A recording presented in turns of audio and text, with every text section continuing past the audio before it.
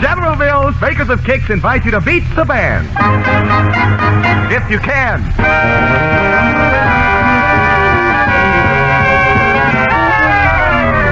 General Mills, makers of Kicks, that delicious new ready-to-eat breakfast cereal that comes in delicious round golden bubbles, brings you another session of that new novel radio game, Beat the Band, featuring Ted Weems and his music, Perry Como, Marvel Maxwell, Pete Fielman, Elmo Tanner, Orm Downs, Country Washburn, and Red Ingle, who join with Gary Moore to bring you this opportunity to beat the band. And say, let's put music in the air right now. Ted Weems and the boys are getting ready for the big New Year celebration. How about you?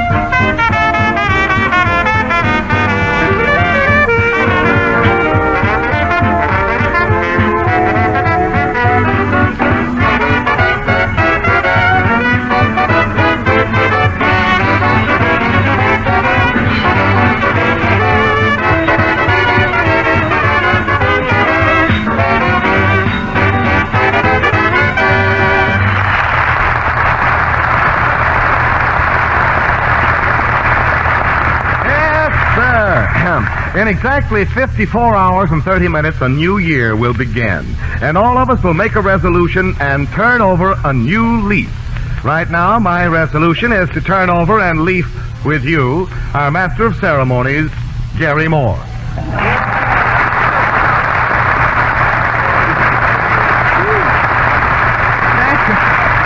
Thank you. Oh, what I wouldn't do for a flit gun. That's a marvelous joke you had there, Ford. From what well-known garbage man of your acquaintance that you purchased that weed? Garbage man is right. I got that gag off of your desk this morning. Oh, my? Yes, your desk. Oh, turn over and leaf to you. That's very good, isn't it? Your gag. Didn't get that myself. It's so subtle. Well, friends, we have some questions today on our program that are going to be hard to answer, we think, but then we have some more that, from where I stand, look practically impossible. Of course, the makers of Kicks will pay $10 each for every one we use, and those who beat the band will receive a guaranteed minimum of $20 and a case of delicious Kicks. However, now that sum might be much more, $25, $50, or even $100. We have that $100 bonus to be divided among those who beat the band, you know. Now, why don't you get in the game? Why not send a question to us? Maybe you can make up that Christmas deficit, if any. Just address your question to Kicks, K-I-X, Kicks, Minneapolis, Minnesota. And now, into the unrehearsed portion of the program, gentlemen, here comes question number 1.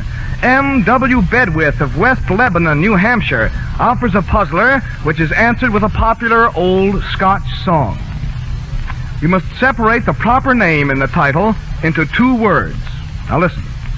A camp of CCC boys were giving a dance for a neighboring camp of NYA girls. When the girls began to arrive, how were they announced?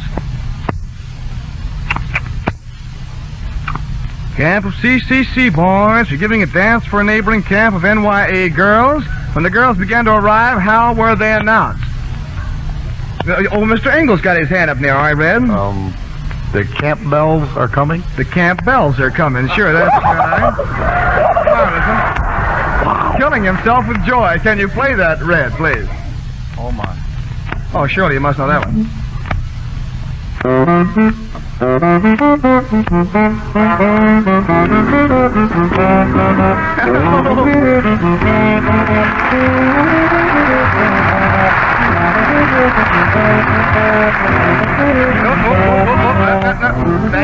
Thank you. The camels would get within just earshot and turn around and start going after a build-up like that. Mrs. Richard Ferguson of Green Hills, Ohio, queries a quickie that can be answered by one of the current tunes. A young man played a slot machine all evening with no luck. Finally, he hit the jackpot, and he got back all he had put into the machine. Now, what did he say jubilantly as the coins clinked into the cup? And it's a brand new tune. All right, Joseph Hooven has an inspiration just a little bit ahead of Ralph Blank. All right, Joe? High time. Huh? It's high time. Is that your answer? That's right. I was trying to translate it into something else, but that couldn't possibly come close to what I've got here on the paper.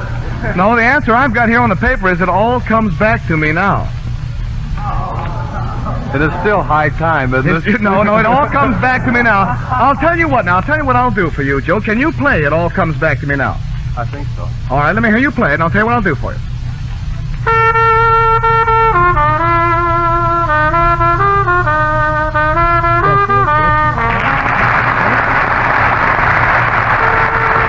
That's fine.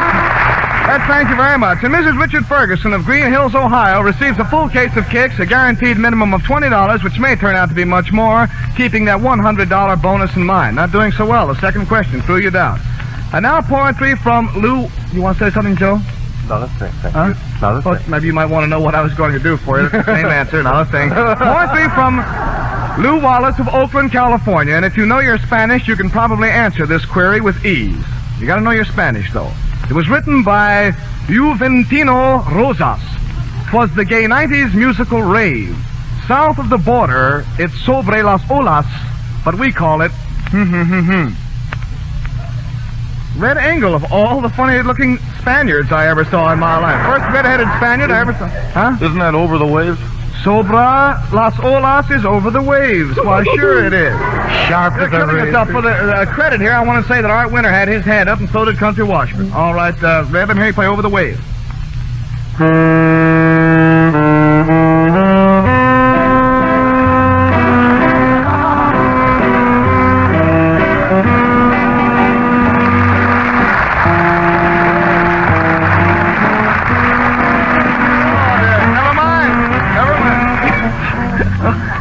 You know, what I like about this program is that almost anything seems to be appropriate.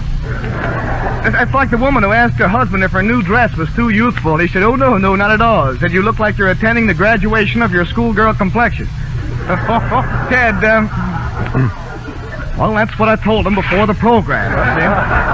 Ted, don't you think some music would be apropos? I knew we'd get to that sooner or later, Gary.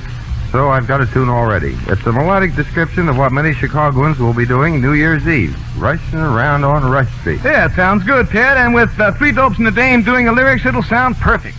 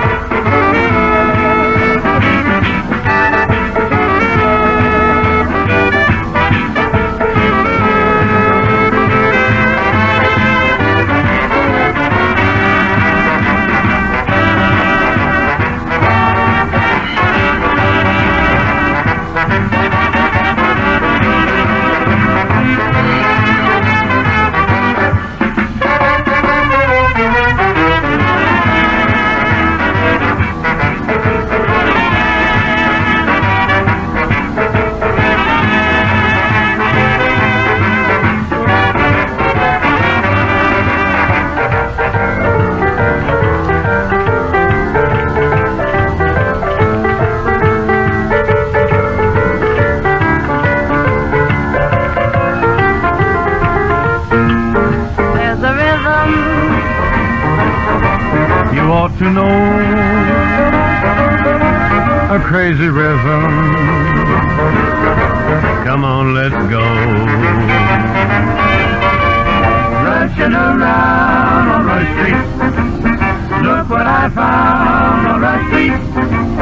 Rhythm that's bound to send you a diving round and round. Rushing around on Rush Street. Hearing them pound. feet. Enough of that sound will send you a-diving on down. Rocket, each flight you go to rocket. You get hipped up each time they rock it. You can be an icky-wicky each time they do the boogie-woogie when you're rushing around on the street, burning the ground on the street. Rhythm that's bound to send you a-diving on down.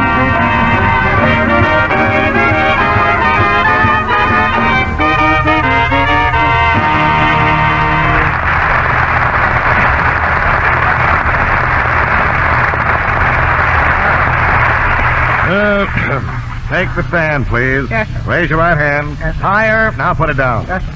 Sit down. Don't slump. Sit up straight. Yes, sir. What's your name? Jehonathon, Jehoshua, Jeremiah, Jehon. Jehonier.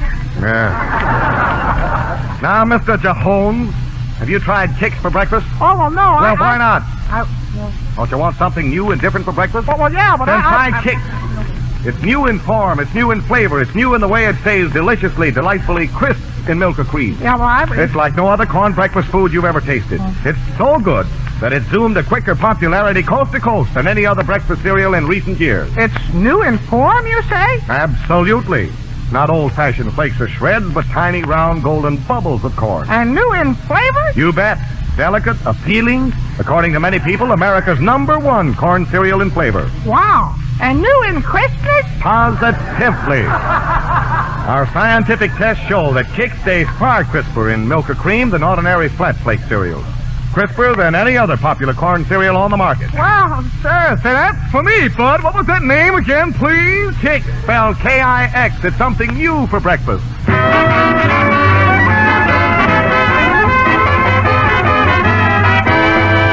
Right-ho, friends, and here we come into our second quiz session for this afternoon. Our first... You know who that was in that commercial? That was me. See?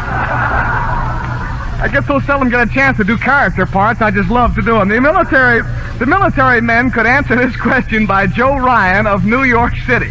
What are you certain to find behind the bar of any tavern? What are you certain to... The answer is not La Cucaracha. What are you certain... What are you certain to find behind the bar of any tavern? Oh, gentlemen. Well, who do you think you're fooling by not knowing this? Here. Huh? Nobody knows? I'm sorry. Here is Elmo Tanner over here. Thinks he's got the answer. All right, Elmo, let's see what you can do. It's the beer barrel polka? You know any other good tunes? Yeah. So the answer to this, as it's written down in my paper, is tap. Tap. Same idea. You pull the handle. See? Don't groan, friends. We're making our living. Tap. Tap is the answer. Can you whistle? Oh, you are whistling. Yeah.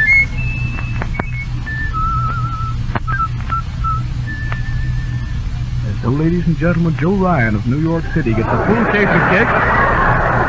Guaranteed minimum of $20, which may turn out to be much more if we keep that $100 bonus in mind, and I'm sure we will. A note now from Don L. Jenkins of Portland, Oregon, writes, The owl, as chairman of the entertainment committee, asked the other forest creatures what each could do to add to the fun of the occasion. The frog and the cricket stepped forward together and offered their contribution with the title of a currently popular song.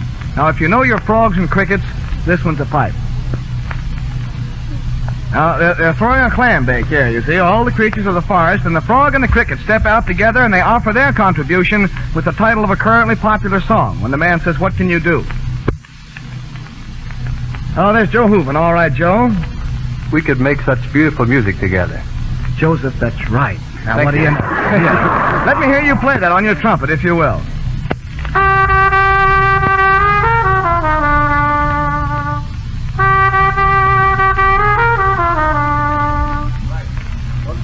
No, never mind. That's enough.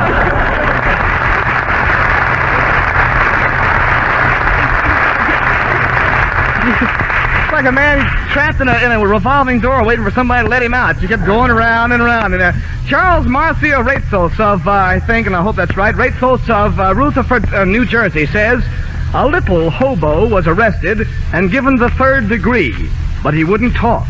The cops reporting to the sergeant saying, "We can't make this Now, our very well-known little nursery rhyme is the rest of the answer, and you must keep in mind the slang language for hobos and for the word talk. All right, here's Red Inkle with his hand there. Little Bo Peep? We couldn't make the little Bo Peep. That's right, sure. Yeah, wonderful. All right, let me hear you play that, will you? Little Bo Peep.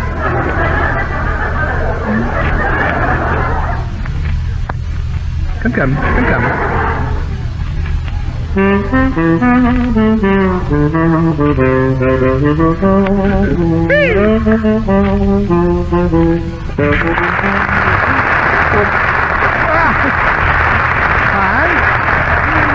you, Red.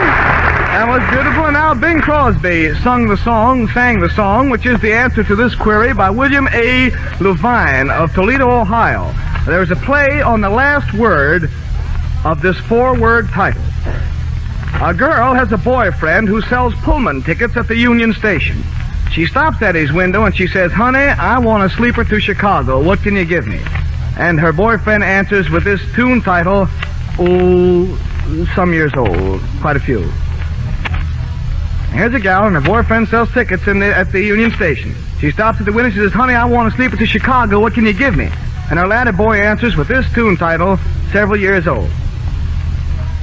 "Sorry, time's up," she says to you, sweetheart. Aloha. A killer. Well, that's what he wanted, anyhow. Now be a 20-second pause while we pass pictures around through the audience to explain the whole thing. I hardly get it myself. And to William A. Levine of Toledo, Ohio, goes the dubious honor of being the 3rd person to receive a full case of kicks, a guaranteed minimum of $20, which may turn out to be more. Remember, we're going to break up that $100 amongst you. You know, these boys have so many wrinkles in their foreheads from trying to think of the answers. They look like they were still trying to find their way through the corrugated paper on Christmas packages. Ted's house for a little music here. Could be, Gary. Now we have an arrangement of a swell song introduced by Dick Juergens called "I Do, Do You." And from here it sounds like a natural for Perry Como to sing.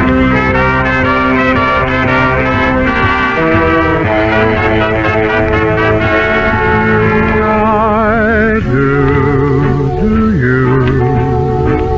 Do you believe in love? I never did before, but now I do.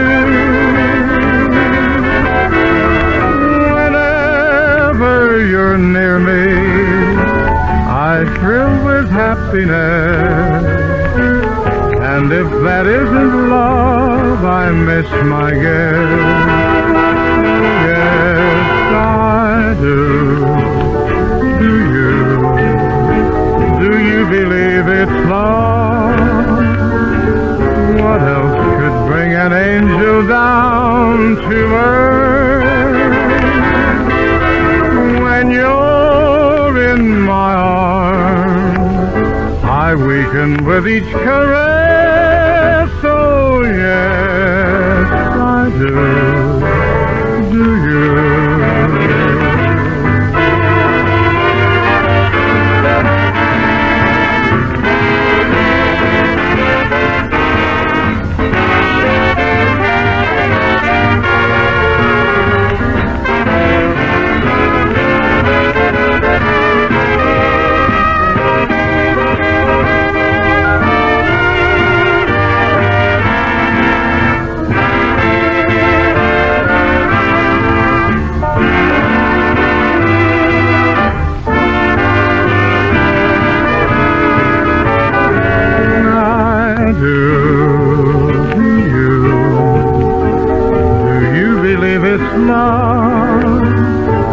What else could bring an angel down to earth?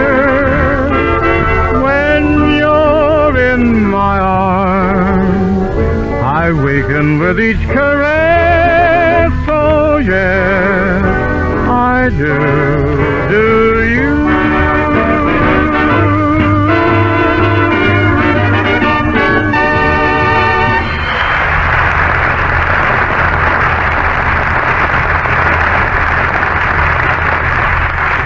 One of the swell things about Kix is that it's not only good, it's good for you.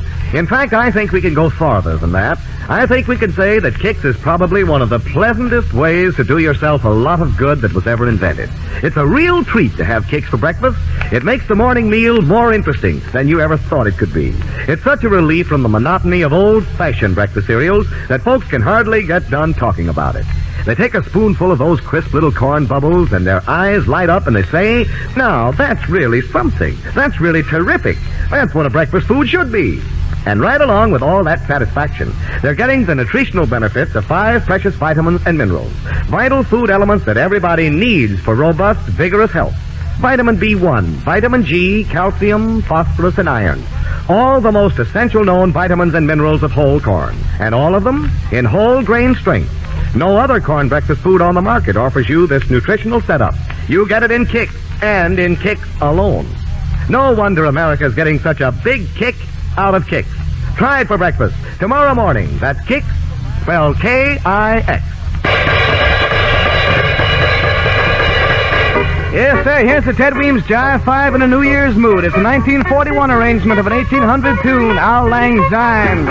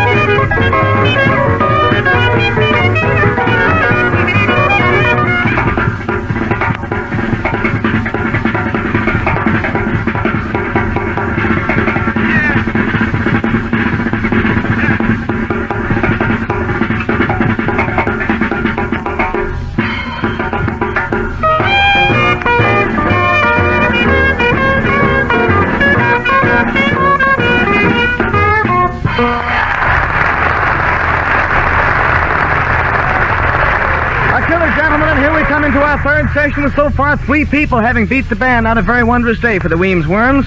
Guy Newell of Bridgeport, Connecticut writes poetry, and good, too. The early bird doth sing a song. It is a song of woe. The other birds are on to him, rising with dawn's first glow. The thought of staying up all night doth make the birdies squirm. Even so, he says, without a light, how can I catch a worm? Now, can you tell this birdie what sort of a worm to look for at night? And here's Ralph Blank over on the piano. Well, practically everybody put their hands up. So did Elmo Tanner, so did Marble Maxwell, and Art Winter. Glowworm. Glowworm is right. Let me hear you play Glowworm, will you, Pops? Well,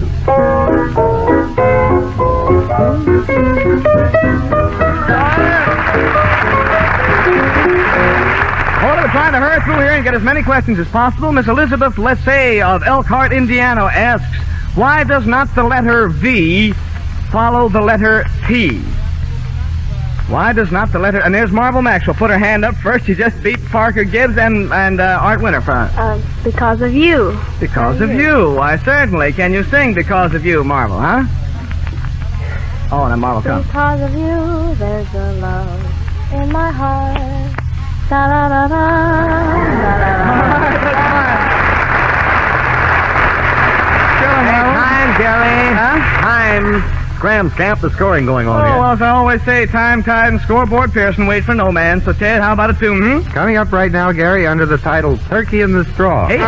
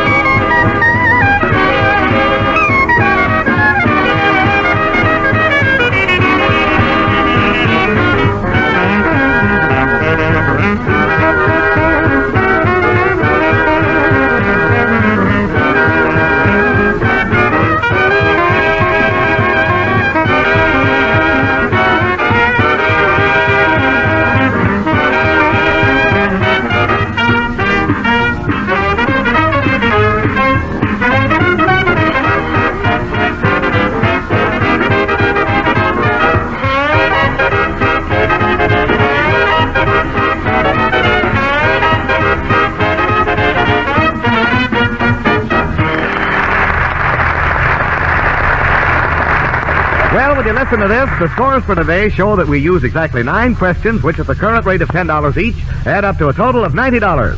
Among those who contributed these epics of musical confusion, no less than 3 were smarter or luckier, and thereby beat the band. That means that the $100 bonus divides among them to the tune of $43.34 each.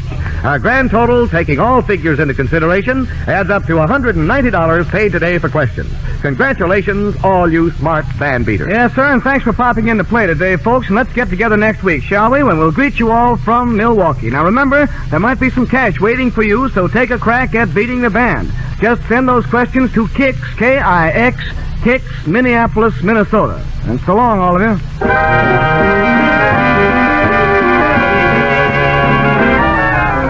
Folks, trying to beat the band is fun, and it might be very profitable for you. The makers of Kix will pay $10 for each question used on the program, and if your question beats the band, you may get $25, $50, or even $100 extra. It's a game, folks, and we want everyone to participate and have fun. There may be many similar questions with identical answers, and of course, payments will be made only to that person whose question was actually used. All questions become the property of General Mills, and any resident of the United States is eligible to send in a question. So why not today? Jot down that clever question you thought up and send it to Kix, K-I-X, Kix, Minneapolis, Minnesota. Naturally, your entries must involve titles which are licensed to play. This is Fort Pearson speaking for Gary Moore, Ted Weems and the band, and General Mills, inviting you to join us next week. In the meantime, give yourself that breakfast boost. Enjoy delicious Kix, K-I-X, the new ready-to-eat corn cereal that stays crisp in milk or cream. You know the cereal I mean, the one that makes you call for seconds. And say, you are going to make a try to beat the band.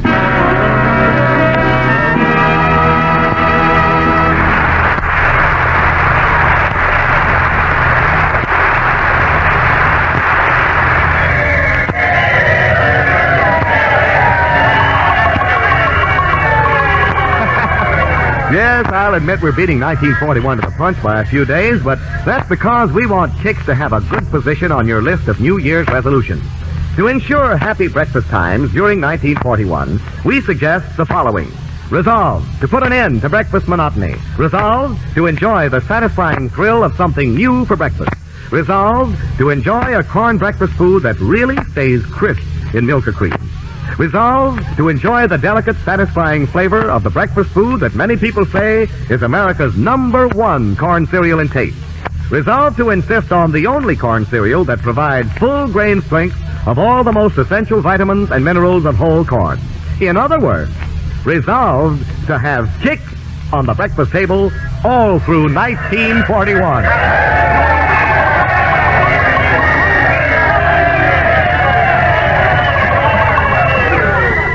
This is the National Broadcasting Company.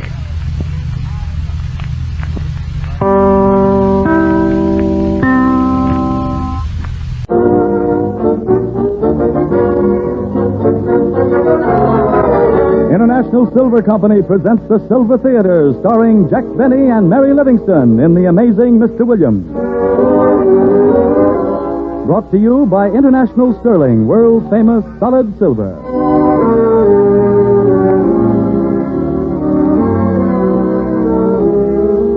And here with a word for you is the director of Silver Theater, Conrad Nagel.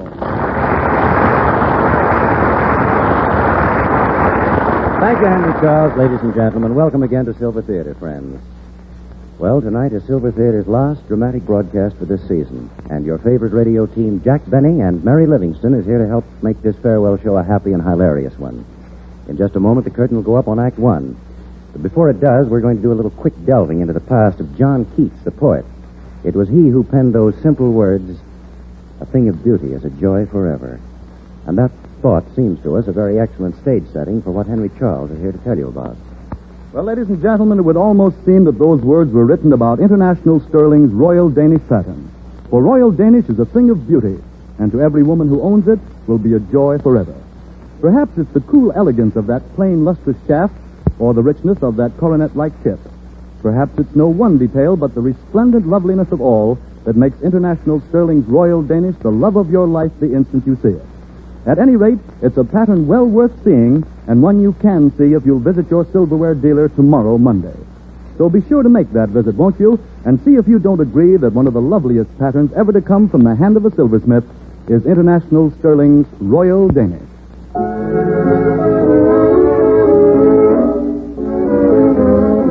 And now the silver curtain rises on Act One of The Amazing Mr. Williams, adapted from the Columbia picture by Frank Galen, Keith Fowler, and Sam Perrin.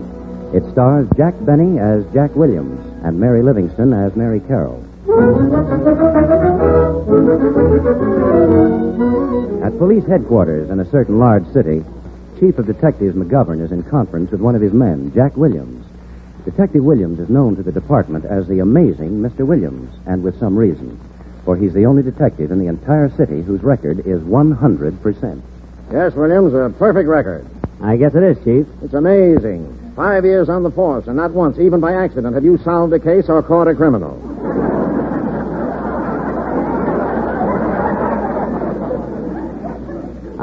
I know, sir. For half a century, the motto of this department was crime doesn't pay.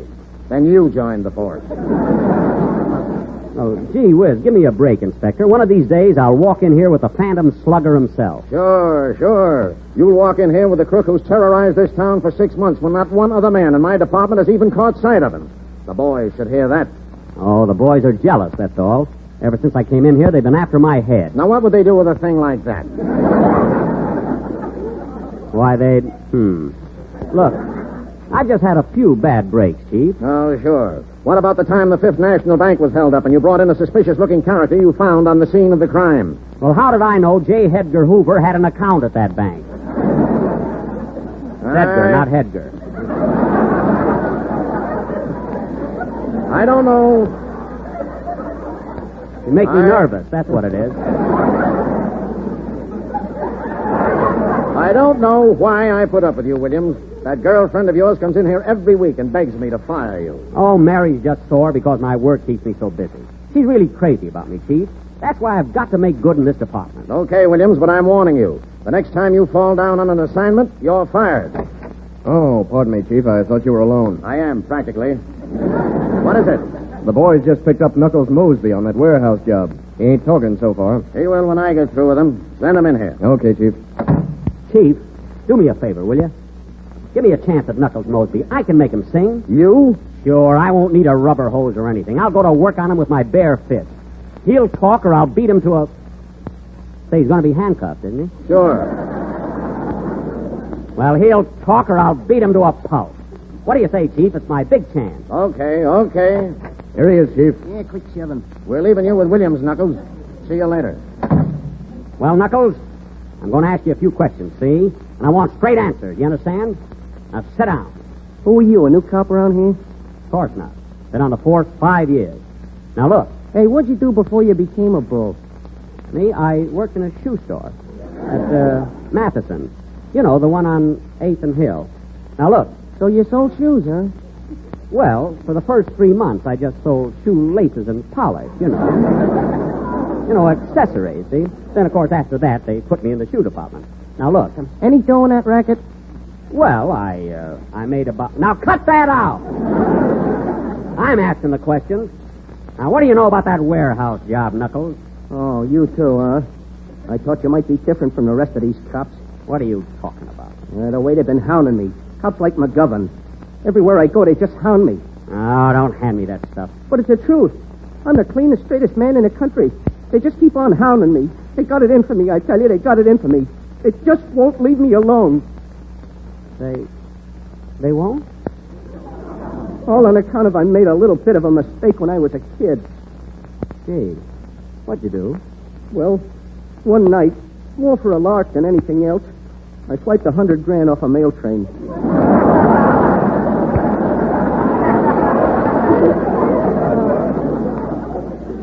You mean when you were a kid? Yeah. Gee, it's a thing any adolescent child might do. I went to jail. Pretty near killed my poor little old white-haired mother. I know. And my poor little old white-haired father, all I could do was wave to him. Wave to? Yeah. They put me in the same day they let him out. Oh, that's awful. But I've gone straight ever since. But will cops like McGovern believe it? No. He tries to pin every job in town on me. And now this warehouse thing. I'm innocent, Mr. Williams. I'm innocent. I believe you, son. And I'll see what I can do for you. Gee, you're a peach. Well, Williams, anything to say? I hate you, McGovern. Hate you, hate you. Do you hear? I hate you.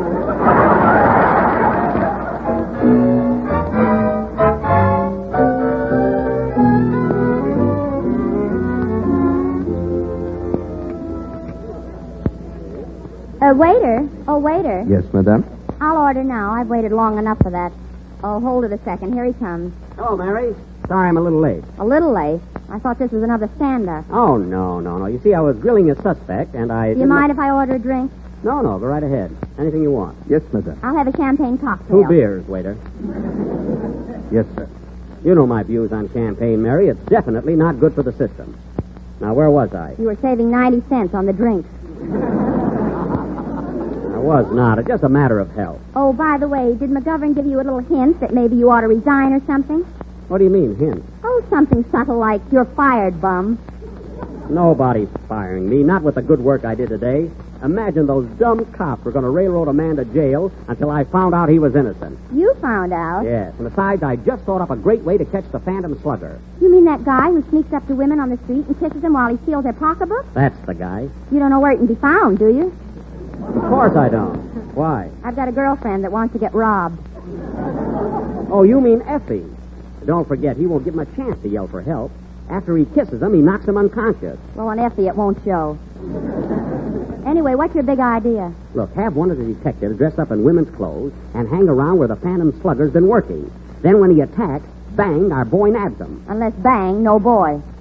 Don't be silly. It's a great idea. And I'm going to tell McGovern about it today. You're not going to tell anything to anybody except me. You've broken 3 dates in a row on account of the silly cops and robbers game, and that's all, understand? But, Mary... You break our date tonight, and I'll never speak to you again. That's final. Now, remember, 8 o'clock, and I mean 8. Thank goodness I'm only engaged to her. Certainly hate to be married to a girl like that.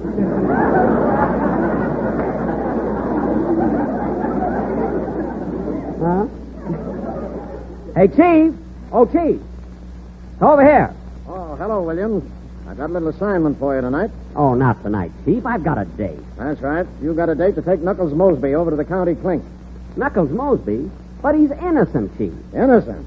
I interviewed him after you left, and no sooner did I get my coat off than he confessed to the warehouse job and 4 other jobs we didn't even suspect him of. Well, I'll be darned. And he told me he was the cleanest, straightest man in the country. I can imagine him being a crook and maybe even a murderer. Gee, I never dreamed he was a liar. Can you imagine that? Oh, I nearly forgot. I have more news for you. What? Starting tomorrow, you're going to be an assistant deputy under detective. An assistant deputy under detective? Yeah. You see, there was nothing left to demote you to, so we had to make something up. Well, so long.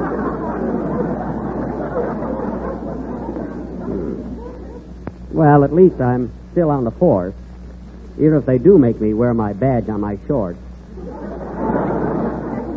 Gee, how am I going to show it when I have to arrest somebody?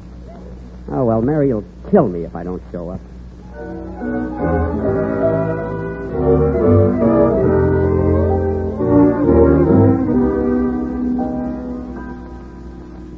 You've got no right to do this to me, Williams. Oh, be a sport, Knuckles. It's only for a few hours. I had to show up tonight or my girl would never speak to me again. Yeah, but I'm supposed to be delivered to the clink. You will be as soon as we're finished here. Now, remember, you're my old college chum, Charlie Jones. Hey, ain't they going to know I never went to no college? How can they tell? Well, all right. Hey, what's the name of your babe's girlfriend again? Effie. Okay, here we go. Remember now, my old college pal, Charlie Jones. And don't try to escape. I don't like this. I'm supposed to be in a clink. Oh, hello, Jack. Mary Circus. Oh, my goodness, a man.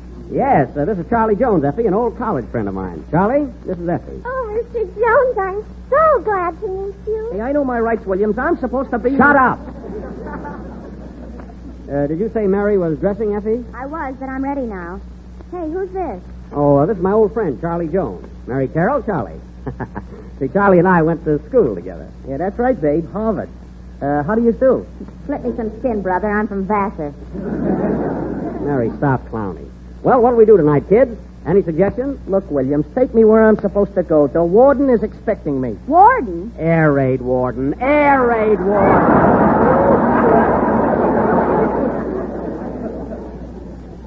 Now, come on, let's go to a movie. Tell me, Mr. Jones, how long have you known Jack? Oh, about 10 years. Let him answer. All right, go ahead, Charlie, answer. Oh, I've knew Jack ever since we was in college together. You ever get a Phi Beta Kappa? Oh, no, ma'am. We had inoculations.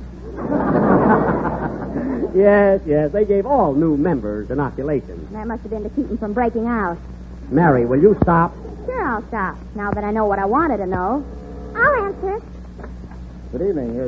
Oh, yes, I see he is. Why, Chiefy, imagine seeing you here. Yes, and imagine seeing Knuckles Mosby here. Knuckles Mosby? I knew everything but the name. You mean he didn't go to Harvard at all? No, he graduated from a small college in San Francisco Bay. Come on, let's get going. Well, Chief, I hope you'll fire Jack now. He certainly proved that he's the worst cop on the force. Now, wait a minute. Yeah, wait a minute. He did come up with a pretty good idea today. What was that? He figured we might catch the Phantom Slugger if we sent a detective out on the street dressed like a woman. Oh, you kind of like that one, eh, Chiefy? You going to try it? Yeah, but with a different angle. We ain't going to send a detective out dressed like a woman. The Phantom is dangerous, and I don't want to lose a good man. Yeah, that's right. Who are you going to send out? You. Well, I think you couldn't have made a... Yikes! Me? Yes, you, and this is your last chance. Come on, Knuckles. Me? Where did he get that stuff? He can't get away with that. Imagine me dressed in women's clothes. What are you laughing at? Now where are you going to pin your badge?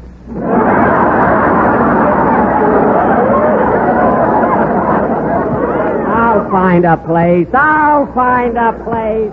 Don't worry.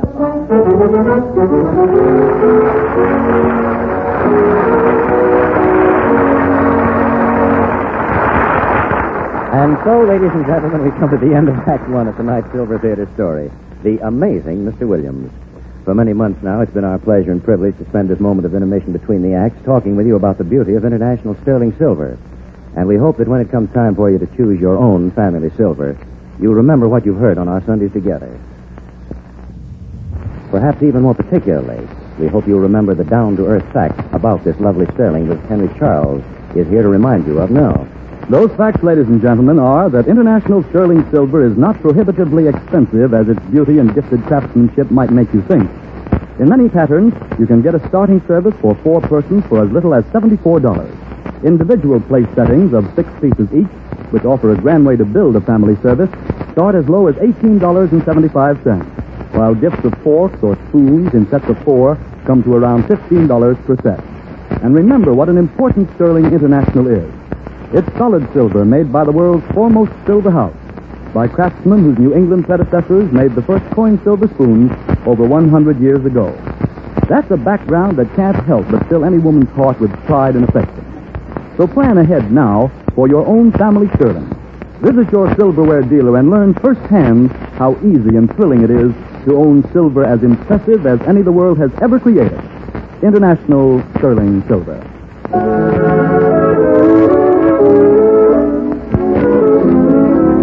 And now the silver curtain rises on the second act of The Amazing Mr. Williams, starring Jack Benny and Mary Livingston. So, Chief McGovern took over the job, transforming Jack into a dainty example of American womanhood. Mary graciously lent him her dressing room for the foundation work and promised to drop in and check up on the finer points. With the hopeful persistence of a condemned man, Jack is still begging for a reprieve. Oh, please, Chief, don't make me go through with this. I don't want to put on that dress. Come on. Crawl into this end tremble. A little like Harris there. I won't do it, Chief. I'm perfectly willing to die in harness, but not in a girdle. Okay, quit and give the taxpayers a break. Mary's right. You'll never make a cut. Oh, yeah? Well, I'll show both of you a thing or two. Give me that dress. Here, stick your arm through these holes. Okay, that does it. How does it fit? Hey, not bad. Of course, it's a little loose in the front. We'll fix that.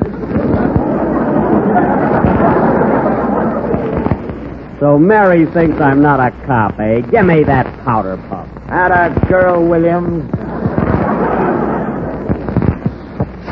Darn this powder.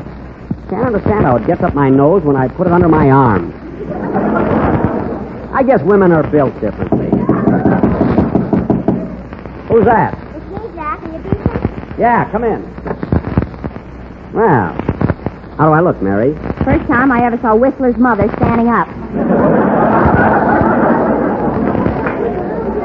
Well, I did the best I could. And you've got your wig on crooked. Well, how am I supposed to know about those things? It's the first time I've ever worn a wig. Are you kidding? Oh, stop, huh? Well, I'm leaving, Williams. You know the only description we have of the slugger. About 5 feet 8, sallow skin, and usually wears a tweed suit. A new suit or an old suit? What's the difference? Cuff. I get around, you know. Just remember his description, and don't bother to keep in touch with us. We'll keep in touch with the hospital. Well, Mary, what about my makeup? Do you think the slugger will go for me? Which way do you mean? You know what I mean. Do I look kissable? I don't know. Take a look in the mirror and see for yourself. All right, I will. Well, not bad. Not bad at all. I might have known you'd be your type.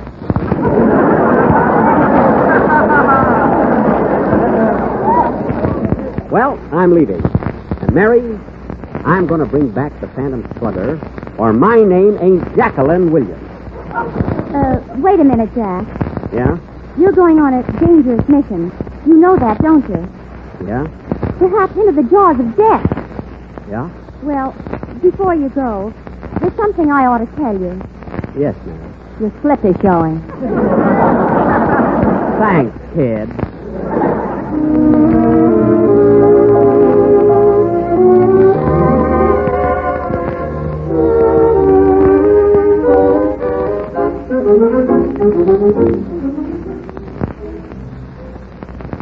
Gee, this is getting to be awful. 2 days and no sign of the slugger. There's a prospect. 5 feet 8, and he's wearing a tweed suit. Well, here goes. Ahoo! Ahoo! Ahoo! How do you do? Lovely day, isn't it? Do I know you? Well, do I look like the sort of a girl who would talk to strange men? You look like the sort of a girl that'd talk to any man. You big tease. Didn't you dance with me the other night at the Palladium? Not me, sister. Now beat it before I call a cop. Okay. Huh? Okay. You heard me. Darn it, I thought sure the sluggers hang around this park. Well, there's a seat on that bench. Guess I'll take a load off my wedgies. May I sit down here, madam? Such a question. I've been wishing for someone to sit by me and talk. Thanks, but I'm much too tired to talk. Oh, you got spots in the eyes. A droopy feeling, maybe. That's right. I know. With me, it's always the same way. Tell me, this is your voice.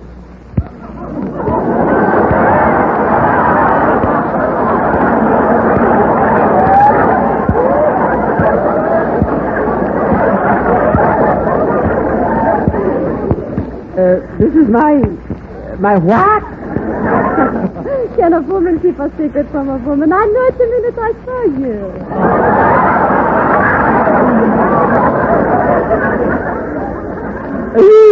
Are you here?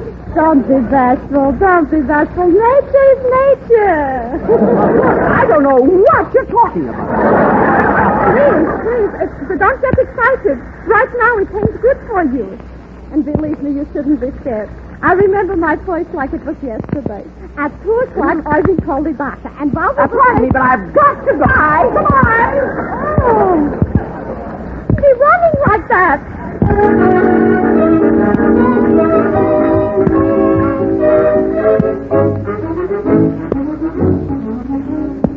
I had to see you, Chief. 5 days, no word from Jack. What's happened to him? I don't know. Why do you always worry about a clown like him? Well, this is different. Suppose some man's got him in a rumble seat and and offers him a bracelet or something. Don't be ridiculous. I know Jack. He'll take the bracelet and then try to fight his way out.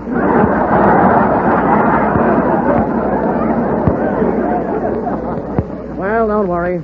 We keep a check on every place he goes. Where's he now? The last I heard, he was hanging around a little dump called the Pink Lizard Bar on Vine Street. He's been there a lot, so we figure he has a line on the Slugger. The Pink Lizard? That's right. Quite a place, too. The safest drink to order there is a Mickey Finn. Thanks, Chief. You've been a big help.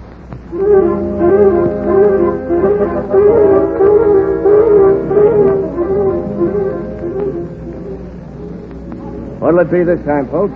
Oh, I'll have another Pink Lizard champagne cocktail. Look, lady, I ain't complaining, but them champagne cocktails are beginning to run in the dough. How about a beer? No. I'd rather have champagne. You know, champagne is no good for the system. Are you nuts? Okay. Set 'em up, Joe. Yes, sir. Don't get me wrong, lady. I really ain't one of them tight guys. I got no use for tight guys. Oh, me either. They ain't gentlemen. Well, they certainly ain't. Any tight guy's a bum, ain't he? Ain't he? Let's change the subject. Okay, let's talk about you. You're pretty nifty. Hey, why do we want to stay in this dump anyhow? Let's go over to my place where we can be more private-like. Oh, you men are all alike. You all want a girl to come up to your apartment and look at your granulated sugar.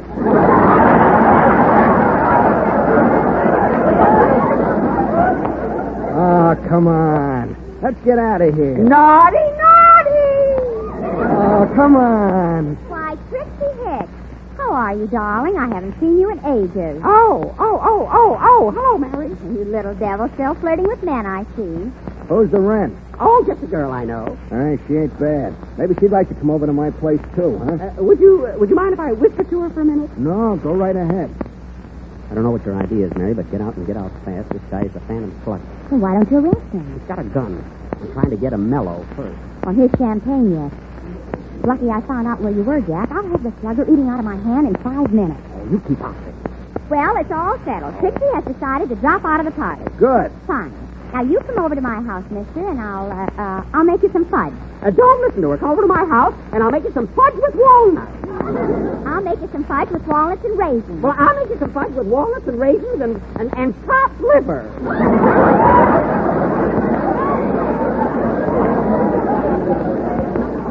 Fight over me, girls. I love it. I'll bet plenty of girls have fought over a real tough guy like you. What makes you think I'm a tough guy? Oh, you can't fool me. I can see that gun under your coat. You ain't so dumb. I'm crazy about guns. Could I see yours? Sure, sister. Here you are. Hey, look out. Look out. Don't point that thing at me. Wait a minute. What happened to your voice, Trixie? My voice? Why, I just got a little nervous, Slugger. I mean, mister. Slugger, huh? So that's it. You ain't a dame at all. You're a cop. Well, I'm not a very good cop. Maybe not, but you're going to be a very dead cop. Nobody can get funny with me. Hey, what's going on here? What's that guy doing laying on the floor? I hit him with a bottle. Well, did you slug the dame, too? No, she fainted.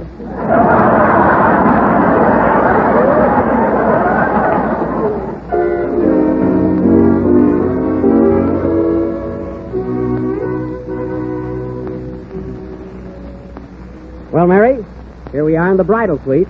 How does it feel to be Mrs. Jack Williams? Oh, it's wonderful. Should be wonderful. She costs $20 a day. She's our first night together, and nothing is going to spoil it. Darn it, who can that be? Maybe the bellboy is bringing your tip back. Why should he bring it back? Why should he go all the way to Canada to spend it?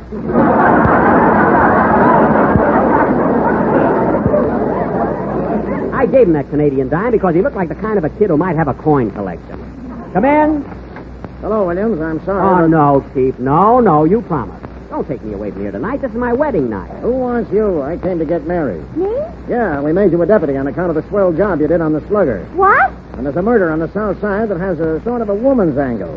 Of course, if you're not interested... Not interested? Where's my hat? Where's my coat? You're going? I'll say I am. It's the call of duty. Well, what'll I do here all by myself? You can play gin rummy with the bellboy. See you in the morning. Good night, dear. $12 for a pair of red satin pajamas to play gin rummy in. Oh, well. Hello, operator. Give me the room clerk. Room clerk, cancel this suite until tomorrow. I'm going to YMCA. What? But it's just like it was when I came in. Look, I didn't even sit on it. But I haven't even opened my suitcase. Look, I'm not going to pay $20 for a private suite. I can't do it.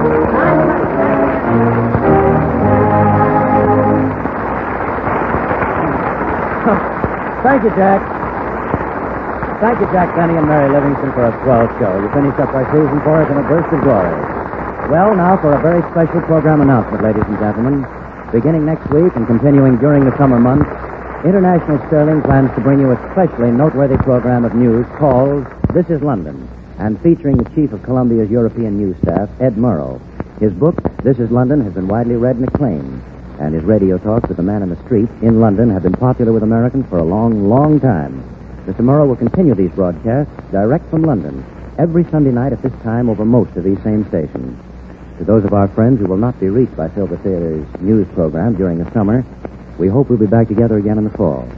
And now, before I say goodnight and a temporary goodbye, let me say again to everyone else, be sure to listen to Ed Murrow, broadcasting from London next Sunday night. Good night.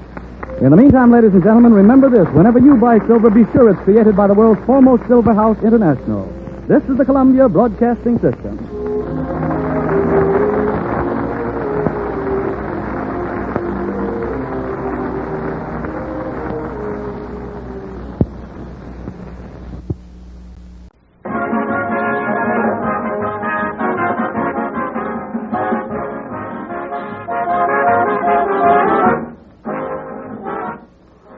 Do you know the reason why Jell-O today tastes richer, more thrillingly good than it ever has before? Well, it's all because of Jell-O's wonderful new process that locks in Jell-O's grand and glorious flavor. Yes, today, Jell-O gives you more of the richness that for over 40 years has made Jell-O America's favorite gelatin dessert. Because now this richness is locked right into the tiny Jell-O particles to bring you extra enjoyment. Try all of Jell-O's 6 delicious flavors: rosy pink strawberry, crimson raspberry, ruby red cherry, golden orange, sunny lemon, and emerald green lime. All of these tempting Jell-O flavors offer you bright, brilliant beauty and flavor that makes you think of the juicy, ripe fruit itself. Flavor that is locked in for your added pleasure. To prove how swell Jell-O's locked-in flavor really is, open a package of Jell-O. Notice that there's no telltale aroma, no sign of escaping fragrance and flavor. Then dissolve the tiny Jell-O particles and notice how Jell-O's captive goodness comes pouring out in a rush of richness. Get Jell-O tomorrow in all 6 delicious flavors and thrill to the marvelous new delight of Jell-O's locked-in flavor.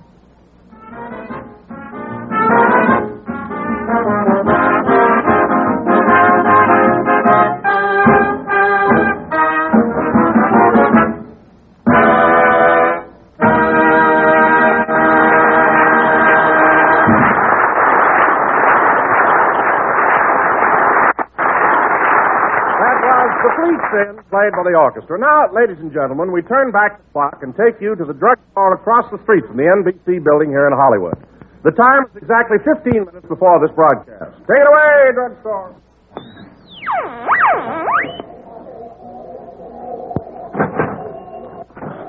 Hurry up and order your sandwich, will you, Mary? We'll be on the air in a few minutes. A sandwich? Yes. I'm a growing girl. I want meat and potatoes. Well, all right, order a meat sandwich. And the potato chips here are very crispy.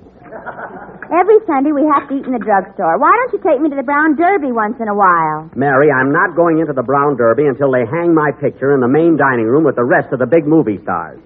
They can't treat me that way. What do you mean? Every time I want to see that drawing of myself, I've got to go in and wash my hands.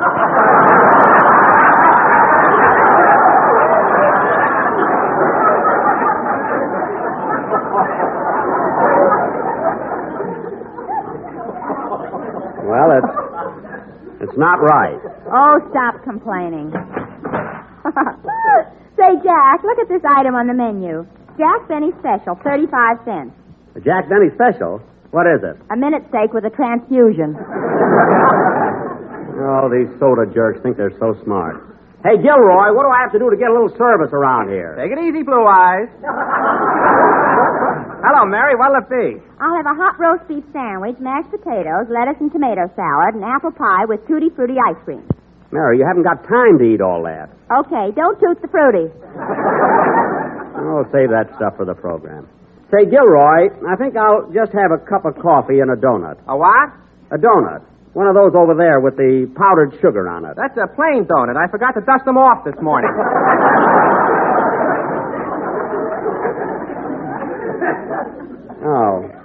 Oh, well, then never mind. Maybe I'll just have a cup of... Oh, hello, Phil. Hiya, Jackson. Hello, Mary. Hello. Hey, Jack, get a load of Phil's slacks. They button on the side. Oh, yeah. Well, I'll be darned. I put on a pair of Alice's. Oh, my goodness. Why don't you open your eyes when you get up in the morning? They're open, Jackson, but they don't work till noon. Oh. What'll it be, Twitch? Well, smart guy. Give me a Phil Harris special. Okay. 1 ham omelet. Put a wave in it. Put a wave in it. The most egotistical thing I ever heard. Here's your order, Mary. Thanks. Oh, Jack, look who's down the other end of the counter. It's Virgil Reimer, our funny sound man. That's what he thinks. Nobody speak to him. He's getting too fresh. Hello, Virgil. What do you have? Get long distance on the phone. I want a Denver sandwich.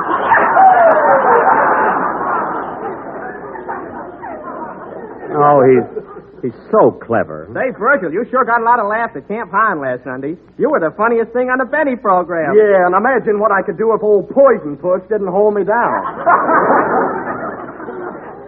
Poison Puss. That's a fine way to talk about our sponsor. He means you. I know who he means. Wise guy. No kidding, Virg. You're terrific. Do you get many fan letters? I'll say. Remember that little poodle that used to run out and bring in my mail? Yeah? Well, I got a St. Bernard now. That's positively the worst joke I ever heard. I thought it was kind of cute. Me too. Yeah? You know, Virgil, I thought you had a lot of fun working for Benny. Fun? That old slave driver does everything but chase us across the ice.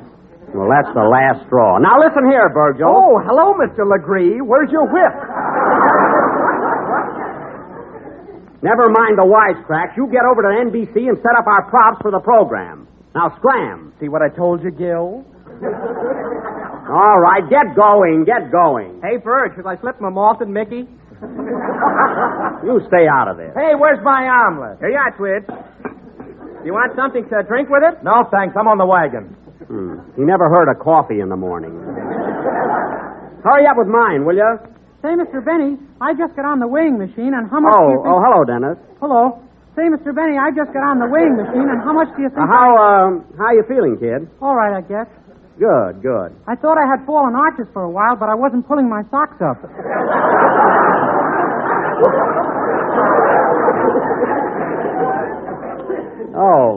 Oh, I see. Thank heaven my girl can use those arch supporters I bought.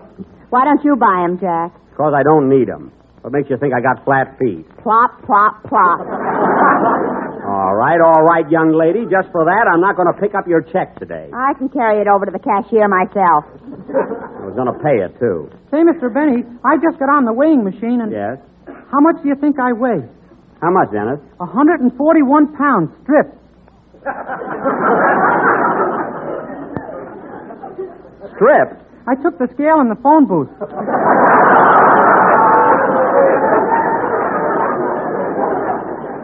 Oh. Well, you better watch yourself, young man, huh? And you know what else, Mr. Benny? When I put a penny in the machine, I got one of those little cards with my fortune on it. Oh, your fortune, eh? What did it say, kid? You're lucky you can sing. Well, there's a machine that knows its business. Hey, Gilroy, where's my coffee? Did you send to Brazil for it? Si, senora. Smart Alec. I wouldn't even eat here if the Brown Derby wasn't so careless about where they hung my picture. You ought to wash your hands here sometime.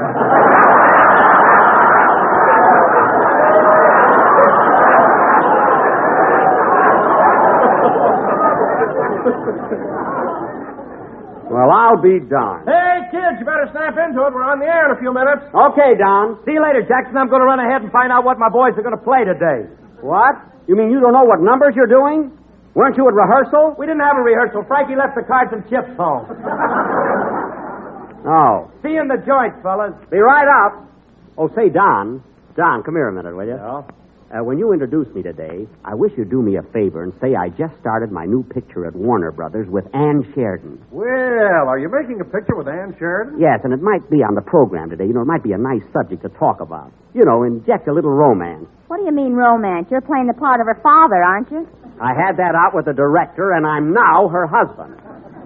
My new role will be great for the picture. It won't hurt the makeup business either. All right. Now, don't forget, Don. Warner Brothers, huh? Yeah. Be with you in a second, Mary. I want to get a tube of shaving cream.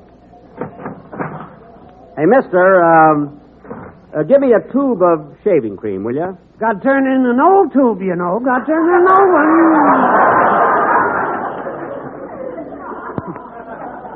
Look, I haven't got an old tube. Now, hurry, will you? Government regulations. But look. I don't make the laws, you know. Now, look.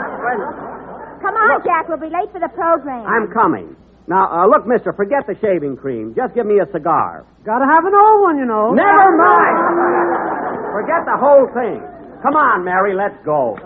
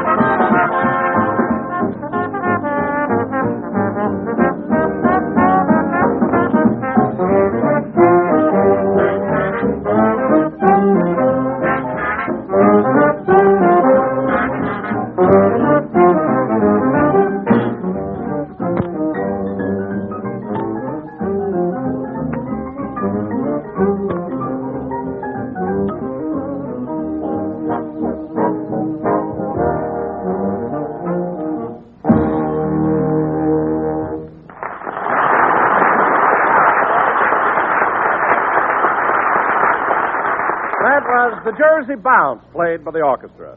And now, ladies and gentlemen, we bring you a man who has just started his new picture for Warner Brothers with lovely Ann Sheridan, Jack Glamour Boy Benny.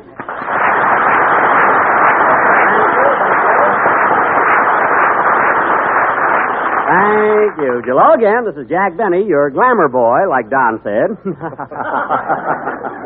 Heaven knows I'd never go that far. Don, how in the world did you ever find out about my new picture with Ann Sheridan? Did you read about it in some column? Did you? No, Jack. As a matter of fact, I haven't seen anything about it in the papers. Well, then, how did you ever hear about it? I was trying to keep it a secret. How'd you find out, Don? Did a little bird tell you? Yeah, an old gray canary. Canary. But it's the truth, Don. Ann Sheridan is my new leading lady, and she sure is a peach to work with. Oh, I can imagine. I mean, her enunciation is so clear and bell-like, and her diction is simply marvelous, you know? And her... That's Benny for you. With him, it's her diction. Well, she is beautiful, I'll admit that. And confidentially, Don, I think her husband, George Brent, is a little jealous of me. You know? What do you mean? Well, he happened to visit the set the other day just as Ann and I were doing a love scene. And right in the middle of a kiss, he got mad and walked out. Well, naturally. Why did you kiss him?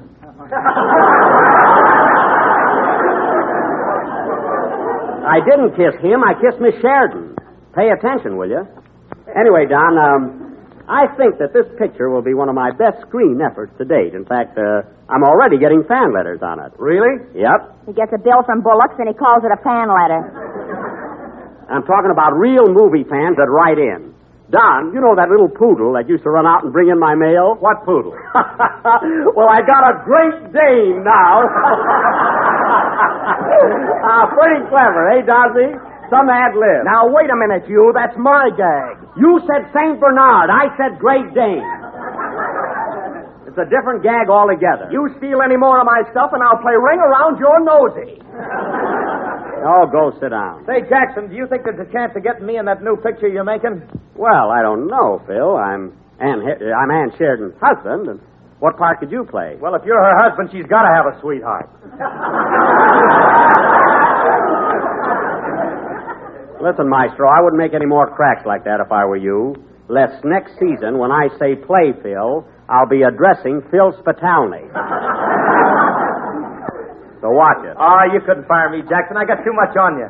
Oh, yeah? Well, listen, Phil. If you're referring to that night in Phoenix, that young lady was my aunt. I've never been to Phoenix. Why don't I keep my big mouth shut?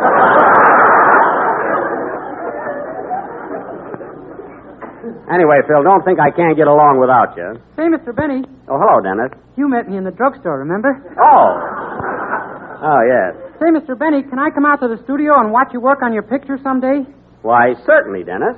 Anytime you feel like it. That's swell. And say, while I'm out there, would you mind introducing me to a certain somebody?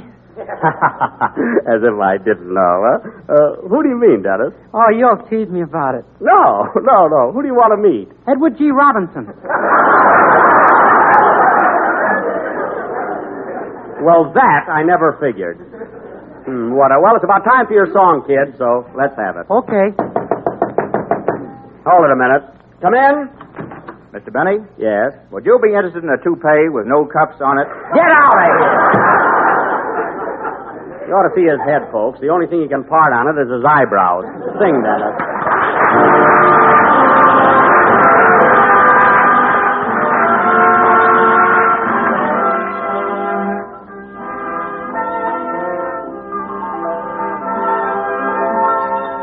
What if in Tahiti were we on the Nile?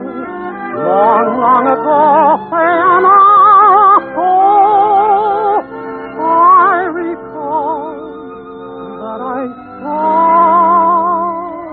your smile. I remember you. You're the one who made my dreams come true. A few kisses ago, I remember you. You're the one who said, I love you too. I do, didn't you know? I remember through a distant bell and stars that fell like rain out of the blue. When my life is through and the angels ask me to recall the thrill of them all, then I shall tell them I remember you. Then I shall tell them I remember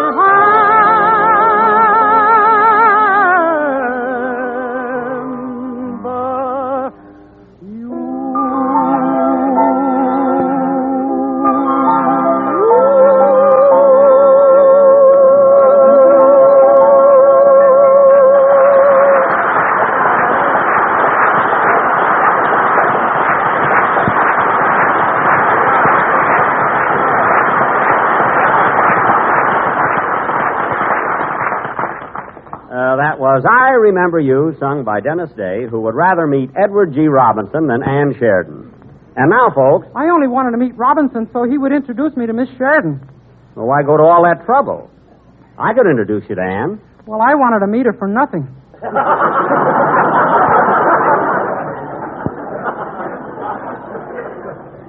It wouldn't cost you anything.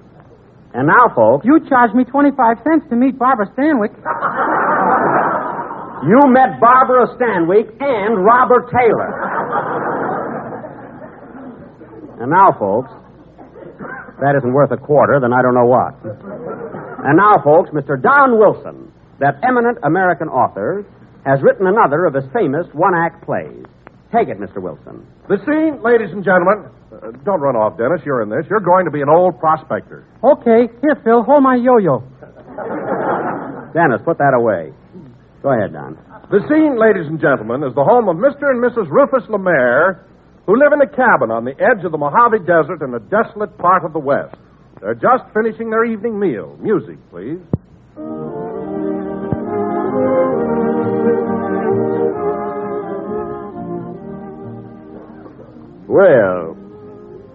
Well, Sari, I thought our supper tonight was fine. There's nothing like barbecued coyote. Not only that, I got a fur coat out of it. Yep, and that Jell-O we had for dessert was mighty tempting. Where did you get it? I walked 85 miles to our neighborhood grocer. Well, it sure was worth it. Say, Ruth, I seen a newspaper in town, and guess what? What? It says that men ain't going to wear cuffs on their pants anymore. They ain't, eh? Say, I wonder if I got cuffs on my pants. Why don't you take off your boots sometime and find out? One of these days, I'm a-going to. I wonder who that is. Come in. Hello, stranger. Who are you? I'm a prospector. And for 3 weeks now, I've been lost in the desert without food or drink. I'm starving, I tell you, starving. Be calm, old-timer. Sit down. Okay, hold my yo-yo.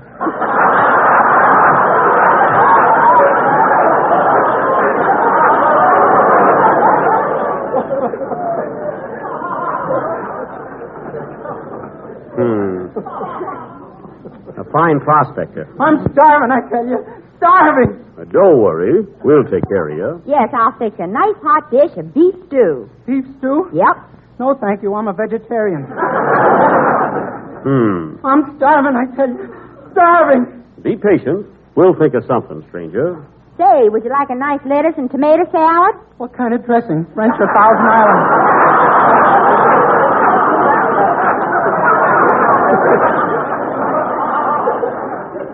Thousand Island. No, thank you. I'm starving, I tell you. Starving. Well, you gotta eat something. Isn't there anything you'd like? Yes. Have you got some tempting and delicious Jell-O? Jell-O? I'm sorry, partner. We had some, but we ate every bit of it. I'm going to make it again tomorrow, though. Okay, I'll be back. So long. So long, stranger. I'm starving, I tell you. Starving, starving. Ah, folks, what other product can command such loyalty?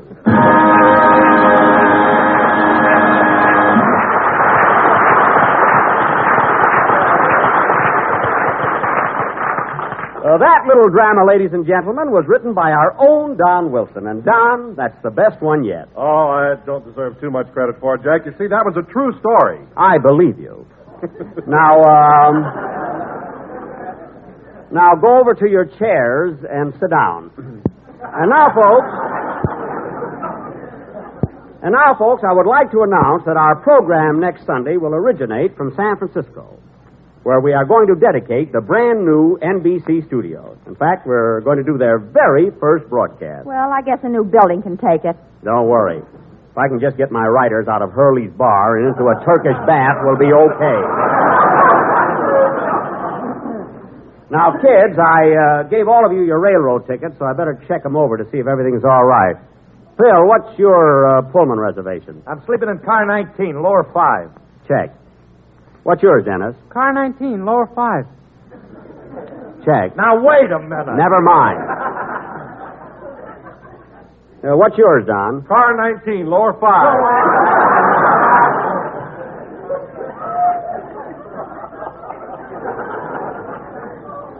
Check. What's yours, Mary? Upper 5. Thanks, Jack. Don't mention it. Well, everything's okay, so remember, fellas, be at the station 1/2 hour before train time. Now, take it easy, Jackson. 3 of us can't sleep in one berth. Oh, of course not. We won't be comfortable. Listen, Don, in the days of vaudeville, the 4 Marx brothers slept in one berth, and they had a harp besides. So stop beefing. Well, Jack, if I was as thin as the 4 Marx brothers, I wouldn't complain. Don, the tickets are bought, and that's the way it's going to be. That's a lot of hooey about the Marx brothers. How do you know they all slept in one berth? Jack was in the baggage car with Fink's mules. You said it. In those days, when I said I was going to hit the hay, I meant it. Anyway, fellas, it's a short trip, so don't worry about it. Say, Mr. Benny, where are you going to sleep? Well, Dennis, on account of my insomnia, I think I'll just sit up in the chair car and read. I'll get a magazine. Well, buy a Popular Mechanics and find out how 3 guys can lay down in one berth. Who said lay down? Lay down or lie down? Which is correct? A lot of good that'll do it. Listen, kid, will you please stop being so fussy? Say, how am I going to get up to San Francisco? By carrier pigeon? Virgil, you're not going to be with us next week. You can tune in and listen. I wouldn't listen to this program if it was a pot of gold and I had the only telephone in the country. Oh, you wouldn't, eh? That's topping him, Jack. I wasn't trying to top him. I don't want to hear any more about our trip. We're going there. We're going to open up the new studios, and immediately, as soon as... Hello? Hello, Mr. Benny. This is Rochester. Oh, hello, Rochester. What do you want? Well, boss, he did it before and he did it again. What? What are you talking about? Carmichael just came out of hibernation and I can't find the gas man. You mean my polar bear woke up already? Why, he's not supposed to come out of hibernation till May 1st. He's early. So was the gas man. Stop dreaming things up. Tell me, Rochester, was Carmichael in a good mood? Well, yes and no. What do you mean, yes and no? When he first got up, he came over and hugged me and squeezed me and he even tried to kiss me. Well. And then he put salt and pepper on me.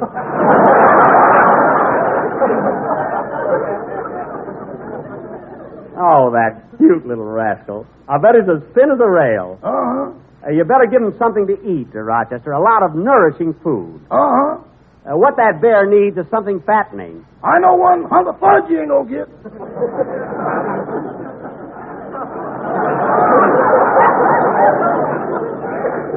Oh, Rochester, stop. You know he loves you. Now, here's what you do.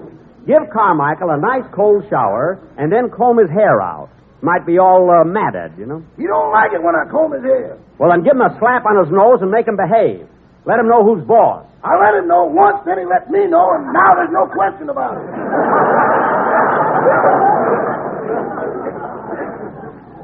Well, all right, Rochester. Just leave him alone. When I come home, I'll take care of everything. Goodbye. Goodbye. Oh, say, boss. Now what? I'm going up to San Francisco with you, ain't I? Yes, of course. Well, on this trip, am I going to be under 12 or a Pullman Porter again?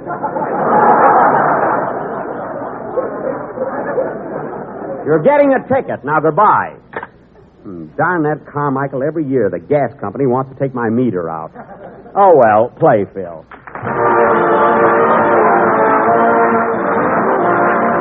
Here's a gay Gliskin dessert as bright and beautiful as spring itself. Jello cubes with strawberries. It's an enticing treat that will lend a grand touch of color and flavor to any meal you serve it with. Our folks will enjoy it. And just listen to how easy it is to make. Simply dissolve 1 package of orange Jello in a pint of hot water. Next, turn into a shallow pan and chill until firm. Cut the Jello into cubes and then arrange them in sherbet glasses with sweetened sliced strawberries, using quick frozen strawberries if you wish. Serve either plain or with cream. What a dessert. So rich and inviting to look at, so gloriously good. Make the family this wonderful combination of sweet, juicy red strawberries and clear, golden cubes of orange Jello. Get several packages of orange Jello tomorrow. But be sure when you do to get genuine Jello, because Jello's flavor is locked in for your added enjoyment.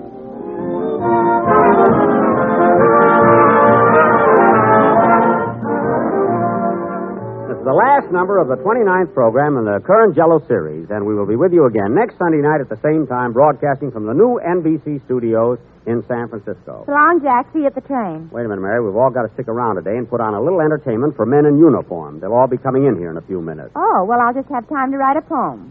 Oh, soldiers, sailors, and Marines, you're the nicest guys I've ever seen. Save it. Good night, folks.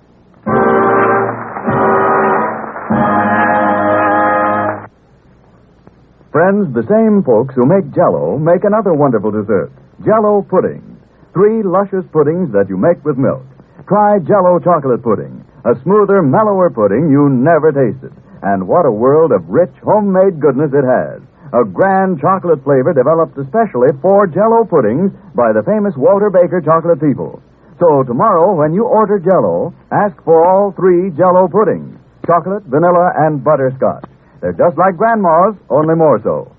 A Woman's Face, starring Betty Davis, Conrad Veidt, Osa Masson, and Warren Williams.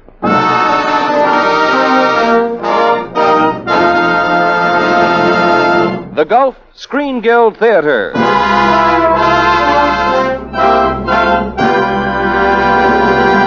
And now, here is your host, the director of the Star's own theater, Roger Pryor.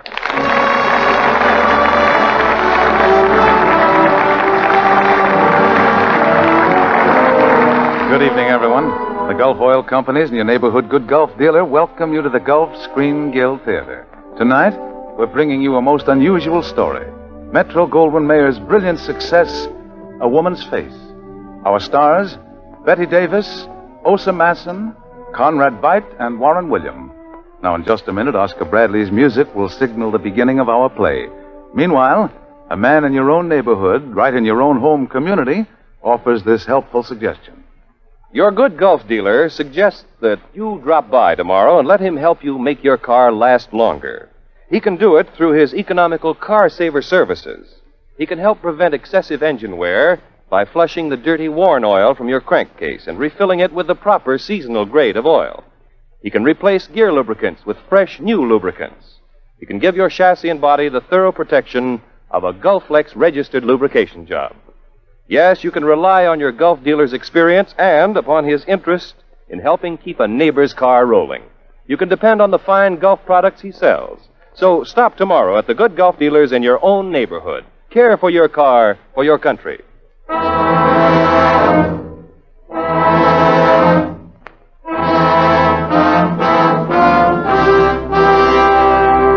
And now, A Woman's Face, starring Betty Davis as Anna Holm, Osa Masson as Viri Sigurd, Conrad Veidt as Torsten Baring, and Warren Williams as Dr. Gustav Sigurd. The scene is a crowded courtroom in Scandinavia. All eyes are fastened on the defendant, a strikingly beautiful woman. The charge is murder. The magistrate summons the prisoner to stand before the bar of justice. Will the prisoner now give her testimony? You may tell your story, Anna Holm. I was born in the north. We were very poor. My mother died when I was 3, so my recollections of her are very dim. I remember my father better. He drank a great deal. One night when I was 5, he was too drunk to know that he had set fire to the curtains in my room. When I recovered consciousness, I was in a hospital. I heard a voice cold and terrifying. Nothing more can be done.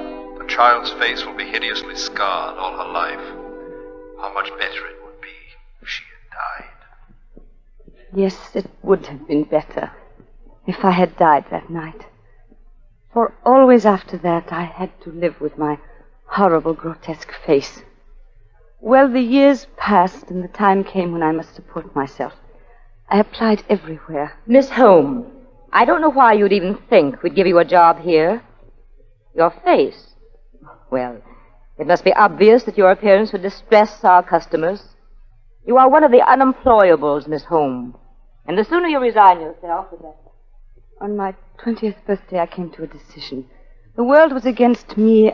I would be against the world. I took a small legacy just left me by my uncle and came here. Opened a small roadhouse on the edge of town. The roadhouse was merely a blind, of course. My real business was blackmail. Yes, Pretty little wives are silly little fools. They even sold their jewels to pay me for their indiscretions. After a while, I had enough money to buy anything I wanted, anything except love. And knowing that no man would ever look at me with any feeling stronger than pity, I hated men. Then I met Thorsten Baring. He had been entertaining a small party of guests at my roadhouse. There was some trouble about the check, and I was summoned to my office. How do you do? You are the proprietor? Yes, I'm Thorsten Baring. I have heard the name. It is a most notorious one. Oh, I too have heard of Anna Home, but no matter. Your manager tells me that my name does not entitle me to credit here. I am not operating this place for the benefit of names, even the name of Baring. Why do you hold your hand to your face? That has nothing to do with the business of the moment. You have something in your eye, perhaps. Come here, under the light, and let me look. No. But I insist. Please, there is nothing. There, now take your hand away. Come, let me see. Very well, Mr. Baring, since you insist. And since I have heard you are a great connoisseur of beauty, look at my face. Take a good look. Thank you. Now hold very still, Miss Holmes. Now you know why I cover my face. Oh, yes, even the smallest particle of dust in one's eye can be very painful. You are laughing at me. I'll have it out in just a moment. This is a trick I learned from a friend of mine. She, too, has beautiful eyes. Beautiful. There we are. Does it feel better? Stop pretending. You know there was nothing in my eye. I hate pity. You're proud and beautiful, Anna Home, and perhaps the answer of some kindly deity to my prayer. Yes, together we might accomplish great things. There I hope that we may be friends, perhaps more than friends, if you will accept my sincere admiration.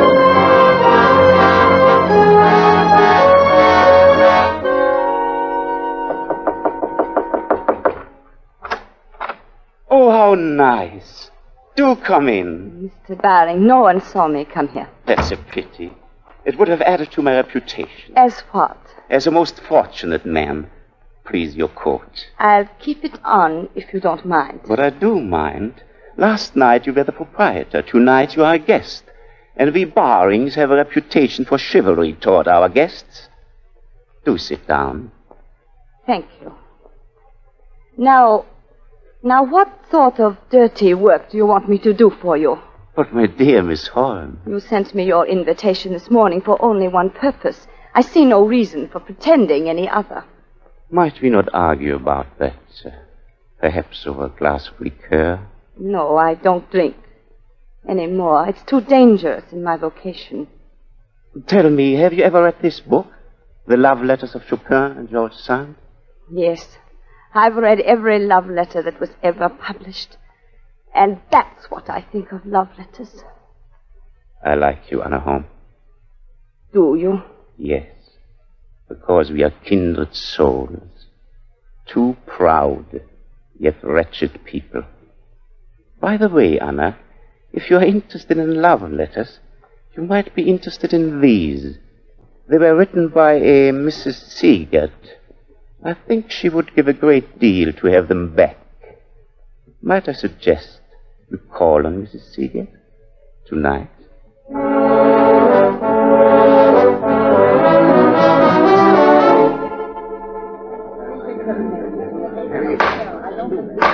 Silence. Silence in the court. All right, Mr. Prosecutor. Miss Holm, isn't it true that you were madly, insanely infatuated with Thorsten Baring? I loved him. You loved him because he was the first man who ever told you that you were beautiful, even though you knew he was lying. Yes. Yes, but don't you understand? Just a moment, Mr. Prosecutor. Now, let's get on with the trial, Miss Holm. When was it you made the acquaintance of Dr. Gustav Seegert? It was that night after my meeting with Mr. Baring. I took the letters written by Vera Seegert. And you went to the doctor's house to return them? Yes. I had decided that a suitable reward for their return would be 10,000 kroner. You see, they were quite incriminating. Mrs. Siegert received me in the drawing room. But I haven't that much money, Miss Holm. I couldn't possibly give you 10,000 kroner. You have jewelry worth much more, Mrs. Siegert. You wouldn't take my jewelry. It's from my husband, whom I love more than anything in the world. That is not the way you described him in these letters to another man. Give me those letters. I don't believe I would try to snatch them if I were you. Such silly letters.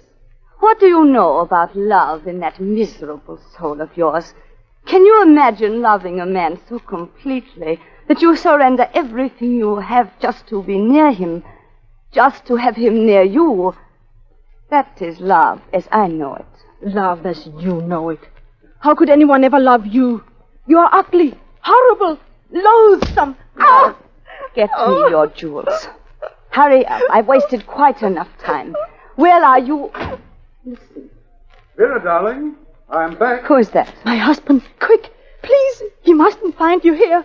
Hide in the reception room. All right, but don't you try any tricks. I won't. I promise you I won't. Hurry.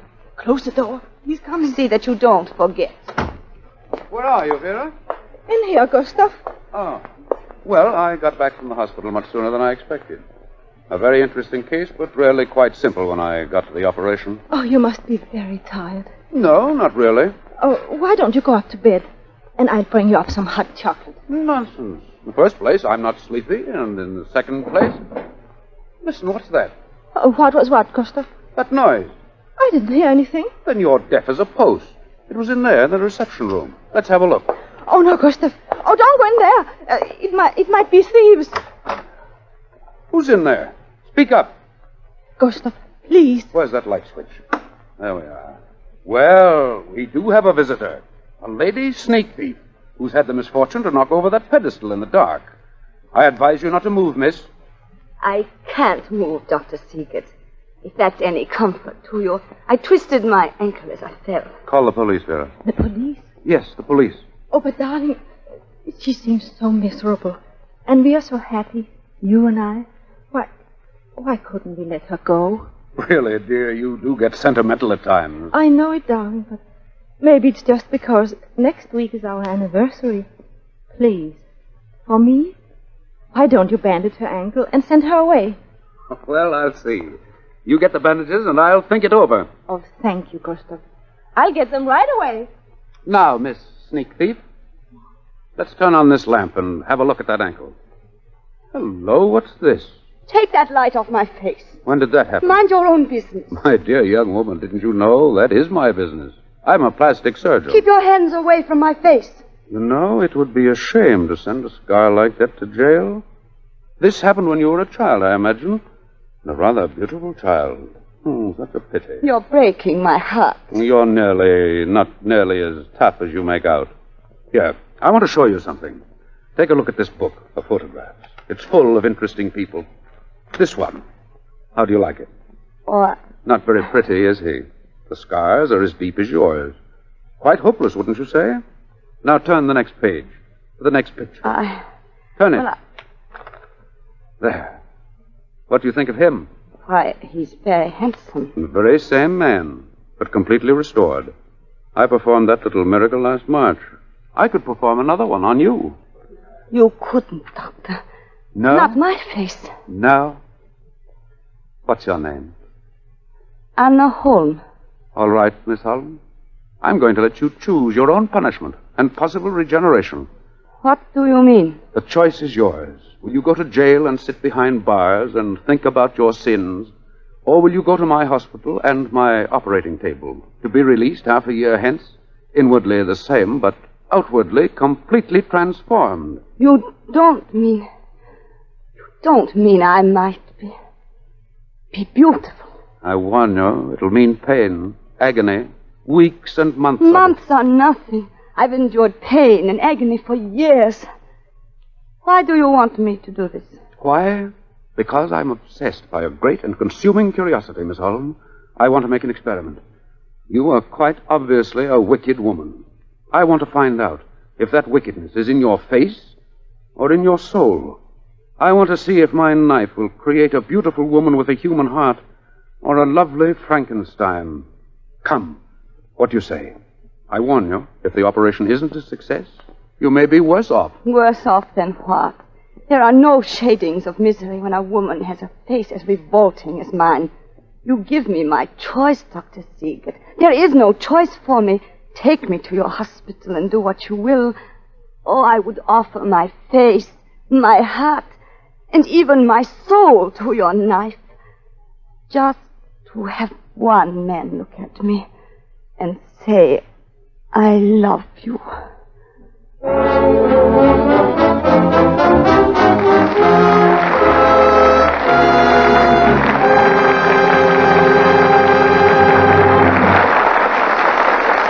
And so the curtain falls on the first act of A Woman's Face.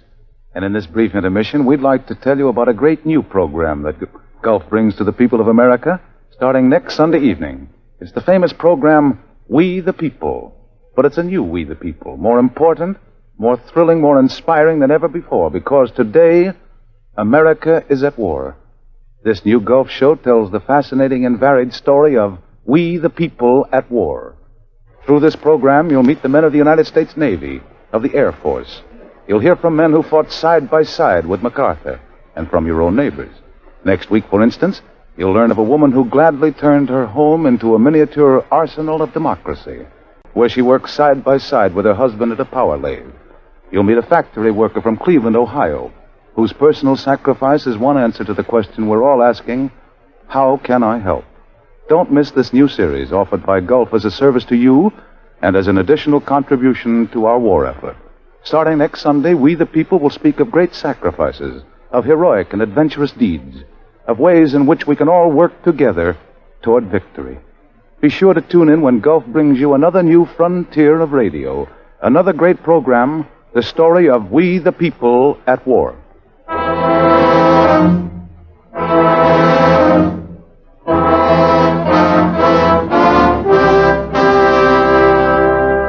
And now the curtain of the Gulf Screen Guild Theater is ready to rise on the second act of A Woman's Face, adapted for radio by Charles Tazwell, and starring Betty Davis as Anna Holm, Warren William as Dr. Gustav Siegert, Conrad Veidt as Torsten Baring, and Osa Masson as Vera Siegert.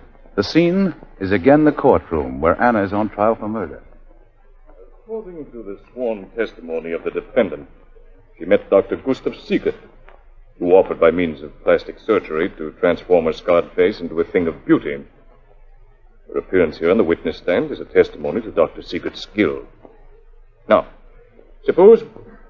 Yes, Mr. Prosecutor. I wish to ask Miss Holm a question, please. Yes? Did you, Miss Holm, at any time during the 6 months spent in his hospital, did you realize that Dr. Siegert had fallen in love with you? No, I did not know. Didn't you know that he divorced his wife? Yes, but not on account of me. He had learned of her indiscretions with other men. And it was you who told him about her? No, he found out for himself. Oh, indeed. Permit me to say... One moment, Mr. Prosecutor. Let us get on with the witness testimony. Tell us, Miss Holm, what happened when you left Dr. Siegert's hospital? I went to Torsten Baring's apartment. I wanted him to be the first to see me. The look in his eyes was worth all the months of pain in Dr. Siegert's hospital. The hours passed. We talked of this and that as lovers do. And as the light faded, we sat in the dusk and Torsten played for me.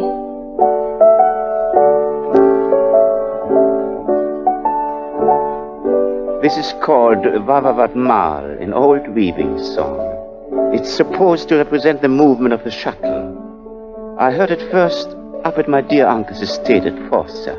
It's nice, Torsten. So is my dear uncle. Rich? Oh, very. Who gets it when he dies? My uncle has a grandson, aged 4. A charming little brat. Rather frail. If the child lives, he inherits everything, and if the child doesn't live, I'll be a rich man, Anna. Anna? Yes? There are falls on my uncle's estate. Very swift. very dangerous. I had a letter from my uncle this morning asking me to recommend a new governess for the boy. You don't know anybody, do you? No. But yes, I think you do, my partner. No, I said no, Torsten. And I said yes. Yes, my darling. Yes.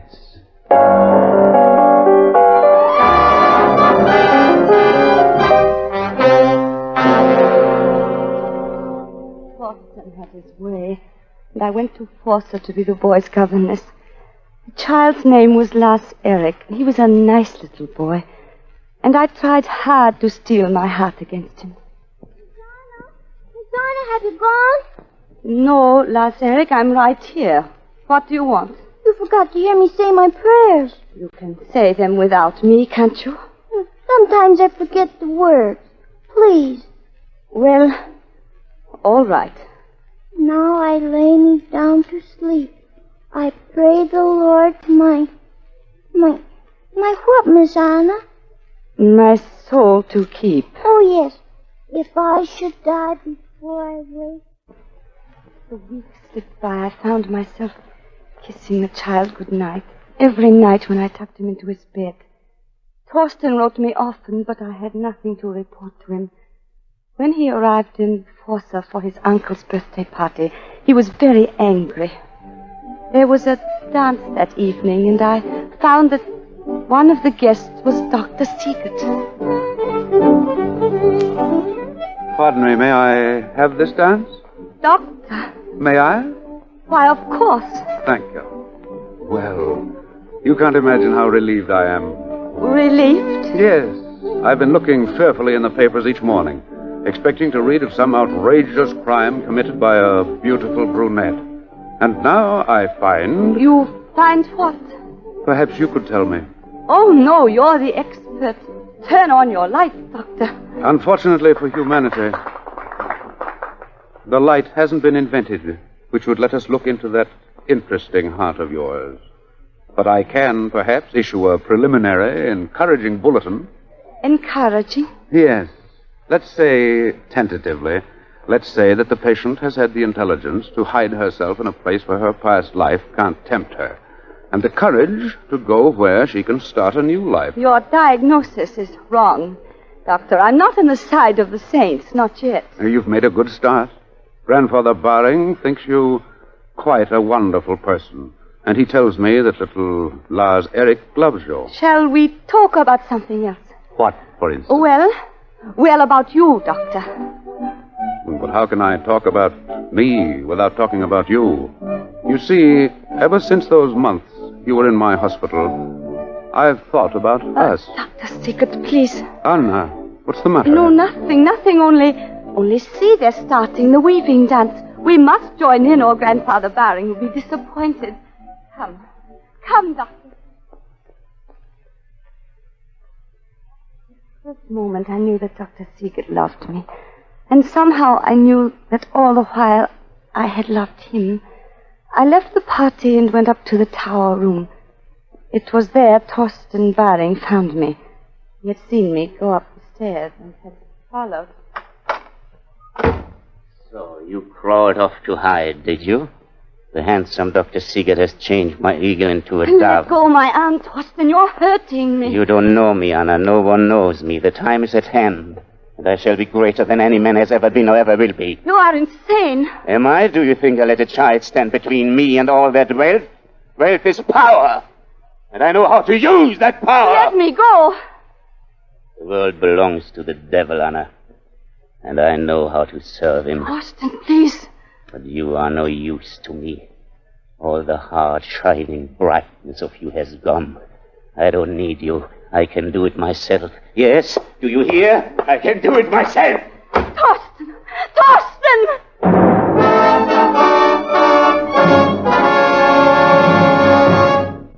And so it was I learned that Torsten Baring was stark, staring mad. I hurried after him. I stopped at the gun room for a pistol I had seen there. Then I ran down the stairs to the great entrance hall. Suddenly I heard the shrill peal of sleigh bells. and the beat of racing hoofs. I saw a sleigh flash down the drive. It was driven by Torsten, and he had Lars Erik with him. Another sleigh was at the door, and I set off in pursuit. It seemed like hours, although it was only minutes until I saw the sleigh I was following. And even over the bells, I could hear the roar of the falls. Faster, faster. And up ahead was Torsten, laughing like a demon and lashing his horses to a frenzy. I saw then that I would be too late, that Torsten would reach the falls ahead of me. I took out my pistol and held it ready. A moment later, he pulled up his horses at the brink of the falls. Come, Lars Erik, close to the edge of the cliff and see the rapids. I'm afraid, Uncle Torsten. There's nothing to hurt you. See, I'll stand just behind you and hold you tight. Torsten! Lars Erik! Look, Uncle Torsten, there's Miss Anna. Never mind, Lars Erik. Look, see how far down it is to the water. Torsten! Let the child go! She's got a gun, Uncle Torsten. What's the matter with her? I said let the child go, Torsten! Put that gun away, Anna! You don't dare! Shoot! Uncle Torsten! Uncle Torsten! Miss Anna, you've killed Uncle Torsten! You've killed him!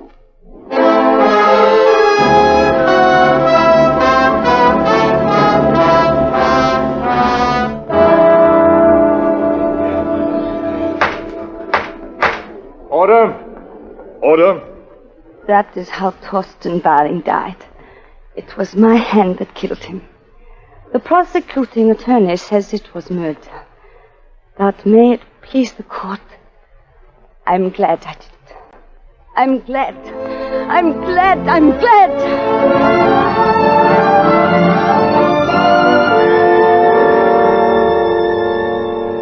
I don't think we'll have to wait much longer for a verdict, Anna. But, Gustav, listen to me. You can't love me. You're crazy. You're a romantic fool. I haven't changed from what I was. You couldn't marry me. Have I asked you to marry me? No, and you mustn't. Why not? Because I want to get married. I want to have a home and children and go to market and cheat the grocer and fight the landlord. Oh, well, in that case, it's very simple. There's a wonderful market just round the corner from where we're going to live. It has a grocer who likes to be cheated. And I guarantee our future landlord will fight at the drop of a hat. Gustav, you're making it very difficult for me. Because I love you, Anna. You do, don't you? You know you're the first man who ever said that to me and really meant it. You have made a great mistake, Gustav. I'm going to be one of those silly wives who keep asking you to say it over and over again all the days of our life.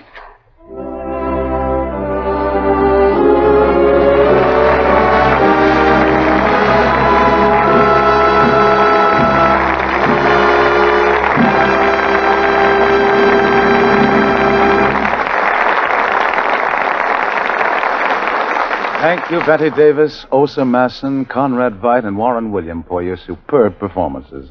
And to Oscar Bradley for a great score. You've brought our Gulf Screen Guild season to a brilliant conclusion. And now, ladies and gentlemen, Gene Hersholt, president of the Motion Picture Relief Fund, has asked Betty Davis to say a few words. Roger, ladies and gentlemen, in Hollywood we are proud of our long and happy association with Gulf, and we sincerely hope that this association will continue for many years. We have always sort of considered the Screen Guild Theater our own theater. And in return for our performances on this stage, Gulf has contributed generously to our Motion Picture Relief Fund. This fund has made possible a home to provide for the less fortunate members of our industry who can no longer take care of themselves. A few years ago, that home was just a dream. Now it is a reality, nearing completion in the beautiful San Fernando Valley. So, on behalf of the motion picture industry, our sincere thanks to the Gulf people who've made all this possible. Thank you, Betty. It's been swell working with all you this season. You've helped to make this one of the best series we've ever had. And speaking for Gulf, I'd like to thank you. And so, until we meet again, ladies and gentlemen, this is Roger Pryor speaking for your neighborhood good Gulf dealer and saying, good night, everyone.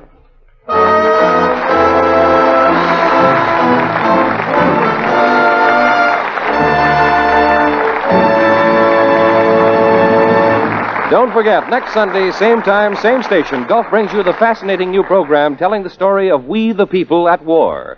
Tune in to the first of this inspiring series, showing that this is everybody's war. Meet the men from the Army, from the Navy, the men and women of the home front. Courageous Americans who are making sure that when we, the people, speak, our enemies around the world will heed them. Don't miss this new Gulf series featuring Oscar Bradley and his music. Beginning next Sunday, same time and station, listen for We the People.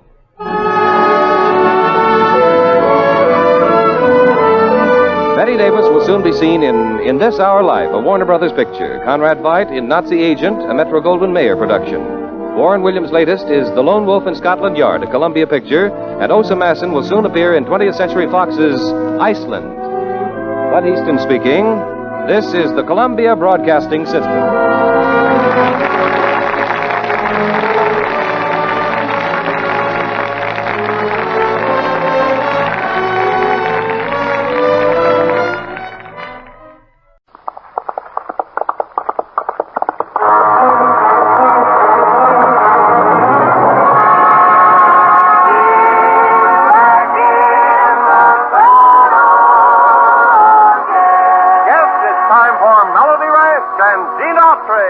I'm back in the saddle again,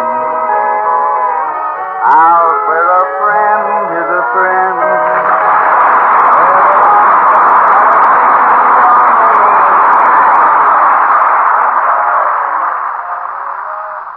America's favorite cowboy, Gene Autry. I've got a heart as big as Texas, and it's filled with love for you. I looked around all over Texas till I found someone so true. It always seemed the same as any other, but when you came along it grew and grew. I've got a heart as big as Texas, and it's filled with love for you. It always seemed the same as any other, but when you came along it grew and grew. I've got a heart as big as Texas, and it's filled with love for you.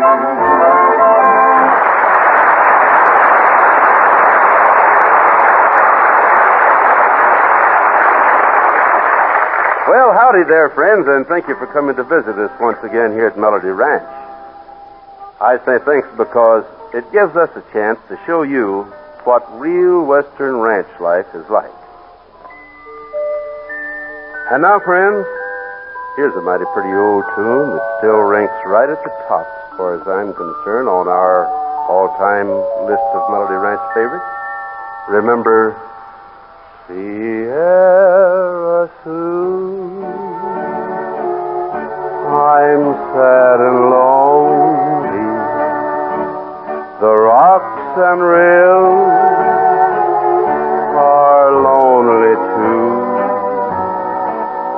Sierra Sue, I want you only, no one but you. Sierra Sue,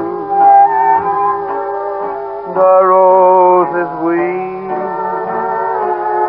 their tears are falling, the gentle dove no longer cooes. Oh, can't you hear my sad heart calling?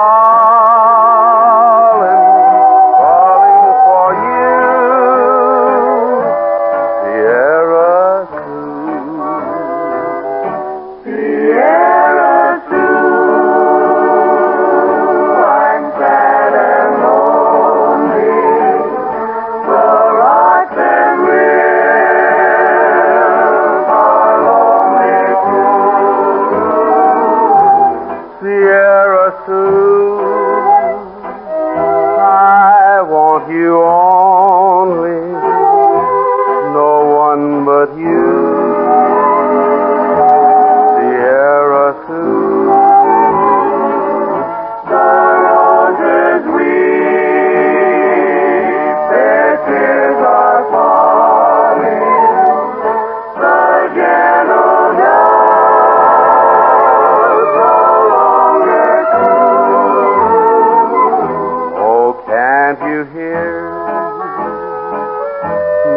sad heart calling for you.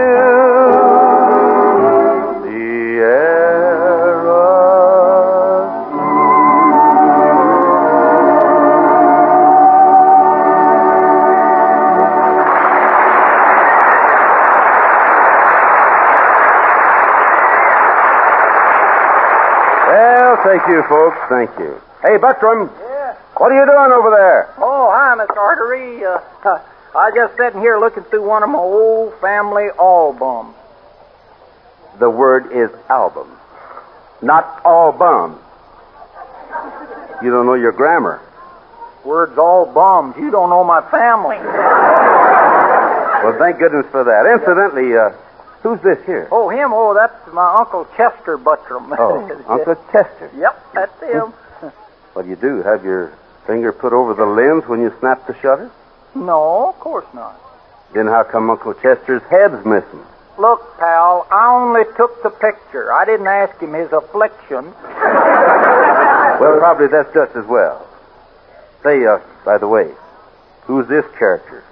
The one with the goatee, wearing the ventilated beanie. Oh, him? That's my cousin Mule Drew Buttram. He was a panhandler. Oh, so I see. But why is he holding 2 tin cups? Business was so good, he opened up a branch office.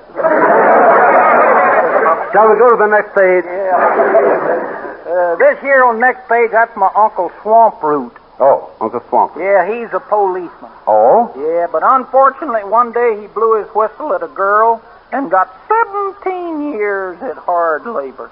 17 years? Yeah. Just for blowing his whistle at a girl? Yep. How come? He married her. Funny thing, though, we never had to worry about him getting cold in the winter. Oh, is that so? How come? Well, seems every November, as soon as it got cold, Uncle Swamp Root drank 3 quarts of antifreeze. Antifreeze? Yep.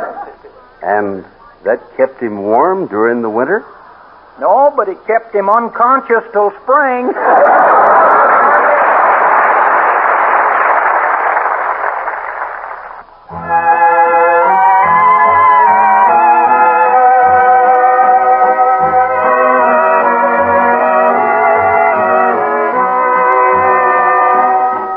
I told you lately that I love you. Could I tell you once again somehow?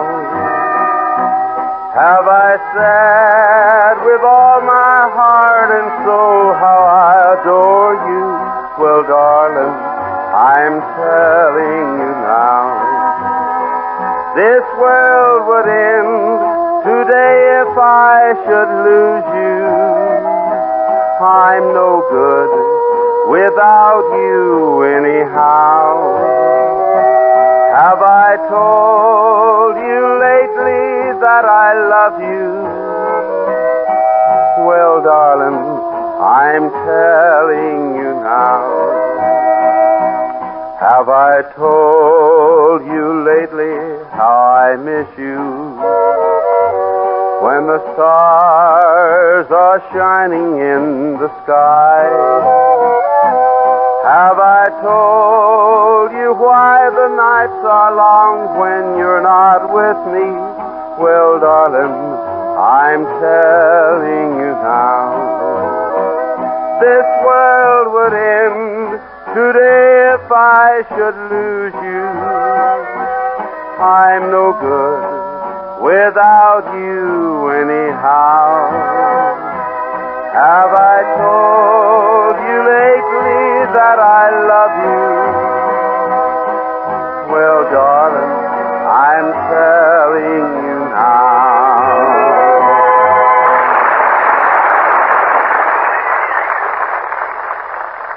And now, I'd like to tell you one of my favorite yarns. A yarn that all began one day not too many years back, right here at Melody Ranch. Seems I just received a letter from a friend of mine named Ted Wheeler, sheriff down in the border town of Moreno, asking me that if I could arrange it, he'd like to have me come down and pay him a visit. The P.S. at the bottom is what quenched it, though. It said if I'd come, he had promised me a home-cooked Mexican meal with a side order of trouble. Well, sir, occasionally I like a little of each, so I went.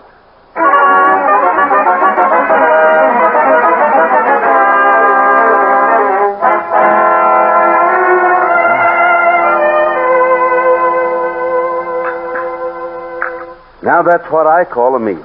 Well, I'm glad you liked it. Cigarette? No, thanks, Ed.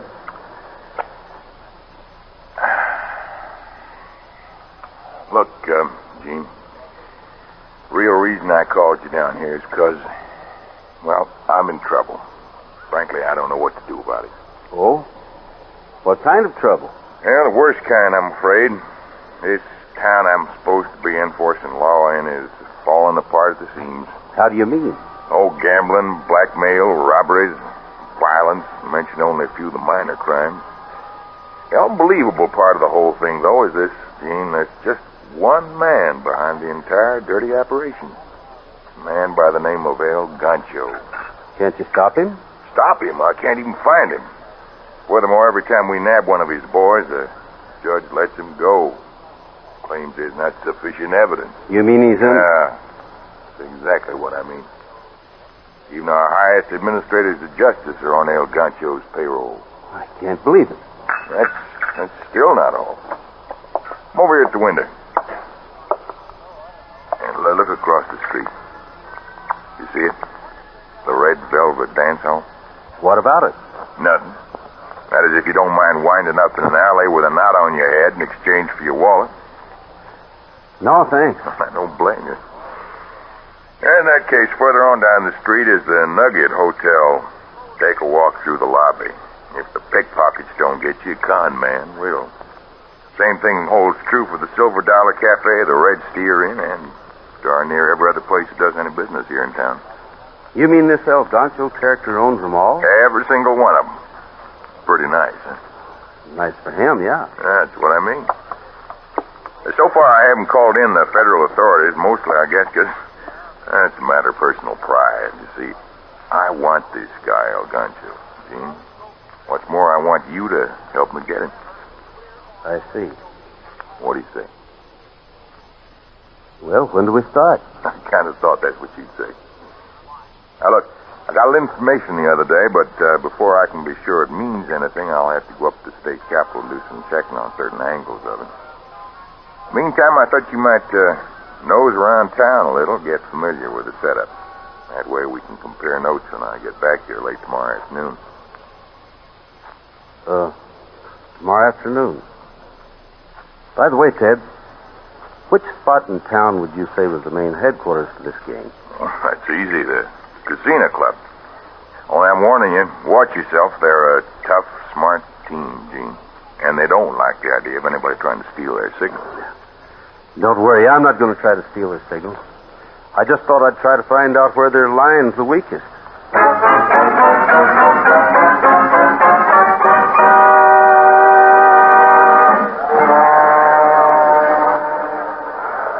Okay, folks, get your bets down. Red or black, odd or even, any number. That's all, no more bets. Number 5 on the black. Too bad, nobody there. All right, here we go again. Oh, a double. Oh, pick your line, pick your number. Everybody plays. All bets down. Put this on number 5, will you, friend? All right, Cowboy, number 5 it is. Thanks. Sorry, that's all for this time, folks. No more bets. Number 16 on the red. Hey, wait a minute. Is something wrong, Cowboy? You're darned right there's something wrong. That ball dropped in the number 8 hole. You made it jump out again. What did you say, pal? You heard me. That wheel's crooked. Don't reach, mister. Just start walking toward the back door like a good little boy. Oh, that's the way it is. Yeah, that's the way it is. Now get going. Looks like I have no other choice. Okay, hold it. In there. And now, Cowboy.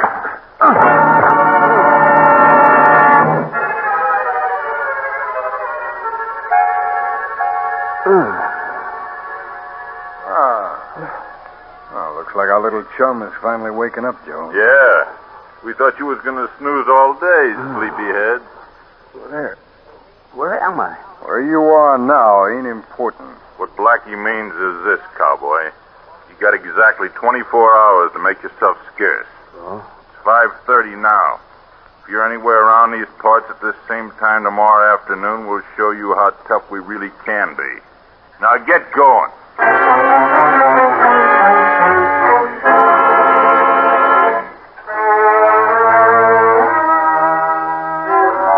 Well, I'll say one thing for El Gancho's gang. They really put it on the line. There was just one thing that made sticking around past my limit more attractive than their offer. If I became enough of a nuisance, I might get to meet the boss in person. Anyway, that's what I was coming on as I walked into the casino club the next night at exactly 6:15. 15 minutes past my instructed deadline for leaving town. What's the matter, cowboy? Ain't you got a watch? Maybe. Why? It's 6 o'clock, that's why. Oh, really? I hadn't noticed. So you want to play games, huh? Well, that depends. What kind of game? You'll find out. Come on, get up. And what happens if I don't feel like getting up? But you'd better feel like it, chum, because you got a date with El Gancho. And he don't like to be kept waiting.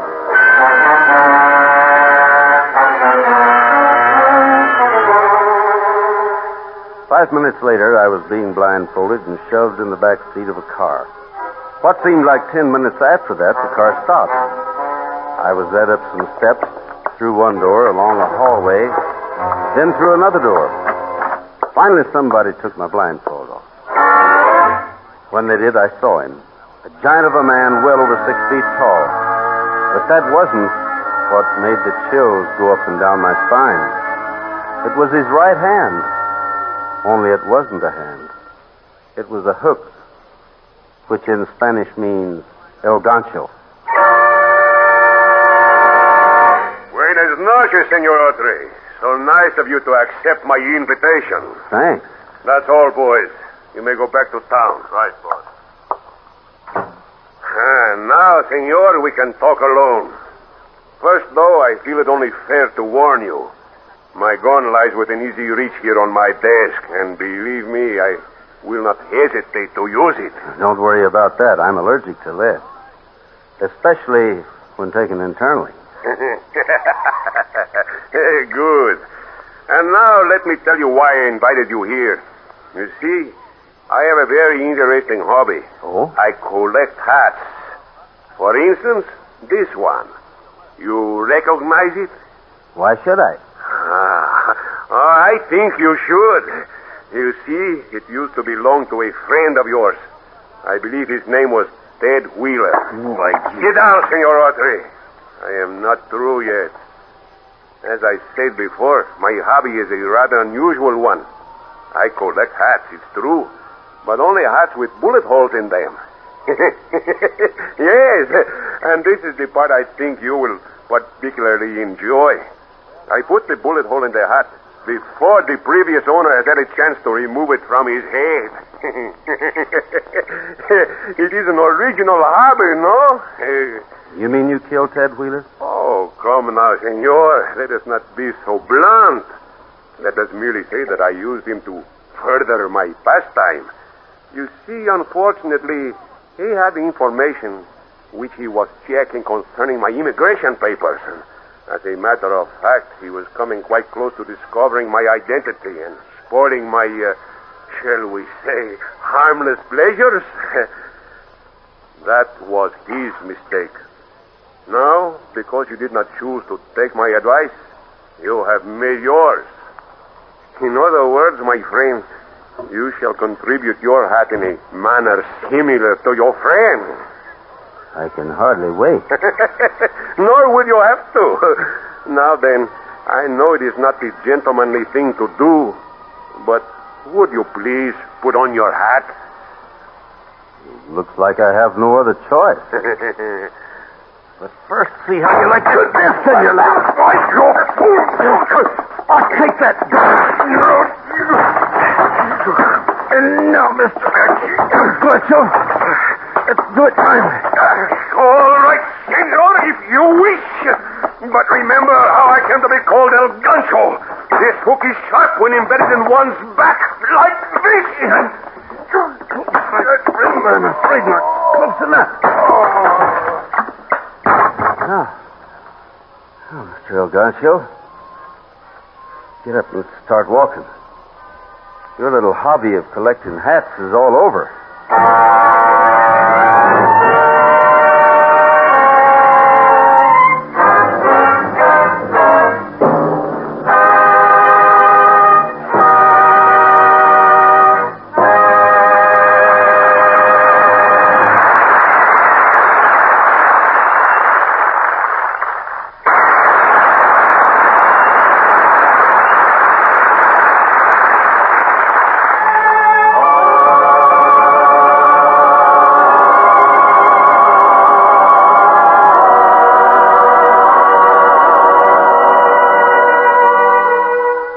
Friends, it's often been said, and truly so, that two of man's most precious possessions are words and music.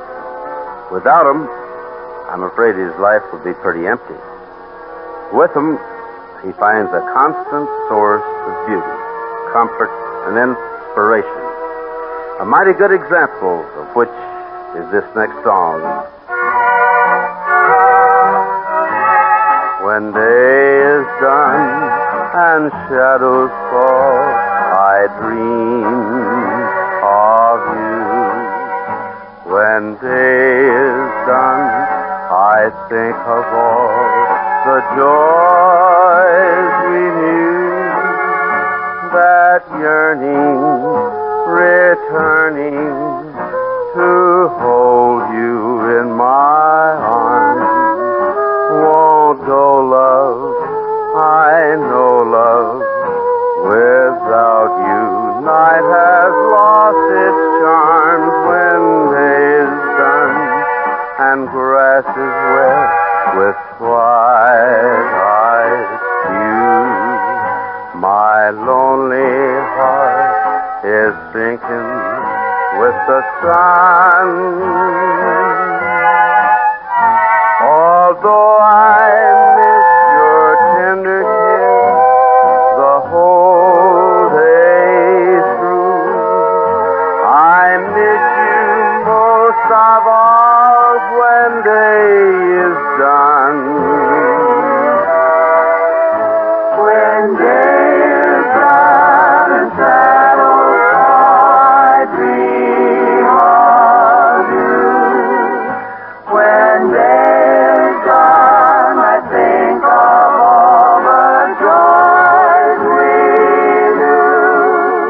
that yearning, returning to hold you in my arms. Won't go, love, won't know, love, without you night has lost its charm. When day is done and grass is wet with twilight too, my lonely heart is sinking with the sun. Although I miss your tender kiss the whole day through, I miss you most of all when there's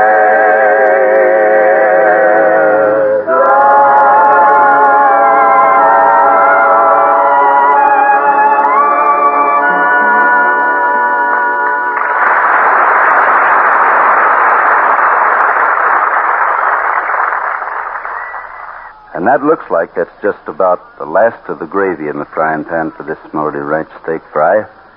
But long about this same time, and over these same radio stations, yours truly and all the gang will be right back again with a brand new batch of the same. And now this is Gene Autry asking you to keep thinking of us until we're back in the saddle again. Out where a friend is a friend, where the longhorn cattle feed on the lowly Jensen weed. I'm back in the saddle again.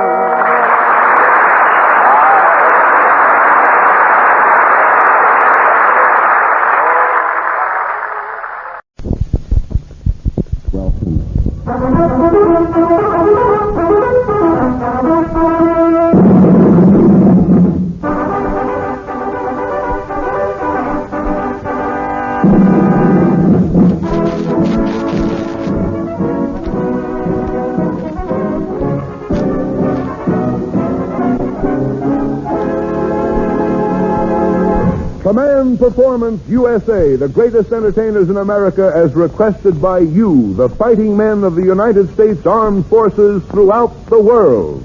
Command Performance! Presented this week and every week till it's over there.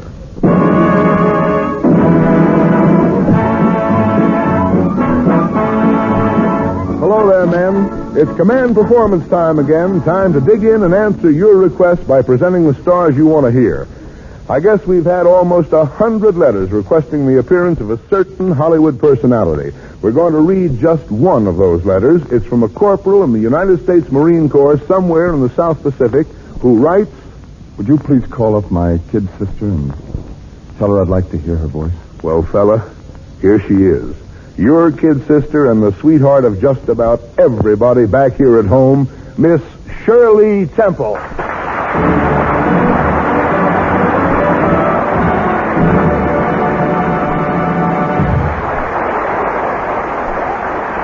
Thank you, Mr. Paul Douglas, and a great big hello to my brother Sonny and all the other fighting nephews of Uncle Sam. I hardly know where to begin, because tonight's Command Performance is really sprinkled with stars. Let me see. Starlight, star bright, first star I see tonight. Dons her Sunday best regalia for a soldier in Australia. His command is answered now as Martha Tilton takes a bow.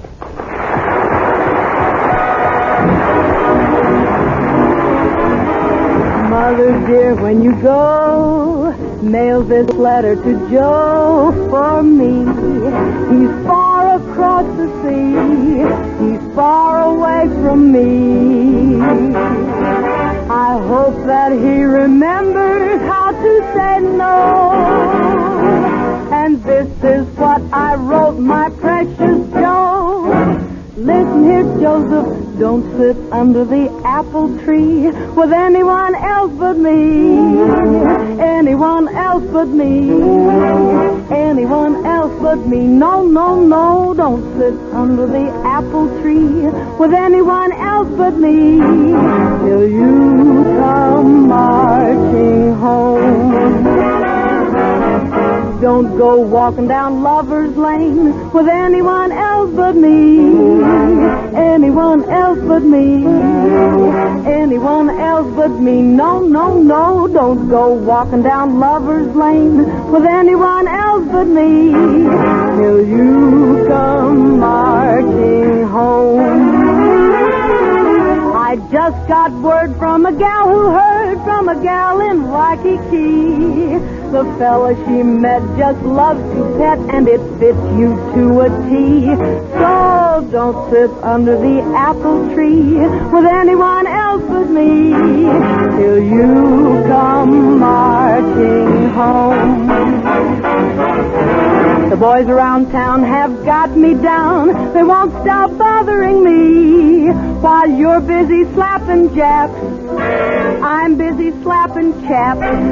So don't forget that the girl you left behind has priority when you come marching home.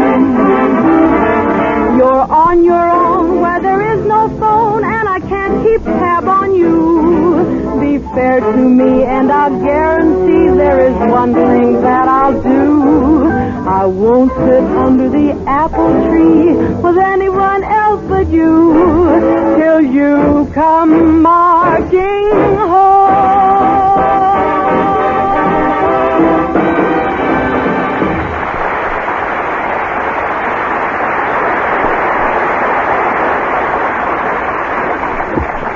Now, for a Red Cross nurse in the Canal Zone, Gordon Jenkins and the orchestra play Blue Skies.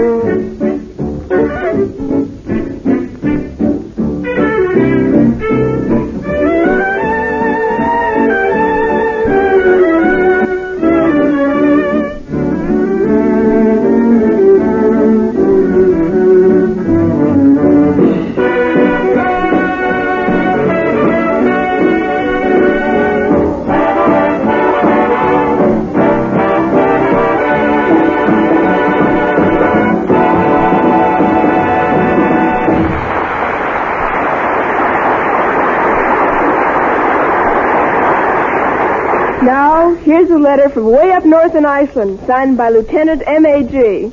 Dear Command Performance, I'm very proud to be a pilot in the best Air Force in the world. I'm also pretty proud of a little bundle of mischief back home in Georgia. You know, she'd be right here beside me for a moment if you'd put on that famous star with the same nickname as my kid, and I do mean Baby Snooks. Your wish is our command, Lieutenant. Here she is, Miss Fanny Bryce, in her famous characterization of Baby Snooks, with Hanley, Daddy Stafford, and Mr. Frank Nelson.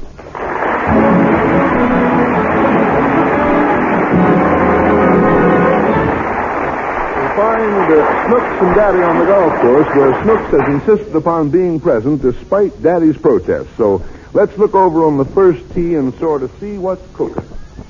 Move back a little, Snooks. Why? If you don't move, I won't be able to swing my club. Excuse me. Oh, yes? Have you seen a ball? No. We just walked on the tee. Oh, okay. The nerve of that guy. Yeah. Looked at me as though I'd picked up his ball. Maybe he's seen you do it, Daddy. Did you see me pick up a ball? Uh-huh. He did not. I took this ball out of my bag. Oh, Daddy. Well, it isn't his anyway. It came from the other direction. And you mind your own business. If a fellow's too cheap to hire a caddy, he deserves to lose his ball. Why don't you hire a caddy, Daddy? Because I don't need one. Well, I'm tired from carrying this bag. You haven't started yet. Oh, I'll carry it myself. Put it down. Look at all the people waiting, Daddy. I see them. I'm going to start right now. What are you doing? I'm putting the ball on the tee. Is that tea? Yes. Looks like dirt. It is dirt. This tea isn't the same as the tea you drink. Why? Because one is a beverage and the other is ground. This tea is ground. I thought coffee was ground. Coffee is ground. But this is a different tea and a different ground. Does that answer your question? I didn't ask you nothing. Well, don't. Hurry up and hit the ball. I haven't got all day, brother. Take your time, brother. Is he your brother, Daddy? No, he's not my brother. I wouldn't have him for a second cousin. Never mind those wisecracks, fella. Just drive off and keep moving. Okay. Broken down public courses. Hit the ball, Daddy. All right, just you keep quiet. All right. Back slow. Head down. Daddy! What is it? Where are you going to hit it to? To that thing waving down there. What thing? The flag. That flag indicates the position of the green. Why? Because that's where the hole is. Wherever you see a flag, there's a hole. Why don't they fix it? Fix what? The hole in the flag. There isn't any hole in the flag. The green has a hole in it. Why? Oh, so I can crawl in and pull it over my head. Oh, stop the yelling. Will you let me hit this ball? Where are you going to hit it to? I told you. To the green. What for? Because that's where the hole is. What hole? The first hole. Now move back. Well, why don't you hit it to the second hole? Because this is the first tee, and you must hit the ball to the corresponding hole. Where is it? Where that flag is waving. That's the hole. What hole? The first hole. And that's where I'm going to hit it. Where? The first hole! Why don't you tee that kid up and club her into a trap? You stop meddling in my affairs, mister, or there'll be plenty of trouble. Listen, fella, you've been on this tee for 20 minutes now. Why don't you be nice and let me play through? Oh, all right. Get out of the way, Snooks. Why? I'm letting this man go through. Thanks. I'll be out of your way in a second. Wait! He really hit it, didn't he, Daddy? Just a bunt. Yeah? Wait till I get a suck at it. I'll show you. Let me see you do it. Okay, get out of the way while I tee up again. I'll get out of the way. Now, don't make a sound. I'll make it sound. You just watch where the ball goes. All right, Daddy. Now, head down, right hand over, bring the club back slowly. Daddy! Oh, what is it now? Why don't you hit the ball? That's what I'm trying to do. Will you hit it good? Good enough to qualify for the Open, I guess. I'll probably shoot a par. Whose par you going to shoot, Daddy? I said par, not par. The object of the game is to shoot par. Why don't you shoot Ma? Don't give me ideas. Huh? Nothing. Will you let me hit this ball? I didn't do nothing. Well, don't utter a sound now. Here I go. Knees relaxed. Left shoulder down. Eye on the ball. You missed it, Daddy. Tough course. Look out. Head down, eye on the ball. Daddy! Now what is it? That man in the sand pit just missed the ball, too. That's fine. You know what he said? No, what did he say? Shall I leave out the bad words? Yes. And he didn't say nothing. Watch me and keep quiet. Eye on the ball, firm grip. Right hand over. Come back slowly. Right, slowly. Well, go ahead and talk if you're going to. I ain't going to talk, Daddy. Fine. Now, eye on the ball. Did you hit it, Daddy? And how? Carried 30 yards, straight as an arrow. Except it's a little out of bounds. Is that good? Oh, not bad. Come on, I don't want to lose that ball. So let me hit one, Daddy. In a minute. Let me find my ball. I want to hit it. I'll hear it. Holy smoke. Nobody but a professional could make this shot to the green. I want to try it. All right, you little smart aleck. I'll bet you won't even move the ball an inch. I'll take this club. Which way shall I hit it? You see that flag on the green? Yeah. Aim for that. Now keep your head down and your eye on the ball. Don't tell me. I want to do it all by myself. Now go ahead. Come on, stand back. Well, I'll be... What a shot! Dead to the pin. No good? Why, it's a miracle. Come on, let's see how close it is. Oh, boy. Snooks, look at this ball. 4 inches from the cup. What do I have to do now, Daddy? Make it go in that little hole.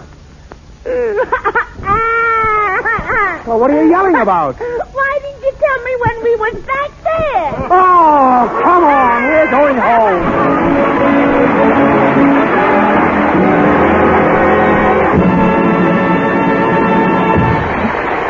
Thank you, Miss Bryce and Mr. Stafford. You know, I used to play parts like that myself. I outgrew them.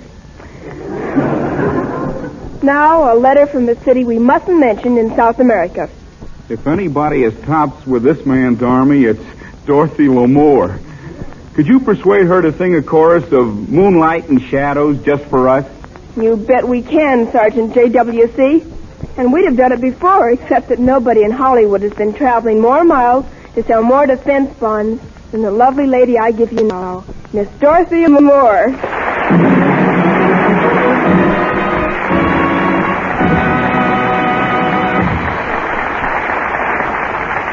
Thank you, Shirley. And hello there, Sergeant.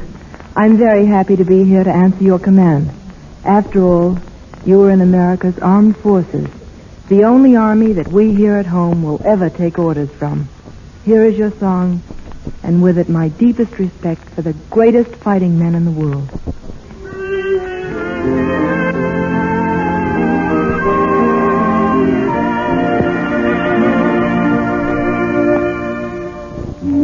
Moonlight and shadow, and you in my arms, and the melody in the bamboo tree, my sweet.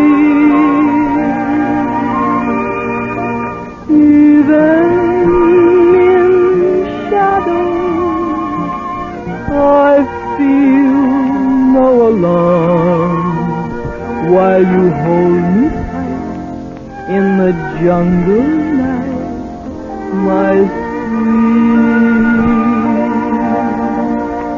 Close to my heart, you always will be.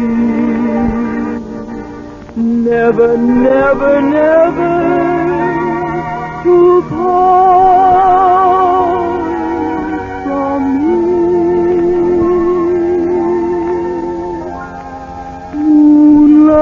Moonlight and shadow, and you in my arms. I belong to you. You belong to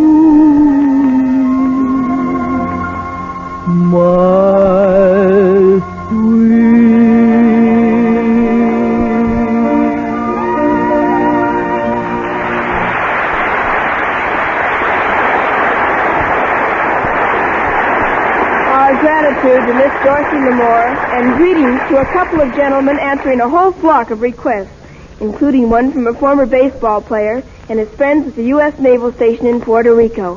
Here they are with their famous baseball sketch, Abbott and Costello.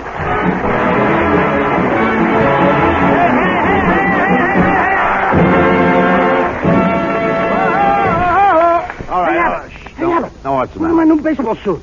Oh, boy, oh, boy. All right, now don't get Are you excited. the manager of this baseball team? Yes. Well, now that I'm down here for spring training, I would like to know some of the guys' names on the team, so when I meet them on the street or the ballpark, I'll be able to say, hello. Well, naturally, I'll introduce you to the boys, and a regular bunch of boys we have. But you know, strange as it may seem, they give these ball players nowadays very peculiar names. Funny names. Strange names, nicknames, pet names. Well, tell me this fellow's name. Well, now, let's see. We have on the bags, we have who's on first, what's on second, I don't know's on third. That's what I want to find out. I'm saying who's on first, what's on second, I don't know's on third. Are you the manager? Yes. You know the guy's name? I should. Well, who's on first? Yes. I mean the fellow's name. Who? The guy on first. Who? The first baseman. Who? The guy on first. Who is on first? Oh, what are you asking me for? I'm not asking you, I'm telling you who is on first. I'm asking you who's on first. Yes. Well, go ahead and tell me. Who? The guy on first. Who is on first? Have you got a contract with the first baseman? Yes. Who signed the contract? Well, naturally, you wouldn't expect anyone else to sign it. But who? Yes. So who signed it? Yes, absolutely. Look, when you pay off the first baseman every month, who gets the money? Every dollar of it. Who gets it? Absolutely.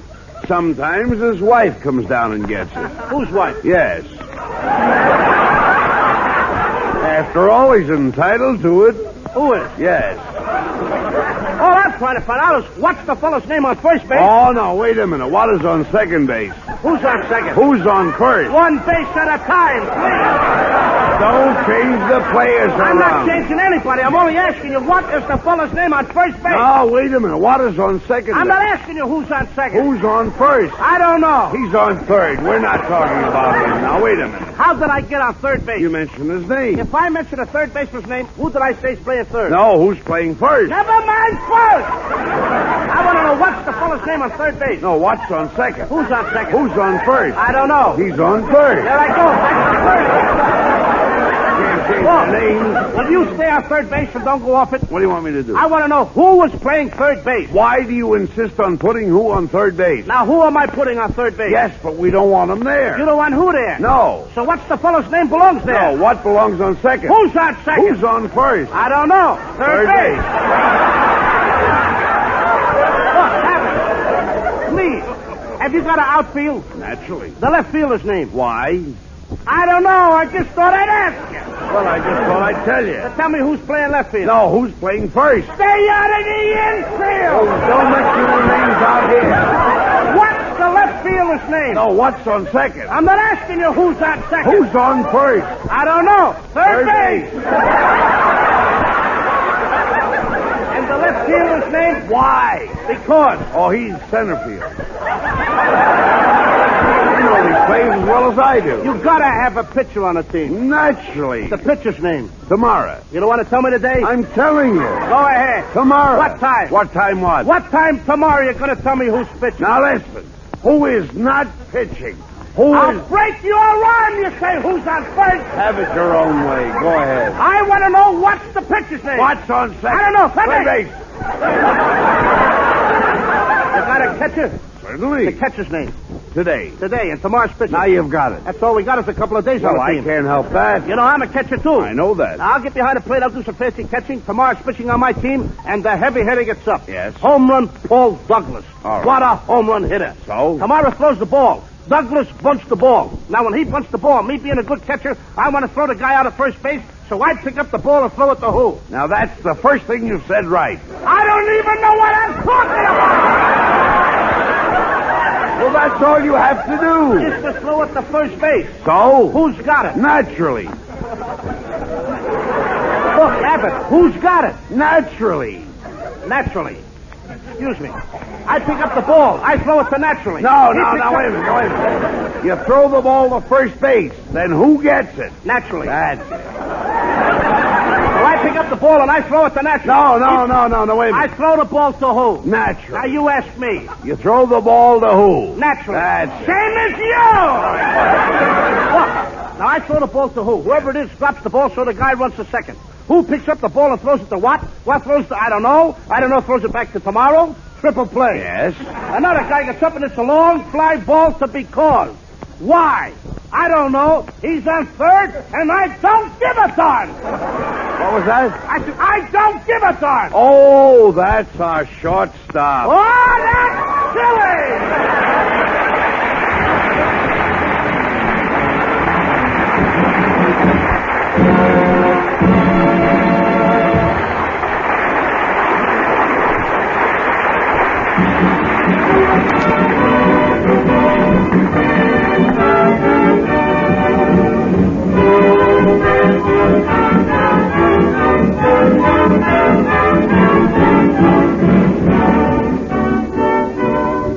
Now, a very warm answer to a requisition from a very cold climate for Technical Sergeant DRW in the Engineer Corps up in Alaska.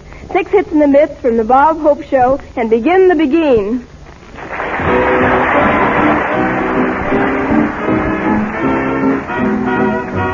When they begin the begin, it brings back a sound of music so tender. It brings back a night of tropical splendor. It brings back a memory evergreen. Under the stars, here's that heavenly rhythm. And being with you seems too good to be true, dear. And even the palms seem to be swaying each time that I hear the begin. To live it again is past all endeavor, except when that tune clutches my heart, and there we are swearing to love forever, and promising never more to part. I'm so happy. Moment divine, now who wouldn't be happy? So when you begin, don't you stop, just keep right on playing. And now when I hear people curse the chance that was wasted, I know what to blame, it's the beat. So don't let them begin the the beginning. Let the love that was lost goodbye remain and remember. Let it sleep like a dead desire I only remember. When they begin the beginning. Oh yes, let them be loud and make them play. Till the stars up with our arms are not love you. Let you whisper to me once more, darling, I love you.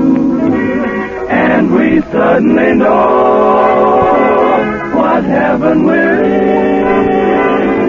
Time to begin the begin. Da doo da doo da doo.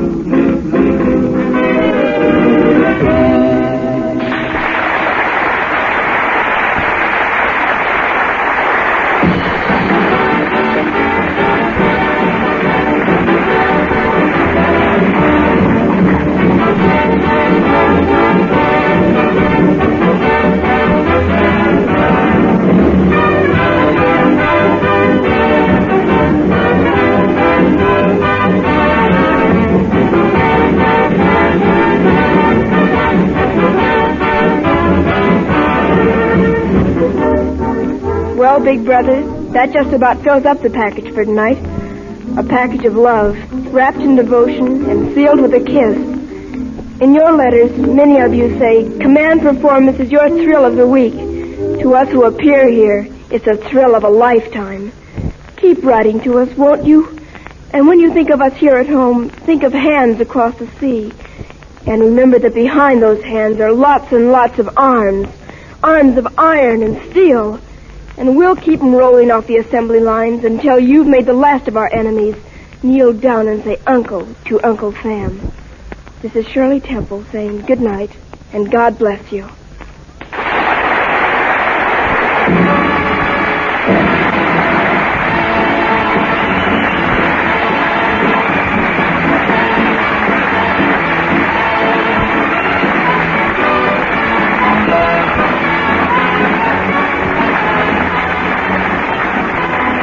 Okay, man, there goes Command Performance number 9. We hope you liked it because you built it. Now, please write to Command Performance in care of the station to which you are listening and let us know whom and what you'd like to hear. You'll get it, brother, because as big as one little spangle of the 48 stars in that flag you're defending. And so, until we shortwave at you next time, hit 'em hard, buddy. Right down to the last rising son of a gun.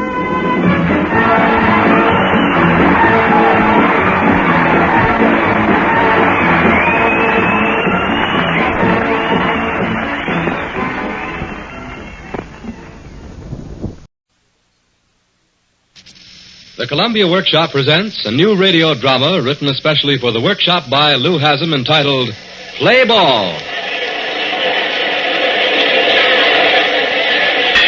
Oh, there it goes. It's a high one. It's over the fence. Another home run. Another home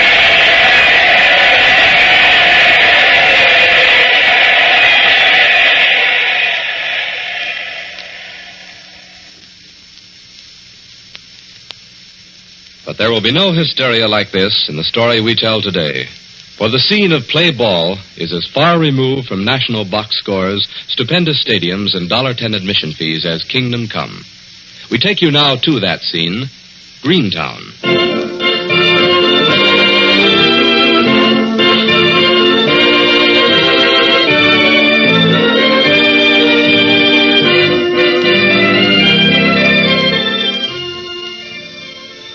Greentown, as American as baked beans.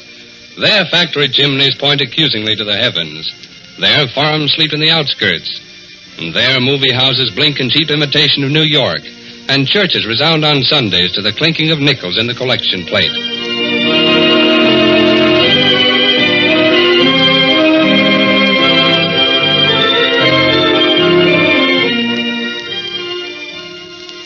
Five days a week, Greentowners get up at 6, arrive at work at 7, come home at 5:30. They wash, They eat, they dress, and then, as if moved by a common compulsion, make their way to the bleachers behind the high school. This is where Greentown sits to watch its Twilight League play baseball. Watch the YMCA Wildcats play Buckshop Buddies. That kind of baseball. Admission's free here in Greentown. Anyone can go. But it's only 6 o'clock now, a half hour before game time. The ball field practically deserted. A player is just climbing out of his car over there, dressed in uniform. And here comes old Jed Franklin to white down the foul lines. As for the bleachers, they're still empty, except for a little boy and his dog. Wait a minute now. All right, get ready. This is going to be a good one. There, go get it. Hello there, young fellow. Hello. Bring it back. Attaboy. Open your mouth like a good dog. Open. That's it. It's a nice dog. Thanks. Sit down, boy. Down. I know you. Everybody knows you. You're Mr. Fagan. Well, think of that now. Your son plays second base on the Woolen Mill team. Sure, that's true. And you always sit on this bleacher, don't you? Behind the catcher, me lad. Why do you sit here all the time? Oh, it's the best place, son. I can watch the curves break. I can see for myself if they are strikes or balls and don't have to depend on Hank, that cockeyed umpire. Everybody laughs at you, Mr. Fagan, don't they? What's that? Laugh at me, you say? Well, they do. Well, I suppose they do. I guess it's because you get so excited about the game. Yes, I get excited. I know I ought to know better, but I can't help it. And you're always telling your boy what to do when he's playing, aren't you? I try to tell him, son, but he's never listening. Sure, he's got his ears somewhere else all the time. He's a pretty good player. He could be better, son. He could be better. Mr. Fagan. Yes, lad? What's cancer? Why do you ask that, lad? My mother's got cancer. Oh. I heard my aunt telling it to Mrs. White. It makes my mother feel bad. She's been feeling bad for 3 weeks. Oh, that's a shame. What is it, Mr. Fagan? Well, it's sort of a sickness, lad. A sort of sickness. That's my house up there on the hill. See it? It's the only one up there. Yes. Is that green car in front of your house Dr. Callahan's car? Yep. He comes to my house every day now. Is that so? He was there this morning, but my aunt just called him to come back again. She was crying about something. Oh. She said for me to go out and play in the yard a little while, but I came down here. What's your name, son? Billy Pearson. Oh, it's your father that works in the bank on Main Street. Not today. He went to Greenville on business today. Well, Billy, I know your aunt from a long time ago. Effie, her name is, isn't it? Yes, sir. And I know who your mother is. I heard she was sick, but I didn't know it was... Mr. Fagan, do you think Stringer is going to pitch for the Woolies tonight? Well, that I can't say. I like to see him pitch. He winds up funny. Oh, he's a ball player, lad. There's a man that belongs in the big league. Not Greentown ball. That's what I'm going to be when I'm big, a pitcher. If Stringer pitches, I'm going to stay here and watch him. Well, don't you think you'd better be going home, son? Not if Stringer plays. Oh, just the same, son. I'll go home if he doesn't pitch. Come on, boy. So long, Mr. Fagan. Oh, Billy. Oh, poor lad. Oh, it's certainly warm, Mr. Fagan, huh? Good evening, Mrs. Cohen. Oh, it's hot. Awful hot. Shall I help you up the top of the bleachers? Oh, no, thank you, Mr. Fagan. A lady who scrubs her house and climbs 2 floors up and down all day shouldn't have no trouble climbing a few stairs like this. Up here at least there's a little breeze. Well, and that's all you come to the game for. Oh, I admit it. So what's wrong with that, Mr. Fagan? Why don't you pay attention to the ball game? About baseball, I don't know nothing, Mr. Fagan. I come because it's cool here.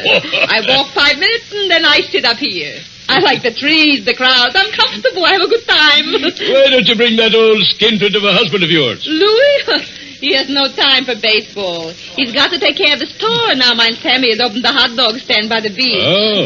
Oh, say, Mr. Fagan, what's wrong between Mr. Stringer and his wife, huh? I didn't hear nothing. And my husband told me she came to the store this afternoon. Oh, so there's nothing wrong with that. If she kept her eyes open. Such a fool you are, Mr. Fagan. Mrs. Stringer bought a bag, a traveling bag to travel in. That's all right, isn't it? I bought a traveling bag myself once. Yeah, but you didn't say something. What are you talking about, Mrs. Cohen? You didn't say like Mrs. Stringer said. That maybe she should have bought it a long time ago. Well? Man Louis says you and Mr. Stringer maybe is going somewhere, vacation or something, Mrs. Stringer. And Mrs. Stringer, she says, not him, just me. Oh, Man Louis says, a nice little trip by yourself, huh? Could be the kids is going with you. Man Louis says, if I go, she says, I'll take the children.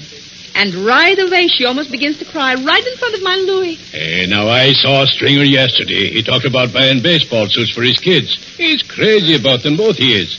But he didn't say nothing about them or his wife going away. Could it be, Mr. Fagan, maybe he doesn't know about it? Why do you say that? Well, isn't maybe Mr. Stringer tonight playing ball? Yes. Well, after my Louis makes Mrs. Stringer a special price, he asks her, would you like me to put your initials, Mrs. Stringer, on the bag? And she says, yeah. And my Louis says, when do you want it? And guess what she said, Mr. Fagan? What? By 5 o'clock tonight. She says she wants the bag tonight. Hiya, Fagan. Oh, hello, Pete. I see you brought the whole bottling plant with you for protection. Yeah, we should have brought an ambulance for the woolies. Oh, not if Stringer pitches. Stringer? What do you think he's got, a cast iron arm? He won't pitch. He pitched against the box shop Thursday. Well, even if he doesn't. Don't be a sap, Faggy. What good's the woolies without Stringer? No. We got a good little team. Yeah, good for what? Good because your boy Johnny plays on it. And what's wrong with my boy Johnny? Nothing. Only he can't play ball. As fine a ball player as any bottle-blowing son of a gun you have on your team. And we'll win tonight, we will. Yeah? How much you want to bet? Well, I'm not a betting man. Oh. I don't ever bet. Yeah, tight one. Betting's against my principles. Yeah, especially when your son's playing, eh? I'll bet he lets every ball through him on second base. He'll do nothing of the kind. Cheapskate. All right. I will bet you, by Godfrey. $10? Well, not $10. $5? I haven't got $5. What's the matter? Don't they ever pay you guys at the woolen mill? I've got $2 here. My wife gave me to buy her medicine. I'll bet the $2 on the woolies. There now. Oh, Mr. Fagan, you should act your age. No, you keep out of this, Mr. Corn. Well, this is just chicken feed. Here, let the lady here hold it. Oh, no, not me. Okay, Oscar, you hold it. Here's my two. Here's mine. And kiss it goodbye, baby. Hello, Fagan. Oh, evening, Tom. How's your arm? What's left of it is okay. Oh, lad, I was sorry to hear that you got caught in that carding machine. Accidents will happen. Got a cigarette? Oh, I don't use them, lad. Hey, one of you fellas, give a man a cigarette. Oh, yeah, here you are. Catch. Thank you. Here you are, Tom. I laid it for you. I can light it myself, thanks. Got to learn someday. Who's pitching for us tonight? I don't know yet. Oh, Tom, we lost a good pitcher when we lost you. Yeah, I guess it was all right when I had it, wasn't I? We could have taken the league easy with you this year, Tom. Yeah, we might have. All I can say is if Joe Stringer pitches tonight, he's crazy.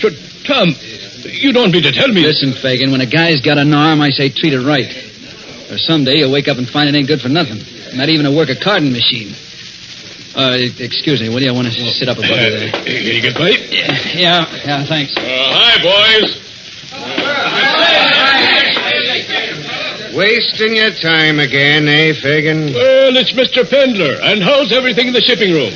I wouldn't know. What's that? I said I wouldn't know. I heard what you said, but what do you mean? I'm not in the shipping room anymore. Eh? Since when? This morning. Mr. Stringer will be assistant shipping clerk from now on. Well, what do you know about that? He's got a nice soft job pushing a pencil. It saves him for the baseball games. Well, you ain't fired, Edgar. No, they didn't fire me. I'm still around. But I'm back where I was 5 years ago, loading freight cars. Baseball. Look at the fools piling. Oh, you shouldn't have come, Edgar, feeling the way you do. I had a good reason for coming, Mr. Fagan.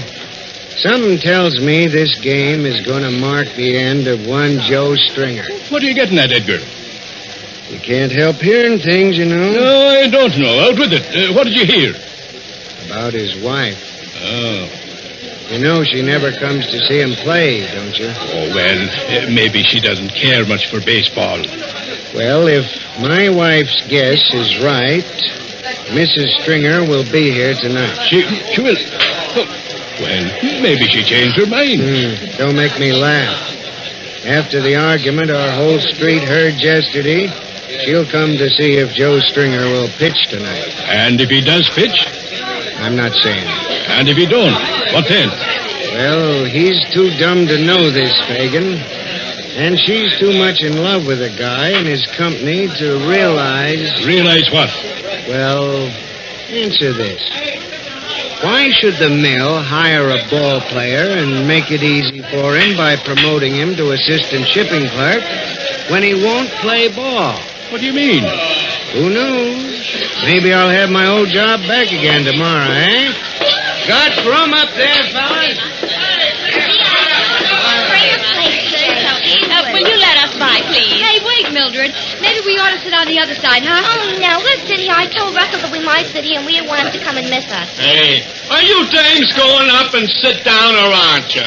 You know, Shall we, Mildred? Well, dear, I don't want to decide by myself. Don't put it in my lap. You know, Russ might not come. After all, his cousin only just got here. Oh, Russ wouldn't miss Stringer. Pretty cousin. Yeah, but the paper said they didn't know who was going to pitch tonight. Well, then he'll have to come here to find out, won't he? Look, lady, if you aren't going up, I want to sit on all of me. See?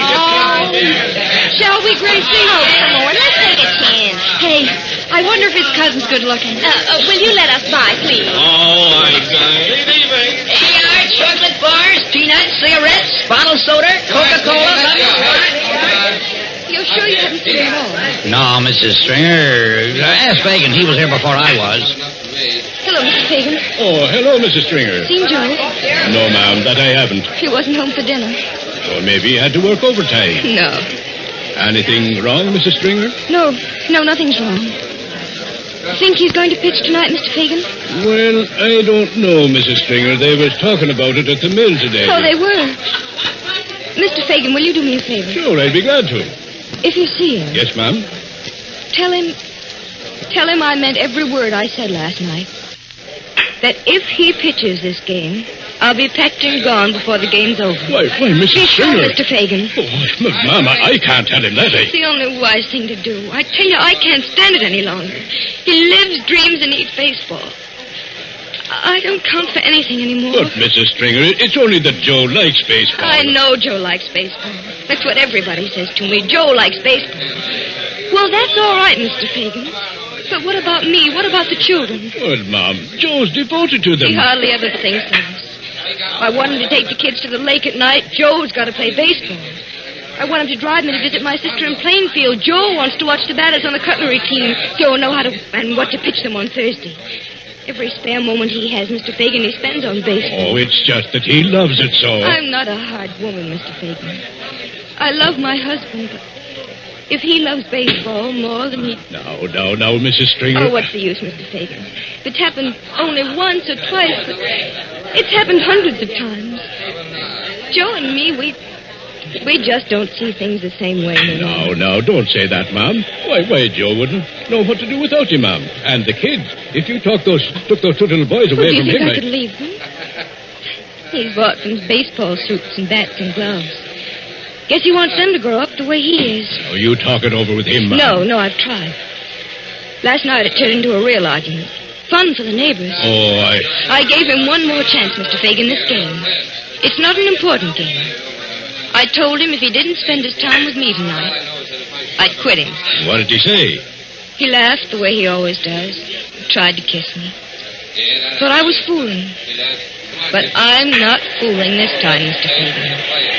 If Joe Stringer plays tonight, I'm pretty sure. Hey, you kids, no fighting now if you don't want to be hauled in. Oh, he hit me first. Move on now, or I won't let you stay here at all. Hello, Pop. Oh, hello, Johnny. All ready to go? Yeah. Hey, look, Ma washed my sweatshirt. I told her 1,000 times I like it dirty, but now she's got to go and wash it. Way up to my elbows now. It'll stretch, son. Now, listen to me. Don't forget to give him the signals, Fagan. Oh, hi, Frank. Watch that guy Turner tonight. He starts too slow and never takes a full swing. If he hits the ball by accident, it'll go between first base and second. So when he gets up, now you move over near first base, do you hear? Okay. And hit him hard yourself, boy. Hit him hard. Yeah, okay. Johnny. Yeah? Is Stringer going to pitch tonight? Well, I don't know, Pop. I haven't seen a manager. I haven't seen Stringer yet either. If you see him, Johnny... Yeah? Tell him your dad said that his wife... Yeah? Just say your dad wants a word with him before the game. It's important. Well, what about his wife? Nothing. And play like the devil. Because I bet the $2 your mother gave me to buy her tonic. She'd throw a fit if I come home without it. Gee, what'd you do that for? Go now. Okay. I beg your pardon. No, thank you. I don't want you to get up. I want to know if you've seen a boy. A little boy with a... Why, Tim Fagan. Effie. Oh, I'm sorry to hear about your trouble, Effie. Thank you, Tim. I've got to find him. I've got to. Is it the youngster Billy you're looking for? Yes. His mother hasn't many minutes left, Tim. She wants to see him before she goes. Oh, Lord have mercy on us all. Don't you worry, Effie. We'll find him. But you won't know him. Oh, I will, Dad. I spoke to him a while ago. Now, if it's like you say, we've got to hurry. You go that way to the end of the bleachers beyond first base. I'll go this way and cover the bleachers to third base. Then I'll cross over and meet you. Now, hurry along now. Hello, Mr. Mayor. Yeah, hello, boys. Can we get through? Oh, sure, sir. Thank you. Nice evening, boys. Nice evening. Maybe we can get up here, honey. It looks awfully crowded, Jim. I don't know why you won't go to a movie instead. All right, I'll tell you why, honey. I don't have the money. Jim. Now, why didn't you tell me that sooner? I've enough for both of us, silly. If I can't afford to take you, we won't go. Don't look so disappointed, honey. I'm sorry. You'll really enjoy this if Stringer plays. All right, darling. I might as well see this Stringer. You've talked so much about him. Yeah, Maybe sure this it next is. week. Yeah, that's him, all right. Hey, here comes Hank. It's the umpire. Kill the umpire. Hey, Hank, will you take the Trotter game? What are you going to do with a bird, Hank? Hi, fellas. Hello, Tom. Hi, Hank.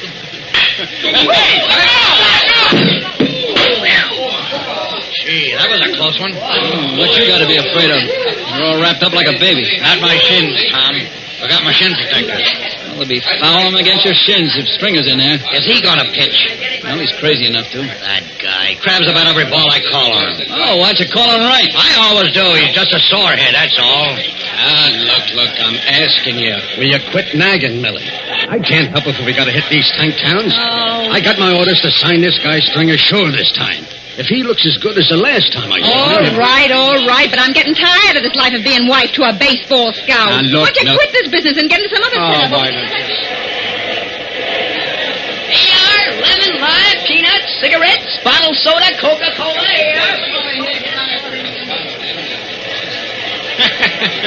What's $2 to me? Old man Fagan would have a hemorrhage, though, if he lost it. I bet you his wife wouldn't speak to him for a week. I bet you anything. She was here. She was talking with Mr. Fagan. She looked like she was up to something, too. I said to my Louie, why didn't you tell her to be smart and wait? Who knows, maybe... Yeah, Fagan's kid goes to college. Works at the mill summers. Old man Fagan wants to see him take the league because they pay off those players with a $75 bonus when they do. The kid gets a soft job, too.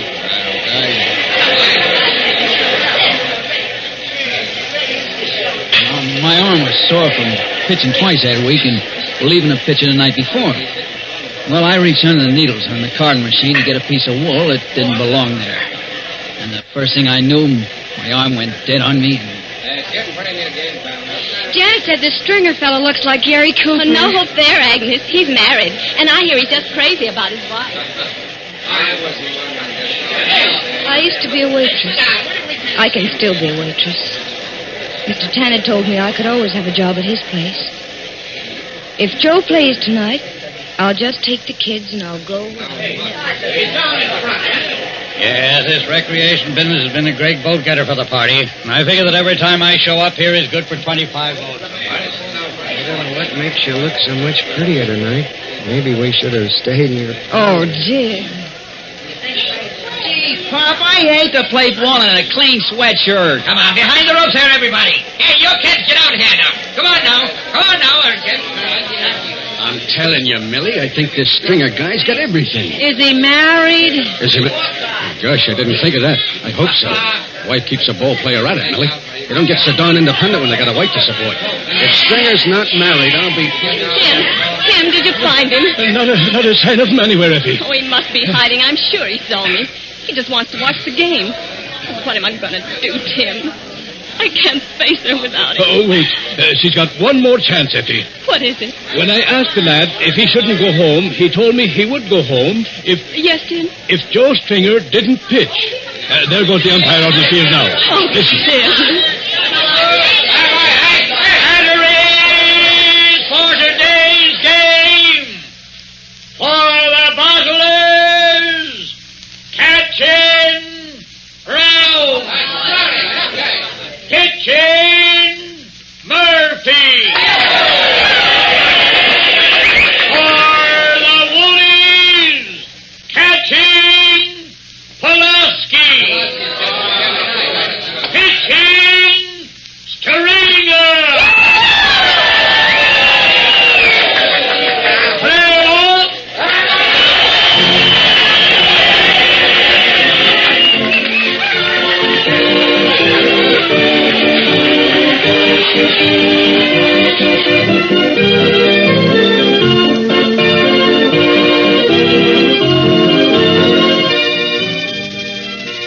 You have just heard the Columbia Workshop presentation of Play Ball by Lou Hassan. In the cast were John Connery, Joan Allison, Michael Artist, Adelaide Klein, Ed Mayhoff, Chester Stratton, Ed Latimer, Bobby Reddick, George Tiplady, Marjorie Quayle, Gertrude Warner, G. Swain Gordon, and John Gibson. Next week, the Columbia Workshop will present Looking for Susie by Carol Warner and Fifi Garba. Idle talk helps saboteurs. Let's keep our defense plants open and our mouths closed 24 hours a day. This is the Columbia Broadcasting System. Remember Pearl Harbor. Keep 'em rolling.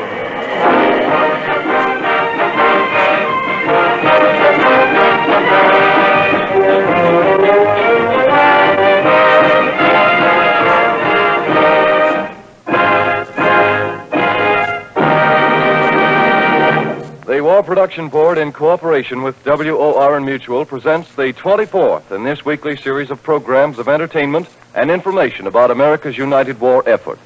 Tonight's guests include... The dynamic young star of stage and screen, John Garfield.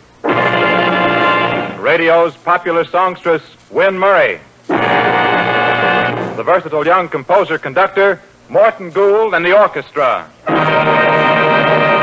Your master of ceremonies is one of the most distinguished figures of the contemporary theater, the well-known author and playwright, George S. Kaufman. The great American epic has been written at Bataan. 35,000 American and Philippine soldiers are captured, others have fought their last fight. A few hold out stubbornly at Corregidor. Americans and Filipinos, fighting side by side, living on starvation rations, eating their horses and mules, enduring gunfire, wounds, malaria, gangrene, gambling their lives for time for us to arm. The first thunder of the United Nations bombers over Tokyo is the first rumble of vengeance and retribution, but it is not enough. To dedicate radio programs to these heroes is not enough. We must dedicate our very lives, our very being, to the cause for which they endured so much. They must not have suffered, they must not have died in vain. And now, to open tonight's program, Win Murray tells us in song what we on the home front must do to help carry the torch of Bataan.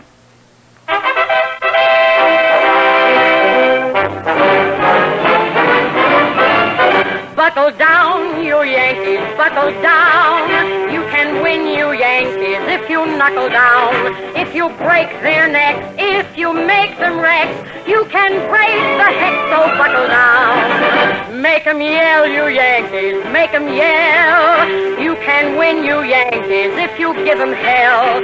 If you don't give in, take it on the chin. You are bound to win if you will only buckle down. If you work, you'll chuckle at defeat.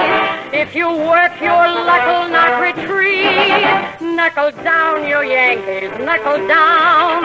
You can win, you Yankees, if you buckle down. If you mow 'em down, if you go to town. You can wear the crown if you will only buckle down.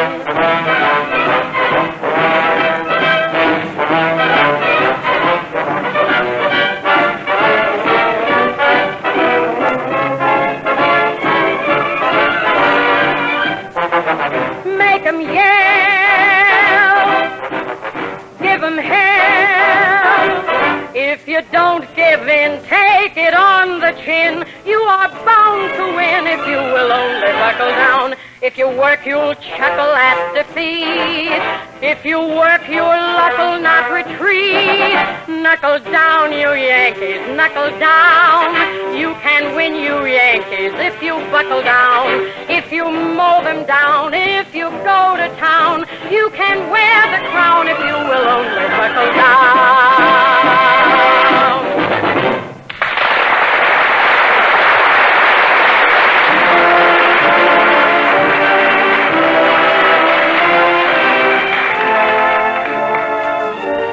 The name of Bataan has already taken its place in history alongside of Valley Forge, Gettysburg, Chateau Thierry. But what of the individual men, the nameless thousands who gave their lives on Bataan? No one is better qualified to tell us about them than the distinguished public official who was at Corregidor in Bataan during the heaviest fighting and who is our guest of honor tonight. Ladies and gentlemen, the recently returned High Commissioner of the Philippine Islands, Francis B. Sayre.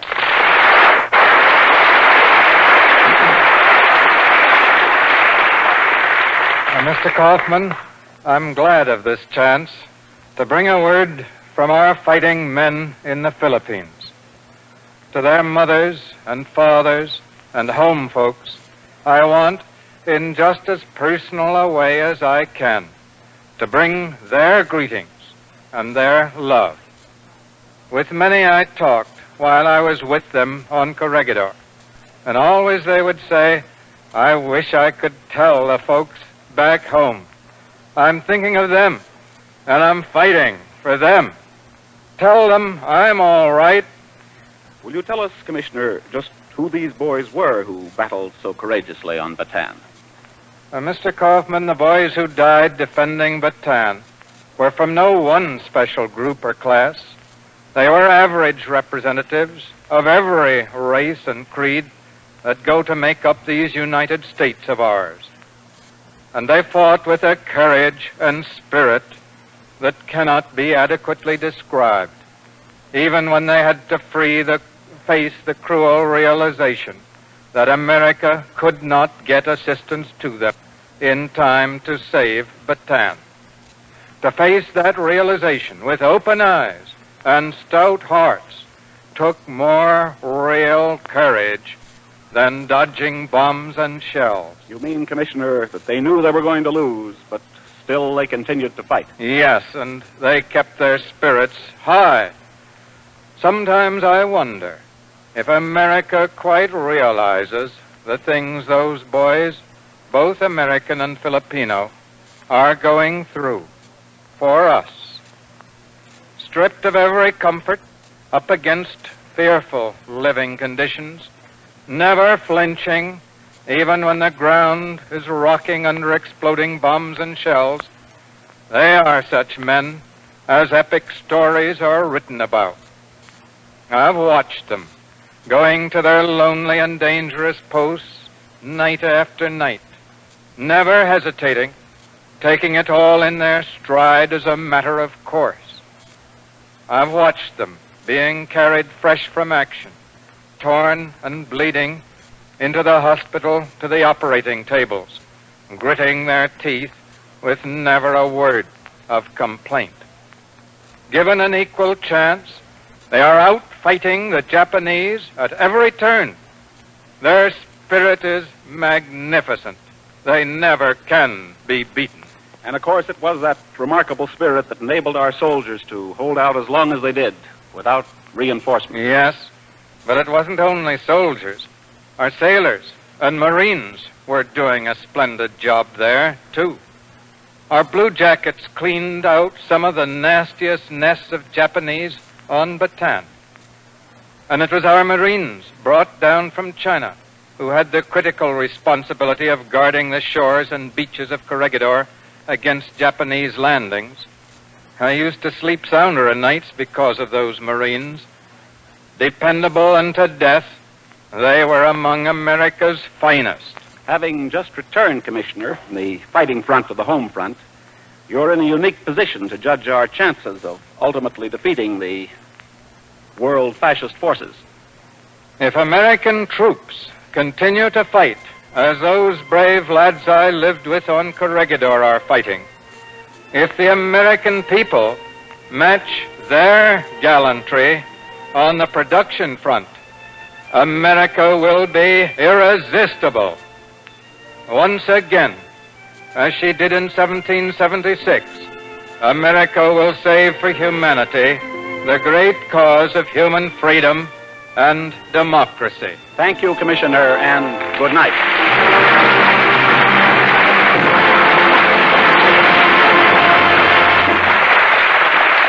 And now, to salute those soldiers, sailors, and Marines of the beaches and jungles of Bataan, Morton Gould and the orchestra play a medley of songs of our three great armed services.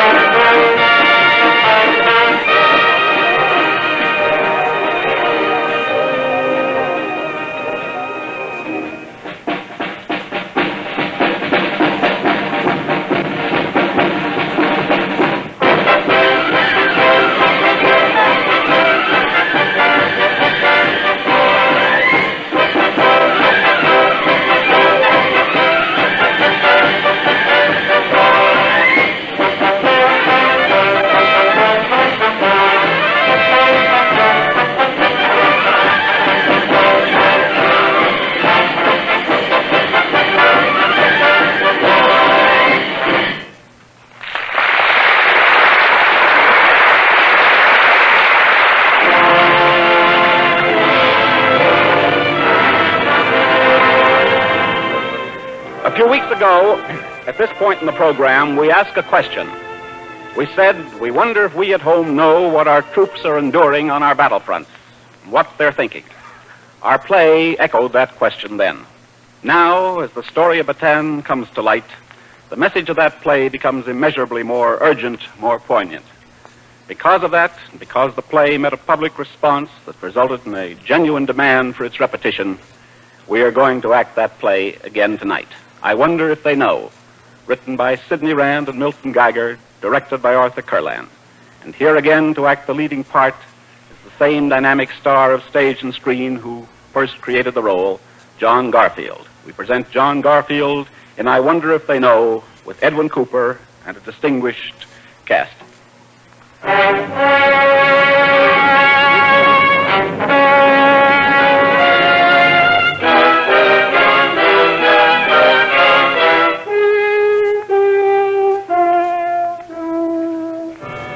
I know I don't get to write to you very often, Mom, but we've been on maneuvers again, and boy, are we tired.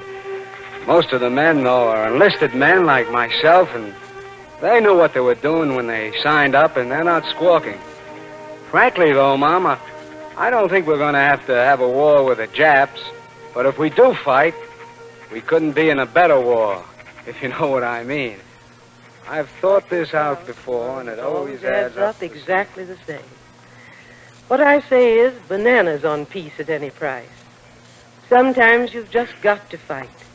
And I disagree with the gent who said there never was a bad peace or a good war. If trouble comes, I'm set to do my part to the limit, so I'm not worrying. Well, Mom, I'm plenty tired, so I'm going to grab myself a thick slice of slumber. Say hello to Pop and Louise, and plenty of love to all. But you take yours off the top first.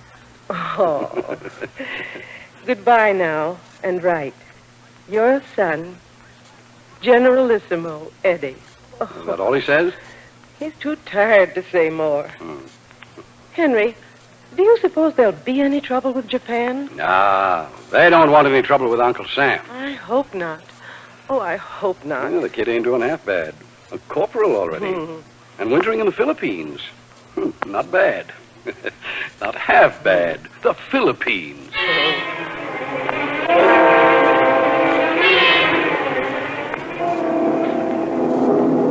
Pearl Harbor in sight. All squadrons execute orders according to plan. Pearl Harbor must be destroyed. Long live the Emperor.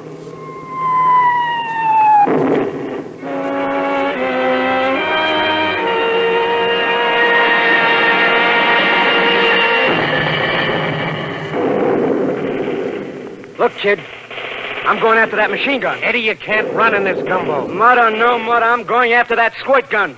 Eddie, come back. They got you spotted already. You'll never make it. Shut up and give me some support. Eddie,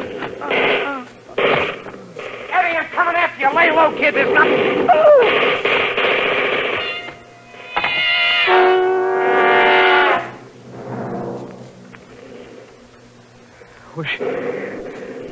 Wish I had a cigarette. Probably go out in this rain. Anyhow, I wonder they don't find me. Red Cross, find me. I can't move. Must be hurt bad. Okay. Worth it. Worth it if it kills me. Better it's me here and Mom or Pop and the rest back home.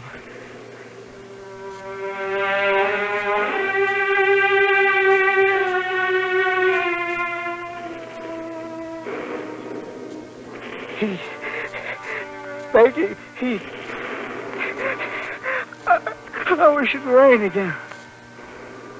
I'm thirsty. Hot. Water. Why doesn't somebody come?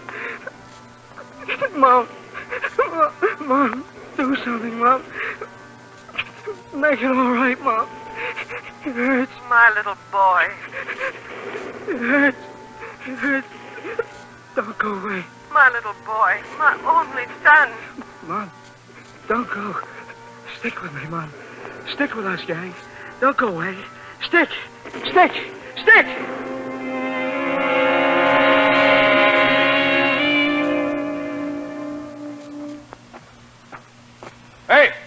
Hey, men, bring that stretcher on the double. Here's one. And hurry up. This one's about gone.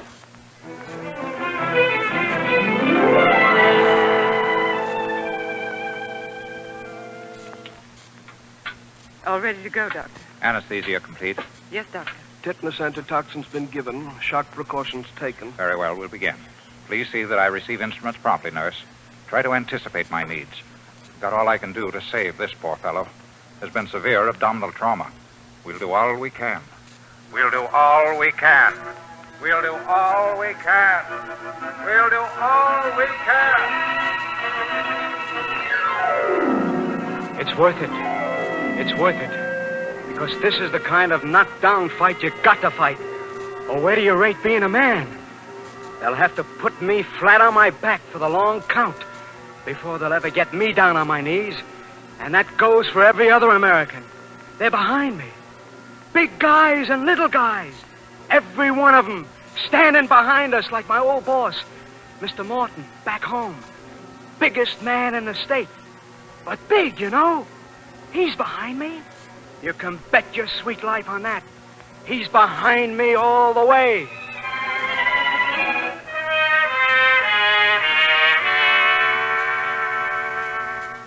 Mr. Morton, you've got the biggest... Sure, Anderson, sure. I've got the biggest factory in these parts. And I'm willing to cooperate with the war effort just like the next fella. Up to a certain point. Mr. Morton, you're not producing... I don't care if I'm not producing up to full capacity. No one's going to tell me what to do or who to hire. I never had any Jews or Negroes working for me before, and I'm not going to start now, war or no war. I got my rights. Yes, but... Now don't bring it up again. I've got enough trouble as it is with my blood pressure.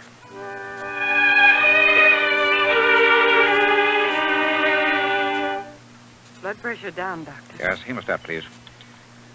Getting some reflex response here. I thought you said anesthesia was complete. I'm trying to make what anesthetic we have left. Nevertheless, more anesthetic, please. More anesthetic, please. More anesthetic, please. More anesthetic, please. Man, I'll tell the world it's worth it. It's worth it because all those people back home know what I'm up against. And they're pulling for little Eddie and company. They're spitting on their hands and getting in there, too. They're in there socking, see? Like Miss Johnson, who had the file room in the factory where I worked. Classy stuff, see? But she's in there pitching. I'm here to tell you she is.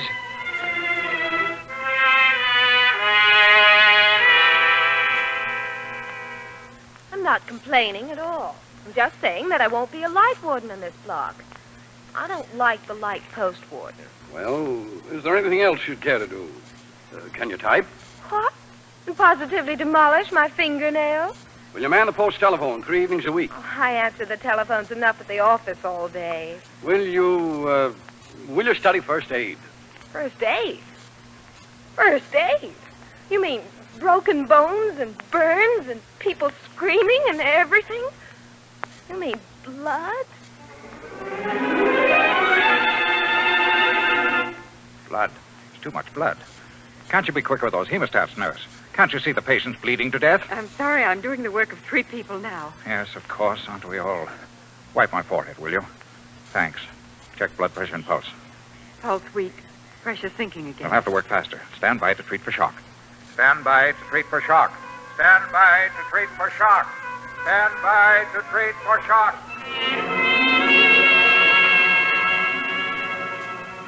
It's worth it. You can quote me. Tell them for me I said so. It's worth it. All right. Once in a while, a guy gets nicked by accident. The boys at Pearl Harbor got a pretty good going over. But what happens? We stopped bickering and fighting among ourselves back home and started slugging in the right direction, you know? No more half-baked appeasers. No more beefing and rumor-mongering and dealing from the bottom of the deck. They're behind us. I'll say they're behind us 100%.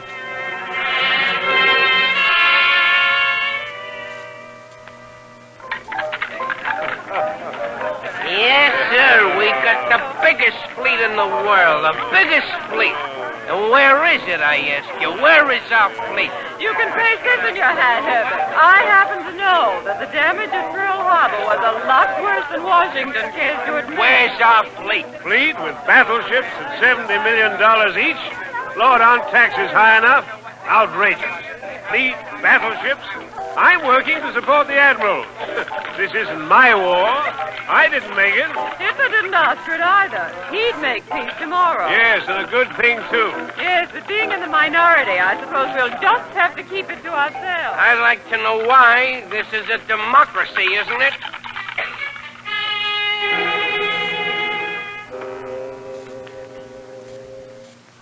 Patient's skin is clammy. BP falling. Pulse almost gone. Yes, we'll have to work faster. Sponge here, nurse. Hemostat. Mosquito forceps. Hemostat off. Faster, please. Faster. Faster. Faster. Faster. Faster. Faster. Faster. Faster. Everyone playing together, cooperating, teamwork, like in the factory where I work. Coletti to Driscoll to Cone. You know, everyone running interference for us boys with the ball, thinking just one thought: win the ball. They're for us 100%. And that's what builds a guy up, because it's them we're taking the rap for.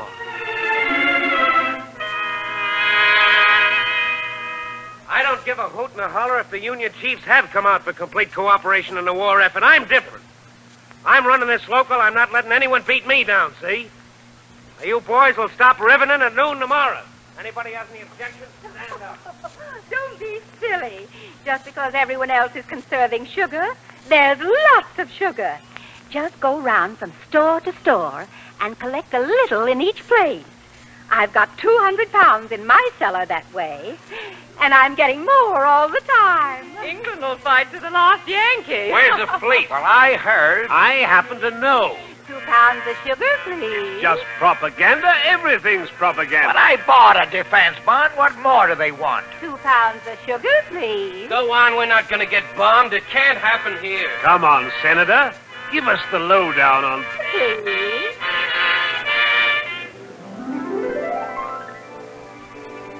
We're going to win. A fella doesn't mind paying off if he gets more value. If what he died for wins. Or what did Abe Lincoln say? Shall not have died in vain. That's the rough idea. We'll win, all right. Because Joe and Luke and Tom and Ruth and Slim and Fat and Coletti and Driscoll and Cone and Miss Gotrox and Mr. Big and everybody, they're back home and pitching, and no exceptions. That's the way I feel about it. You know?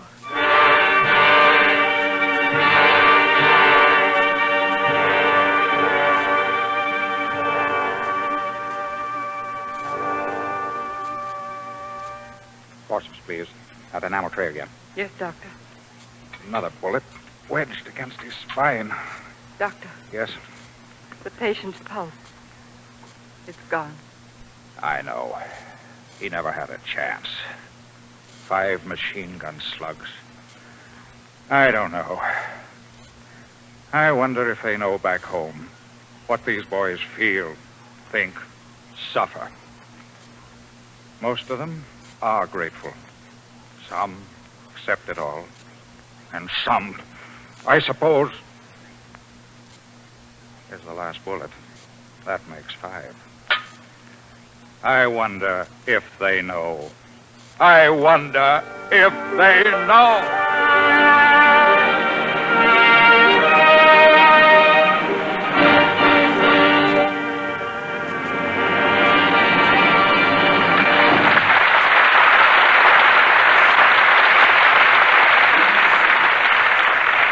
To the boy of that clay, who was so ready to give his life, to all those of every race and creed who fought and fell defending Bataan, we now pay tribute with a song written by Irving Caesar, sung by Win Murray.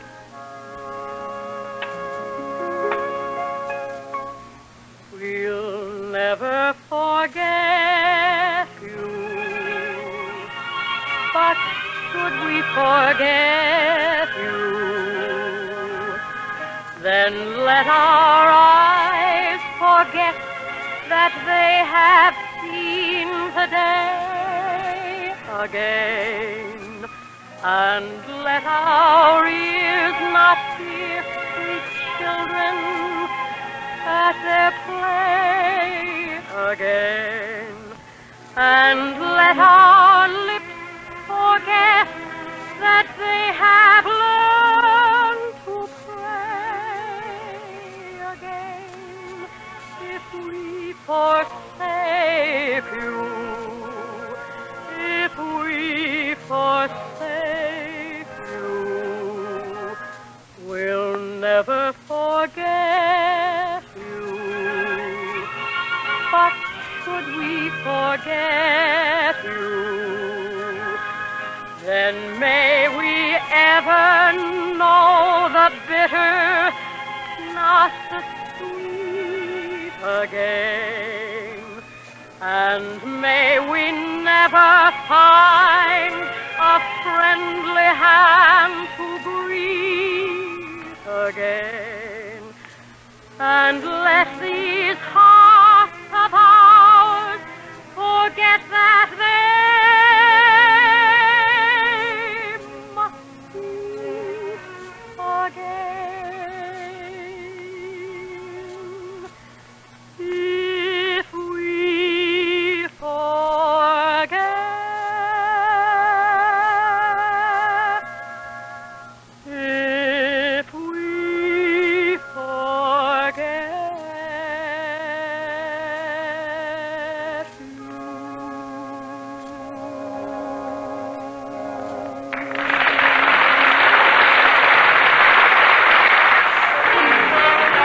Next week, our program is dedicated to the great nation of Russia. Our guest of honor will be Ambassador Joseph E. Davies. Alfred Lund and Lynn Fontanne will be on hand in an original radio drama by Arch Obler. Till next week, this is George S. Kaufman saying good night and reminding you, remember Pearl Harbor. The entire program is produced and directed by Arthur Cullen of the radio section of the War Production Board. This is the Mutual Broadcasting System.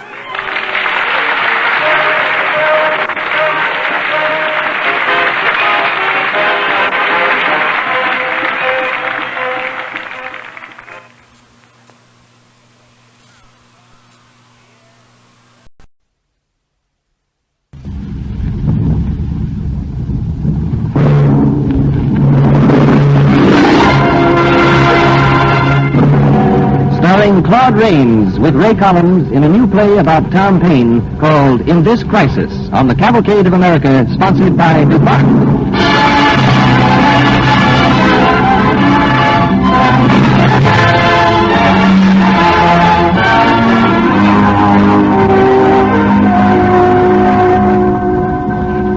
These are the times that try men's souls. The summer soldier and the sunshine patriot will, in this crisis, shrink from the service of their country. But he that stands it now deserves the love and thanks of man and woman.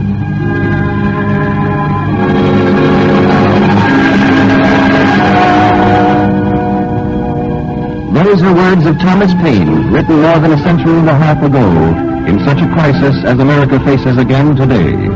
Those words and Tom Paine, who wrote them, are the subject of our play tonight. This play, written by Robert Richards, is about a true story and about a legend. But Tom Paine would say that it is true. DuPont, maker of better things for better living through chemistry, presents In This Crisis, with Ray Collins as the stranger and starring Claude Rains as Tom Paine.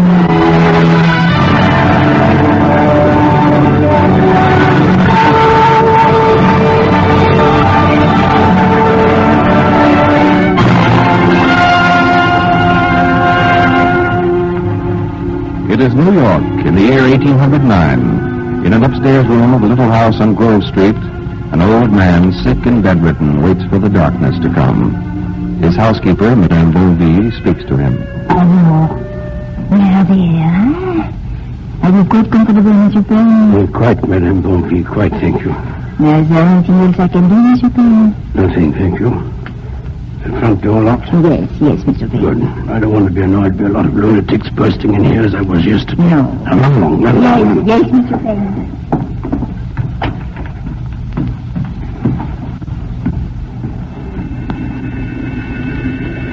Good evening, Tom Paine. Good evening. Huh? Oh. Good evening. It's been a long time, hasn't it, Tom Paine? Let me see. You came to see me last night. Winter. 1776. That was the last time, wasn't it? Monsieur Paine. Huh? Yeah? Who is it you are talking to? Do you want to... It's all right, Madame Blondie. It's all right. It's just an old friend. How did he get in? The door is locked. He let himself in. Now you go on with your supper and leave us alone.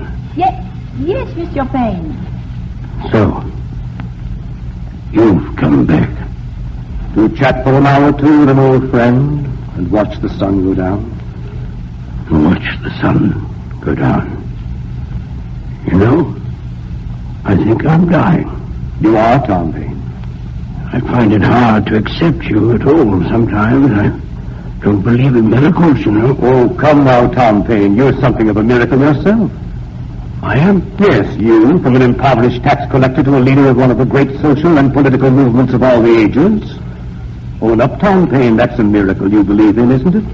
I believe in myself, yes, but I don't believe in things I can't see. You see me sitting over here, don't you? Come to think of it, you know, I've never seen you distinctly. Do you remember the first time? Oh, yes. I was appearing in Parliament, representing the King's excise men, poor devils, trying to get them better pay. It was your first real fight, and you were a little frightened. Parliament, the King's ministers, you were waiting to be summoned. Everyone was giving you advice.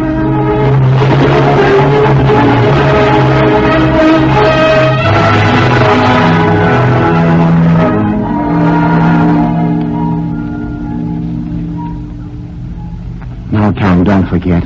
They will take you before their lordship. I know. Bar and straight. Well, Tom, that's how it is. That's how it's always been. You don't want me to mention, I suppose, that if we don't get better wages, we shall starve. Well, to be sure, Tom, to be sure, but delicately. Shh. Mr. Thomas Paine? I am Mr. Thomas Paine. The lordships will see you now, Mr. Paine. Thank you. Remember now, Tom, delicately. This way. Remove your hat, please, Mr. Paine. The lords and ministers, the petitioner, Thomas Paine. Step up, Mr. Paine. Step up. No, what is it? My lords, I come before you as a petitioner for His Majesty's officers of excise. We're aware of that, Mr. Paine. I must ask you to be as brief as possible. I shall be brief, my lords.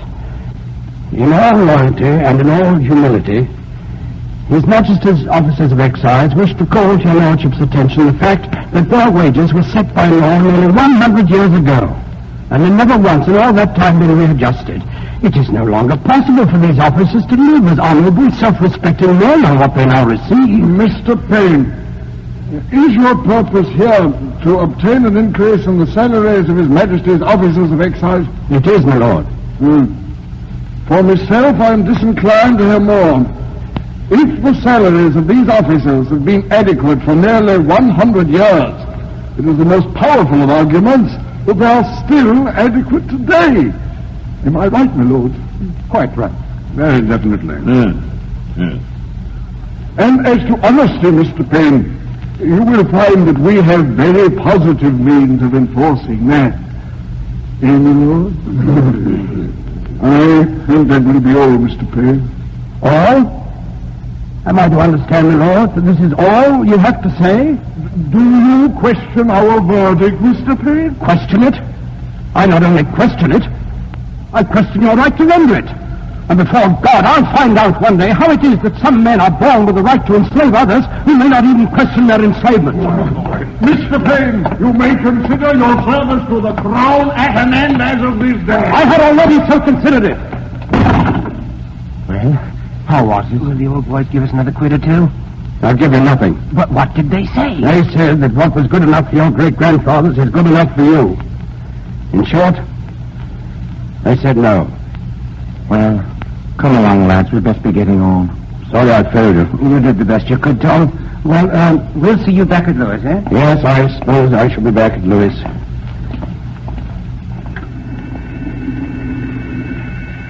Good evening, Tom Paine. Good evening. Good evening. It's so dark. I'm afraid I don't recognize you. No matter. I am sent by a countryman of yours. Countryman of mine? Yes, an American. Dr. Benjamin Franklin. Oh, then you mistake me, sir. I know Dr. Franklin, but I've never been in America in my life. But you have been thinking about going to America, haven't you? Why? Yes. I know a good deal about that country, Tom Paine. Dr. Franklin has spoken to me somewhat about America. Yes, but I flatter myself that I know even more. Oh, don't misunderstand me. But I have a curious knack of knowing what men will feel tomorrow. You're something of a prophet, then? In a small way, yes. Well, time enough for that. The point is, you have been wishing that there were others who believe as you do, that you might find them and talk with them, and together with them, seek out some better way of life. Yes, I have wished that, with all my heart. Suppose I were to tell you that there are such men in America. Who are you? You come to me speaking in riddles. How am I to believe? Because you are a man who knows the sound of truth. Listen. In their hearts, the men of America are saying this to each other, that all men are created equal, endowed with their Creator with certain unalienable rights, life, liberty, and the pursuit of happiness. Do you believe that, Tom Paine? It's enough to be a battle cry for a whole new race of men. One day it will be. By the way, Tom Paine, there is a ship called the London Packet leaving very soon for Philadelphia. I was only sure that this is not a dream. It is a dream, Tom Paine. But every forward step that men have ever taken since they lived in caves have started as a dream. Would I meet you again in America? Often, I think. Remember, Tom Paine, I promise nothing. But this can be the beginning, if you wish it. I do wish it.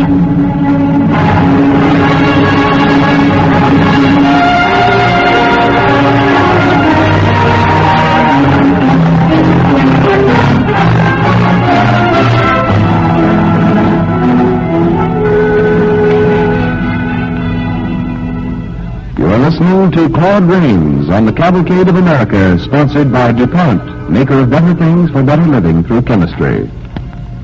As Autry continues, Tom Paine has arrived in America, is now the editor of a magazine in Philadelphia. Come in. Oh, Mr. Paine. I was just thinking of you. You are certainly to be congratulated, sir. Am I, Mr. Aitken? Do you realize, sir, that since you have been editing the Pennsylvania magazine, its circulation has nearly tripled? I think perhaps congratulations for that are due more to you as owner than to me as editor. Come now, Paine. The credit's yours. I meant, sir, that it's the business of an owner to be concerned about the profits of his publication. It's the business of an editor to be concerned about the contents. Why, yes. So it is, I suppose, in a way. Our contents have been most unprofitable lately, Mr. Aitken. What? Well, not to my mind. Mr. Aitken, there's the smell of powder in the air. The smoldering anger on every April breeze, and we give space to men who still believe the world is fair. I will not tolerate these rumors of rebellion. It is our policy of an ostrich. I am in business. Well, I'm not. Mr. Paine. What's that? It sounds like every bell in Philadelphia. Bells? Can someone be dead? They sound too full of joy for that.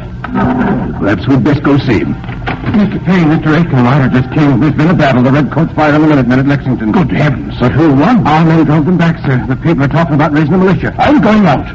Maybe a few courageous men can stop it. I'm going too. Wait!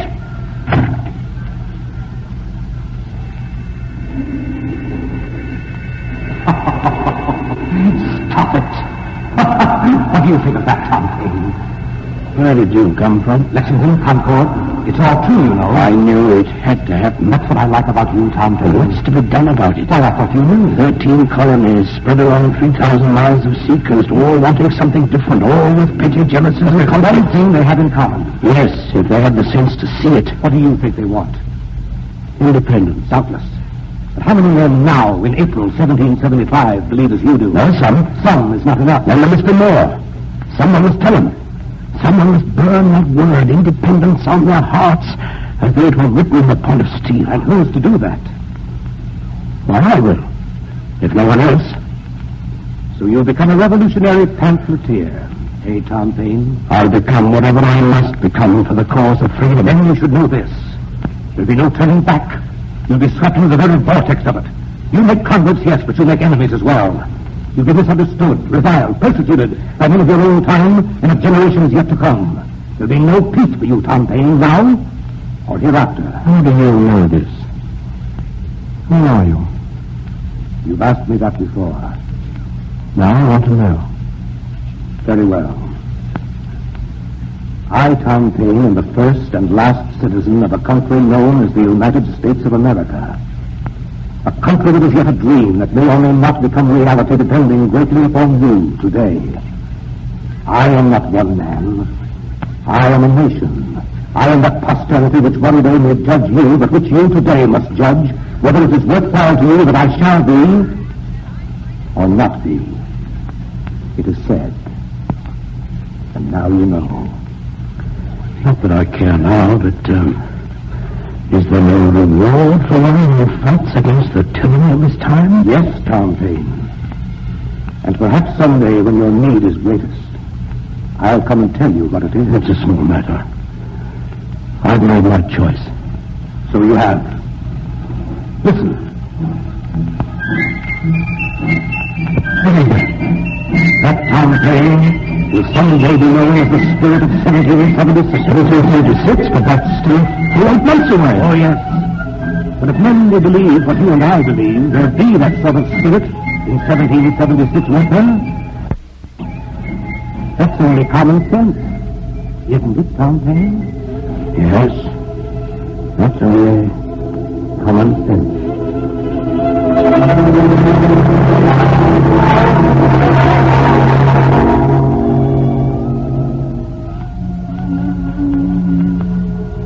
Common sense. They never thought at first that the obscure editor Tom Paine wrote that pamphlet, Common Sense. But the words went ringing through the countryside like an alarm. You remember those days, Tom Paine? No more metaphysics now.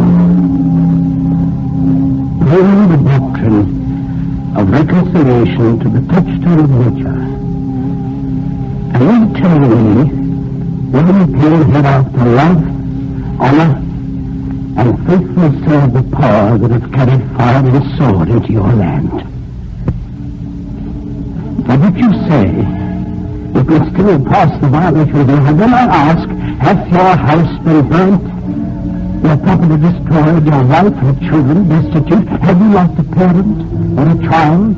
If you have not, then you are not a judge of those who have. But if you have, I can still shake hands with the murderers when you are not worthy of the name of husband, father, friend, or lover. You have the heart of a coward and the spirit of a sycophant.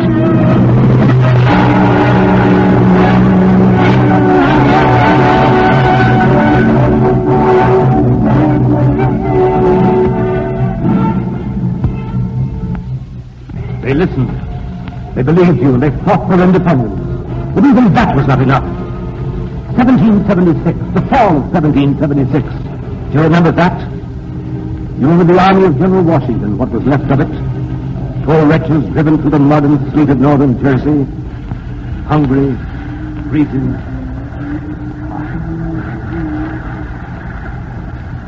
Well, gentlemen, it's hard enough to say it, General Washington, but we'll profit none by blinking at the facts. We're out of ammunition, out of food. They've got us on the run. Most of this I blame on you, Mr. Paine. On me, sir? Yes. It was your common sense that first persuaded me to independence. Oh, I've never wavered since. I tell you, not for £20,000 a year would I endure what all of us have endured for faith alone. Son, perhaps this time for variety it's good news. Captain Marsden reporting, sir. Well? It's more desertion, sir. Whole company this time. Where did they go? Home, I suppose, sir. Home. I wonder how much longer any of us will have a home to go to. Well, thank you, Captain Marsden. Yes, sir. Good night, sir. Good night. That's by far the worst of it. Desertions. It's hard to blame the men, sir. No, I can't blame them. But we'll be generals without an army in another week. Well, gentlemen, we'll meet again tomorrow and take stock and weigh our chances. Good night to all of you and a good rest. Good night, sir. Good night, sir. Are you staying up a while, Mr. Paine? Honestly, yes. I thought I'd try to write some sort of proclamation to the men. Well, good luck to your efforts. Thank you, sir. Oh, Sergeant. Yes, sir? Sergeant, fetch me pen and ink, will you? Yes, sir. It's right here. Here you are, sir. Thanks. Sergeant, you're a plain man. You know what the rest are thinking. What has happened to us? Why, they desert us? Well, sir, to my way of thinking, it's more than like a food and ammunition. There's something gone out of the men that used to be there. I know, but what's the cure for that? Well, that's up to you, sir. You're our leaders. We're just plain followers. It's you have to look to when things are bad to tell us where we stand. Tell us the worst of it, then tell us what to do. We'll follow you. You think it's as simple as that? We've done it before, sir. We've never stopped believing in what we're fighting for. If you'll show us how we can win, well, we will. You haven't lost your courage, have you, Sergeant? No, sir. Yes, sir? Oh, thank you. Good night, sir. Good night, Sergeant.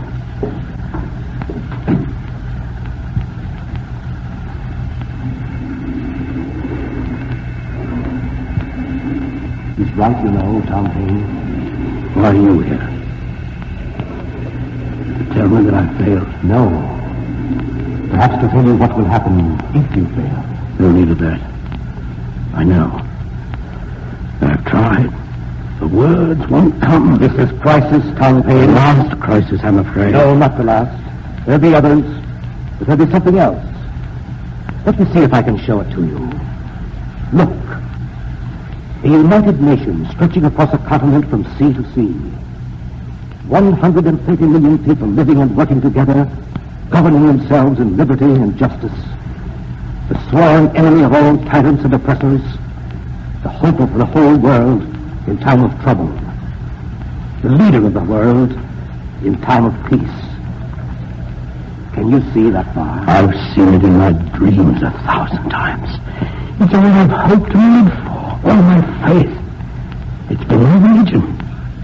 I spoke to you once of a reward. That would be my reward. But there's a special one reserved for you.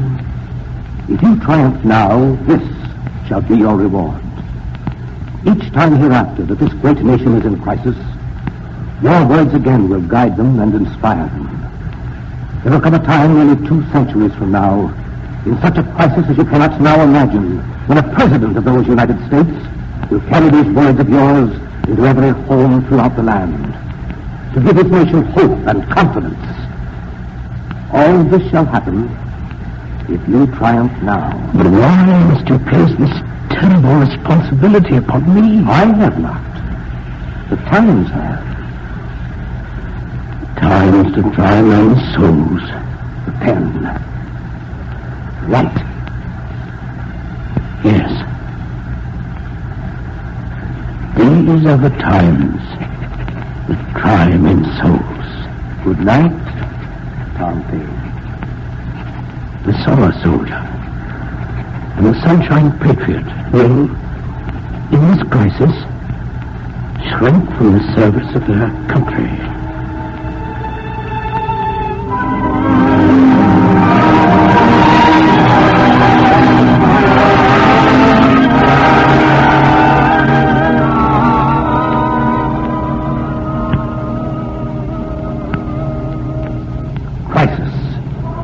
You remember how the words stirred them, Tom Payne? How the men came flocking back into the ranks when it was all over?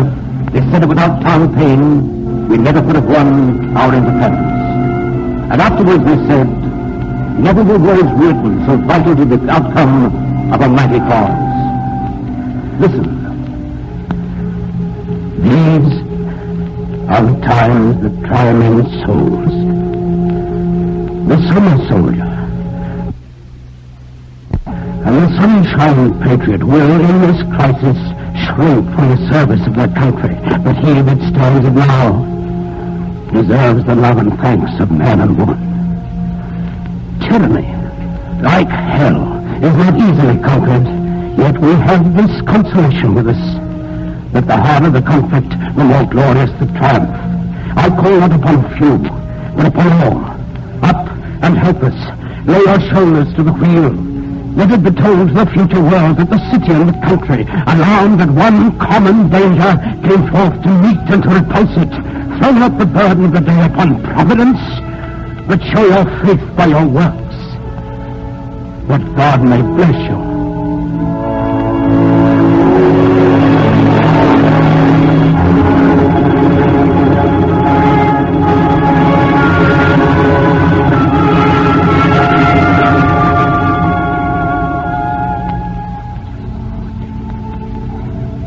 Now, Tom Payne, after so many years, I find you here, bedridden, and of a certain age, and dying. Yes. But you have no regrets? No. None. you are satisfied with all that's passed between us. More than that,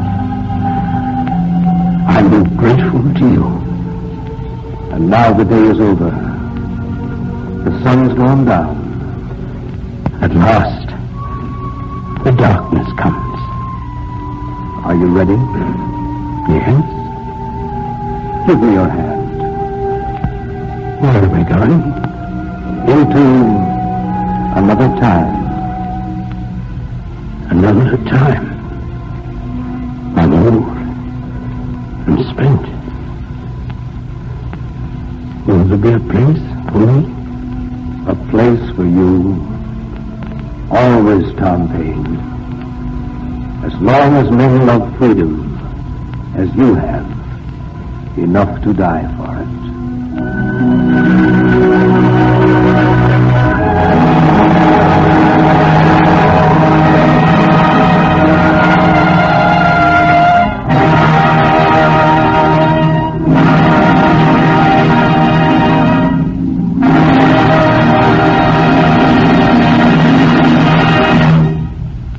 Thank you, Claude Rains, and thank you, Ray Collins. Ladies and gentlemen, in a few moments we will hear from Mr. Rains again, and also announce our program for next week. Meanwhile, in connection with our story of chemistry, Gail Whitman now quotes from the Japanese Times and Advertiser. From this newspaper, a Japanese propaganda radio station recently broadcast, in effect, this threat. Our enemy recites a poem of figures about United States production. Figures, however, cannot fight. Soon, quite different figures will fill the people of America with unrest. The announcer retained to name, among some of the things he was positive would soon put America out of the war, a shortage of camphor. The answer from America is, you'll have to think faster than that, Mr. Hirohito. America isn't going to have any camphor shortage, thanks to chemistry. Why do our enemies hope the United States will run out of camphor? Isn't camphor only a drug used in medicine? No. Today, America uses 6 million pounds of camphor a year. To name one important product in which camphor is used, there's the plastic made of cellulose nitrate and camphor. Because of that use and other uses, a shortage of camphor right now would be a serious upset, it's true. But it's true also that only a few years ago, our camphor supply might easily have been cut off. Natural camphor is distilled from the wood of camphor trees on the island of Formosa. We've tried to grow the trees in this country, but without much success. So Japan, only a few years ago, could let us have as much camphor as she liked or as little. And there was nothing much we Americans could do about it. In fact, the Japanese used to squeeze us every now and then on purpose to get the price up. In 1918, another year when we were at war, natural camphor sold for $3.75 a pound. But today, America's vital camphor supply will not be curtailed, nor will the price go soaring. For 8 years ago, a DuPont manufacturing plant began to turn out camphor in quantity. How is it made? From turpentine, which is extracted from pine tree stumps of cut-over southern timberland. Turpentine from the stumps, in a complicated chemical process, becomes synthetic camphor. And this chemically made camphor is actually cleaner and more uniform in quality than the natural product. And it costs not $3.75 a pound, but something like a tenth of that amount. Most important of all, DuPont is making enough of it right now to take care of all of America's essential needs. Here is a graphic and convincing illustration of practical chemistry at work. A grave wartime threat to America's industrial machine has been averted by DuPont, which brings you in peacetime better things for better living through chemistry. And now, ladies and gentlemen, our star, Claude Rains.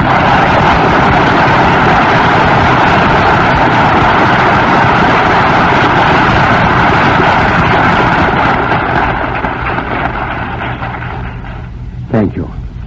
Of all the men who inspired in America the will to be free, Tom Paine was outstanding.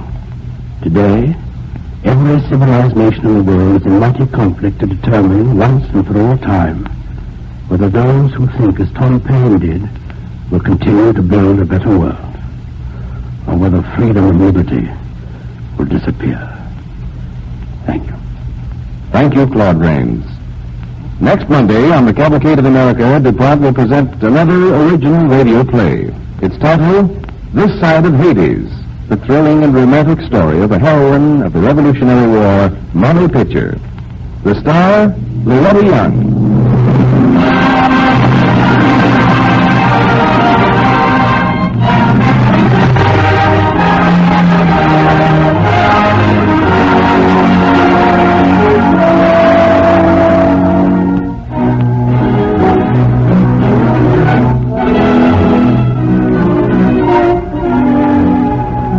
forget, next Monday night at the same time, Loretta Young as Molly Pitcher. DuPont is happy to remind you that Claude Rains is now to be seen in the Warner Brothers production King's Row. And Ray Collins will soon appear in RKO's new picture, Raymond Williams' The Big Street. The musical score for tonight's program was composed and directed by Robert Armbruster. This is John Heaston sending best wishes from DuPont.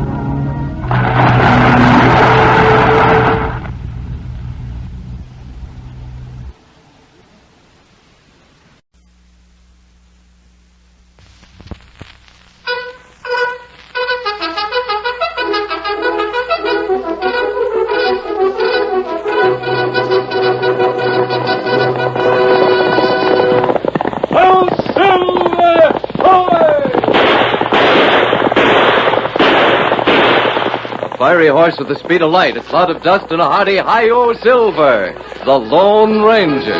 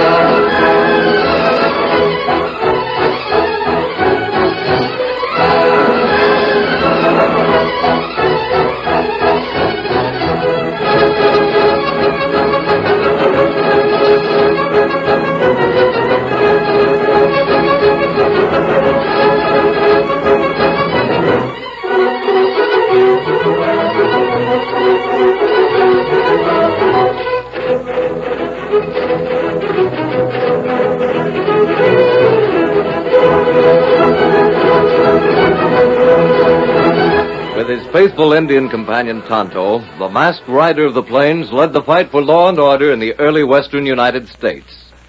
The stories of his strength and courage, his daring and resourcefulness have come down to us through the generations, and nowhere in the pages of history can one find a greater champion of justice. Return with us now to those thrilling days of yesteryear. From out of the past come the thundering hoofbeats of the great horse Silver. The Lone Ranger rides again. Come on, Silver! We're heading for the Missouri River. Hail, Silver!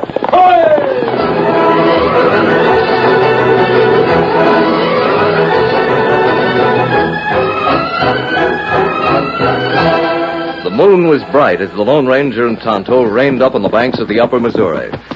One of the great riverboats, ablaze with light, was steaming past, and faintly, below the sound of the paddle wheels, the masked man and the Indian could hear music and singing on board.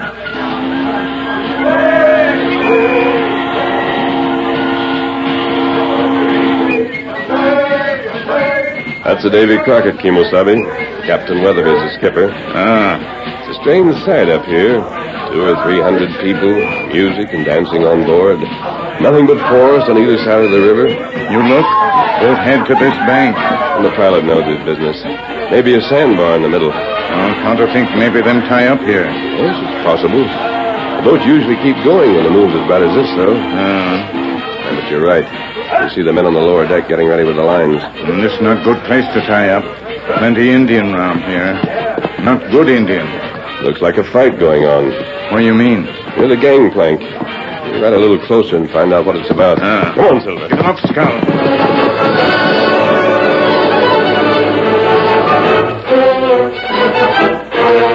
The steamboat slowly steamed into the wooded cove. Then the engines were cut as she nosed the bank. Near the gangplank on the lower deck, Captain Weatherby stood beside two young men, well-dressed in frock coats and flowered waistcoats. They were objecting strenuously, but the captain cut them short with a gesture as he turned to the deck crew. Hey, pass those lines! All right, skipper! Now down with the gangplank! All right, sir.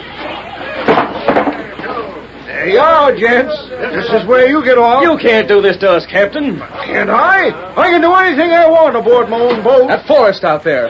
How are we going to find our way through it? Follow the river. We have many horses. And what about Indians? Now, look, Captain, listen to reason. The rule is that there's no gambling on the Davy Crockett. The sign's posted all over. All right, we'll give you our word that it won't happen again. There's only one way I can be sure of that. Well, we gave back the money we won. Yes, and I gave you back your passage money, all of it. I get moving down that gangplank, or I'll have the boys give you a lift. Captain, what's the matter? For the last time. Come on, Greg. We have no choice. Oh, well. We've been in worse spots. I'm ready. Now, this'll be a lesson to every professional gambler on the river. From now on, they'll steer clear of the Davy Crockett. Stand by to cast off, men.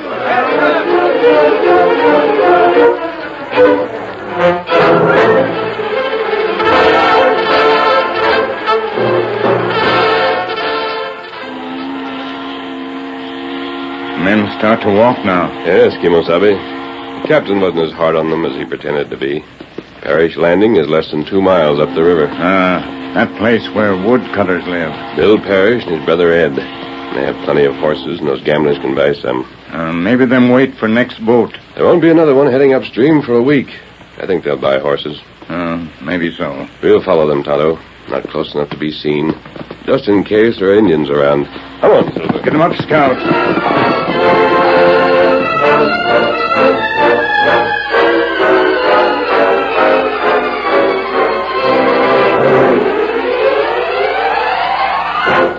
The two young gamblers found only one of the Parrish brothers at the landing, but he gladly offered them a bed for the night. In the morning, they woke up to find breakfast ready on the table, and after they had eaten, their host sold them 2 horses and all the supplies they needed. When the transaction was completed... Here they are, gents. They're rolling in the bay, all saddled, ready to go. What do we owe you? 2 horses, 2 saddles, supplies, $350. What about putting us up last night? Aren't you going to charge for that? Yeah, I should say not. That was a pleasure. With that up at Fort Benton, it gets mighty lonely around here. I was glad to have your company. $350, you say? Well, here's my half. Here's mine. Oh, look. Deck of cards. You carry your own? Well, usually. But they don't belong in my pocket. Say, I've got an idea. Do you like to take a chance, Bill? Sometimes. What do you say we cut for the horses? Double or nothing? I'd like to take a chance, all right. Fine. Shuffle the cards, Sil. Wait a minute. Somehow I don't think there'd be much chance connected with that deal. What do you mean? Just what I said. I'll be satisfied with the $350. Listen, mister, if you're accusing I didn't say a word. But maybe you'd better take a look at this note. Where'd you get this? Somebody slipped it under the door during the night. Who wrote it? How should I know? What's it say? Don't gamble with your guests. You lose. What the... It sounds like a friendly warning to me. So if you don't mind... Right, here's your money. Thanks. Who wrote that? We'll find out. Get up there, boy. Get up. Adios.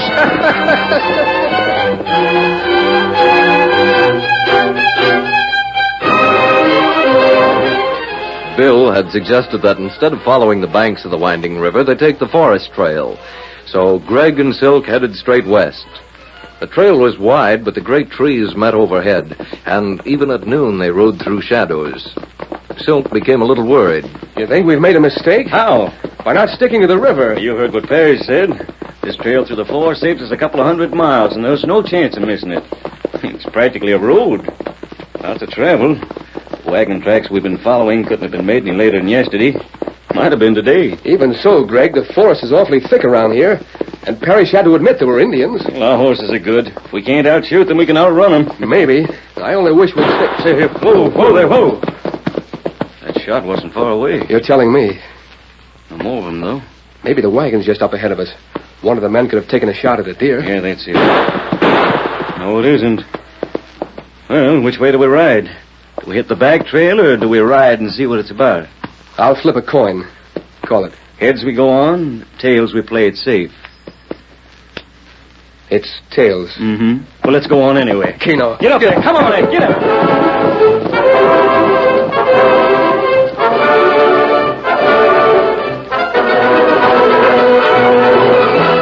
Ahead of them on the trail, a covered wagon had been pulled up. On the seat were a middle-aged woman and a 16-year-old boy. Both of them were tense, waiting, searching the tangled forest. The boy held a rifle ready for action. What about it, Jimmy? Do you see any sign of him? No more. I wonder if you hit him. Oh, I don't think so. He didn't let out any yell. Maybe you shouldn't have fired. I had to. He meant business. Just look at that arrow sticking in the side of the wagon. We should have listened to what they told us back at Plainsville. Oh, we'd have had to wait a month for a wagon train. Just the same. Oh, don't get nervous, Ma. After all, there was only one engine. What do you say we drive on? Listen. I hear them. Horses. They'll be coming around that bend in a minute. Yeah. Is it the engines? Oh, I don't think so. They keep back in the trees, and from the sound of those hoofbeats, I'd say the horses were shod. Most engines... There they are. Why, a couple of travelers like us. Howdy. Hello there. Whoa there. Whoa. You heard shooting. Anything wrong? Well, Jimmy saw an engine back in the trees. He shot that arrow at us. Well, that's bad. There's one engine. There's apt to be a lot more. We'd sure appreciate it if you was to ride away with us, mister. Indeed we would. I'm Martha Winton. This is my son, Jimmy. We're on our way to the diggings at Alder to meet my husband. Howdy, ma'am. Howdy. I'll flip, Greg. We'll keep you company, ma'am. But heads we go on, tails we turn back to Plainsville. It's tails. Oh, we don't want to turn back. There's a long trail ahead of us. All right, then. Whip up your horses, son. We'll ride along beside you. Get ready to shoot. Here comes an engine now. There's a masked man with him. Put down those guns. Not on your life. Oh, he shot the gun right out of his hand. Steady, Silver, steady. We aren't outlaws, we're friends. You listen to what masked friends say. There's a band of 20 Indians half a mile away. They're getting ready to attack. Golly. There's no chance to stand them off here. And if we can make the hill beyond the next rise, we'll have some cover. Their cave inside a hill. It's large enough to drive the horses and wagon inside. You lead the way, mister. Come on, then. Get up there. Come on, get up. The little party reached the cave just in time. No sooner had the men taken their positions behind the rocks at the entrance than the war party burst through the cover of the forest and raced toward them. But the savages were armed for the most part with bows and arrows. Only a few had rifles, and the deadly fire from the cave's opening drove them back, broke their courage, and sent them down the trail in full retreat. When Jimmy had driven the wagon out on the trail once more, the Lone Ranger drew the two gamblers aside. I hope you're going to ride on with Mrs. Winton and her son. Yes, I guess we will. Yeah, I'm glad. The time you got to Alder, you may have learned something. What's that? You might even change your way of making a living. What are you driving at? Yeah. Just what's wrong with the way we make our living? You're gamblers. How do you know? Well, from the way you're dressed, for one thing. For another, Tonto and I watched you get off the Davy Crockett below Parish Landing. You were there? And this must be the army that left the note with Bill. That's right. I did. You got a lot of nerve. We're much obliged for the help you gave us just now, but nobody's going to call us crooked and get away with it. I didn't do that. Not exactly, but Wouldn't Bill Parrish have lost if he had gambled with you? He might have. That don't say that we With were... the two of you working together, you'd have been more than a match for him. That's certain. All right, it's our business. What about it? Is it only money you're after? That's part of it. Seems mighty funny to me that a masked man can look down on a gambler. We don't break the law anyway. Neither do I. I'll let Greg finish answering my question. If money's only part of your reason, it's the rest of it. Excitement. I thought so. And you've had some excitement today. And we liked it, too. I know you did. Don't you feel a lot better than if you'd won the Winton's outfit by playing poker with young Jimmy? Say, what do you take us for? Yeah. There wouldn't have been much difference between him and Bill Parrish. Now, look here, mister. We're riding with Mrs. Winton and Jimmy, and we're seeing to it that they get to Alder safe. We're not the kind of coyotes that take advantage of people like them. If I don't think there was some good in you, I wouldn't have wasted my time with you. Huh? You're both young and strong. You're the kind of men the West needs. Not if you stick to gambling. Hoping you'll find out there's a lot more satisfaction and a lot more excitement in playing a different game. What? Fighting to make a place for yourself out here and working to build the West. Messman, Tonto just told me who you are. What did he? He's the Lone Ranger. A Lone Ranger? That's right. We're sure proud to meet up with you.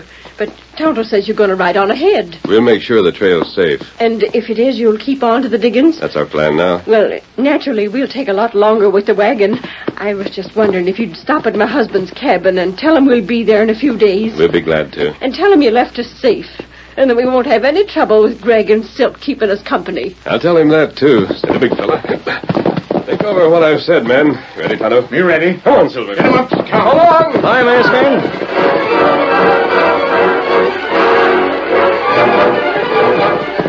Ready, Silver. Easy, boy. Let's see. Here it is. The name on the stake is Ben Winton, This must be his cabin. It's nearly midnight. We'll deliver our message and then make camp beyond the gulch. Who's there? Friend! Yep. You can come in a minute. Something strange about his voice, Kimosabe. I'm going to take a look in the window. What's him do with that gun? Quick, Tonto, we got to break in. I'll get out of here. Let go of my arm. You can't stop me. Kimosabe! I've killed him.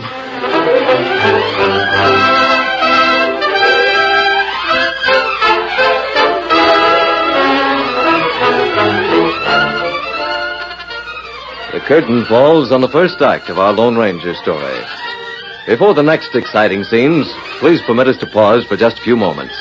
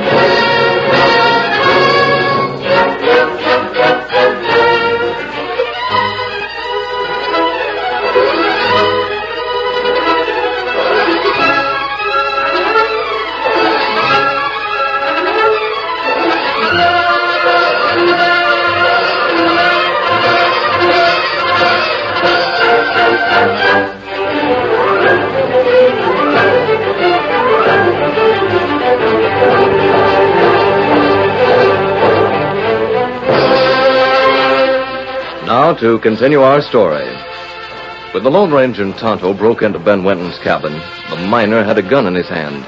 Quickly, the masked man reached for it, but before he could twist it out of his grasp, Ben pressed the trigger. Kimosabe, where bullet hit you? It's just my arm, Tonto. It's only a scratch. Take a look. I'm glad. I didn't mean to shoot. You didn't mean to shoot me, but you were going to use that gun. What if I was? I want to know why. Wound not bad. This do for bandage till we get to camp. Why, Ben? You'll get nothing from me. You're wearing a mask. You're holding a gun on me. All right, go ahead and shoot. The only reason I'm holding this gun is to keep it away from you. What's that letter on the table? You can't read that. I'll have to. Get out of here. You'll not talk like that. This Lone Ranger, him try to help you. The Lone Ranger? Oh, it's no use. Nobody can help me. Well, what's the matter with you helping yourself? I don't see why you wanted to gamble away a good claim, but if you've lost this one, why don't you stake another? Quick, Tonto. Time to catch him. Here, lower him into that chair. Let me put him down here. You don't have to answer. You aren't well enough to go on prospecting. I'm done for. What difference does it make how I cash in my chips? My wife and boy are coming up here. There's still money enough in the bank to get them back home. I can't face them. You aren't a coward. I never have been till now. I wrote them so much about my claim now. They'll expect so much, and there's nothing left. Why didn't you think of them before you gambled? I haven't been able to work for a couple of months. It was just to get a little ready money to fix the place up. I started to lose, and I kept on getting in deeper and deeper until I couldn't quit. Who owns your claim now? Ace Harding. I've got to be off the land by the end of the week. Tonto, what do you think? Him not die. You hear that, Ben? And this fever, Tonto make medicine. Make him well in 2 weeks. In 2 weeks? Now, do you feel any different? Oh, sure, if he means it. If he isn't just trying He means it. He wouldn't say it if he didn't. Then I can work again. I can make a living for Martha and Jimmy. Of course you can. Better him go to bed now. All right, Kimosabe. We're going to stay here, Ben, and take care of you until your wife arrives. I don't know exactly when that'll be. We have a message from them. They should be here the day after tomorrow. Perhaps then... Then what? I have an idea, Ben. We may be able to do something about your claim.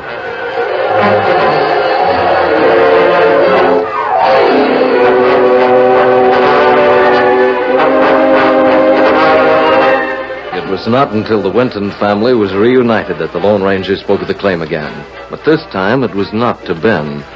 He and Tonto and Greg and Silk were unloading the wagon at the rear of the cabin. Have you decided what you're going to do, Greg? We're going to rent a cabin in town. Near the cafes? Just for a while. We thought we might try our hand at prospecting. That would be good news. Miss Whitten told us how much money Ben's making on this claim. Was making. Yeah, I mean till he took sick. If we can do half as well, it's better than poker. Greg, did you ever hear of a man named Ace Harding? Ace Harding? That polecat. If you judge all gamblers by him, no wonder you don't have a good opinion of the breed. Is he crooked? It's a hound's hind leg. Why are you asking about him? Well, he's the man who owns this claim. He won it from Ben last week at poker. Huh? He cheated him out of it. You can bet on that. Do you think you two are a match for Ace? I should smile. We know all his crooked tricks backward and forward. He steers clear of any game we're in. Kimasabi. Yes, Tonto? Their boy at corner cabin. Maybe him hear you. I'll talk to you two in town tomorrow night. Come on, Jimmy. Lend a hand with these supplies.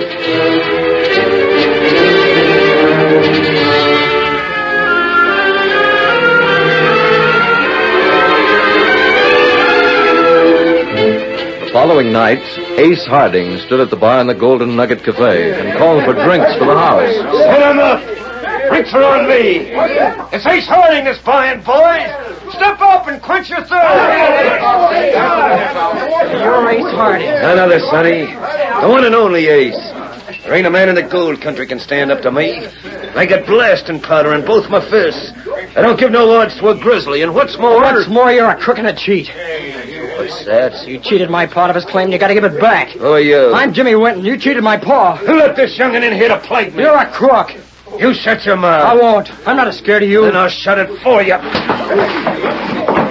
Pick him up. Drag him out of here and hurry up with those drinks.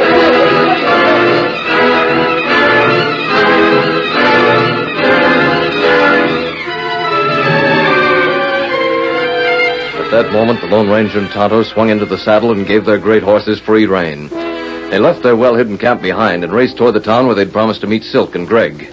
But a mile from the outskirts, they saw a slight figure riding toward them. As they drew closer, the Lone Ranger recognized him. Hello, that's Jimmy Winton up ahead. That's right. Rein up, Jimmy. Easy, boy, easy. Woo. Howdy, masked man. What are you doing so far from home at this time of night?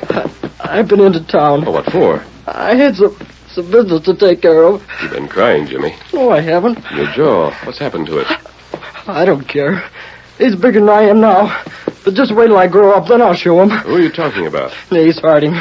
I told him he was a crook. And did he hit you? I don't care. I'll show him. Ace Harding can't wait until you grow up to be shown. Now, you go straight home. Yes, sir.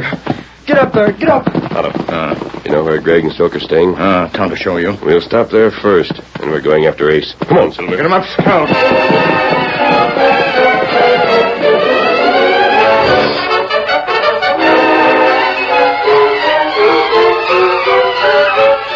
On, the Lone Ranger and Tonto rode into town. At a sign from the Indian, they swung to the left at one of the cross streets and pulled their horses to a sliding stop in front of the third cabin from the corner.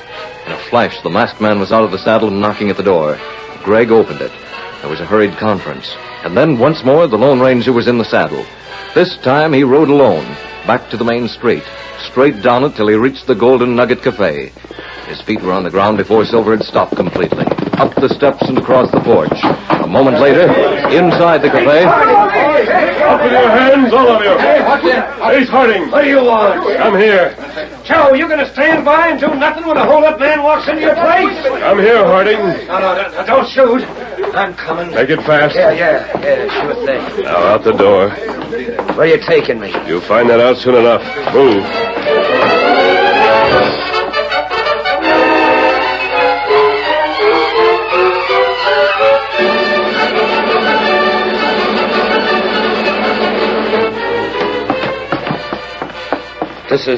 This is my own cabin. Just walk right in. Keep going. Where? What's the idea? You'll find some friends waiting for you in the next room. Friends? Look, you can't get away with this. Here he is, men. Silk and Greg. Howdy, Ace. You're just in time for a little poker. Draw up a chair. Yeah, I don't want to. You can't. Can't what? All right, I'll play. That's better. Tonto, you'll now wait out in the front room. Gentlemen, we leave you to your game. Now, before we sit down, Tonto, we'll just lock the door.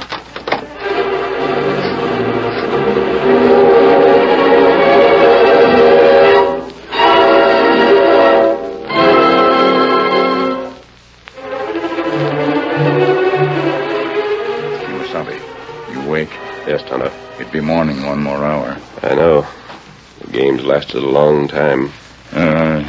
You tell Greg, Silk, to play fair? Yes, I did. They'll see to it that Ace does, too. But maybe them not win. They don't? Well, that's too bad. I still have a little score to settle with Ace, but... somebody knocking door. Let's see what they want.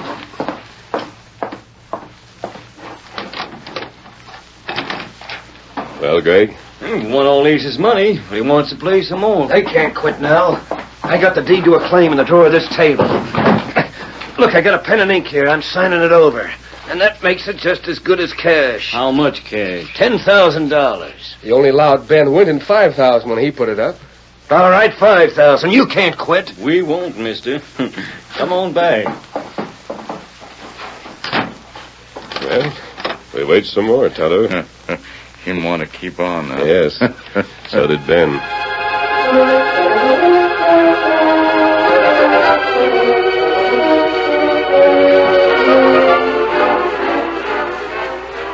Sunrise, Kimosabe. There come knock again. Oh, let's hope.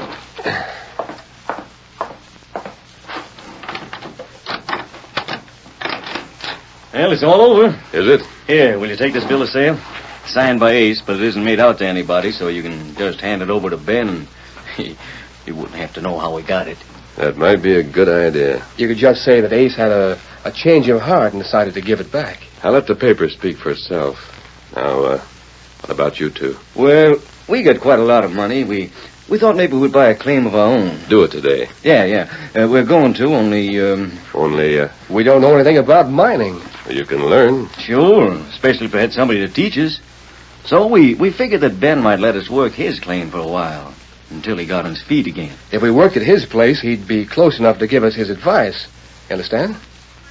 Yes, I understand. I don't think he'll have any objections. I'm sure he won't. Goodbye, Greg. Goodbye, Silk. Oh, we're not leaving yet. Oh, why not? Mainly because you're not. Well, I just have a little business to settle with Ace. He's right in the other room, still sitting at the table. We'll wait here for you. Excuse me. Stand up, Ace. What do you want now? You're a big man. Most people seem to be afraid of you. Personally, I think you're yellow. Why, you... If you're not, why did you stop then? Let's try pretending that I'm Jimmy Winton. That'll help your courage. You're a gunman. There. My guns are on the table. Now listen closely. Jimmy said you were a crook. That's a lie. It's the truth. You're a crook and a coward. I'll show you. He missed it. The masked man's like lightning. Jimmy said someday he'd show you. Are you? I'll take this with his compliments. Knocked him out with one punch. He's dead to the world. Let's go, Tonto. That good work, Kimosabe. Tonto ready. Adios. We'll be seeing you. So long. Goodbye and good luck. Bye. Well, pick up that bucket of water. Right. Give it to him. What the... What hit me? He wants to know what hit him. Mister, that was the Lone Ranger.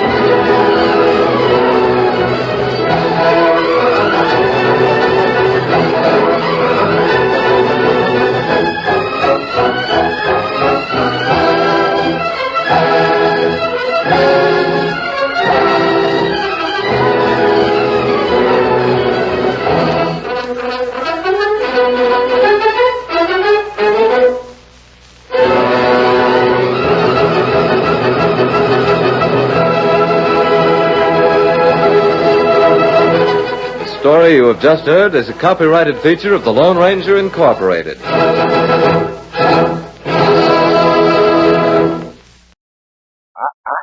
Don't touch that dial. This is the time when the makers of Camel cigarettes bring you... Blondie.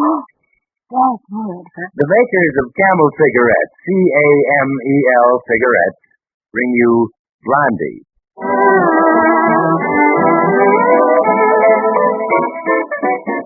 And now, before we drop over to the Bumstead house to visit Chick Young's famous characters, Blondie and Dagwood, a word from the makers of Camel cigarettes.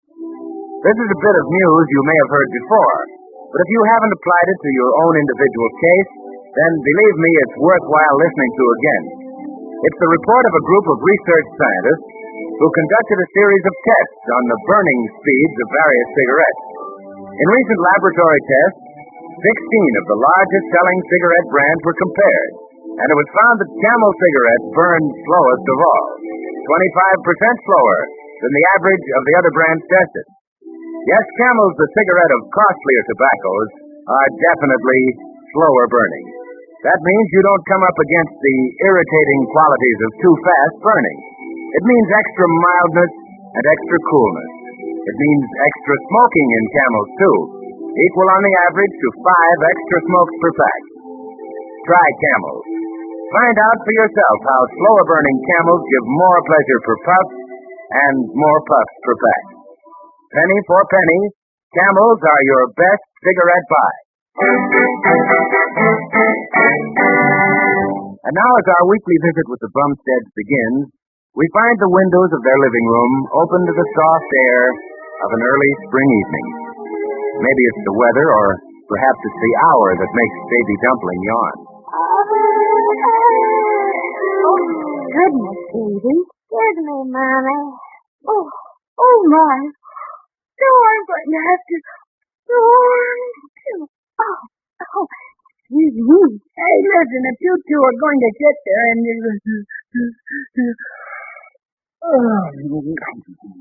Excuse you, Daddy. Don't mention it. Maybe we'd better all go to bed. Oh, no, Mommy. You promised to read my new fairy tale book. Well, you'll have to wait till your father's finished with it. Huh? Me? Oh, I haven't got it. Hey, these are catalogs. Seed catalogs, honey. Well, if they're like the seed catalogs we had last year, they're full of fairy tales, too. Yeah? Oh, the radishes came up last year. I know. We planted $10 worth of garden truck seed and got 40 cents worth of radishes. You ought to read my book, Mommy. It tells how to grow beans. Look at the pictures. Oh, yes, I see. Well, of course, those were magic beans, baby. Where could we buy some magic beans, Mommy? Huh? Oh, I wish I knew. I'd buy some for Daddy. Then he could have a garden without working so hard. Oh, I don't mind working in the garden. That's what you said last spring, Dagwood, huh? But by June, the weeds were so high we couldn't see Daisy's doghouse from the back window. You could see the lightning rod on it. Oh, well, that was because I kind of specialized last year. That grass grew up while I was experimenting with my idea for crossing corn with beans. Oh, I bet you'd have been pretty proud if I'd invented a succotash plant. What was that finally came up? Mr. Flotto called it Bumstead's Blender. No telling what it might have been. Fuddle's rabbit got it before it was 6 inches high. I always thought maybe that was sabotage. Can I have a rabbit, Daddy? No. Read your book, baby. Maybe this year we ought to try having just flowers. Oh, we'll have flowers. I've got it all worked out right here on paper where everything will be. See? It's kind of a map. Let's see here. Yeah. Is this our yard? Oh, yeah. I figured to have it a formal garden this year. Something like the one around City Hall, only more original. Oh. Now, for instance, see this here? Oh, Dagwood. A bird there? Why, no, honey, that's the cabbage. These cabbage? If we don't eat much cabbage, I figure one is enough. Well, it certainly would be if it grew that big. Well, it wasn't going to scale. Where are you going to get those 2 trees? Are they? A tree? Yeah. Oh, those are tomato plants, dear. Beefsteak tomatoes. Can I have some lettuce? Why, Baby Dumpling, I have to beg you to eat lettuce. That's not for me. I had lettuce. I could feed a rabbit if I had a rabbit. Look, you're not getting any rabbit. And if you did get a rabbit, it could help us with the cabbage. I'm not raising that cabbage for rabbit food. Oh, goodness, Dagwood. Don't be so bitter about rabbits. They're kind of cute. Yeah, rabbits. Trampling down all the flowers around my cabbage. Oh, are those flowers around the cabbage? Sure. That's where the formal part of the garden comes in. See, I have a ornamental border around all the different vegetables. Oh, look, right here, see? A parsley around the beefsteaks, tomatoes, and violets around the cabbage. And that's Dagwood. Most people have the vegetables in one place and the flowers in another. Oh, that's where a garden will be original, see? This way, Baby Dumpling can enjoy looking at the geraniums while he's hoeing the corn. No? Sure, baby. Daddy's going to let you help him this year. Won't that be swell, huh? Uh-huh. Raising your own stuff to eat. Maybe you'll raise a big pumpkin, and Mommy will make it into a pie. And you'll eat it, huh, Daddy? And I'll eat it, huh, Daddy? No, baby. We'll all eat it. I don't think Baby's very excited about raising a pumpkin, Dagwood. They take so long to grow. Well, what would you like to raise, Baby Dumpling? Rabbit. No, rabbit. You're going to be in charge of the vegetables. Now, why are you so set on Baby's going in for garden truck, Dagwood? It's educational. And now look at all the famous men who were raised on a farm. Oh, well, if it's educational, we'll have to find a way to get them interested. Oh, I know. But read in that book I brought home. Oh, boy, that's a very exciting story about vegetables. You mean Jack and the Beanstalk? Uh-huh. Wait till you see what Jack did, Baby Dumpling. Starting in with just a little handful of beans. Okay, Daddy. Read it now, Mommy? Well, I'll tell you. You run up and get ready for bed, Baby Dumpling. Then Mommy will read it to you. Okay, Molly. I hope it's as good as the pictures, Grandma. Yeah, it's a funny thing. Baby knows that a story can be just make-believe, but he thinks anything he sees in a picture is so. Maybe he takes after his father. Oh, sure. Everyone said that. Hey, how's that? Well, you like to see catalogs with the colored pictures best, don't you? Well, gosh, honey, this catalog is from a new firm, and that's just it. What? If you're going to buy plants, I think you'd better deal with an old firm like the Standard Nursery. Oh, their catalog isn't any good. That's all big words and little pictures. Listen, you know what a Bella's parentis is? Why, yes, it's kind of a daisy. Well, then why don't they just say daisy and be done with it? Golly, now look at this name. Look at this one right here. Funkia Plantaginia grandiflora. Oh, those Standard Nurseries. They just think they're smart, that's all. Oh, no, dear. There's so many different kinds of flowers in one family that they have to have different names, like our own family does. Dagwood Bumstead, and Blondie Bumstead, and Baby Dumpling Bumstead.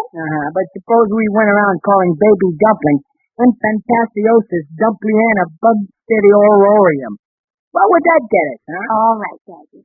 All I'm saying is that if you want things to grow, buy them from people you know are reliable. Oh, Dagwood, that reminds me. Right. Did you read that article about the fakers that are going around? Going around where? Everywhere. They have a lot of old weeds that they claim are valuable plants. And they make all kinds of promises, and then...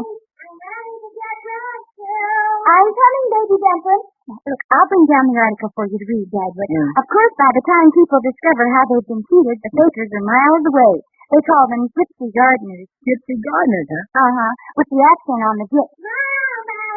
Yes, dear, I'm coming. Well, they couldn't fool me. I can tell a gypsy by the earrings. Now, let's see. What else is in the catalog? Onions. Onions, huh? Spring onions. Boy, those look good. Speaking of onions, I think I'll step into the kitchen and make a little onion sandwich to kind of settle my dinner.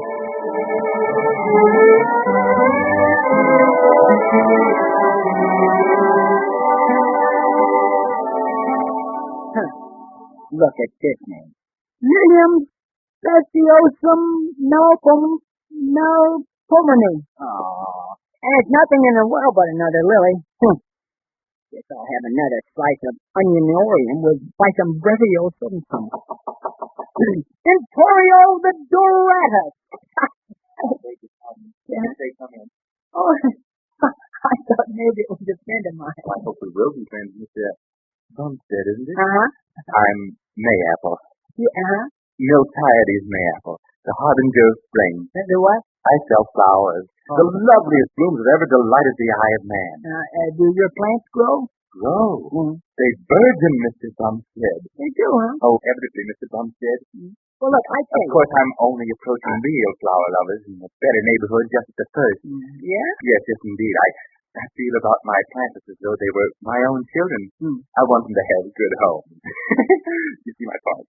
Yeah, well, I tell you In now. fact, I'm afraid I continue to think of them as mine even after I've sold them. That's why I always come back to see how they're getting along. You come back to see if they're growing okay? I suppose you think that's silly of me. Of course, they always do grow beautifully. They do, huh? Always. Invariably.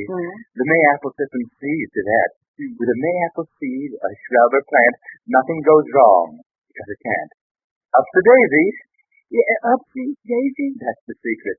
Up to daisy is my name for the most wonderful plant food. My own invention. Mayapple products must produce gorgeous results, Mr. Bumstead, or you don't owe me a penny. Well, that sounds pretty good to me. I'll come out to your place sometime and have a look around. No, Mr. Bumstead. That's not the Mayapple way. I bring the posies to you. How's that? I have a truck that's full of growing things right outside your door at this moment. Oh, well, it's pretty dark to see. I know, and it's fearfully late. I don't want to drive that laden truck home. I tell you just what I'll do, Mr. Bumstead. I'll just sell the whole thing to you at a bargain price. $20. $20 for a truckload? Hey, what's on that truck? Everything from asters to zinnias. Oh, well, I tell you. All yours for $20. And as a special introductory offer, I'll throw in Mayapple seed packets. Vegetables, you know. A complete truck garden from artichokes to zucchini. It's only $5 more. Oh, $5 more, huh? But think, Mr. Bumstead, everything to delight the eye, charm the nostrils, silly in a man, for a paltry $25. Oh, paltry. Chickens too, huh? Now, Mr. Bumstead, we must remember that I return day after day, if need be, to lavish upon them a father's care. Well, you wouldn't have to come every day. What would you charge for a stepfather's care, huh? You wound me, Mr. Bumstead. You do indeed. I simply cannot haggle over my plants. It's bad enough to part with them at all. Oh, no. Listen. Don't break down. I'll buy the stuff. You'll never regret it, sir. Well, I'll take a sack of that Upsy Daisy stuff, too. Well, that'll be $30 in all. Well, we keep our petty cash in the old bean pot here. Oh, here, Mr. Bumstead, an extra premium for you. Mayapple Marvel, the bean of tomorrow.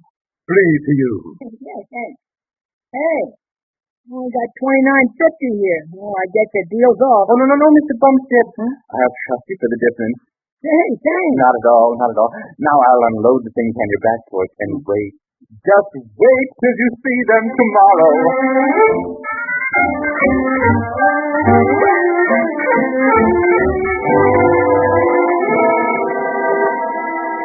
Hey, Blondie.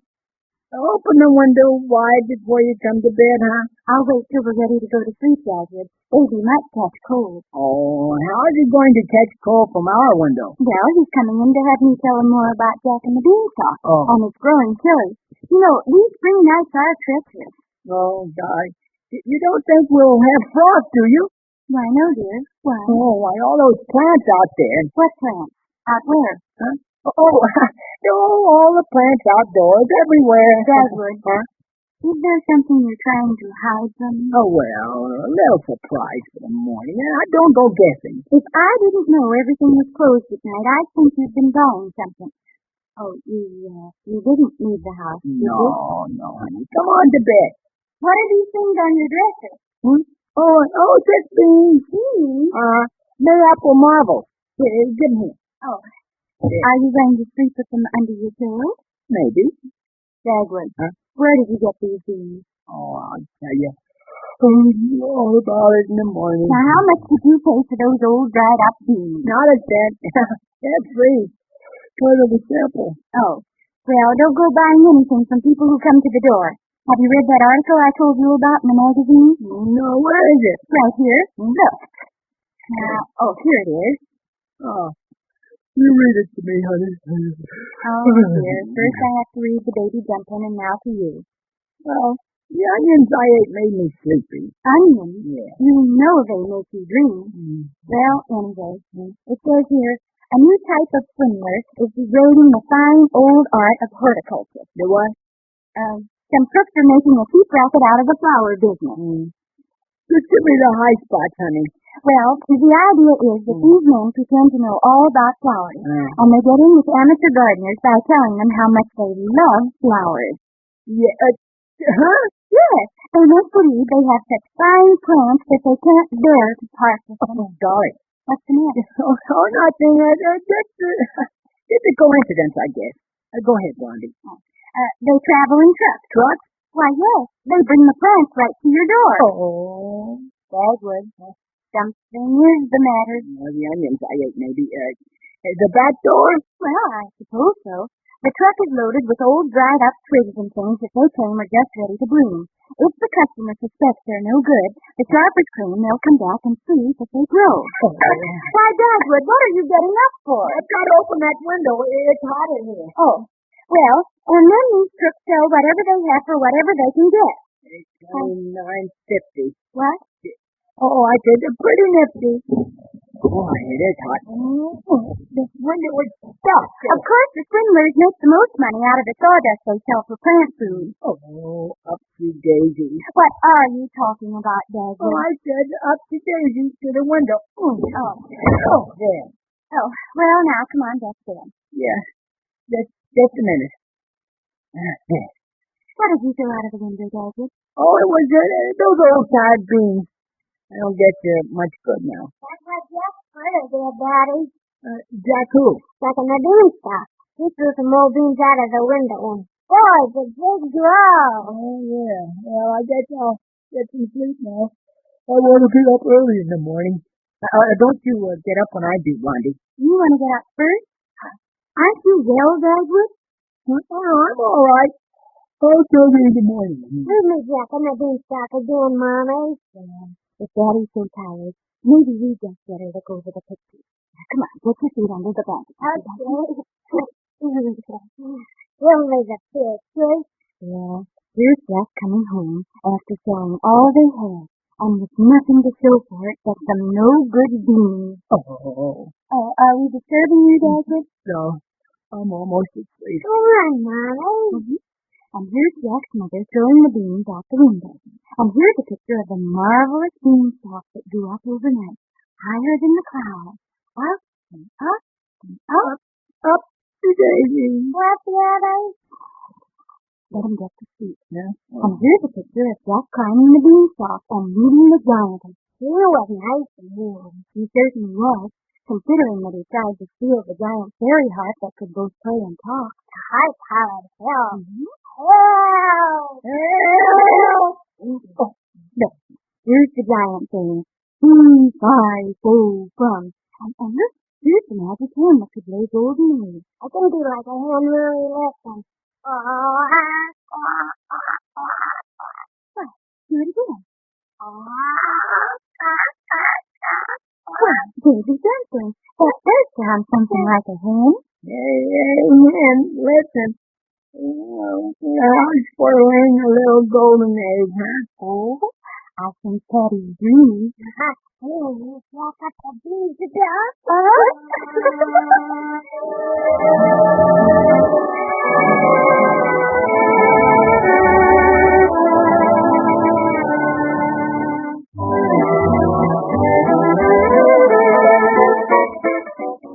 If you were announcing over the air about Camel cigarettes and knew that a lot of people would be happier in their smoking if they took up Camels, I wonder what you'd say.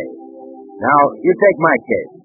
My cigarette is Camel, and if I had to tell about just one feature of Camels, I'd recommend Camels because they're slower burning. But that slower burning means so much. There are so many definite extras that go only with Camels and slower burning. Extra mildness is one, and there's extra coolness too.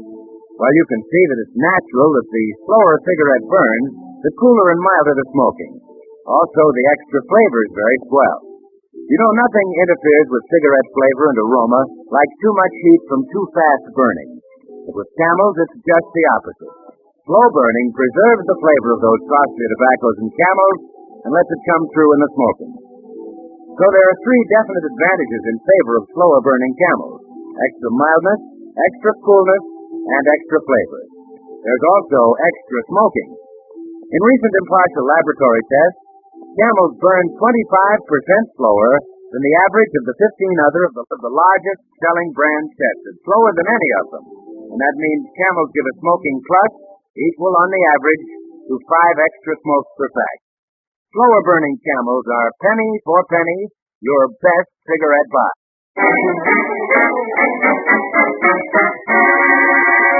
And now, by a neat trick of radio legerdemain, we find ourselves in Dagwood's dream. Dagwood Bumstead, calling Dagwood Bumstead. Go away, honestly. That's what I know. Yeah, who's that, Captain Supper? No, this is the Sandman. Well, what can I do for you, Sandy? Why'd you throw those beans out of the window? Huh? I'll pick them up in the morning. Too late, Dagwood Bumstead. Huh? If you don't know those were magic beans, why you don't know beans. Were they really any good? Let's go down to the garden. No, listen. You see, I'm in bed now, and, Hey! No, I'm not. I'm outdoors somewhere. Autry, I think you'd better ask more specifically. We may describe your situation as that of being in a garden. Hey, who's that? I said, in one of a family of 3 kidney-shaped edible seeds, born separately in known tribes by certain McGee. How's that? In other words, it says it's one of the beans. Golly, it certainly talks well for a bean. Well, it's a Boston bean, you know. Huh? Oh, you don't see a slice of brown bread around, do you? Our traditional associate is absent, sir. We are not here in our edible, but in our genetic capacity. Pray, please. Well, what you talking about now? The beans want to be planted. Oh, sure. Glad to oblige. I'll just throw a little loose earth over them, see? Yeah. Now what? Let's sprinkle a little of this up-to-daisy over them and jump out of the way. Jump? You mean they start growing right away? Certainly, up-to-daisy works like magic. Try it. Okay. Let's see. One handful ought to do the trick, huh? There. Look out. Hey, I'm caught in the branches. Help!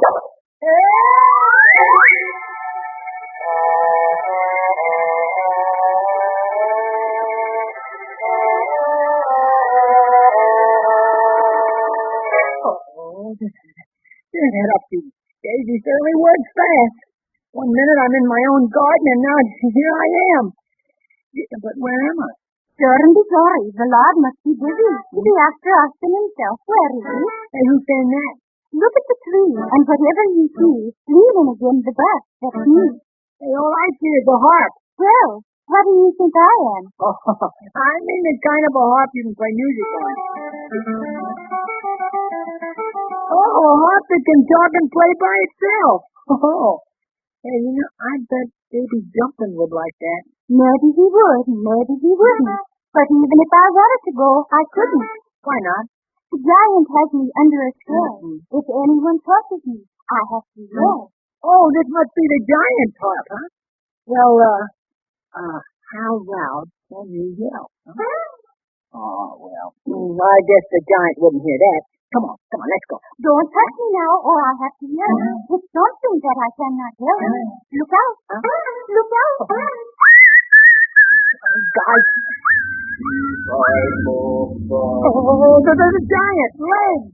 Take me away.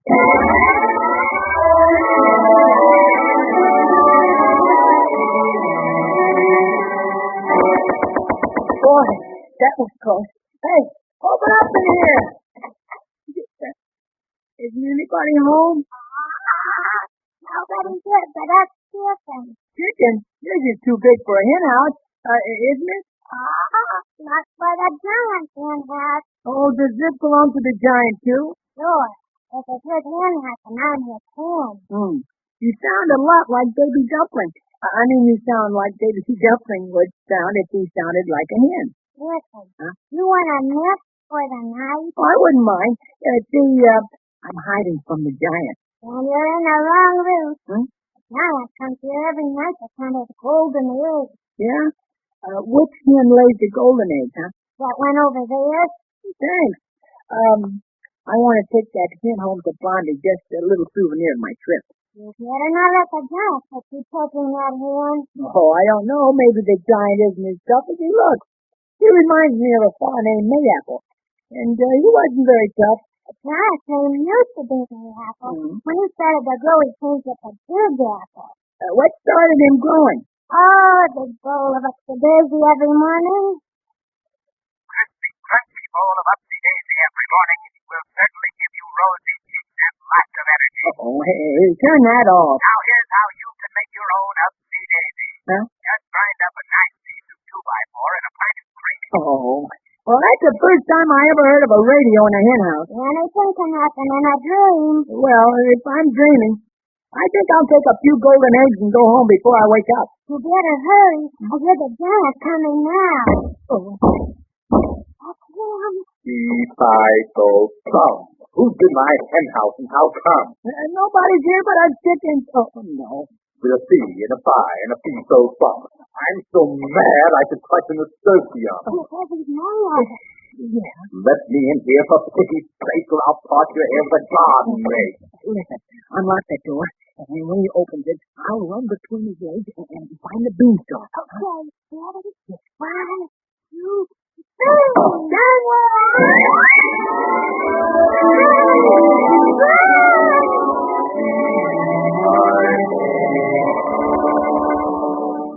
Here's the beanstalk. Now I'll climb down. I think you're out of luck there, chum. Faster! I can't go any faster. Oh, why do I have dreams like this? This dream comes to you through the courtesy of the Upsy Daisy Plant Food Company. Oh, that's the end. I'm going to jump. Oh, Dagwood, Dagwood. For goodness sake, wake up. Look out below. I'm falling. You have fallen out of bed. Huh? Oh, where am I? You're in your own bedroom, Dagwood, and it's time to get up. Morning? Yeah. Hey, look, it's sunshine. I know. Hey, Blondie, you know what? I just had a sponsored dream. Well, you'd better get up now. Mr. Mayapple is downstairs. Mayapple? Oh, how big is he? Oh, just an ordinary-sized man. Why? I dreamed he was a giant. He seems like a very nice man, Dagwood. Nice? Oh, no, Blondie. Well, why, he's the one that sold me all that stuff. You know what? That truckload of plants that probably won't grow in some of that sawdust plant food. You must have dreamt that too, Dagwood. Mr. Mayapple isn't that kind of a man at all. Why, just look out the window. Out the window? Are those beans growing? Why, not yet, Dave. Oh, I guess I am a little mixed up. Do you like that stuff I bought last night? If you ask me, you got a bargain. Look down there. Oh, gosh. Hey, Mayapple's filling up the whole garden. Oh, gee, I love the way it smells in this room. I want to dig in it too, Dagwood. Me too, Daddy. Look at got my overalls done. Yeah. Good morning. I'm glad you're not a hen anymore. A hen? Yeah, he was a hen and you were a hawk. Oh, boy, that was something. It must have been. Come on, Daddy. Hurry up, I got now. There's a garden all done. Yeah. Mayapple needn't think he's going to have all the fun. Hey, Mayapple, wait for us now. I'll go down and tell him, Daddy. I'm going to tell you to leave room for a little rabbit house just in case. Oh, this year we really will have a garden, won't we, Dad? You bet, honey. What's the use of paying all kinds of prices for vegetables when you can raise them yourself? And flowers. If we grow more than we can use, we can give them to people. Sure. I bet people will be hanging over the back fence looking at our flowers this year. Of course it'll take a little work, Dagwood. Oh, I don't mind working in a garden, honey. I can get up a little earlier every day, like this morning. Mm-hmm. And I can buy a little gardening smock and a period hat and some gloves and work in the afternoon. And I can get in a lot of work evenings before it gets dark. Oh, I bet we have a lovely garden this year. I bet it will be the best garden on Shady Lane Avenue. Well, folks, spring has really come to the Bumstead. And we invite you to join us in another visit to the Bumstead with Penny Singleton as Blondie and Arthur Lake as Dagwood next Monday at the same time. Let me also suggest that you listen to Camel's other standout shows. On Saturday, there's Luncheon at the Waldorf with Ilka Chase. You'll find it a new high in daytime entertainment. On Saturday night, tune in and hear Bob Crosby and Mildred Bailey featuring Music with a Heartbeat. That's a tip for your radio pleasure. And for your smoking pleasure, try Camels. You'll find more pleasure for puffs, more puffs for packs. This is the Columbia Broadcasting System.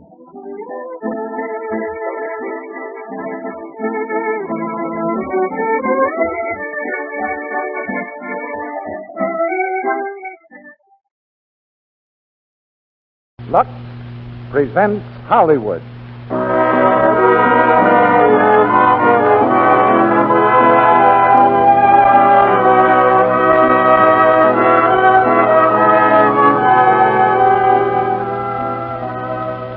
The Lux Radio Theater brings you Frederick March and Martha Scott in One Foot in Heaven.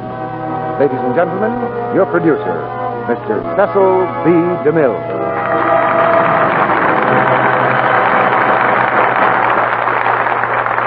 Greetings from Hollywood, ladies and gentlemen. Visible from far off as you approach even the smallest of American villages is a majestic symbol of the freedom we've always loved and now are fighting for.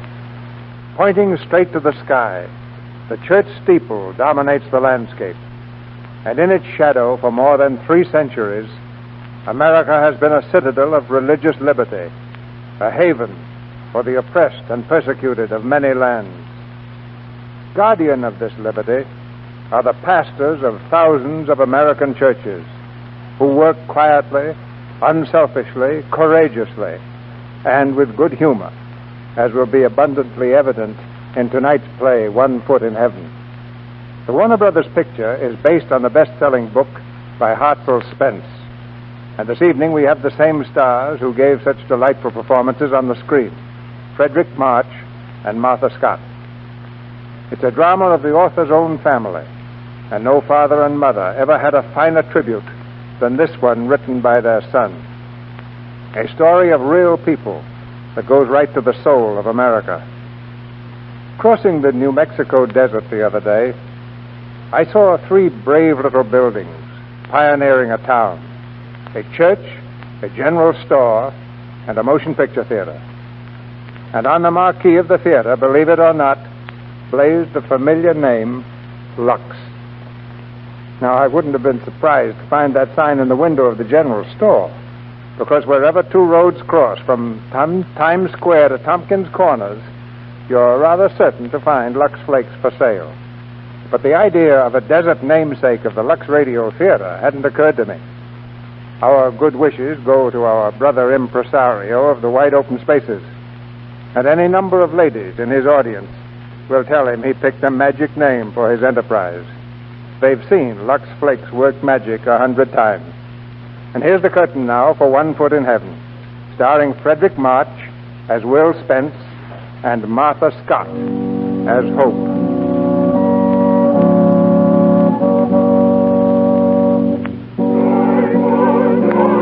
Wednesday night choir practice. I guess I've heard that same hymn every Wednesday night for the best part of my life. A minister's wife hears a lot of singing in her time. In some towns, the choirs have been good. In some towns, they've been mighty bad, but it's always been nice to listen to.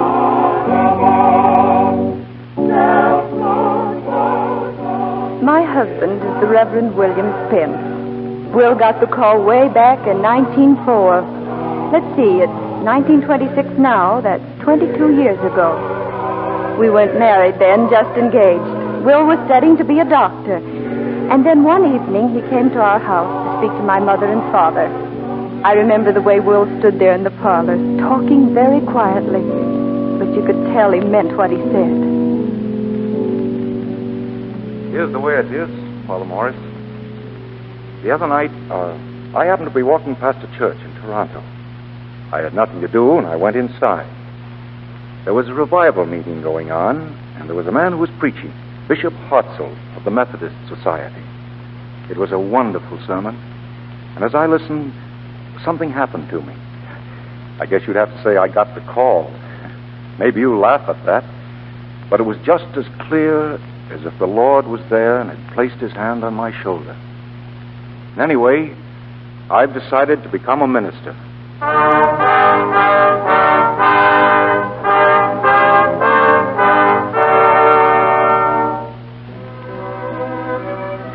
Will and I were married just before we left for Iowa. There was a vacancy there, a small-town church in Laketon. And nobody met us at the station. We had to ride to the parsonage in a meat wagon. I don't know what I expected to find at that parsonage, but I was mighty disappointed. The house was a shambles. There were old rag rugs on the floor, horrible pictures, and of all things, a boar's head on the wall. The wallpaper was faded and peeling. The windows were unwashed. I began to clean and dust and take down some of those pictures. The boar's head I hid away in a closet. And then the ladies of the parsonage committee arrived. They took the house by storm. You must sit and rest, dear. We'll do everything, Mrs. Spence. Martha, just look at this dust. I hate to bring this up, but can anyone tell me who removed my boar's head?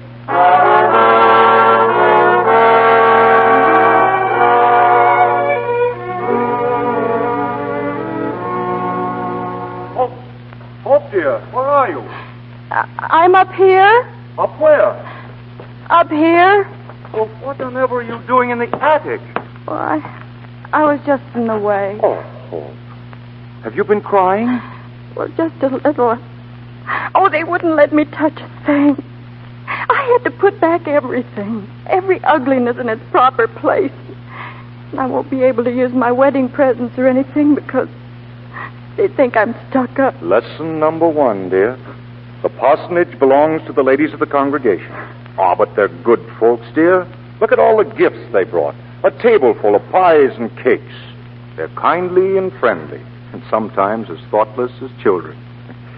Of such is the kingdom of heaven. Yes, I know I am ashamed, but...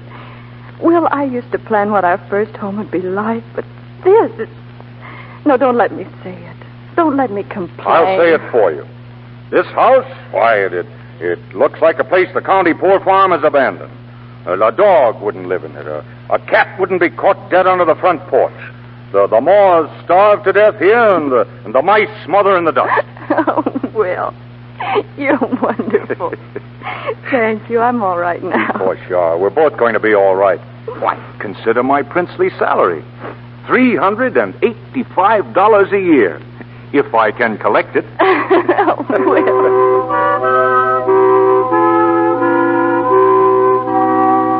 That was our first parsonage. But the ones that followed were just like it. As we moved from town to town, our problems became even greater, for our family was growing. First came Eileen, and then the boy, Hartzell, and then in 1917 in Fort Dodge, our third was born, another boy. Fort Dodge. I'll always remember that parsonage. It stood right next to the firehouse. Oh! What's the matter, Will? Oh, can you tell me why in thunderation this parsonage should have been built next to a firehouse? Darling, I can't even tell you why this parsonage should have been built at all. The bell goes off at the most provoking times. It disturbs me when I'm preparing my sermons. It interrupts my prayers. It even wakes the baby in his sleep. Bells, bells, bells. And speaking of the baby, dear, don't you think it's high time he was christened? I wasn't aware that we were speaking of the baby, Hope. You know my wishes in that matter. I've said my last word on the subject. Well, I haven't. Neither have a lot of other people. A Methodist baby should be christened before it's 10 days old, and here our poor child's almost 3 months old and not named yet. The minister's child, Will. If you persist with this topic of conversation, dear, I shall only change it. 100 times if necessary. All right, dear. To what? To anything. What is there for supper, for instance? Not a thing. What did you say? I said not a thing. You mean that literally? Literally, figuratively, and specifically. Statistically, there's 1/2 loaf of bread and 1/4 of a pound of butter. What are we going to do? Haven't you any money at all? Well, I have this 10-cent piece. Oh. I've been hoarding it for 3 weeks. It's our entire cash capital. Your quarterly salary not due until next week. Will, can't I telephone the grocer to send something out on credit? Mother, you see this book? What is it? I could tell you without looking. The Methodist Discipline. And what is the discipline? The discipline of the Methodist Church is the printed collection of its rules and regulations, declarations of faith, and order of services. It sets forth certain admonitions concerning personal conduct. Thus, it prohibits the hoarding of money, the accumulation of wealth, or the going into debt. That's it. The going into debt. It forbids labor on the Sabbath, even the preparation of meals. It outlaws motion pictures, dancing, tobacco. We may not play any card game which might be used for gambling. Mother, you sure know your discipline. I ought to. We've lived it for 13 years. Now it appears we are also to eat it. Give me the book, Father, and I'll stew it in the pot, though I imagine it'll prove tough fare. You know, dear, a minister's life is like walking a tightrope, with 1 foot on earth and 1 foot already in heaven. If only a wedding couple would come along. Golly, what a $5 wedding fee would do for us now. Or even a $2 wedding fee. Oh, well, something will turn up. The Lord has always provided for us. Goodbye, Mother. I've got some calls to make. Goodbye, dear. Eileen, bring the baby into the house. Bring in your poor, unnamed brother. Oh, sure. Hotzel. Yes, sir? Hotzel, I'm going out for a little while, so you keep the watch. I'm going to the courthouse first, then I'm going to the drugstore to talk to Mr. McFarland. You stay right here and keep a sharp eye open. If any wedding couples come along, you'll know where to find me. Yes, Father. Aren't you going in the car? There isn't any gas.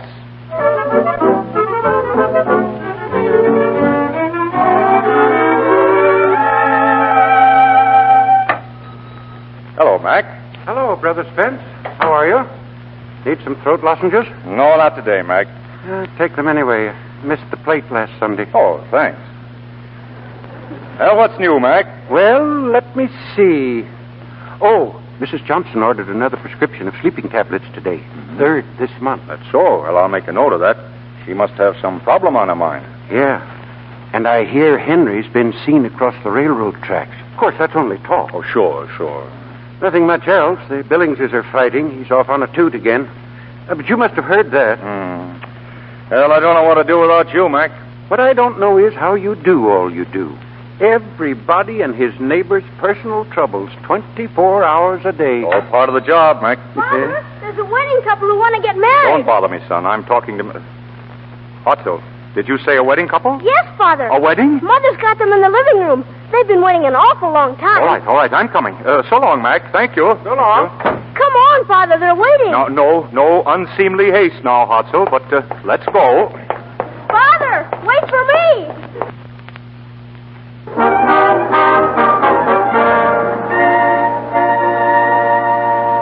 Goodbye. Don't forget to bring the firstborn back to the church to be baptized. Don't forget, Reverend. Thank you, Goodbye. Very nice couple, Hope. Very nice. Well, I suppose I shouldn't ask, but did you get the wedding fee? I'm holding on to it for dear life. How much was it, $5 or $2? I haven't dared look. Well, I noticed you used your $5 line of jokes.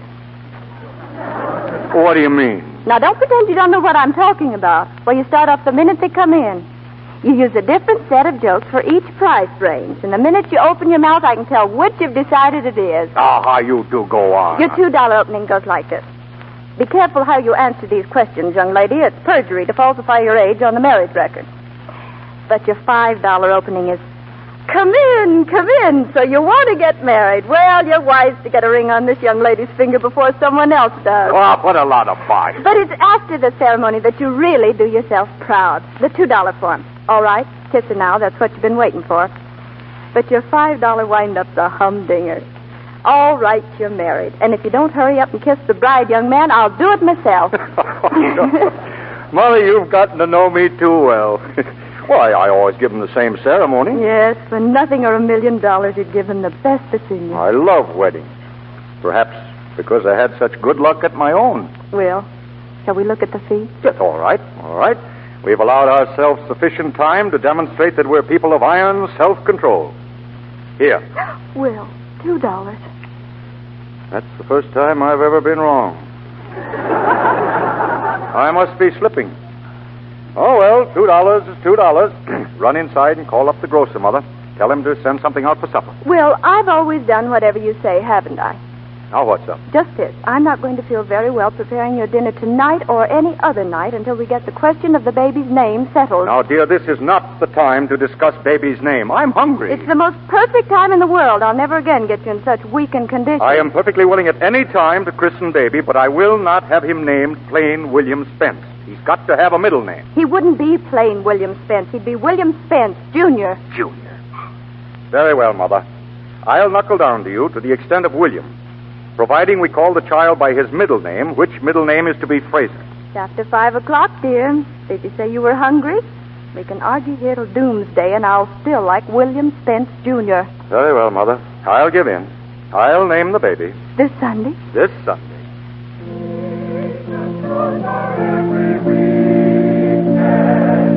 Take it to the Lord in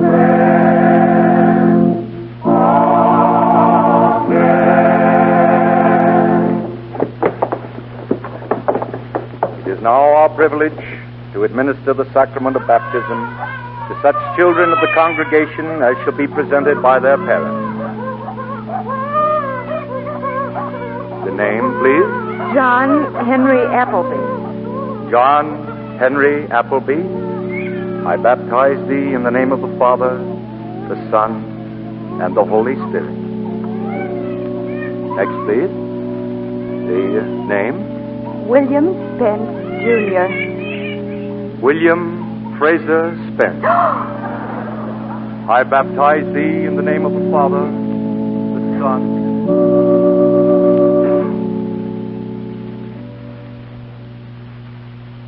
I wonder what's keeping your father. It's an hour since church was out. Here he comes, Mother. He's just coming up the walk, Mother. Oh, so he is. I want to see him. Father named the baby wrong. I'll bet you'll give him Hail Columbia. Don't swear. It's Sunday. I'll bet she does, too. Hello, Will. Oh, hello, Mother. I'm late. I stopped to talk to a lot of people. Nothing will spoil. And I stopped to get this to bring you. Here. Oh, ice cream. Yeah. Well, how is the baby? Baby? Yes, it's baby. Fraser's having his afternoon nap. Fraser? Fraser. Thank you, Mother. Thank you for the ice cream, Will. Strawberry. Your favorite kind.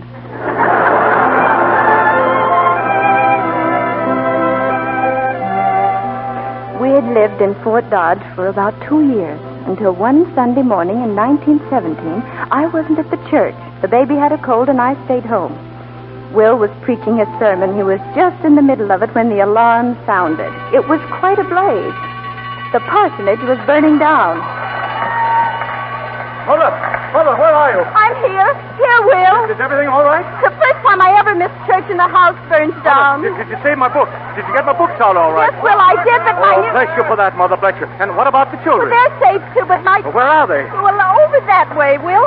Will, I've been trying to tell you that my new hat's in the house. Look at that house burned. As heartily as any sinner in hell. Oh. Chief Benson, the firehouse is on fire. What? The firehouse, sir. It's burning. And you can't do anything for the parsonage, but for Pete's sake, don't let the firehouse burn down. No, my new hat, Will. The one I paid $5 for. What's the blaze? Of course, if you don't care. Oh, now, Mother, don't you cry.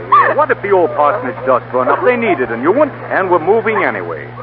We're moving? Yes, right away, yes. The telegram came this morning, but I didn't have time to tell you. Well, where are we going? Well, And what about the parsonage? Oh, I do hope it's a nice one for a change.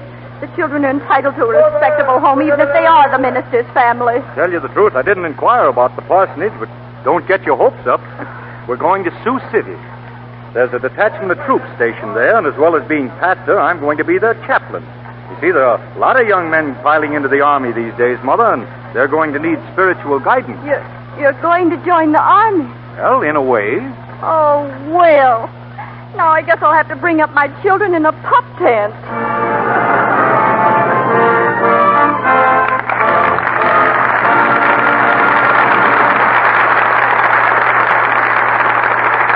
Mr. DeMille presents Act Two of One Foot in Heaven, starring Frederick March and Martha Scott, in just a moment. During our intermission, we have a very charming guest to introduce to you. Here's a hint about her.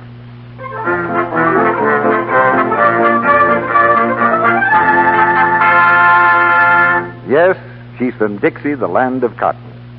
Miss Camille McLean Anderson, the maid of cotton for 1942. Back home in Memphis, Tennessee, she's a debutante. But right now, she's making an exciting 15,000-mile tour of leading department stores to star in a fashion show of the newest Luxable cottons. Welcome to the Lux Radio Theater, Miss Anderson. Thank you, Mr. Roy. I'm delighted to have a chance to tell you about our fashion show and how really smart the new cottons are. Well, are they all as attractive as the dress you're wearing, Miss Anderson? Yes, and this is one of my pets, an evening dress in a Mexican rose print seersucker. It's one of the dresses chosen for me in New York by Harper's Bazaar. And like the other things in the style show, it's made of cotton, and it luxes beautifully. Everything in your style show is Luxable, Miss Anderson? Mm-hmm. They're evening dresses, slacks, and sport clothes. And daytime dresses like one honey of a blue and white striped suit. And then I have some defense clothes with me suggested by the Department of Agriculture. They show that work clothes can be not only practical, but well-styled and good-looking, too. So cottons are smart, lovely to look at, and practical, too. Oh, my, yes. They lux like lambs. We've luxed everything in our show time after time. They look fresh as the day we left New York. Lux Care is thrifty, too. It costs less than a penny to lux a dress. And gentle Lux keeps fabrics and colors bright and new-looking longer. What's the next stop on your tour? Well, we'll be in New York and San Francisco this week. Then we'll go to Salt Lake City, Spokane, Seattle, Portland, and Denver before starting back east. Local newspapers will announce the time and place of the fashion shows. Thank you, Miss Anderson, for being with us tonight. Best of luck to you on your tour. Well, I've enjoyed being here, Mr. Root. And I'd like to wish you and everyone listening in not only lots of Lux, but lots of Lux Flakes, too. Thank you. We pause now for station identification. This is the Columbia Broadcasting System.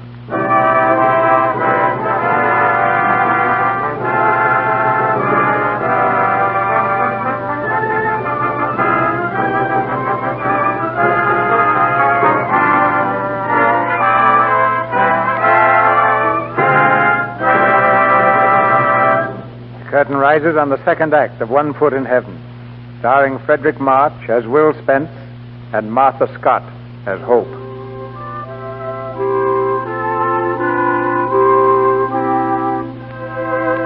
Through the war and afterwards, there was a long procession of parsonages, each just as dreary as the one before. In 1923, when things began to pick up a little, we were in Denver, Colorado. Prices were soaring, land prices, incomes, everything was going sky high. But the roof of our parsonage leaked in 18 places. Hope, you hear me? I'm coming. What is it? You know how many holes there are on this roof? 18. I've just counted them. Yes, dear, I do know. 3 in the hallway, 4 in the boys' bedroom. 2 in Eileen's room, 1 in ours. Well, it's an outrage. Yes, dear, I told you last month before the spring rains began. Doesn't matter what you told me last month. I know that, dear. You're an independent thinker, and you like to discover things for yourself. Now you found out that we have 18 leaks. That makes it official. Think the parsonage committee would do something about it. Have you told Mrs. Sandow? No, I haven't. But I'd like to let myself go and really tell her what I think. You rich old hen, you sitting up there in your stone chicken coop on top of that hill, just because you built the church, you think you can run the whole shebang. No, dear, it doesn't do any good to hold imaginary conversations with Mrs. Sandow. Why don't you telephone her? Telephone? Bosh, I'm going to see her. Let's see if her house is dry, and woe betide her if it is. Hey, Hutzel, put another pan under this leak.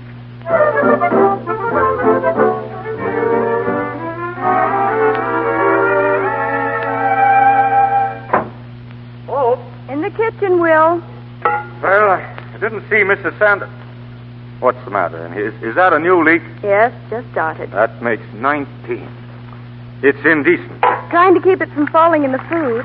But if the stew tonight's a little weaker than usual, you'll know the reason why. Will, why are you standing there staring at me? Because I'm seeing you for the first time. Ah, what an absurd thing to say. You've seen me every day for 20 years. That's just what I mean. I haven't been able to see the forest for the trees. I'm seeing you as you are, Hope, the wife of a parson. And I'm remembering the trials you've had to put up with. Your dream of having a nice home. Your work in the church, full-time job in itself. Still, you've found time to manage a house, cook and mend and scrub for a family, comfort a husband. And you've borne all this with the serenity of a Madonna. Nobody can turn a phrase as well as you can. Mother, we're going to have a new parsonage. Yes? What did Mrs. Sandow say? Well, she wasn't home. No? Oh, I had a visit with her gardener, Sampson. Fine fellow. But I saw the inside of Mrs. Sandow's house dry. Even her garage was dry. Well, what's necessary for a car ought to be necessary for a preacher. What are you going to do? I don't know. Well, it's going to be difficult. The parsonage is so handy to the church, you'll never get them to build a new one. Not as long as this one stands, certainly. That's an idea. What is? Now, Will, you're not going to burn this one down. No, but I'm going to get a new church built right on this spot. Then they'll have to build a new parsonage. Oh, Will. Besides, we need a new church. Everybody's building something. New homes, new stores, new banks. And while they're about it, they can build something for God. Hartzell, answer the door. Yes, ma'am. Mother, you're going to have the home you've always dreamed about, and I'm going to have my church. And Mrs. Sandow is going to pay for most of it. Is Mr. Spence at home? Yes, ma'am, he is. Will, it's Mrs. Sandow. Why, come in, Mrs. Sandow. Thank you. Brother Spence, I'd like to speak to you. Well, Mrs. Sandow, you couldn't have come at a more opportune time. Brother Spence, I hear you've been calling on my gardener, Samson. Yes, indeed. Fine and devout man. I'll have none of it. Excuse me. I didn't hear you correctly. Oh, yes, you did. I said I'll have none of it. You mean that I cannot call on Samson? You may not. You realize what you've done. You've put Samson on my social plane. You're my pastor, and you'll call on me. My gardener belongs in the garden. Your gardener is also a member of my church. Not at all. He attends the evening service. But Sister Lydia... Don't you sister me. Tell me, don't you have Samson in for evening prayers? I do. I also have prayers with my maid. But I don't invite my servants to tea. If we're all children of God, there's no distinction in his sight. If Samson wants to go to church to save his soul, that's one thing. It's different entirely for my pastor to call on him and have tea with him. I'm sorry, Sister Lydia, but I cannot agree with you. Then you are no longer my pastor. From this day on, I'm a Baptist. Well, there goes your church and my parsonage. Not on your life. This church is not a one-man proposition, nor a one-woman one either. We can put up a church without her. Mrs. Sandow was baptized a Methodist, she married a Methodist, and she'll die a Methodist. She'll be back.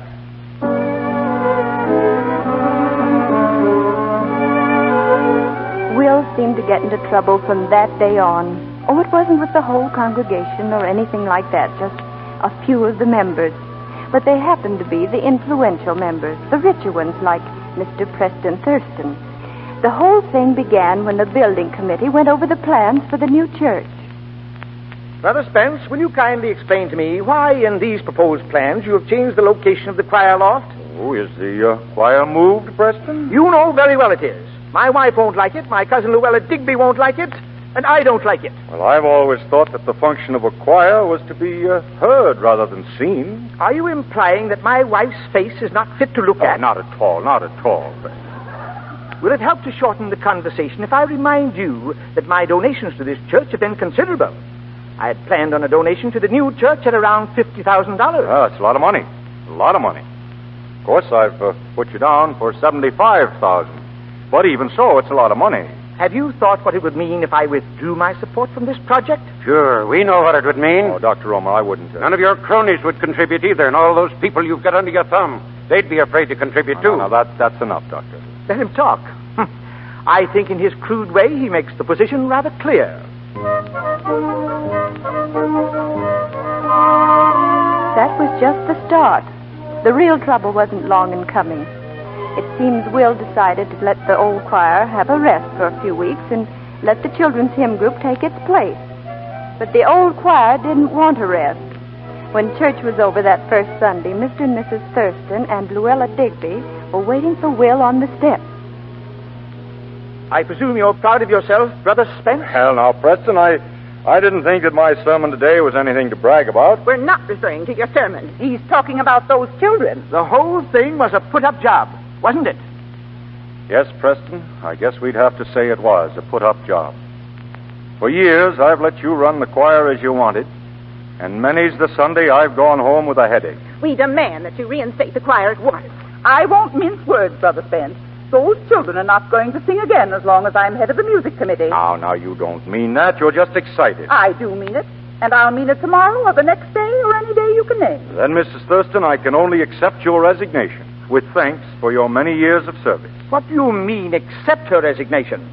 I think you're forgetting that church appointments are made and unmade by me. That is a condition which no longer exists in this church. In that case, this church is no longer big enough for you and me. I think it is, Preston. Just remember what I say. One of us will go. And I have an idea which one it will be.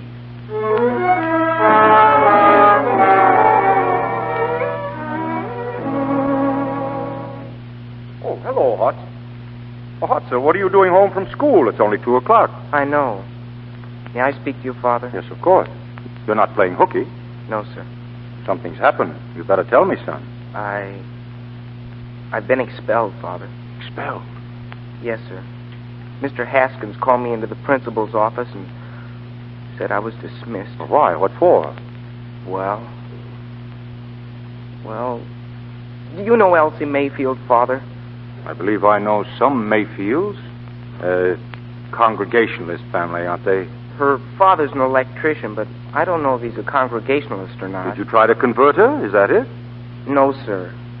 Elsie was in my Latin class, but she isn't anymore. Well, why isn't Elsie Mayfield in your Latin class anymore?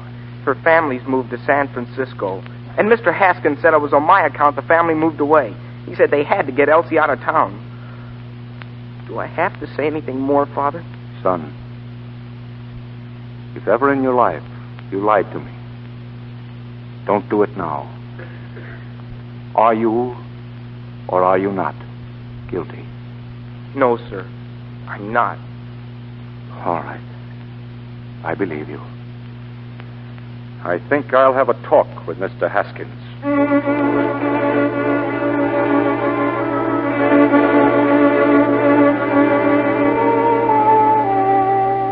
Mr. Haskins, are you willing to take the responsibility for expelling the boy on the strength of a rumor? Naturally, I conducted a thorough investigation before I acted. I'd appreciate it if you'd tell me where it led you. Well, our superintendent of schools got the story from Mr. Moody. Mr. Moody heard it from Mr. Simmons, who was told by Sister Goldthwait.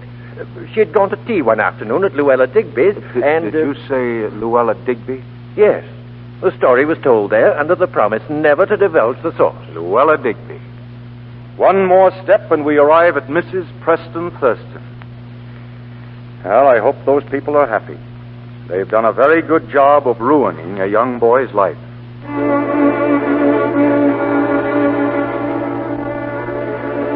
Will was very discouraged.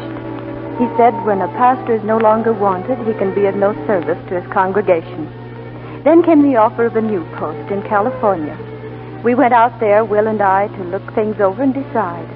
The church was lovely. The loveliest church I had ever seen. It's beautiful, isn't it, Mother? A sermon that you can read through your eyes. A symbol of God's beauty. Everything you've hoped for, Will. And the parsonage. You liked it, didn't you? I could tell. The look in your eyes. Like a kitten set before a dish of cream. Everything I've hoped for. Rich congregation, magnificent salary. And all I have to do is say yes. That's all, Will. It's a very little word. Maybe too little. What does that mean? I can't do it, Mother. I can't accept the fruit of another man's labor. It'd be like stealing. And I can't quit in the middle of a fight and become known as a man who couldn't finish a job. I'm going home. You mind? I'm glad, Will. Thank you. Now, where was it the Mayfield family moved to? The Mayfield family? San Francisco, wasn't it? Would you like to go home by way of San Francisco? We could see the Golden Gate.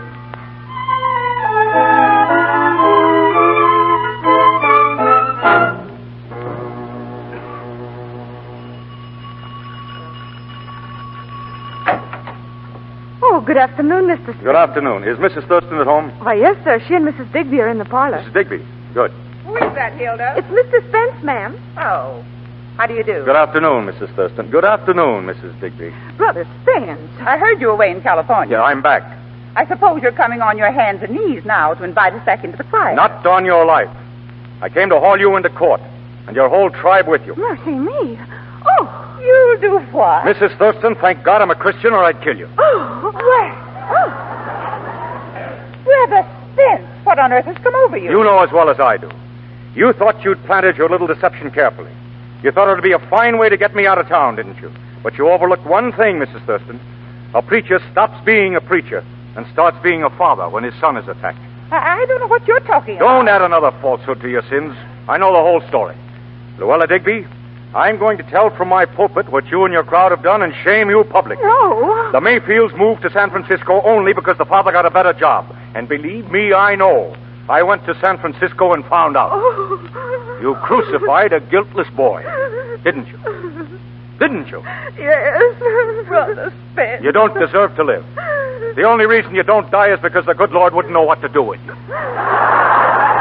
Good day, ladies. What are you going to do? I'm going to make you suffer the way you... No, I'm not either. with a great deal of assistance from the Thurston family, I'm going to build a new church.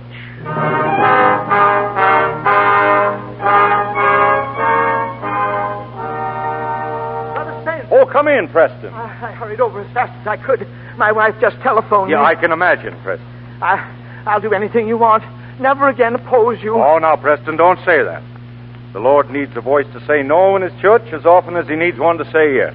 And believe me, Preston, your generous contribution of $85,000 is going to be a big help. $85,000? Mm-hmm. Oh, come to think of it, that's just the amount I had in mind.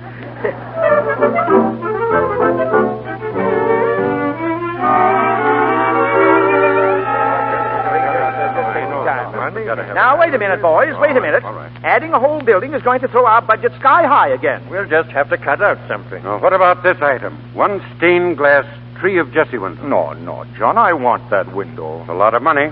And this, one Skinner organ, $10,000. Well, we have to have an organ. Here's a big item. Carillon. That's a high-class name for what amounts to just a set of bells. $25,000 for a set of bells? But, gentlemen, we can't cut out any of these items. I've ordered them. The Carillon is on its way from Switzerland. You mean to say you went ahead and ordered things even before we had a meeting? Oh, I knew I could bring you boys round once I set my mind to it. And it looks like a clear-cut issue between the parsonage and these luxuries. You, Judas. I'm sorry to interrupt this pleasant meeting, gentlemen, but Mrs. Sandow's here, Will. Oh, send her away. I've tried to, but she won't go away. She says she'll sit on our front steps and sing hymns until you consent to see her. All right, I'll see her. Excuse me, gentlemen. The whole thing. Why did she have to come tonight? Why did she have to come when I need her? I don't know, dear, but there she is. I know what I'll do. I'll refuse her. I'll be strong. Brother Spence, dear Brother Spence. Go home. I'm a sinful old woman. Have you been neglecting your prayers, Mrs. Sandow? Oh, I know. I mean, because of going over to the Baptist. I don't see any sin in that. I think Brother Carmichael's flock will get to heaven as fast as we will. And he's a good preacher. But not like you, Brother Spence. People don't join a preacher, Mrs. Sandow. They join a church. Have you no sympathy? Don't you want me back? No. I'll be good. You're not good. You're a wicked old woman. Oh. You come here now when I'm weak, and you prey upon my sympathy. Oh, You sit there sniveling as if you were sincere. I am sincere. Brother Spence, my husband practically built the old church. I feel so out of things. Your husband was a sinful man, Sister Lydia. Oh. But when his pride burned out of him, he found his real richness in charity. In our new church, we should have a mighty carillon from Switzerland. Chimes to peal out across the town as his goodness rang out. Now, see what you're making me say. Good night, Mrs. Sandow. Oh, please let me give the chimes, Brother Spence, if only as a memorial to Thaddeus. And I renew my church subscription. I'll double it. That would be very generous. We are desperately in need of funds to build a new church, and if you would care to give a tree of Jesse window in your husband's memory. Brother Spence, I will, and Thaddeus will give the chimes. Very well, sister. On behalf of the church, I accept his bequest of a tree of Jesse window and a $25,000 set of chimes and a $10,000 Skinner organ.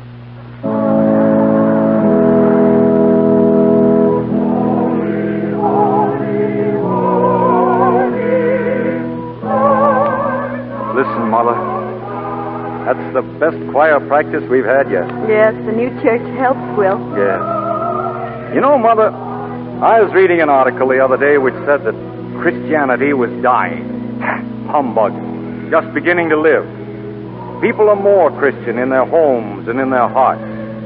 Don't let anybody fool you about Christianity, Mother. If God thought his church were in any danger, he'd come to its rescue. I had a letter from the bishop the other day. I know what it is. We're going to move, aren't we? Yes, dear. Oh, Will, just when we have everything we've wanted. A home for our family, a beautiful church for you. He said there's a little church back in Iowa that's in trouble. I won't do it. I always did like Iowa. I like the country people. I won't let you do it. I'll write to the bishop myself and tell him. Said the church was in trouble, Mother. All the more reason your health won't stand it. Another fight will kill you. Well, what better way of dying than in harness? How long have you been thinking about this? 2 or 3 weeks? Then you've decided? Yes, Mother. There's no sense in arguing. We'll go. I'll go with you, Will. I'll be glad to go. Entreat me not to leave thee, or to return from following after thee. For whither thou goest, I will go. I know, dear. I know. Bless you, Mother.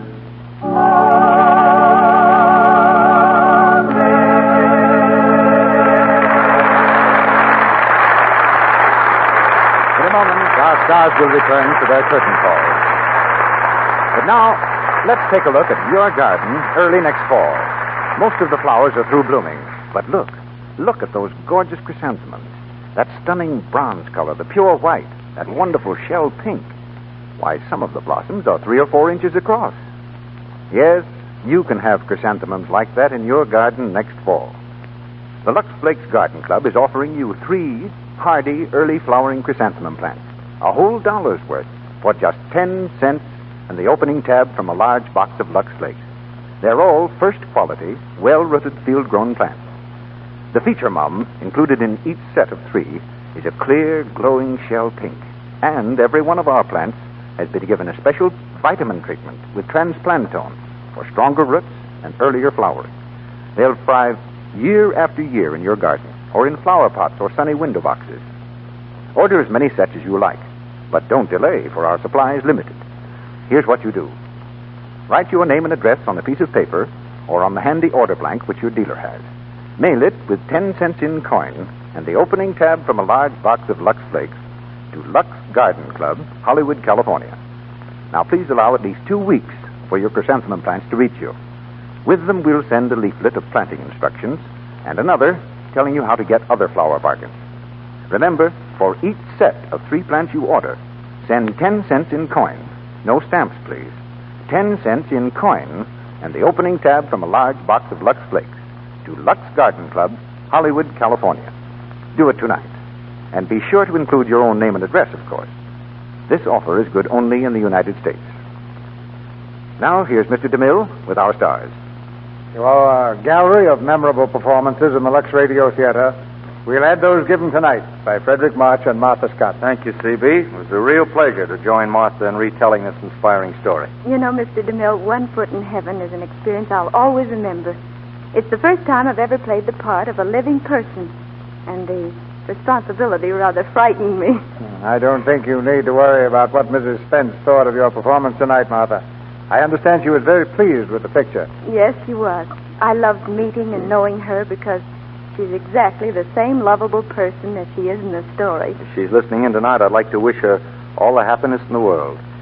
It was a privilege to help keep alive the memory of her husband. And now, Mr. DeMille, perhaps you'd better explain to the audience why the Lux Radio Theater is 15 minutes shorter than usual tonight. The government has a message for every man, woman, and child in America, Martha. So we're giving up the last quarter hour of our Lux Radio Theater time tonight to this message. Well, next week you'll have an hour as usual, won't you, C.B.? Yes, Freddie, but it's an unusual hour because our play will be Penny Serenade, and our stars will be Robert Taylor and Barbara Stanwyck. Penny Serenade is adapted from the Columbia picture hit, a story of a young married couple and the child that brought them happiness. It's a drama of courage and inspiration, and with 2 stars like Barbara Stanwyck and Robert Taylor, we have an inspiring cast for next Monday night. I think your audience will agree with that, C.B. Good night. Good night. Good night. Good night, Martha and Freddie. You were good missionaries tonight. And don't forget, ladies and gentlemen, stay tuned to this station for a message from our government.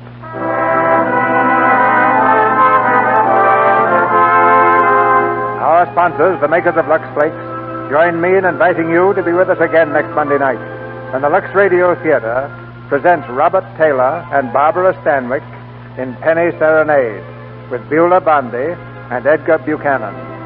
this is Cecil B. DeMille saying good night to you from Hollywood. Frederick March appears tonight through the courtesy of Paramount Pictures and will soon be seen in their production of I Married a Witch. Heard in tonight's play were Verna Felton as Mrs. Sandow, Leo Cleary as Thurston, Josephine Whittle as Mrs. Thurston, and Eugene Forsythe, Griff Barnett, Noreen Gamille, Bruce Payne, Doris Cederholm, Dix Davis, Leon Ledoux, William Melton, and Priscilla Lyons. Tune in next Monday night to hear Barbara Stanwyck and Robert Taylor in Penny Serenade. Our music was directed by Louis Silvers, and your announcer has been Melville Ruick.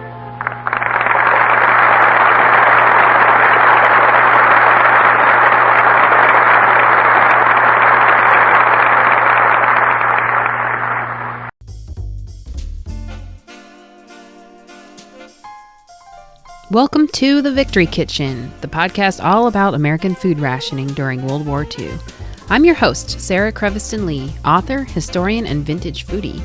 I'll be exploring the logistics of food rationing, featuring wartime cookbooks and recipes, and highlighting real home front experiences. We're going to be learning exactly what our grandmothers had to do to get their food to fight for victory. Hi, this is Sarah. In today's episode, we'll be talking about the rationing of America's second obsession after sugar, and that would be coffee. I'll be chatting, aka gushing, about my favorite wartime cookbook, and I'll be highlighting the wartime recipe from the grandmother of a fellow World War II reenactor pal of mine. I'm really excited about today's episode. I myself am not a coffee drinker, so I asked my lovely followers on Instagram for their feelings about coffee, and this is what they told me. Hearthstone Fables said, I didn't like it at all until having kids. I've adjusted to the flavor, but I mostly like it for the morning routine aspect. Vintage Homemaker said, I adore coffee. I have a percolator and love it strong and black. 3 exclamation marks. No sugar or milk here. I have 2 cups to start my day. It's my favorite thing to look forward to when I wake up. Author Anne McTavish said, for me, I simply enjoy the flavor, with cream and sugar, of course. And it's a nice warm pick-me-up in the mornings. Sophisticated Lady 1935 said, I positively love my morning coffee. It's so necessary for me and a joy too. I can't really feel like I've started my day properly if I haven't had my morning coffee. I always love to have an afternoon coffee too when I'm sewing or knitting or reading. That's when I wax poetical about it. And finally, Sweet Spoken said, morning coffee time is one of my favorite times of day. I love it and I love the ritual of it. I would have a very hard time with that part of wartime rationing. I really like what they said, and it gave me a good idea about the general feelings of coffee, because you can definitely see a common thread in their feelings about this morning beverage, or in some cases, afternoon beverage. So for my exploration of coffee rationing, since I don't drink coffee, I focused on the coffee substitutes, like trying those. And I did try a few modern ones out. I tried Cafix, Piro, and Ticino. And Cafix was disgusting. Piro was okay. And Ticino is actually one I like. It's in an actual tea bag, but it tastes, I guess, a lot like coffee, apparently. It's a really pleasant drink. Now, I also tried Postum, and that is the historical one that I'll be talking about a little bit later in this episode. What I found out is that coffee substitutes aren't new. They had coffee substitutes in the American Civil War. They had things like wheat bran, peanuts, sweet potatoes, rye, corn, watermelon, persimmon and okra seeds. One Confederate recipe has you make coffee using ground roasted acorns. Things were a little different by the time we get to World War II. But now let's talk about the coffee rationing. Why was it rationed? Well, first of all, like we've talked about with the rationing of sugar, there was a lack of ships available to ship the coffee. There was also a danger from the U-boats, as always, but the advancement of sonar technology helped our ability to attack the U-boats and end their reign of terror in the Atlantic. It was still a danger, just the threat was much less. Now I'm going to go off on a tiny little tangent here because I found this amazing Life magazine article from February 8th, 1943, and it talked about how Brazil, which was at the time the world's largest supplier of coffee, and it shows a picture of a warehouse in Sao Paulo, Brazil, stacked to the ceiling with bags of green coffee. This warehouse was the largest in the world, and it's showing that it's holding its capacity of 2,800,000 bags. There was not a shortage of coffee to be had. It was just the transportation problems of getting it there. In this article, besides talking about how Brazil had all this coffee available, but not the ability to get it out, to export it, it talked about creative ways that they were using to use up this coffee because they were worried if there was so much left at the end of the war, it would ruin their economy. So they were using the coffee as fertilizer.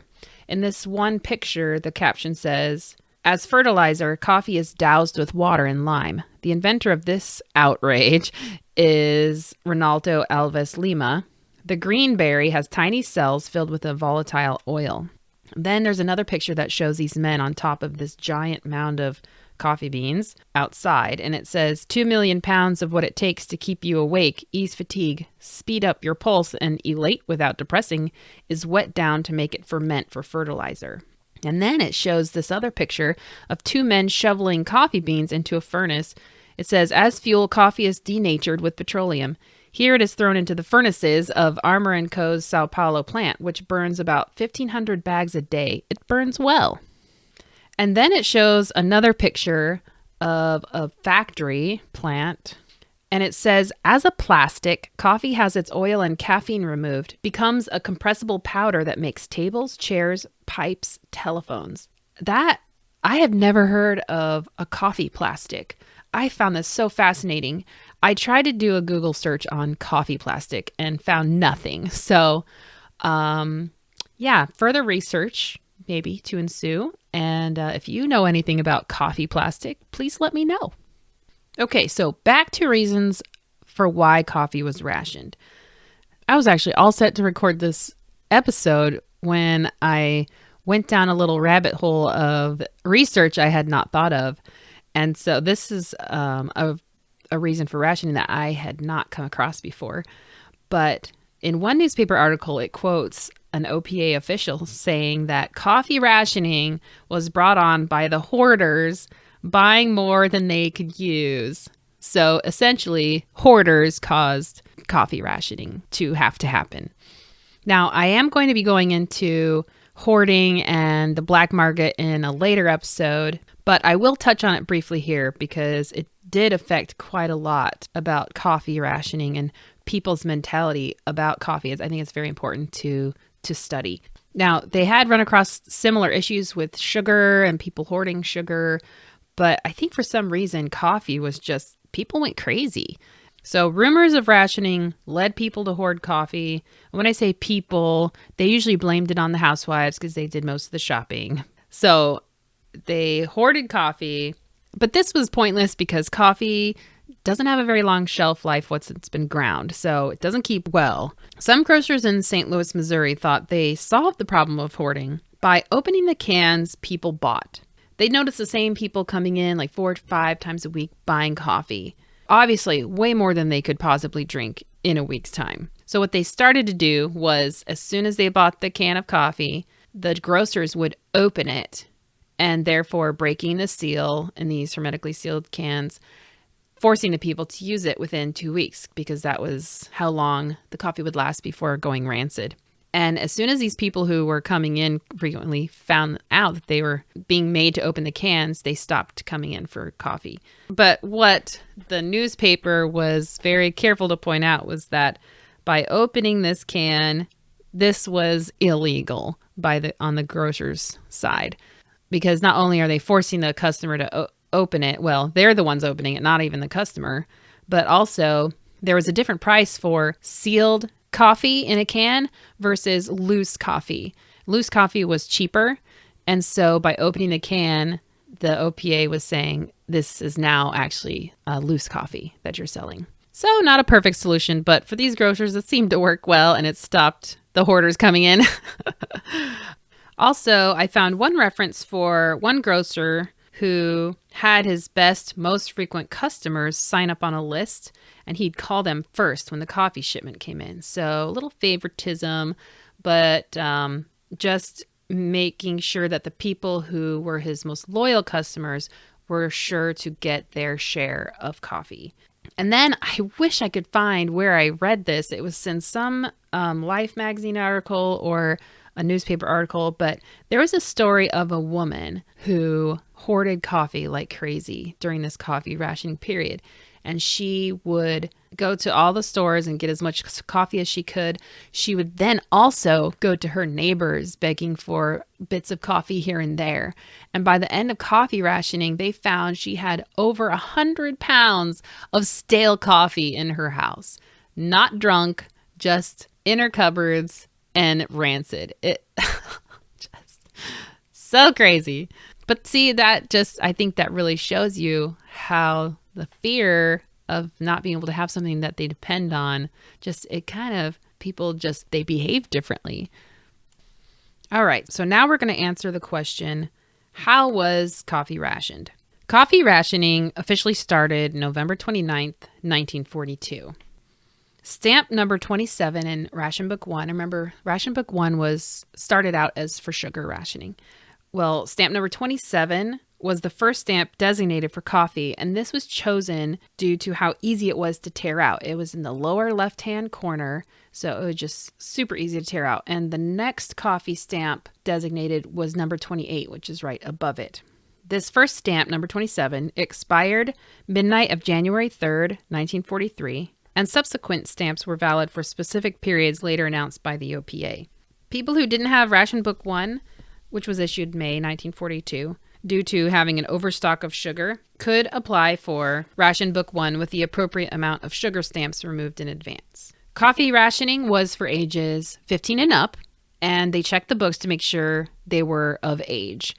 If groceries were delivered, the delivery person removed the stamps. Penalties were posed for people whose books were missing stamp number 27, for those under 15 years of age. So no cheating the system here. One stamp was good for 5 pounds. You could purchase all the coffee allowed for your family, but they encourage you just to buy what you needed because of that hoarding problem like we talked about before. When the U-boat battles in the Caribbean were at their height, coffee rationing was reduced to 1 pound in 6 weeks. And before that, it was 1 pound in 5 weeks. They encourage you to store your coffee in the refrigerator. And I'll actually have a picture of a glass coffee jar that I own on my blog so you can see what that looked like. Coffee was the first restricted food to go back to pre-war status. So it was the shortest rationed food commodity. Rationing ended July 29th, 1943. So not even a year. This was due to the decline of the effectiveness of the U-boats, plus the Allies helping to protect shipping lanes.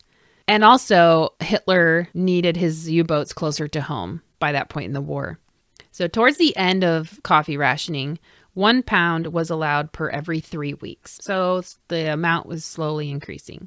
After the rationing had ended, they still were encouraging people to not make runs on the stores for coffee, to still just buy what you needed, because there was a threat that they would have to put coffee back under rationing if people went crazy again. So they were telling the public, this is in your hands. You can have your coffee and as much as you'd like, as much as you normally would drink, but don't go crazy and hoard more than you use. So as we can see, coffee was extremely important to Americans in World War II. It was for energy, it was for comfort, and it was for routine ritual, just like today. We talked a little bit about how Americans dealt with coffee rationing. We talked about the hoarding.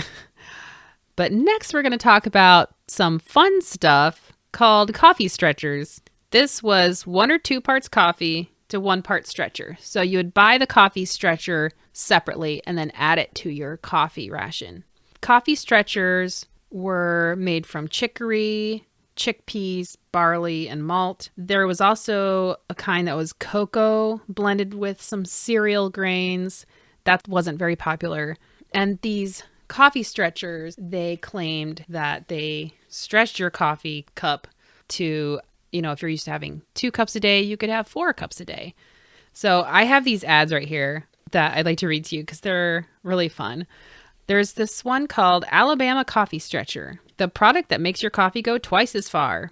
It's scientifically prepared by the Alabama Coffee Company in Sheffield. It is blended and roasted like coffee, looks like, smells like, and tastes like coffee, yet it is made from pure grain and vegetable products. It makes a perfect drink by itself, but for best results, mix it with your favorite brand of coffee half and half. Ask your grocer today about this amazing product. Another of their ads says, under the coffee rationing program, you can only have 1 cup of coffee a day. Would you like to have and enjoy 2 cups a day? There's another ad for Alber's Coffee Stretcher. It says that 1 pound of Alberly coffee plus 1 pound of Victory Coffee Stretcher equals 100 cups or 3 cups a day when you blend 1 pound of Alber's Coffee Stretcher with a pound of Alberly coffee. Now, the coffee substitutes, so they had coffee stretchers, and then there were coffee substitutes. And the most famous one is Postum. The funny thing about Postum, though, is that they say blatantly in their ads, they are not a coffee replacement. They are their own drink. And they had quite a few ads with people saying, oh, I've always thought Postum was just a substitute for coffee. But recently a friend told me that Postum was not a substitute for anything, that it was just a perfectly swell drink in its own right. So they try it and they're pleasantly surprised and now they love it. So I wanted to give Postum a try. I had never had it in my life, but my father-in-law is an avid drinker of Postum. So I called him up, asked him for some tips, and also told him that I had gotten Postum. He was very proud of me because my husband is not a fan. How he drinks Postum is mixed with hot cocoa mix, which is pretty awesome. So I tried Postum plain the first time, and I found it very pleasant, just like the ads say. But I'm not a coffee drinker, so I can't say, like, oh, this would definitely replace my morning cup of coffee or anything. But it's a really nice drink, and I've since enjoyed it several nights because it's cold, and it's just a nice change from tea. I'll have a picture on my blog of a vintage Postum tin that I have. It's a very tiny tin. It only holds 4 ounces of Postum. This does not seem like very much, but on the can it claims that it makes 50 cups. That's a lot. It's actually a really good deal. Nowadays, though, it's kind of pricey to get. I think you can only find it on Amazon. That's where I got it. But it does last a long time. Like, I've been using it a lot. You just use a teaspoon at a time, and it makes a nice cup. I really like what the ad says. It says, what's more, Postum is a wonderful drink for the whole family, children as well as grown-ups, for it contains no caffeine, no stimulant of any kind. Have you tried Postum recently? If not, get curious. Discover why more and more families are turning to Postum. Discover how economical it is to buy Postum today. P.S. I promise this podcast episode is not an advertisement for Postum.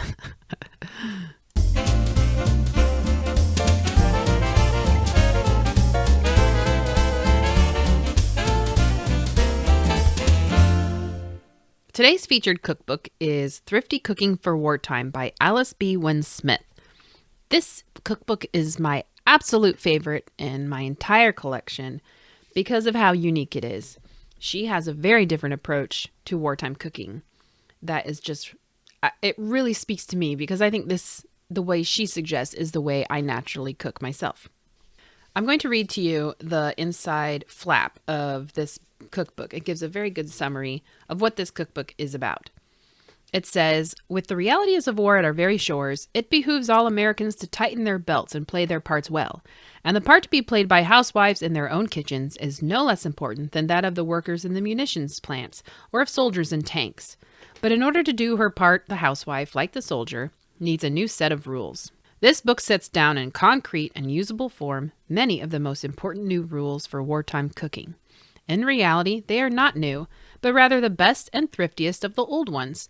Some of them date from previous wars, the First World War, our Civil War, and even the New England kitchens of Revolutionary days. To make these rules particularly easy to follow, the book gives just a few basic recipes in the various fields of cooking, recipes which are practical, economical, easy to change. Then following each basic recipe are thrifty changes, which will add unlimited variety and meet the emergency by using foods that are on hand in the cupboard or most readily available in the local market. From these variations and suggestions, any woman can adapt her menus to whatever conditions arise. And the woman who has once started using this basic recipe principle of planning and preparing her cooking will find that it continually suggests new ideas, a thing quite out of the ordinary in a cookbook. With limited sources of supply in many food fields, and with rationing, conservation, and elimination of unnecessary waste, the orders of the day, every woman will find thrifty cooking for wartime an invaluable aid in planning her strategy on the home front. So this cookbook, unlike so many other cookbooks that I have that have menus and things like that, the menus in other cookbooks give specific suggestions. So like make A, B, C for breakfast, and this and this and this for lunch, and this for dinner. And then they have that planned out for every single day of the week or even for a whole month. And they do say, to adapt if you don't have something. But they don't really, they give a few suggestions, but you're kind of left out on your own. It's not really teaching you the tools to be more flexible.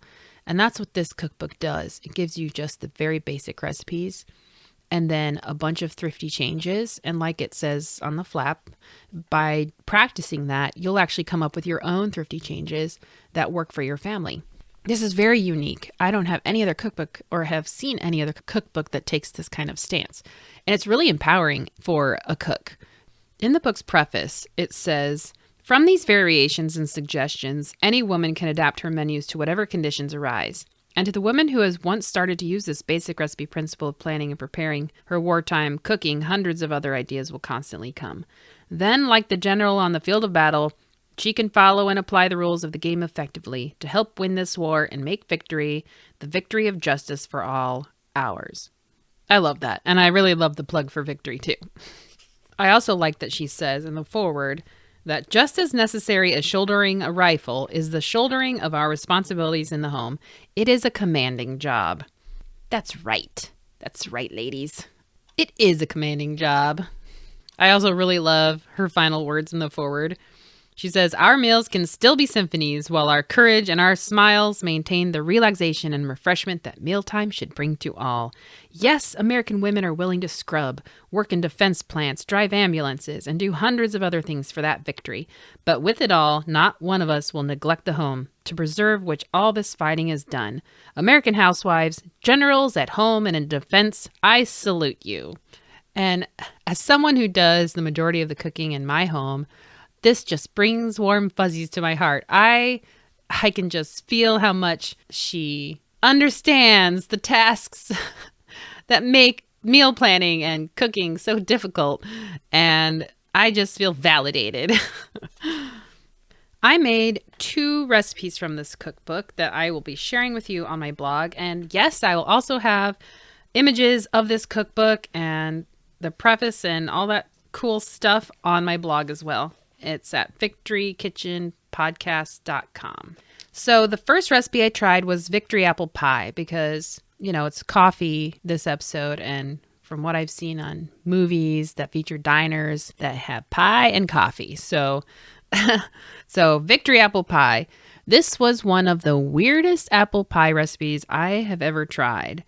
And it's not really the ingredients so much. It was just the method for making it. So it has 6 to 7 medium-sized apples, 1/8 cup of flour for the thickening, 1/4 teaspoon salt, cinnamon, 3/4 cup to 1 cup honey or white Caro syrup, and then 2 tablespoons butter or margarine. So pretty standard, except for maybe the honey corn syrup. Now, I learned my lesson from the last time with the sugar rationing recipes. I used honey this time, not corn syrup, because it is sweeter than corn syrup. So you pare and core the apples, slice them thin like normal. You sprinkle the salt over the sliced apples. That was new to me. But then you dredge them with the flour. And you lift the apples with your hands until the flour is mixed through. Okay? Just go with me here. Then you line a 9-inch pie tin with the pastry. And you fill it with the apples that just have salt and flour on them. Then you pour the honey over the top. Sprinkle with cinnamon and dot with the butter. Then you place an inverted pie tin over the top and bake in a hot oven for 10 minutes, then reduce the heat and bake it for 40 minutes longer. Then you remove the pie tin on top and bake for a little bit more time. And then finally, grated American cheese, maybe sprinkled over the top. Okay, so I've heard of cheese and apple pie. That's not the weird thing. To me, it's an open crust pie, but they're very clever in that they cover the pie with an inverted pie tin. And that keeps all the moisture in there and keeps the apples from drying out. So I was really skeptical about this, but it actually worked out really well. And it was a very tasty pie. Just kind of weird preparing it. But yeah, I'll have pictures of my victory apple pie on my blog that you can check out and give it a try because it's pretty tasty. The second recipe I tried, I was very excited for because this is for a homemade cereal beverage, aka coffee replacement. This is what she says. Is the rising price of your favorite beverage working a hardship on your budget? Here is an idea that a dear little old lady gave me during the last World War. She had successfully raised 10 children, and this was their favorite family beverage. It is delicious when made with care. Her mother had taught her how to make it during the Civil War. Wow. So this is a Civil War recipe, essentially. And it has traveled through the decades to World War II, and she is bringing it to us to try out. So I did. What you do, you take a tablespoon of black molasses and a cup of wheat bran. So you rub the molasses into the bran until it's really well blended and crumbly. Then you put it in a dripping pan or just like a cookie sheet that has a lip edge around it. And you brown it well until almost black. So I browned mine until it was dark brown. It says in a moderate oven, stirring occasionally to prevent burning. So I had originally set mine to 325. This was too hot. It was starting to smoke. That's a bad sign. So I lowered it to 300 and about every 5-6 minutes, I took it out and stirred it. It was a long process, but that's what you need to do in order for it to brown evenly and to not burn. And that's very important. You don't want it to burn. When it's cold, you pack it in an airtight container. And then you make it the same way as you would boiled coffee or Sanka, which was a decaf coffee back then, and served hot or iced. So I invited my friend Laura over to try this with me, and this is our reaction. Okay. So today I'm here with my friend Laura, the expert coffee drinker, because I am not one. I wouldn't be sure you could go that far. Well, anyway, you drink coffee. How often do you usually drink coffee? A couple of times a week. Okay. That's good. Are you mostly a tea drinker then? I'm mostly a tea drinker. Okay, me too. I need my cup of hot Earl Grey in the morning before I can function. Got it. Okay. So, but still, Laura is much more experienced than I am. So what we're doing is we're testing the homemade wartime beverage from the featured cookbook from today. So I've got mine that's got milk and sugar in it. Still wartime friendly because I stirred all the sugar crystals in. And Laura's drinking hers black. If I'm going to be ration friendly, I just wanted to see how it would taste without milk and sugar and like the pure taste. The pure taste, and it goes back to when I was in high school and worked at a barista at Starbucks, and we had to do coffee tastings. You always taste it black. Oh, interesting. So you're used to that black flavor of straight coffee. I wouldn't go that far. It's been a couple of years since high school. Okay. 2 or 3. 2 or 3 years. Yeah, we'll say that. Okay, so yours is cool enough to drink, right? Yes. Okay, let's go for it.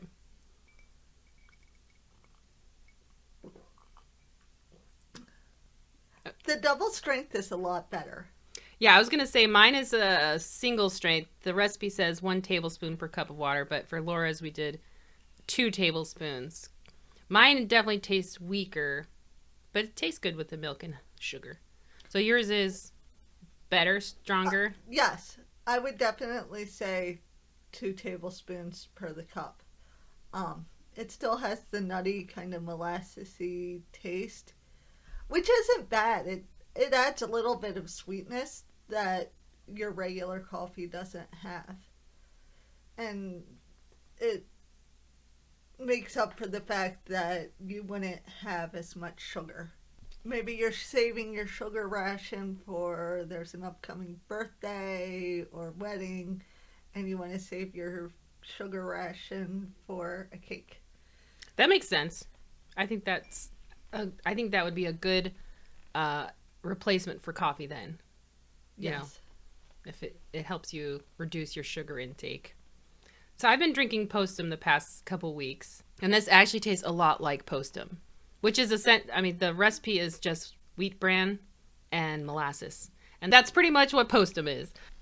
So I think mine is too weak. I would like to have the extra tablespoon of the wheat bran mixture in here. So what the recipe says is to prepare it like you would boiled coffee. Since I wasn't an expert coffee drinker or maker, I had to think about it for a little while. And it just made me think of the only one time I've tried coffee was at a Civil War event as a reenactor. And I was so cold. I was not prepared. I didn't have any hot drink whatsoever, even just tea or hot cocoa. So I just wandered the camps, very pitiful. And somebody invited me to try their coffee. And so I did, because I was just desperate. And it was terrible because they just boil the grounds with the water in the coffee pot and just pour it out in your cup. And it was very gritty and bitter. And I think using a tea strainer or whatever filter you used really helped it because there's no solid chunks in it. That's true. I did use a very fine strainer. I tried coffee filter paper. That didn't work. But yeah, I think that really helped because there's none of the bran flakes. Exactly. Floaties in there. There's no floaties. We don't have to strain with our teeth like they did in the ye old days. So, well, thank you, Laura, for being game enough to try this with me. You're welcome, Sarah.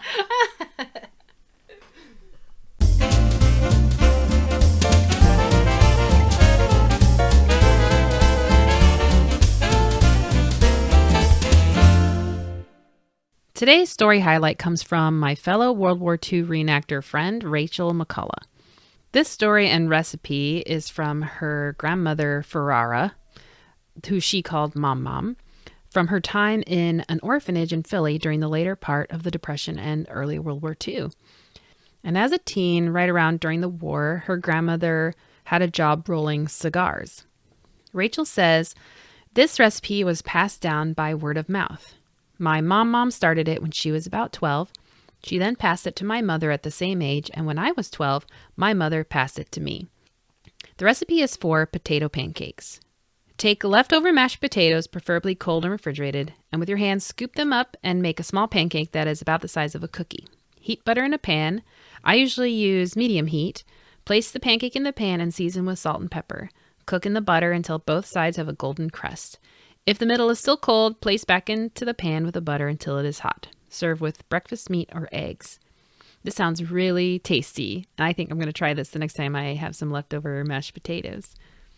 All right, well, that's it for today's episode. I wanted to thank my Instagram followers for all their comments they left about their feelings about coffee. I also wanted to thank my good friend Laura for going on a little adventure with me and tasting a homemade cereal beverage. And I also wanted to thank Rachel for sharing her grandmother's recipe with us. Check out my Victory Kitchen blog at victorykitchenpodcast.com, where you can see images from today's featured cookbook and a whole bunch of other cool pictures and research that I found about coffee rationing. If you liked today's podcast episode, please subscribe, like, and share the ration love. Thanks for listening, and I'll talk to you next time. Bye.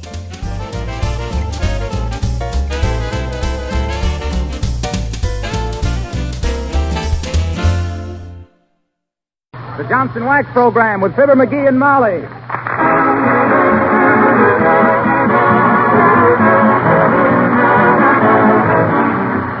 The makers of Johnson's Wax and Johnson's Self-Polishing Glow Coat present Fibber, McGee, and Molly, written by Don Quinn.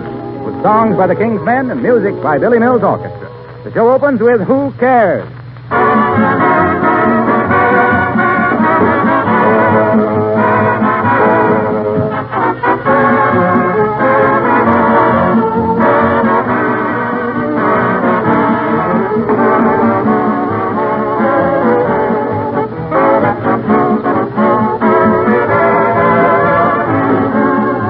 Last night I read an interesting advertisement by a tire company telling car owners how to take better care of their tires to make them last. This seemed to me to be very helpful advertising, and it suggested to me to make sure that every car owner also knows how easily he can take better care of the finish of his automobile with Johnson's Car New. Cleaning and polishing a car used to be a big job, one of those all-day or at least half-day affairs. But Car New has done away with most of that hard work, because Car New both cleans and polishes in one application. 2 jobs at once in quick time. Car New is a liquid polish. You massage it lightly over the car finish, let it dry, wipe it off. It cleans amazingly, brings back your car's original showroom shine.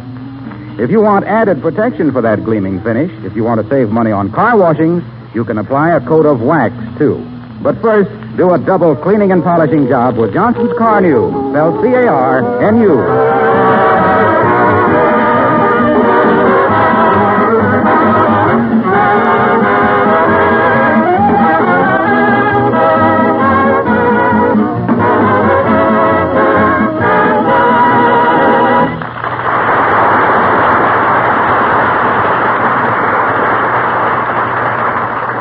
Take Me Out to the Ball Game used to be a very popular song, particularly with Mrs. McGee of 79 Wistful Vista, who at this very moment is singing the old refrain to her husband as we meet Fibber, McGee, and Molly.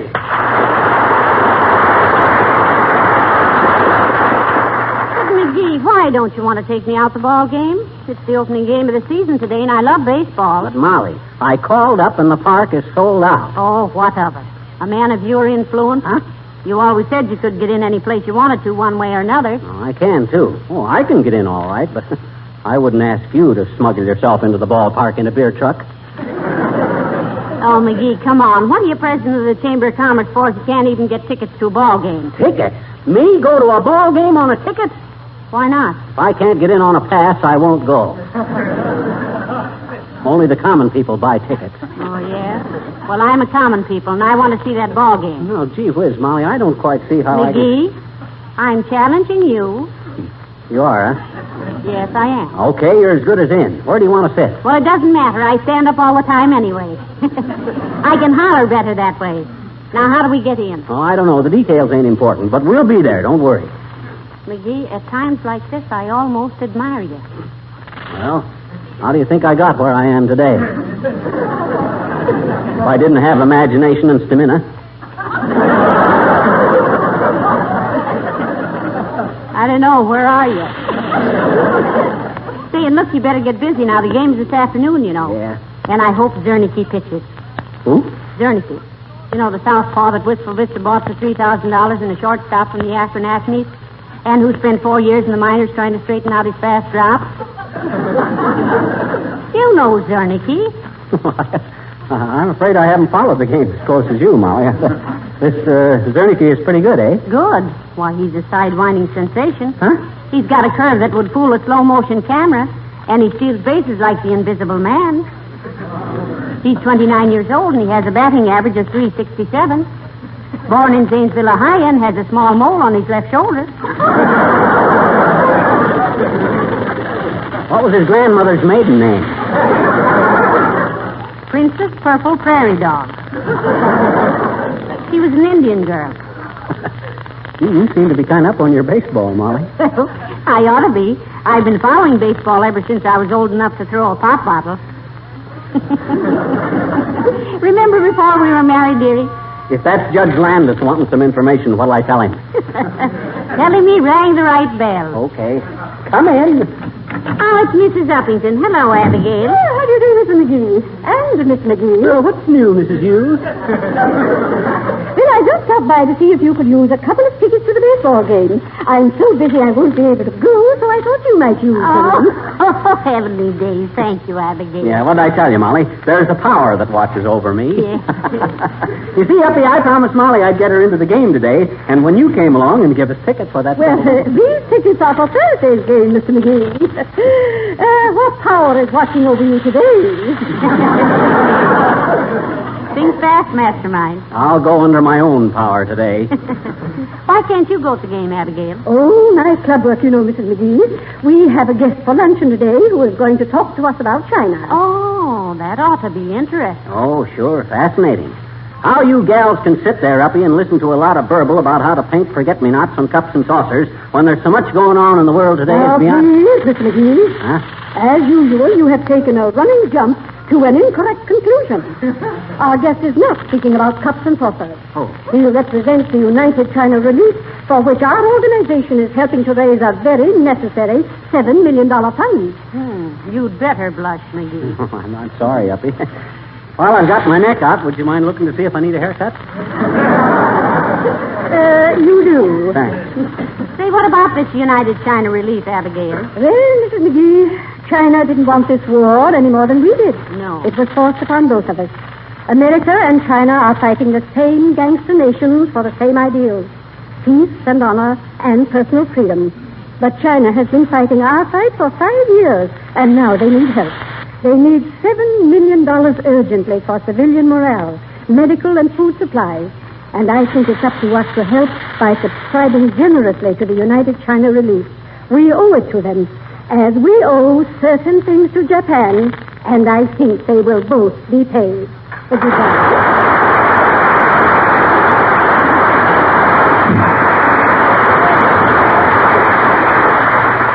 Well, now, don't you feel just a little sheepish, dearie? I sure do. If I felt any more sheepish, I'd rent myself out to jump over fences for people with insomnia. Yeah. I didn't know she was doing such good work. Indeed she is. She's doing a lot. You know, she gives 5 days a week to the Red Cross, 1 day to canteen work, and she's bought $40,000 worth of United States War Savings Bonds. I think I felt proud when I turned in that old toothpaste tube last night. Well, it just goes to show one never can tell from where one sits how wrinkled one's pants are going to look when one stands up.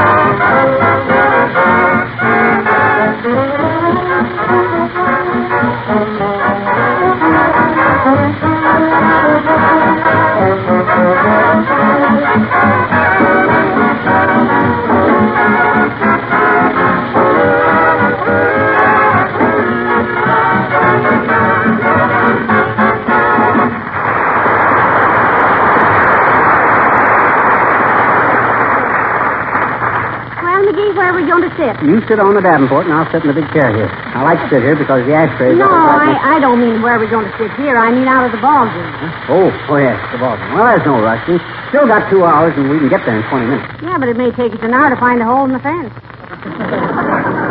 What do you mean, a hole in the fence?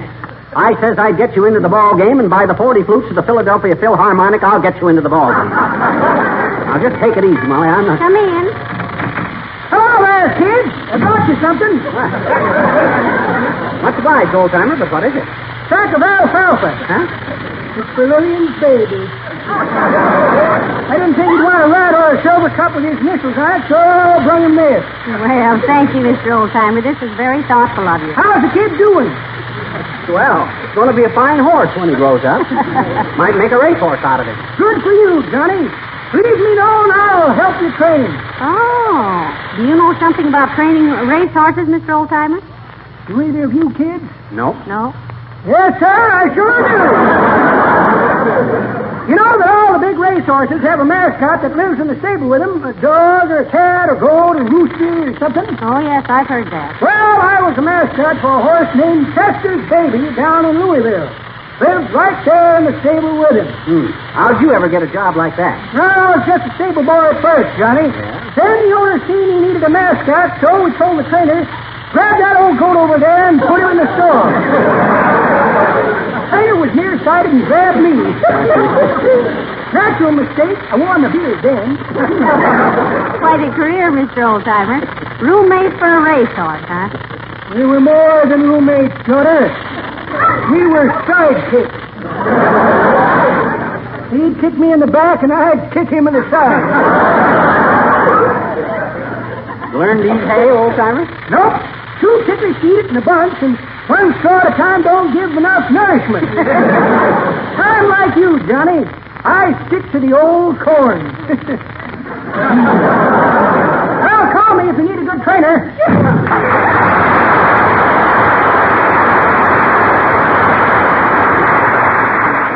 By the way, dearie, did you go out and feed Lillian and her baby? Sure, and you know what? That colt understands Chinese. Go on. Yeah. What are you talking about? That horse is as American as baked beans. I don't care. He knows Chinese. I was trying to think of a good name for him this morning, so I thought I'd try a few. And the one that got the best reaction was going to be the name. And what was the name? Well, sir, I tried Alfred and Homer and William and Bert and Paul and Cecil and Leonard and Sidney and all stuff like that there. Till I was a little horse myself. And all they'd do is Lillian would look at the colt, and the colt would look at Lillian, and they'd kind of shake their heads. So I got disgusted and says, phooey. And they both started squealing. I tell you, that horse is Chinese. Oh, George.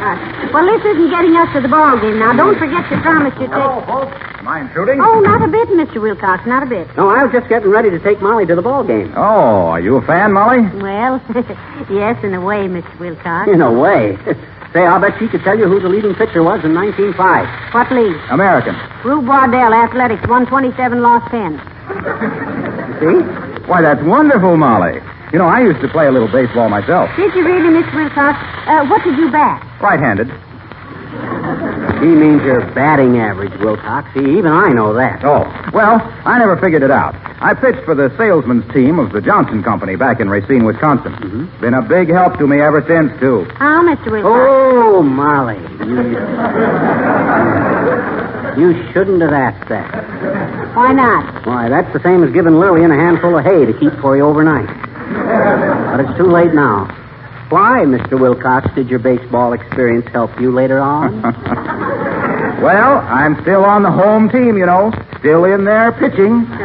Telling housewives they'll never get to first base with old-fashioned methods of rubbing and scrubbing linoleum. See what I meant, Molly? Yes. Why, a short stop at your dealer's for a can of Johnson's self-polishing glow coat will result in a home run with efficiency and economy. You can just see Pop fly home to get a look at that gorgeous kitchen floor. Gleaming like a diamond. With no rubbing and no buffing, you'll get your innings with more outings. Because Glow Coat saves you so much time and energy. Pitch your old mop pail out the window, girls, and get some Johnson's Glow Coat right off the bat.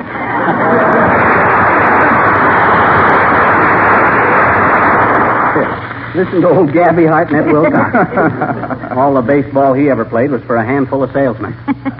Didn't you ever try the big leagues, Mr. Wilcox? Yes, once, but I quit after one season. What for? Well, the club started playing night games, and I never was one to play around in nightclubs. Well, I'll see you later. Say, why didn't you ask him what he could do towards getting us into the game this afternoon, McGee? He hasn't got any drag, except with housewives. If I wanted a piece of sponge cake or something, I'd go to him. But for ball games and stuff, we got to contact the sporting element. Now, let me see. I think a better way for us... Uh-oh. Come in. Oh, hello, Mayor Latrivia. Hi, Latriv. I'm glad you arrived. Good day, Mr. McGee. Oh, why are you glad, McGee? I wanted to talk to you about the ball game. You see, that's odd. I'm on my way out there very shortly, and as it's getting so much warmer, I wondered if you'd mind if I left my top coat here. I don't like to leave it in my car. Oh, of course, Mr. Mayor. Are you a baseball fan? Oh, not much, I'm afraid. The last game I saw in Chicago in about 1919. I remember that because it was my birthday, June 17th. June 17th, 1919. Then you saw Frankie Frisch. I did? Of course you did. That was his first major league game. McGraw sent him in the ninth inning to bat for Cavalcade against Grover Cleveland Alexander. Paxford was playing center field for Chicago. Good heavens, woman. How do you remember all that? Why, everybody knows that. Ain't she wonderful, the trivia? Who won the World Series in 1912, Molly? Boston. Boston 4 games, New York 3 games, 1 tie game. Amazing. It's no such a thing, really. I just take an interest in the game, though. Didn't you ever play baseball in college, you said? No, I was a more inclined toward mental work, McGee. You see, I specialized in lit. In what? Lit. You were? All the time? Were what? Lit. Of course not. Lit is merely the abbreviation for literature. Just the same, I should think you'd have to have a clear head for that kind of work. I did. Well, how could you lit all the time?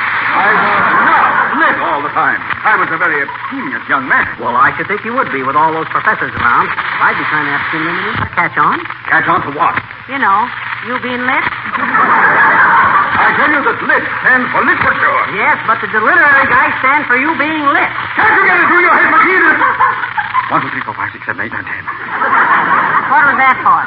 I promised myself. Next time we got into one of these things, I told myself I would not give way to anger. Besides, I have a mission to perform this afternoon. I wish to present as cheerful a face as public to the public. I wish to present... What's the mission, Mr. Mayor? As mayor, I have to throw out the first ball.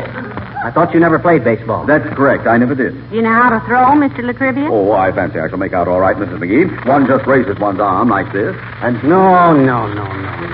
Look, Latrivia. Stand sideways, like this. Then wind up a little. Hey, wait a minute. McGee, where are you going? I'm going to find my baseball and catcher's mitt. Then I'm going to take Latrivia out in the backyard and show him how to toss the baseball. I ain't going to have our mayor disgrace himself out there at the ballpark. Oh, really, McGee? Well, this is very decent of you, I'm sure. Not at all, not at all. We ought to wistful vista. Did you find your ball, dearie? No, but I think I know right where it is. Where? Right here in the hall closet.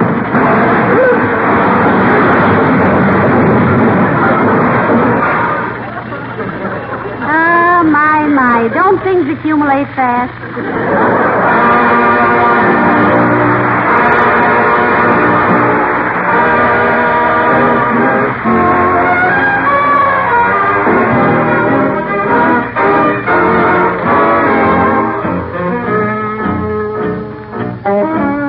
The King's Men and Blues in the Night.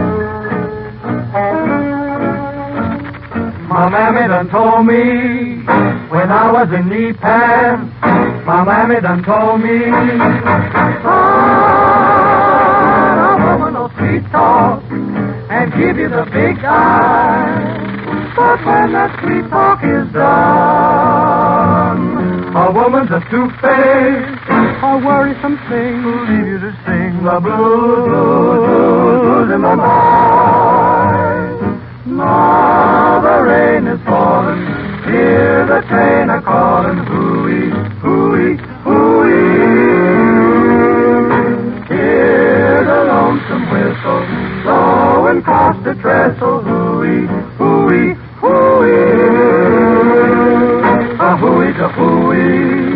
Oh, clickety-clack is echoing back the blues in the night. The evening breeze will come.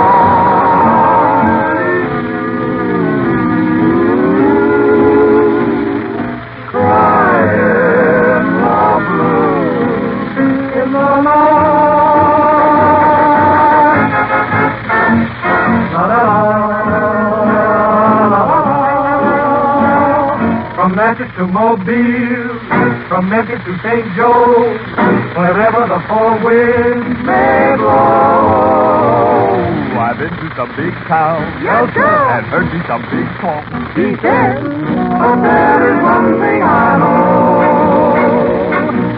blues, a two-face, a worrisome thing will leave you to sing the blues in my mind. My mammy done call me home. And brother, I tell you, so help me, I got the blues in my mind.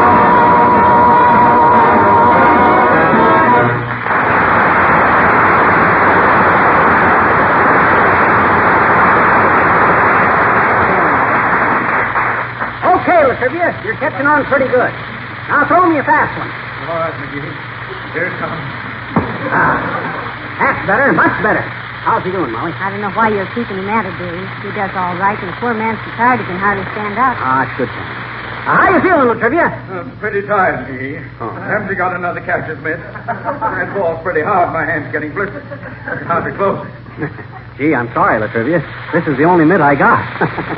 Anyway, a politician who can't close his hand might be a very good thing. All right, let's try it again. Here she comes. McGee, now you can throw better than that. You didn't come anywhere near him. He's had to shag every one of those throws. I know. I'm limbering him up. Yeah. Oh, look, McGee. There's Uncle Dennis upstairs in the window. He's been watching you and the mayor. Yeah, look at him, licking his chops. Well, what's that for? Those last three Latrivia tossed were highball. Okay, Latrivia, let me have another one now. And remember what I've been telling you. Wind up. Like this? Yeah, only don't raise your hand like you were going to slap somebody's sassy face. Swing your arm out more to the side. Well, McGee, I'll try it again. I'm getting very tired. Oh, come on now, Mr. Mayor, right over the plate. What place? Never mind. Just throw it, Latrivia. And remember the instructions. Wind up, throw your left leg up for balance, bring your arm way back, and then kind of push the ball at me. Ready. Ah, that's much better, Latrivia. Much better. You can put your left leg down again now. Throw the ball back to me, McGee, and I'll try it again. Here it comes. Say, he catches pretty good, McGee, considering he does it with his eyes shut. Well, I ain't through with him yet. Okay, Latrivia. Ready? I'd like to rest a minute, McGee. No. Keep swinging that arm. You don't want to get cooled off. Come on now, try it again. Well, you ready, McGee? Shoot the spear to me, dear. Now, that was very good. It was, really? Yes, it was, Latrivia. I only had to run 7 or 8 feet for that one. At least you'll be able to keep the ball in the ballpark. Now, let's try it another 15 or 20 minutes, and then I think look, McGee. Huh? Here comes Mr. Wimple. Maybe you better rest a few minutes, Mr. Mayor. Oh, thank you. Good heavens, I hadn't realized that baseball was such a strenuous game. I'm just about... Oh, hello, Mr. Wimple. Hello, folks. Good afternoon, Mr. Wimple. Want to play a little ball with us for a while, then? Oh, no, thank you. I really had all the baseball I wanted yesterday. Julie Casey's brother was over at our house, and they were playing catch with me. Did you use a hard ball like this one, Mr. Wimple?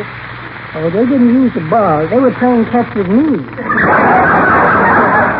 Heavenly days, that must have been fairly rough, Mr. Wimple. I didn't mind, Mrs. McGee. But when Cyrus, that's Julie Casey's brother, when Cyrus suggested that you get a bat and knock a few flies to Julie Case to catch, I just ran like the dickens. You ever meet Sweetie Face, Latrivia? No, I don't believe I ever have.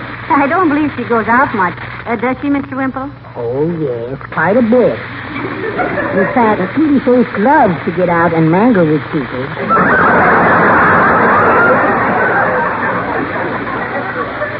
You mean mingle? Oh, I do I? This wife of yours must be quite a character, Mr. Wimple. She really is, Mr. Mayor. Oh, now, let's not all talk about her like that. She isn't so bad. She really feels terrible after she treats me badly. She does? Oh, yes, indeed. Why, just this morning, she was down on her knees to me, just begging. Oh, not really. Really, Mrs. McGee? Down on her knees with a flat iron, just begging me to come out from under the house.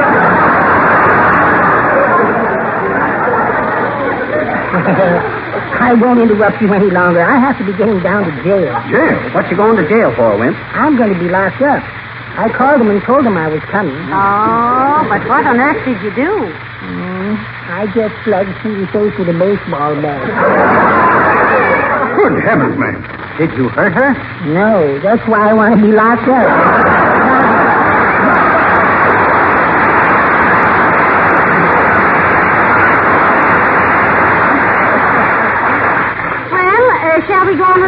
Mr. Latrivia? I'd rather not, if you don't mind, though I really do appreciate this, McGee. It was very sporting of you. Oh, not at all, Mr. Mayor. Here, now. Here's your coat. Oh, thank you. What? What's the matter, Latrivia? My right arm. I can't raise it up. Oh, it's just a little stiff, Mr. Mayor. Try again. Here, I'll hold the sleeve of your coat for you. Now. Oh, no, it's no use, Miss McGee. I can't lift that arm an inch. McGee? Huh? I can't go. I'm too lame. I'm sore all over. My arm, my leg. I've got to get to a doctor. Will you do something for me? What is it, Mr. Mayor? Why, just name it, Latrivia. I'll do anything on account of I feel kind of responsible for this. I hate to ask you to do this. Will you represent me at the game today and throw out the first ball? Oh, now, gee whiz. Just because I'm president of the Chamber of Commerce, well, all right. I'll do it. You got a pass to the ballpark or something? Yes, it's right here in my... You get it. I already got it, Latrivia. And it's for a whole box, I see, so I'll take mine. Yes. Take anybody. Yeah. Now, help me out to my car, will you? I don't believe I can walk alone. I'm sorry, Latrivia. I ain't got time now. I just got time to get out to the ballpark. Now, come on, Molly. Let's hurry. But McGee, poor Mayor Latrivia is... No, go on, Mrs. McGee. I'll be all right. Yeah, come on, Molly. But take it. McGee... You wanted to get out to the ball game, didn't you? I told you I'd get you in, didn't I? Well, come on. So long, Latrivia. Take it easy. No.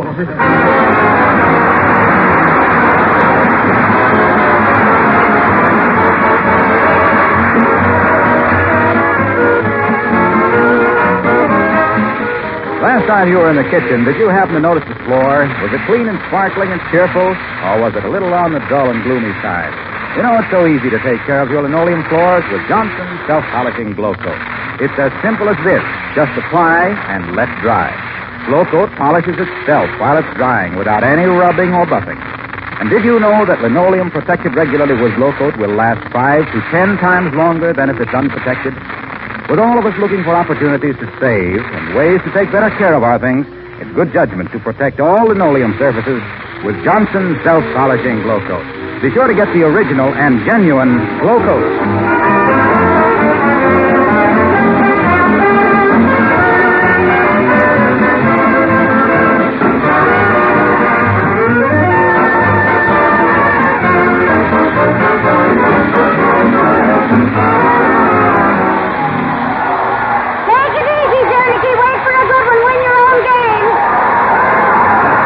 You enjoying the game, Molly? Oh, I certainly am, McGee.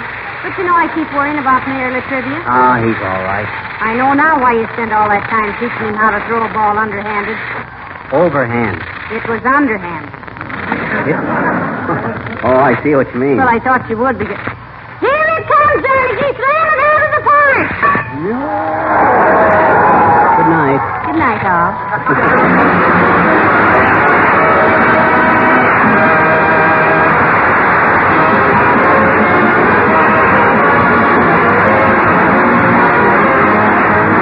This is Harlow Wilcox, speaking for the makers of Johnson Wax Finishes for the home and industry, inviting you all to join us again next Tuesday night. Good night. This program came to you from Hollywood. This is the National Broadcasting Company.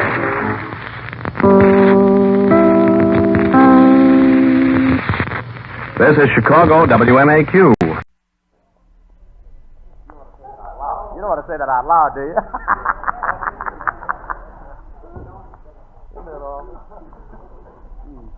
Get some hold of them, yep.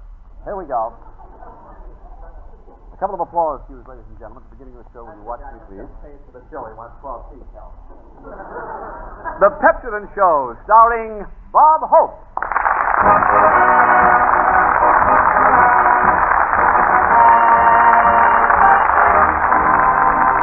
The crowd in blue is bright, with boys in caps of white. The ship of fun fires all her guns as Bob Hope sails tonight. Thank you so much. How do you do, ladies and gentlemen? This is Bob, Happy News Hope, telling all you servicemen to brush your teeth with Pepsodent and you can beautify your yap while blowing Tokyo off the map.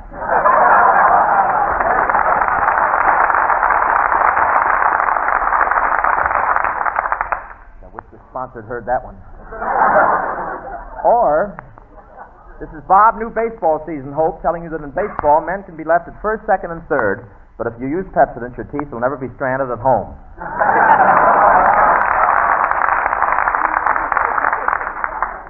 Or, alternate, this is Bob, new baseball season hope, telling you big leaguers, if you use Pepsodent, You'll say thanks because your White Rocks won't meet Phillies or Yanks.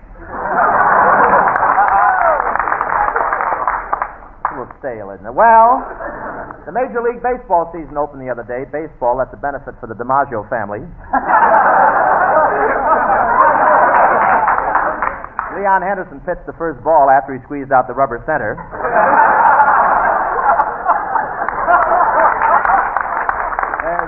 There's more action in baseball this year than ever before. I think it's on account of war production. Every time the umpire calls a strike, Donald Nelson slugs John L. Lewis.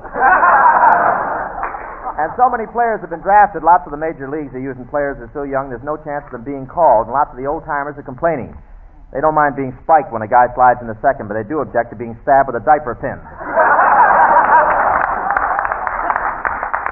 And I want to tell you, the draft boards really work fast around here. I saw one player hit a triple, and as he rounded first, he was classified in 1A. As he rounded second, he was inducted, and his wife slid into third.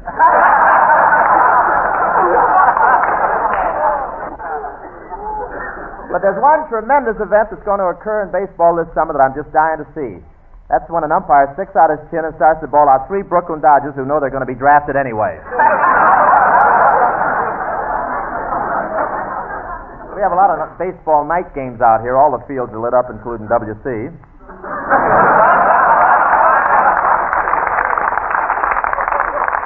And all military personnel in uniform are admitted for half price, but this only applies to men, they told me, as I curtsied to them in my Girl Scout uniform. But it's nice to be out there watching the umpires again. You all know what an umpire is. He's the MP of baseball. And that's the PU of jokes. The pitcher, I thought that was going to be a yak. Well, God.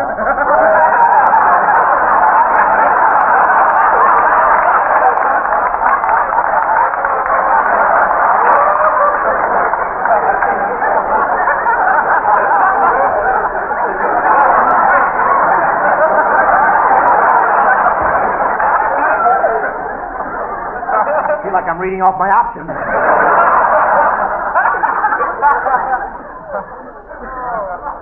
Where the hell are the rest of them?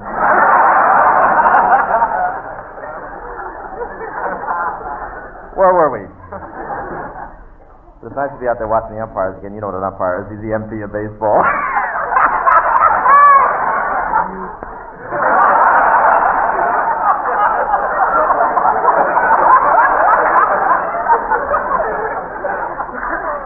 The pitcher on one of the teams is really refined. What elegant manners he had. He wouldn't throw a spitball unless he chewed some sensen first. I used to follow baseball very closely, and then somebody invented slacks. But I was a pretty good athlete in those days. You ever hear of the Boston Red Sox? Well, my team used to knit them. I played with the Glendale Pink Anklets. Anklets, what a team. We were in the cellar so often the gas man used to pitch for us.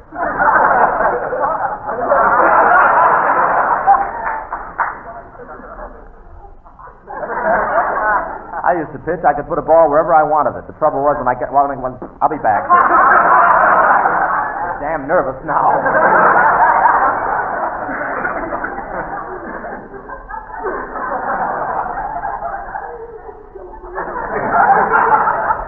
I used to pitch. I could put a ball wherever.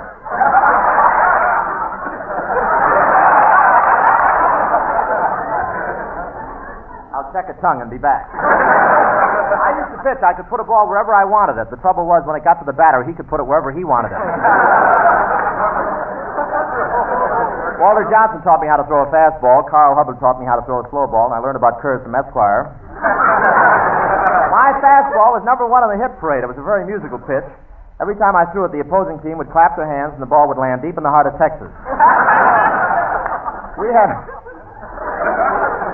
I have one man that's on my side over here. We had one pitcher on our team that was the best spitball pitcher in the world. In fact, this guy threw so many spitballs that people sitting in the first 3 rows had to wear water wings. What rough games we had. Once I slid into second base, and some guy stepped on my neck with a spike. Now I'm the only guy in Toluca Lake who can drink a glass of water and sprinkle his lawn at the same time.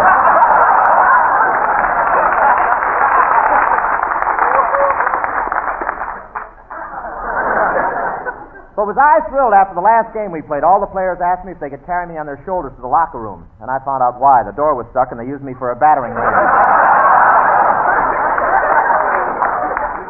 In those days, my hair was very straight and stiff. It came in handy sweeping off home plate. And I'll never forget the first... God bless you.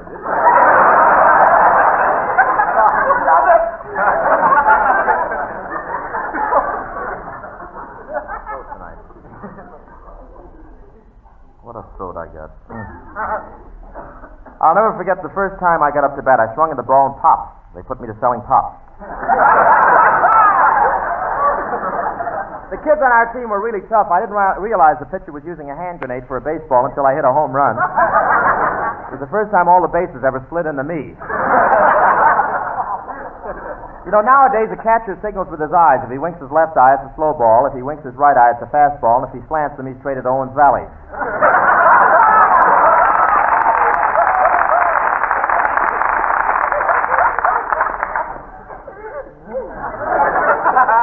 I caught for a while. I didn't have a catcher's mask, so I wore a canary cage over my head, but I had to give that up. The canary made me nervous.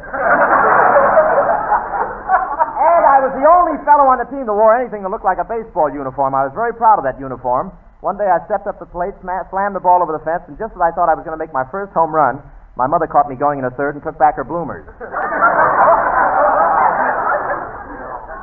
We played baseball the other day. The weather was so nice, I took the cast in the picnic. That's the ants' version of the invaders. It's been wonderful weather out here lately. Half the people you see on the street have a beautiful tan. The rest have jobs.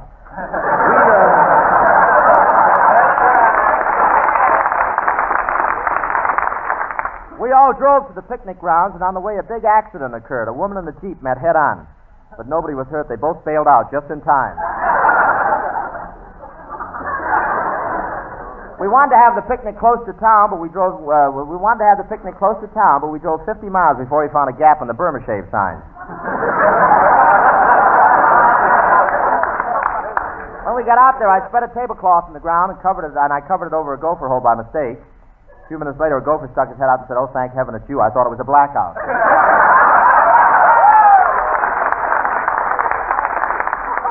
And boy, when they spread out the lunch, you should have seen the way those musicians grabbed for the sandwiches. They almost tore off my pockets. I turned to one of them and said, "How was that sandwich?" And he said, "Pretty good, but there wasn't enough wax paper." Well, those guys hungry. I reached up to scratch my nose, and just in time I jerked it out from between two slices of bread. After they finished the sandwiches, one of them petted the gopher while the others got the barbecue pit ready. I made the sandwiches. I make wonderful sandwiches. Hetty Lamar and I are next door neighbors, and it's wonderful. I just hold the bread out the window when it's toasted. And boy, do the ants eat fast. The ants ate so fast that three of Skinny's musicians ran over to them, asked them to show them their union cards. I didn't mind the ants taking all the food, but it made me mad when they walked. I'll be back. I don't want to ruin it.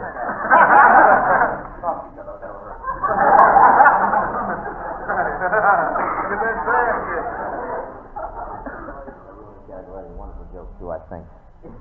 I didn't mind the ants taking all the food, but it made me mad when they walked off wearing our tires for girdles.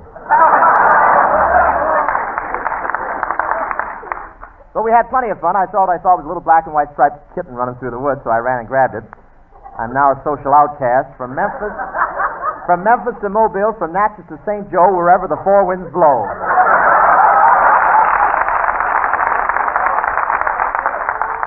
We started a crap game. I bent over to roll the dice, but just then a bull from the next pasture horned in. He made his point before I made mine.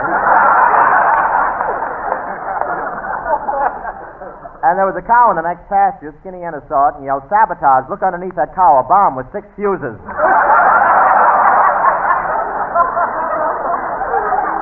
How about a commercial? Let's have a commercial. The whole thing. Are you with the sponsor? A Pepsodent 50 Tough toothbrush gives you twice as many tufts in a small, compact head. Tufts that are now improved with sturdier, more durable nylon bristles for double power cleansing. So, buy a Pepsodent 50 Tough toothbrush for every member of your family. Remember, You get a valuable cash certificate worth 10 cents in extra spending money with every one you buy. Protect that attractive smile of yours. Get several Pepsodent 50 Tough Brushes tonight.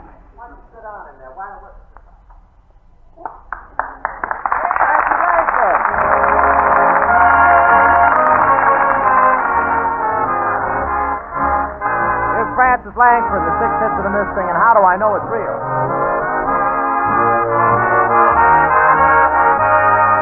How do I know it's real? There's something within me feels it. The beat of my heart reveals it. And that's how I know. How do I know it's real? The way that your eyes caress me, the way that your arms possess me, and that's how I know. Whenever you are near, my temperature ascends. It all becomes so clear. My doubt about it ends. How do I know it's real? I've known of it since it beckoned. I think of you every second, darling. That's how I know.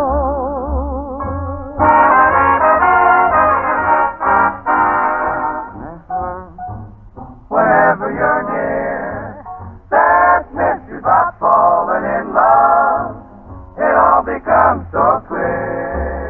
My doubt about it ends, baby. How do I know it's real? I've known of it since it beckoned. I think of you every second, darling. That's how I know. That's how I know.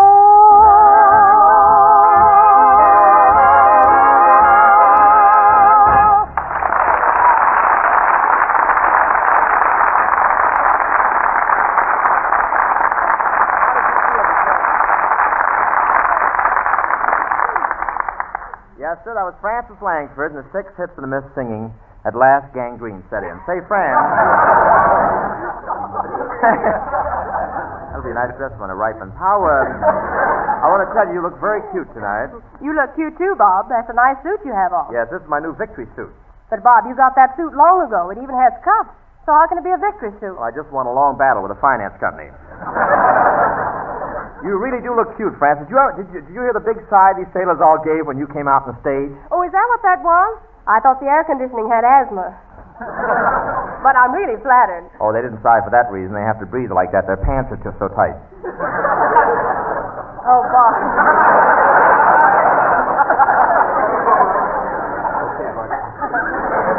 Bob, you're exaggerating. Are sailors' pants really that tight? Tight, Francis. Their pants are so tight they have to unlace the back before they can bend down the crap game.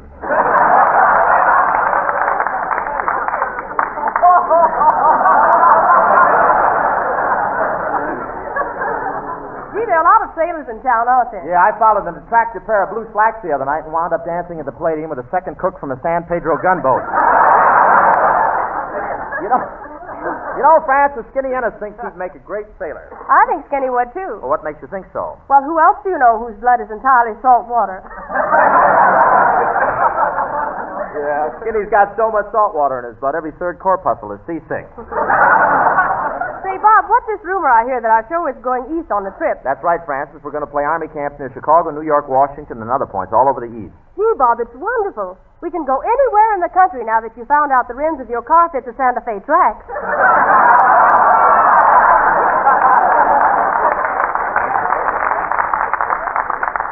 Yeah, and if it gets windy, we can put up the sails, Fran. Are we really going to Washington, too, Bob? Why not? It's the nation's capital. I know, but after what you've done to the soldiers and sailors around here, aren't you afraid you'll be investigated by the Dice Committee? For time I ever heard a square egg. You know, Francis? Francis, it was the sponsor who wanted me to go on a trip, and I want to look good. I think I'll get a new coat. Bob, if you're going where the sponsor told you to go, you won't need a coat. Why, Francis, the sponsor thinks I'm the top. You should spin me around in his office.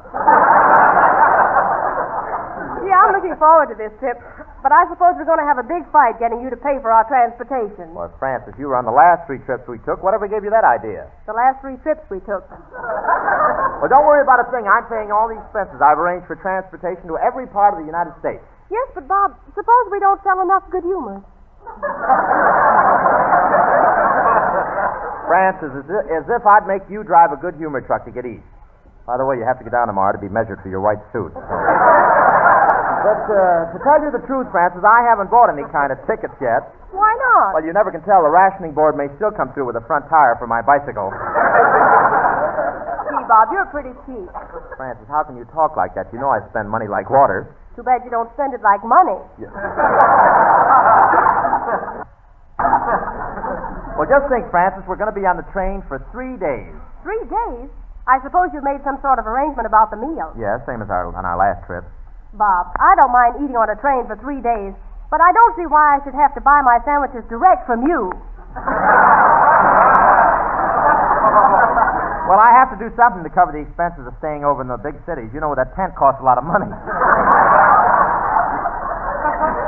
Are you taking Skinny Ennis on the trip with us, Bob? Yeah, in fact, Skinny's been out all morning trying to get everything he needs on the trip, and he got into a little trouble. What happened? Oh, they caught him in the back room of the Red Cross blood bank, siphoning.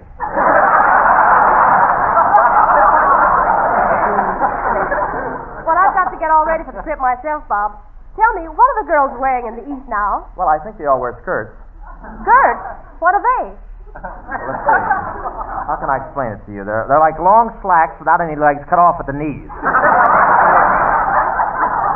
You mean they all dress like Crosby?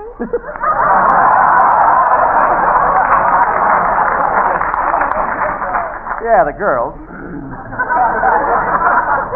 What are you going to do about your house while you're gone, Bob? Oh, just close it up, I guess. Yeah, but suppose there's a blackout. Who's going to turn off that neon sign that says, drop in anytime and meet the genius, 25 cents? Francis, there isn't any sign like that on my house at all. It says 15 cents. I've been thinking of renting the place, but I've shown my house to several people, and they've all refused it. But why should they refuse to rent your house? Oh, you know how tenants are. They quibble about little things. They all insist on a roof. To be perfectly honest, I think you'll have a lot of trouble renting it. What makes you say that, Francis? Well, after all, these days, people expect electricity. Gas light is considered old-fashioned. Electricity? When'd they think of that? But I don't think I should have much trouble finding a tenant, Francis. It's completely furnished. Completely furnished? Bob, to most people, a house that contains a copy of Esquire, a package of Sin Sin, and 3 yo-yos is not completely furnished.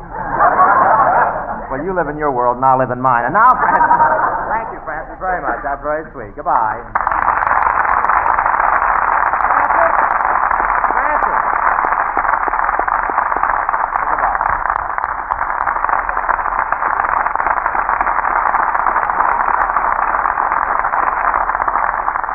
See how it pays to rehearse?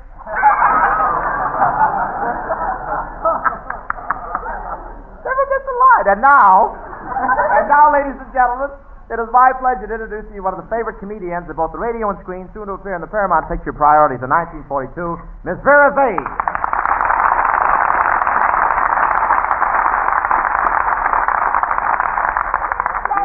Thank you, Mr. Chairman. And now, girls, our first cooking recipe. Girls, Miss Vague, these are sailors. They are. Well, I have a cooking recipe for sailors, too. Really? What's your cooking recipe for sailors? A picture of Lana Turner. Oh, well, goodbye. Goodbye. What's the idea? Well, with all those sailors in the audience, why waste time up here? I see you're going to make friends with a few handsome sailors as part of your defense work. And listen, Brother, if I meet a handsome sailor, defense is the last thing I'm going to be thinking of. She melts I in the have scale. young ideas, haven't I? Too bad you haven't got anything to go with them. Oh, Mr. Hope, you're just bubbling over. Oh, is that your 7-Up backfiring?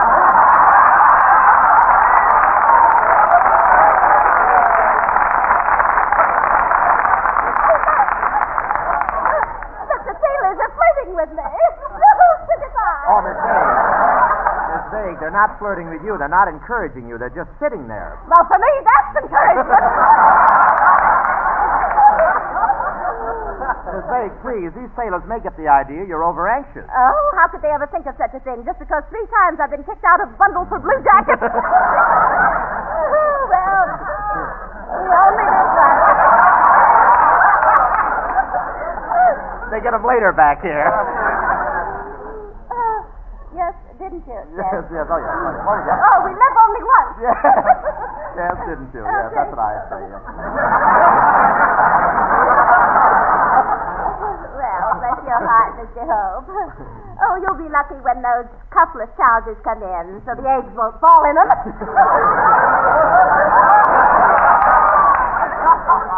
Oh, dear. These sailors, you know, they're really very romantic. I was kissed by a sailor once. You were? What ship was he on? Oh, I forget. It was either the Monitor or the Merrimack. What am I saying?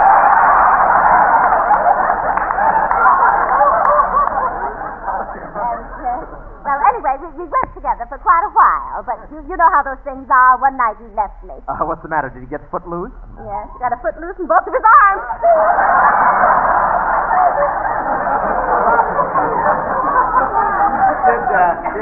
Did he have any reason for leaving you? I think so, poor fellow. One night he got seasick watching the water on my knee.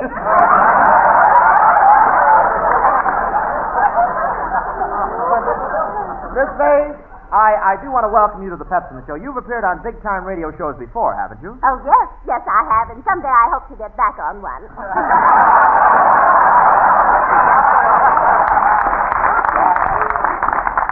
Miss Vague, this is a big show. Don't judge everything by your salary, but I hope you like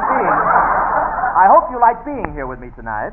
Oh, well, I don't see why I should mind it, Mr. Hope. On the Charlie McCarthy program, I used to appear with a dummy every week.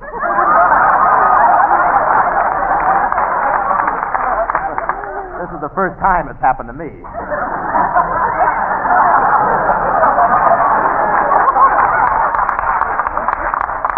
My, you funny man. Funny man. I mean, not physically, of course.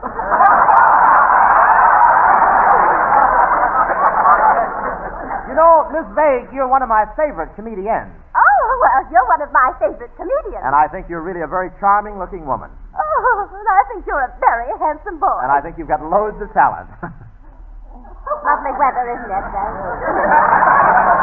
Oh, no, Mr. Hope, you are my favorite radio comedian, and you're one of the handsomest men I've ever met. You're a flatterer. Flatterer? I'm just a plain liar. Really, I do think we'd make a wonderful team, Mr. Hope. Well, how do you mean? Well, I'm vague and you're stupid. Stupid? Well, how can you say that? Why, in school I was voted the bright light of my class. Really? Yeah, I had the pinball concession in the cloakroom. But Miss Vague, you're one of my favorite comedians. Tell me, how do you get people to laugh? Oh, same way you do. I just say something funny and off they go. Except in my cases, they don't go toward the exit. Wait a minute, Miss Vague. In 4 years, no one has ever left this studio while I've been telling my jokes. Yes, but don't you think in times like these there's a better place for those machine guns? Well, I offered to swamp them in, but they wouldn't send me a Jenna MacArthur swamp 'em I wanted. Look, have you been listening to our program on the air, Miss Vague? Oh, you silly boy. How can anybody listen to the radio these days? What do you mean? Well, don't you know there's a rule now that you have to turn in your old tubes? Miss Vague, they don't mean radio tubes. They mean toothpaste tubes, shaving cream tubes, things like that. Shaving cream tubes? Oh, goodness. Well, I'll have to tell my mother. Your mother uses shaving cream? Well, certainly. She's knitting woolen sweaters for the soldiers, just like everybody else. Well, what's that got to do with it? Well, before she sends them in, she likes to get the fuzz off them first. You're another Professor Cologne, only his mustache is larger. Oh, you dear boy. You're so witty. You have an A1 mind with a 4F face.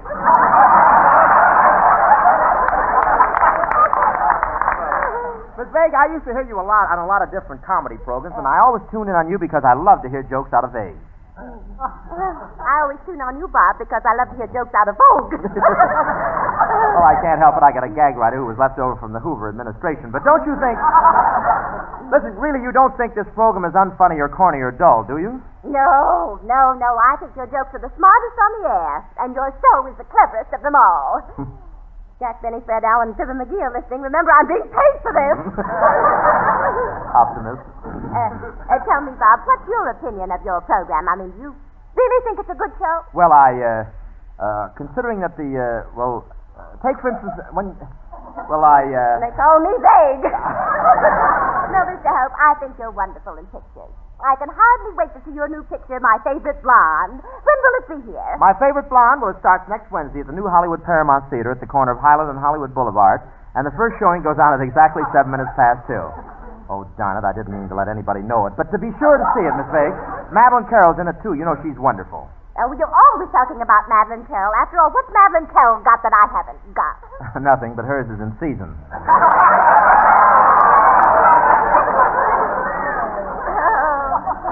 Bless your heart. Remind me to bake you some poisoned gingerbread. But now that I think of it, I did see My Favorite Blonde, Bob, and your performance was as good as any you've ever given. What do you mean, as good as any I've ever given? Well, I enjoyed it as much as any other. What do you mean, as much as any other? Well, I thought you were as good in that as you are on your radio program. You asked me to explain that. I'm sunk. Bob, in the picture, Madeline Carroll is your favorite blonde, but tell me, in everyday life, is Madeline your favorite blonde? Oh, what's the difference? What do you mean, what's the difference? Well, Ciro's is my favorite restaurant, but I eat at Thrifty's.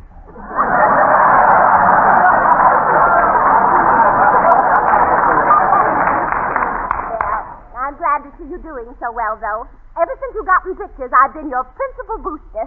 I've always wished for your success. You have? Yes. And in my spare moments, I cheer for baby eyes. Did you walk down here or fly your own broom? But I really am glad. I really am glad you could get down here tonight, Miss Vague. Yes, well, I just managed to make it. I've been so busy looking for a home I could rent for the summer. Well, why don't you rent my place? I have a nice home in the valley with a badminton court, swimming pool, and a wonderful barbecue pit where you can stuff the man from the finance company. What's a barbecue pit? That's a ritzy smudge pot. Well, I looked at your place, Mr. Hope, and I did notice that you have a badminton court. Yeah, and I'm lucky. I never have to buy any birds. I make my own. You make your own birds? Oh, how can you do that? Well, I live pretty near Bing Crosby, and every time he takes a shot at the stork, a couple of feathers fall my way.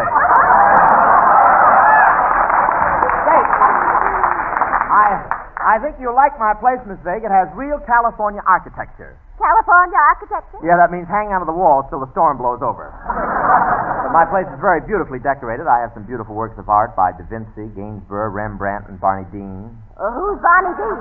Oh, he's a friend of mine that cuts the cartoons out of Esquire for me. Well, I might consider the place if you take out all those big portraits of your movie stars. Okay. After all, one picture of you is enough. All right, I'll take all my pictures off the walls, but don't start to gargle because I refuse to take them off the ceiling. But furthermore, there doesn't seem to be enough furniture in the living room. Well, what's wrong with that beautiful horsehair couch? Well, nothing, but I wish it would stop coming up to me for lumps of sugar. But, Bob, if I decided to rent your house, I think I will. I'll give you half the rent now, I think, and the other half at the end of the month. Well, tell me, do you own a car? Well, why? Do you want that as security? No, but if you're a Hollywood pedestrian, I'd rather have the cash right now. Now, wait a minute. There's one thing more. What's that? After I move in, shall I make the payments out to you or direct to the FHA? Well, make them out to me. As far as the FHA is concerned, I'm AWL. Well, now that I have a home of my own, I'd like to think of matrimony. I'd like some man to share the house with me. Gosh, that's a romantic thought, Miss Vig. I'm deeply touched. Yes, I'm deeply touched. Well, would you like to be the one, Mr. Hope? I said I'm touched, not touched.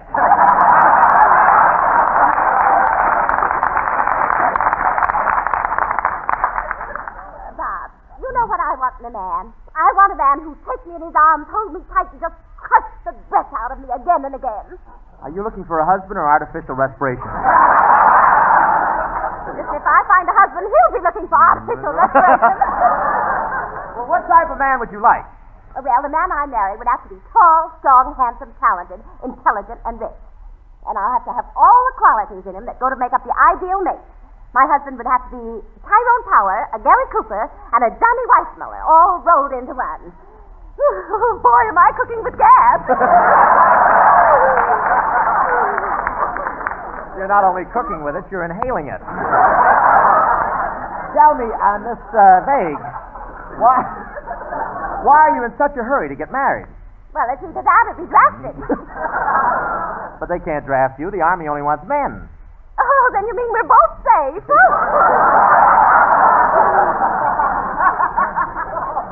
Say, if you're looking for a husband, I've got just the man for you. Professor Colonna, come here.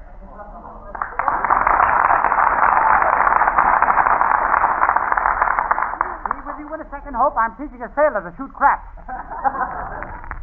Count 7. Uh-oh. Be with you in a second, Hope, as soon as I can borrow another pair of pants. Well, come on out here, Professor. Would you like to meet Betty Grable? Coming. Who's this? A chauffeur?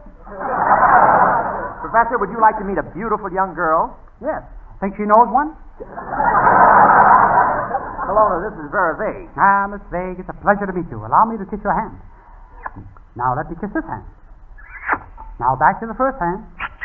Let me kiss this hand again. Colonna, what's the idea? You'd be surprised how many rings I feel this way. Why, Professor, you're nothing but a petty thief. Is that worse than a petty officer?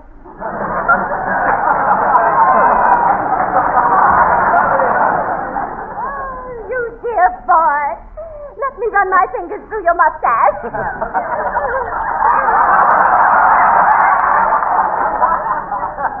All the bluebirds ain't over the white cliffs of Dover.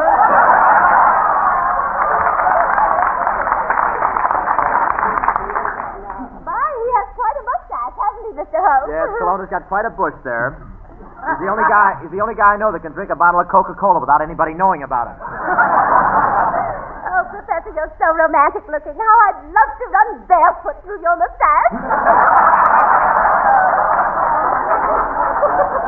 Oh, that would be silly. You'd only slip on the wax and hurt yourself. You're not so bad at that. You have the cutest baby blue eyes. Oh, baby blue. Yes. Of course, the rest of you has aged a bit. Just look at my face, Professor. Can you honestly say that I'm not beautiful? I can honestly say quite a bit worse than that. Run your hand over my cheek, Professor. There. What do you think of my complexion? Can't get razor blades either, eh? Professor, listen. I called you in here for a reason. There comes a time in every man's life when he should settle down, a time when he should get married. You know what I mean? Yes, but boss, I never knew you cared. Oh, Miss Vague here is looking for a husband, Colonna. Yes, and I've dreamt night after night of meeting you, Professor. And Colonna's dreamt of meeting you, Miss Vague. Now at last we've met, face to face. Yes. Disgusting for both of us, isn't it? Tell me, Professor, honestly, how would you like to set sail on the sea of matrimony? What? With that old tub? How can you speak like that to her, Professor? Now look at her standing there. Look at her, crestfallen.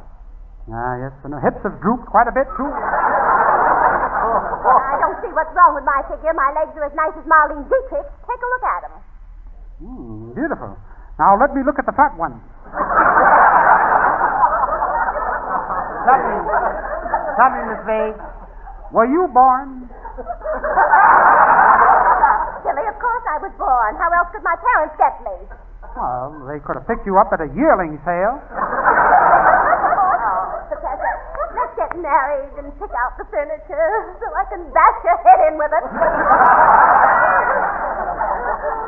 Oh, Professor, you should be happy to be my husband. I'm quite a catch. Any man who marries me gets $25,000.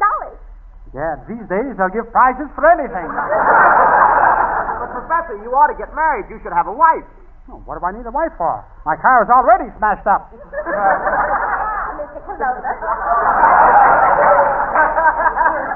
Colonna, you're my dream man. Come fly with me. Come fly with me. Come fly. Was your mother ever frightened by the 4th Interceptor Command?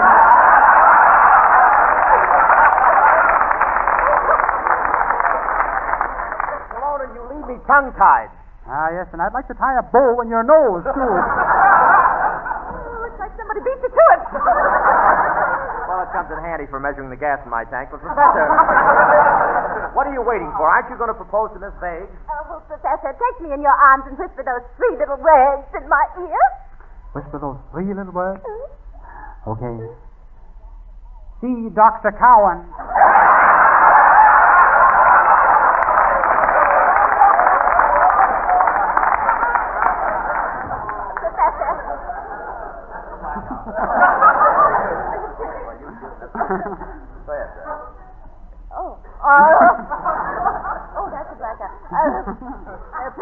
Professor, we'll get married, and maybe in a year or 2, perhaps we'll hear the patter of little feet wherever we go.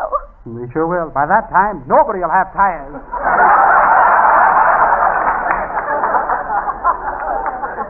Professor, we'd be such a happy couple, and soon in our house all day long you'll be able to hear little pattering noises on the floor. Yeah, every place you go these days. Crap game. Professor,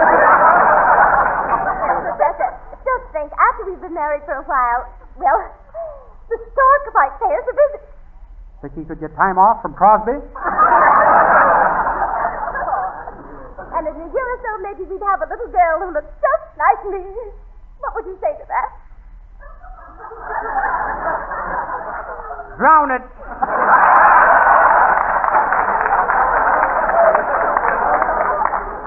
You vex me. No, you vex me. I've never been vaccinated before.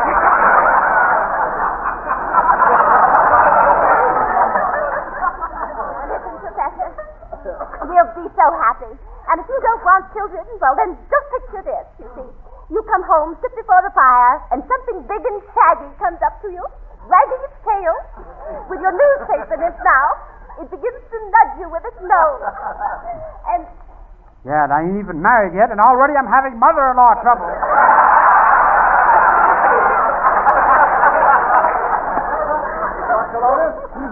Have you made up your mind, Teddy, you're going to marry Miss Vague, or aren't you? oh, Professor, we'll wander down life's highway together. Yes, I'll take the high road, and you take the low road. Yes? And when you come to the La Brea tar pits, get lost.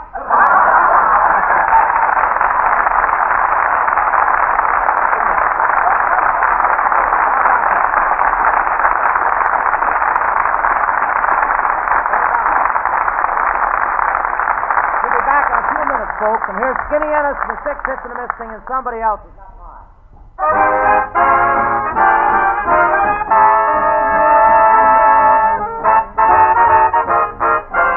It's somebody else's moon above, not mine. It's somebody else's night for love, not mine. A heart to someone else is a thing that melts. To me, it's just a comic Valentine. Let somebody else's tears be shed, not mine. Let somebody else's nose get red, not mine. Our life playing solitaire, but until I can draw a pair, it's somebody else's moon up there, not mine.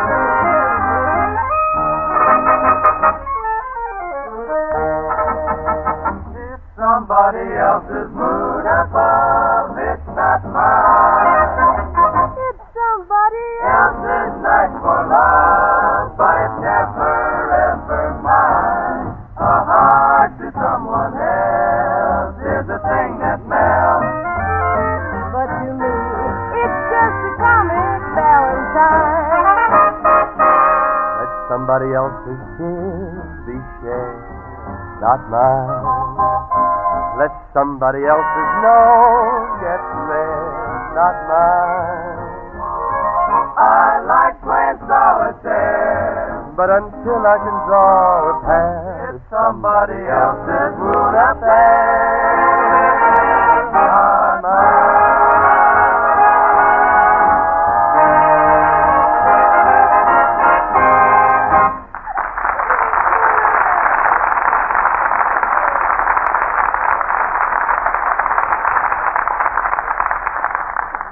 Frequently with Pepsodent antiseptic. That is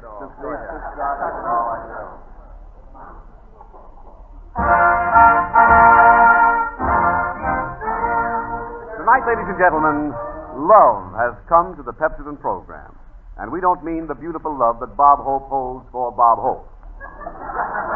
As you have seen, there is a gentle little romance brewing between Miss Vera Vague and Professor Colonna. It reaches a climax one happy day when they stand in front of a jewelry store window gazing at a lovely engagement ring. And the professor says to Vera tenderly, "Grab it and run. Here come the cops." Vera Vague is not cold to Colonna's caution. In fact, she has decided that Professor Colonna is her dream man and sets about making him propose to her. Colonna falls for her feminine tricks and, in a voice so choked up he can hardly speak, says, "Will you marry me?" Yes, Professor, I will. All right, fellas, now you can cut him down.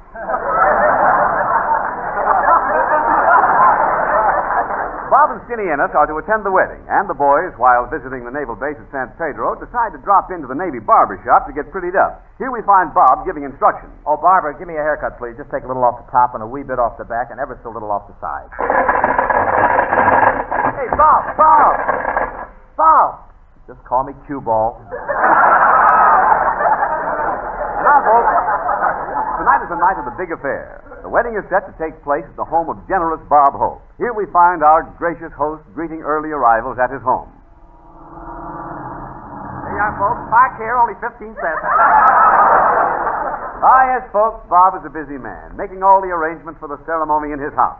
Skinny, I'm going to be the best man, and you're going to be the bridesmaid. Me a bridesmaid? Are you kidding? That's no job for a he-man with red blood in his veins and... Well, don't stand there. Help me put on the evening gown. And now we see Bob Hope and Francis Langford getting things ready for the wedding.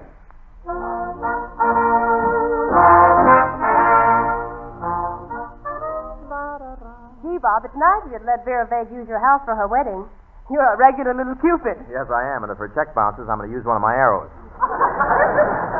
But, Bob, isn't it a thrill? Just think, Professor Colonna is getting married. Yeah, it's got me so excited. Last night I ran over to Madeline Carroll's house and asked her to marry me. She said she would. Really? Where'd you say you two would be married? I'm not sure. Someplace called a Pig's Eye. Must be near Azusa.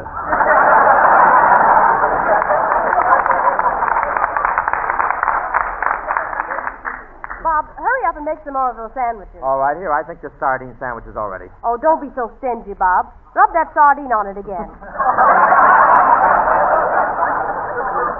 Next thing I know, you'll be wanting me to take it out of the cellophane, too. Bob, this is a lovely table you're using for the party, but it looks queer under the tablecloth. It seems to have some deep holes at all the corners. Oh, think nothing of it unless someone tries to play a hard-boiled egg in the side pocket. Hey, Fran, don't the sugar bowls look nice? Yes, Bob, but I think those signs in the bowls saying, "Be patriotic, conserve sugar," would have been enough. You shouldn't have put rat traps in them, too. You know, I have a feeling this affair will be a success. Oh, it should be a success, although I may lose a little on the hat check concession. Hey, Fran, look what I'm serving tonight. Pink champagne. Gosh, Bob, is that honest to goodness pink champagne? Well, no, it's really a bottle of 7-Up with high blood pressure. Come on, Bob, let's finish preparing the refreshments. Here, Francis, stick these toothpicks in the hors d'oeuvres. Why does everybody stick toothpicks in hors d'oeuvres? Well, nobody knows what those little things are, and they just want to make sure they're dead.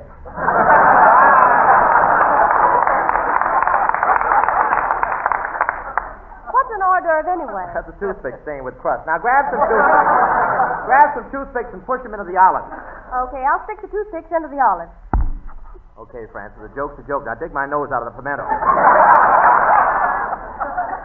I see you put out the anchovies. They look good, don't they? Yeah, but how'd you ever get them to spell out, "My favorite blonde will soon be coming to your neighborhood theater"? I could have had them spell out my name, too, but I didn't want to open up another can. Say, Bob, will Madeline Carroll come here tonight? Francis, what a silly question. If I, Bob Hope, asked Madeline Carroll to be my guest in an affair, where do you think she'd go? And I hope she has a lousy time at the Palladium.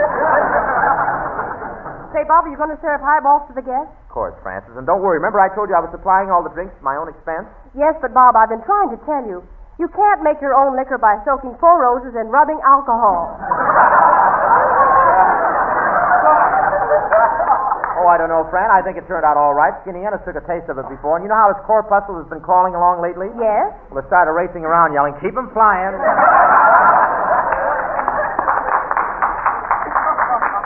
I know that Vera is preparing for the wedding upstairs in the guest room, but I wonder where bridegroom Colonna is. Hello, I'd like to speak to to Robert Hope, please. Just a minute, you don't mean Robert, you mean Bob. How was that? Bob. Listen, Black Sheep, I want to talk to Hope. This is Hope. Listen, Hope, I'm in the telephone booth at the drugstore, and there's a blonde who wants to use this phone after I'm through. So talk slow. Kelowna, if the blonde's in a hurry to use the phone, why should I talk slow? I don't want to get off her lap until I have to. Kelowna, you're about to be married. Have you a girl there with you? Oh, no. I'm here talking to the detectives I hired to watch the wedding presents. Honest, I'm only talking to the detectives. Oh, come on, Kelowna. Kiss me again. Very clever disguise, isn't it? Kelowna, you're all wet. Do you hear? You're all wet. I can't help it. I drool a lot. Kelowna, what a bridegroom you are. You forget your own wedding, and I'll bet you even forgot the ring. I did not forget the ring. I've got it right here in my hand. In your hand? Why aren't you carrying it in your pocket? Can't. It's still attached to the cow's nose. Kelowna, how about the wedding? What's delaying you? No pants. What became of your pants? Landlady's wearing them till the slacks get dry. Professor, I'm stupefied. Pleased to meet you, Stoop. I know your uncle, petrified. Well,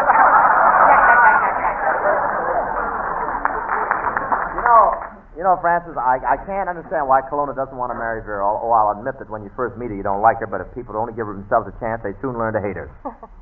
Boy, is she an ugg. Oh, Bob, she can't be so bad. No, Francis, you know how Veronica Lake wears her hair hanging down on one side? Yeah? Well, that's how this one wears her face. Well, Kelowna's no bargain. Gee, why is Vera marrying him anyway? Well, what could she do? Her teeth need cleaning, and she didn't have an old toothpaste tube of her own to trade in. Gee, I wonder what's taking Vera so long upstairs. Oh, Hope, I'll be down as soon as I put my charm bracelet on. There, now I'm ready. Here it comes.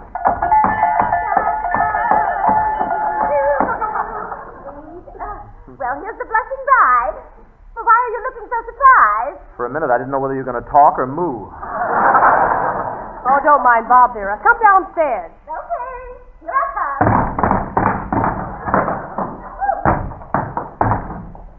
Oh, dear, I love to make a dramatic entrance. Vera, you look lovely as a bride. Oh, yes, and don't you just love this long chain that hangs down in back of the slack? That's a very lovely train you have there. Well, you can see the train better when I bend down. Well, don't look now, but your caboose broke loose. Bless your heart, Mr. Hope. You know, you'd be just my type if I didn't care for men. You know, Vera, it's easy to tell you're anxious to get a bridegroom. Well, how's that? Well, other brides usually wear dainty white shoes, not racing sneakers. How dare you? I was considered very nice in my hometown. Nothing much was ever the matter with me. I was one of the most normal and regular girls there. Really? What's your hometown? Kings Row. Don't pay any attention to Bob, Vera. You look lovely as a bride, all dressed in white. Yes, and I'm white from head to foot. But, Bob, you think it was a good idea squirting me all the way with Pepsodent? Nothing like being in a delirium with Irium. Hello? Hello, Hope. This is Kelowna. Kelowna, I can't hear you. It sounds as if you're talking through a door. What's the matter? Using wooden slugs.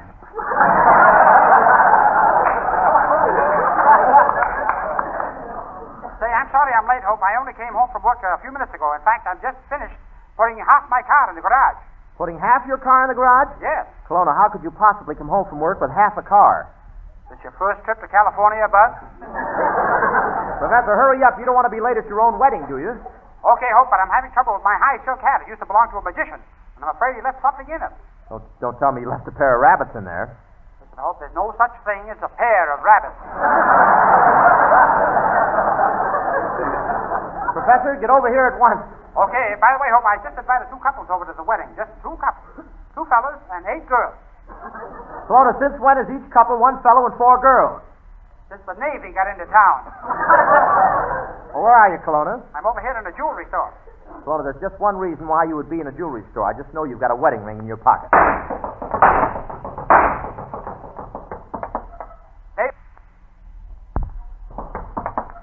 Hey, no, 2. What are you doing now, Professor? I'm in the store looking at a wedding ring. Lovely. Lovely. The ring?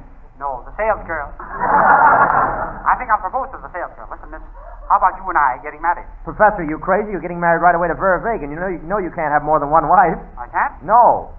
How do you like that, Leon Henderson? He's putting a ceiling on everything. Yeah, I hope Kelowna shows up for the wedding. You know, Vera, you look lovely in that strapless wedding gown. It never falls down, does it? No, I think it was a very clever idea of mine, taking it down to Lockheed and having it riveted on.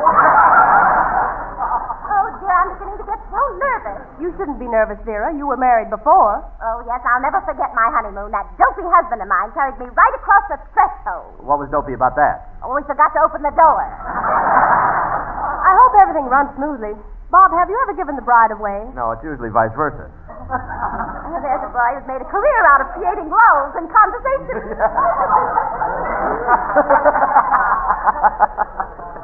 Big thing. Gee, it must have been romantic when the professor proposed to you. Oh, yes, it was. I guess he couldn't resist the moonlight, the stars, and you. No, he couldn't. And the chloroform didn't hurt either. Hello? Mexico City calling Mr. Hope. I'm Bob Hope, operator. All right, here's your party. Hello, Hope. Did I say I've changed my mind?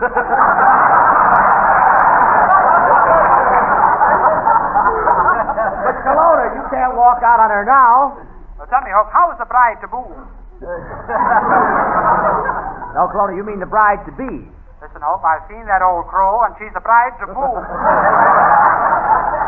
Well, she's waiting for you here. When are you going to get here? Well, I'll be a little late for the wedding, Hope. I just stopped off to rent a little love nest. I may have to stay here for a while. Kelowna, why do you have to stay in that love nest? Well, the bird who lives here went to the movies and asked me to sit on the egg. Kelowna, sitting on a bird's egg, that's the most... Call you back later, Hope. I just became a father. Professor, tell me, what makes you act like this? Well, Hope, I just received some bad news. You see, my brother's only brother was just buried today. Your brother's only brother was just buried today? Kelowna, that's you. Oh, that's right. What are you laughing about? And I thought this was a telephone booth.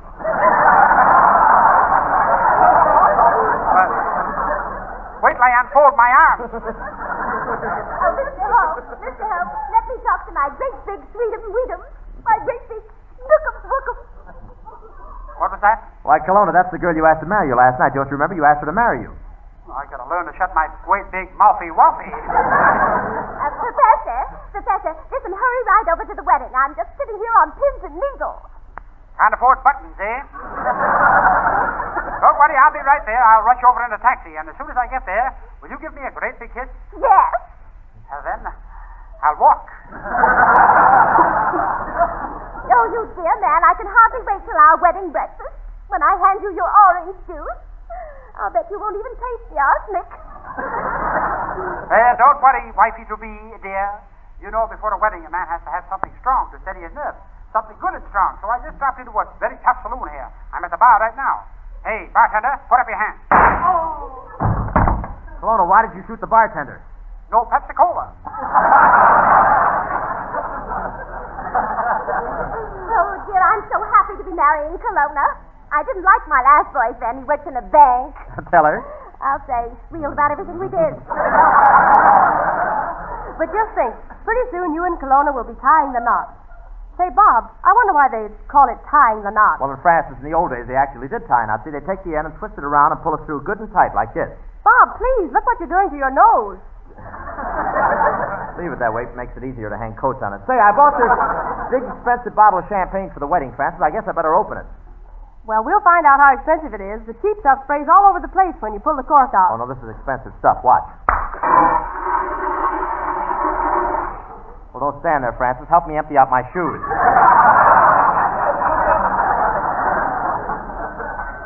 Yes, Bob Hope on the line. Too bad, old man, but I knew they'd hang you sooner or later. Well, what have you got to say, Professor?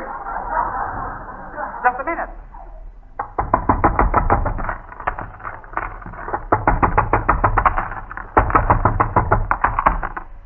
Well, now that you're finished, what do you want to say?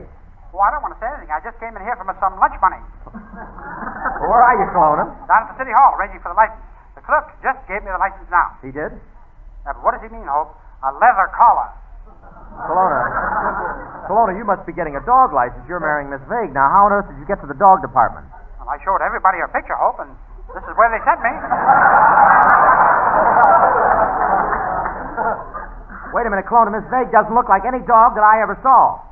That's what I say. But of course, I'm a dog lover, too. Stop fooling, Kelowna, and get over here to your wedding. No, Hope, I'm not coming. I've decided to leave Vera at the altar. I'm eloping with a girl who works at a nightclub. She's turning in her costume right now. You're eloping with a girl who works in a nightclub and she's turning in her costume now? That's right. Bubble dancer. Kelowna, come back here. I ain't never coming back, Hope. But, Kelowna, I've just discovered Vera Vague has $5 million. In cash?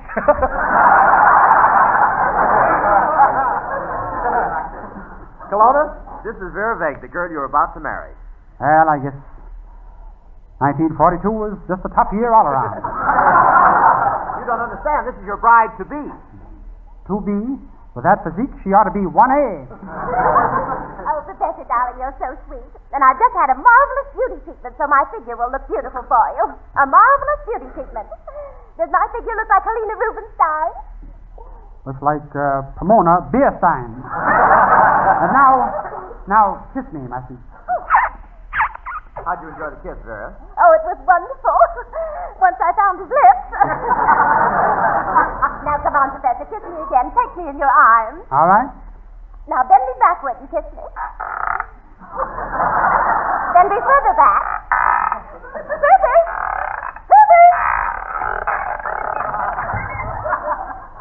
Rusty old bat, ain't she?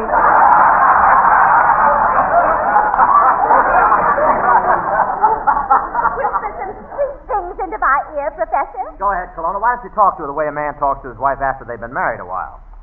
Oh, no, Hope. We're on the air. Now, look, Vera, my sweet, I brought you a dog for a wedding present. We'll keep it with us always and take it wherever we go. Why, Kelowna, you're not going to take that old mutt on your honeymoon.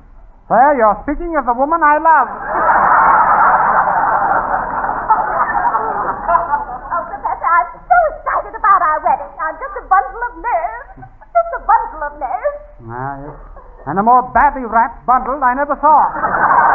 Kelowna, why do you insist on being so close to an idiot? I don't know, Hope. I guess I just like you personally. And now, Vera, I have to know if you're married to someone else. If you marry me, too, that would be bigamy. Kelowna, you mean bigamy? Bag. Big. Bag. Big. Okay, now let's talk about your girl. You know, Professor, you're a thorn in my side. Yes, and what a way to hold your pants up. Oh, Professor, I think you're just grand. I worship the ground your mustache drags on. My, what a glorious bunch of celery. Yes, it is a nice little parsnip patch. Darling, I've always been in love with that beautiful long mustache. Oh, I've had that long mustache since the day I was born. But, Professor, how is that possible? Stork liked to play yo-yo. Just think, in a few minutes, Kelowna, you'll be walking down the aisle. Yeah, I hope. Do I have to see my favorite blonde at my wedding night, too? So what I mean is, in a few minutes, you'll marry your loved one. Tell me, was it a romantic proposal? Oh, yes, it was beautiful. I remember I got down on one knee. I looked straight into her eyes. Yes, and then what happened? I shot a buck, and she faded me. Well, let's get the wedding started. Justice Peace Ennis is waiting in the next room. Oh, Justice, come here. Coming.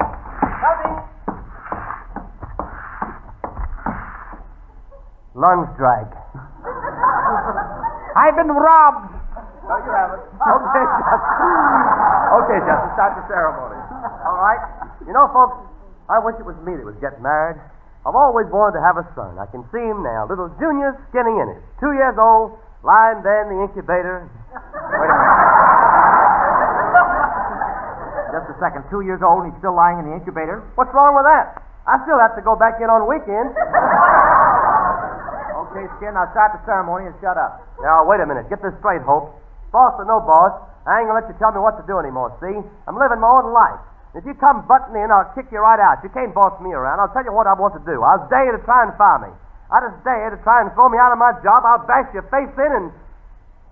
Man, I ain't reading any more of this script. Union ain't that strong. Come on, get on with the wedding. Hey, you know, you're a handsome groom. That's a lovely mustache you have. I know. Now stop swinging on it. Well, you folks ready to be hitched? Oh, yes, and I'm so excited. Tell me, Professor, where are we going on our honeymoon? To the Grand Canyon, America's scenic wonderland. Ah, what happiness, what bliss. You and I standing there together. Then we walk to the edge, and you peer down into this mile-deep chasm, gouged out by the elements of nature. Then I put my arm around you, and suddenly, there's only one of us. All right, let's start the ceremony here. I'll put the wedding march on the phonograph. Oh, gee, the record's cracked. That's all right. I'm not in my right mind either. All right, Kelowna and Miss Begg, step up, you two, and join Claude. Please hurry up with the ceremony now. Please hurry. Okay. If there's anyone here who has reasons why these two people should not be married, let him speak now. Let him speak now. I think Kelowna shouldn't marry her because... Oh! Goodness, he didn't have much to say, did he? Now, if anyone else present knows why these people should not be wed, let them speak now or forever hold their peace.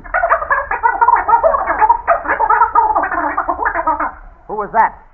My wife in Dubuque. Quiet now, starting the ceremony all over.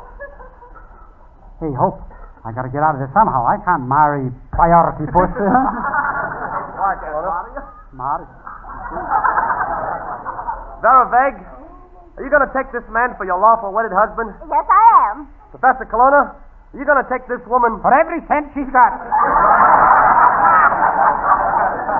Say, Professor, in the movies, the bridegroom can never find the ring. Are you sure you have the ring where you can find it? Of course, Hope. I have a great memory. I've got it right here in my pants pocket. Oops. Well, what do you know? Forgot to put on my pants. Kelowna, what are you fumbling in your vest pocket for? Well, Hope, in one pocket I have the wedding ring in case I like her, and in the other pocket I have a railroad ticket to Mexico in case I don't. Oh, Professor, my little lovey-dovey. Well, what do you think of her, Kelowna? Oh, I see. You're tearing up the railroad ticket. Yes, Hope. Heck with the railroad ticket. How do I get to the nearest airport? You're not getting away so easy, Mr. Kelowna. I'm going to fill you full of lead. That's what I'm going to do. I'm going to fill you full of lead. Kelowna, you're all full of lead. How come you don't fall down? Not these days, Hope. So long. Kelowna, where are you going? Down to the corner drugstore. I have to turn myself in.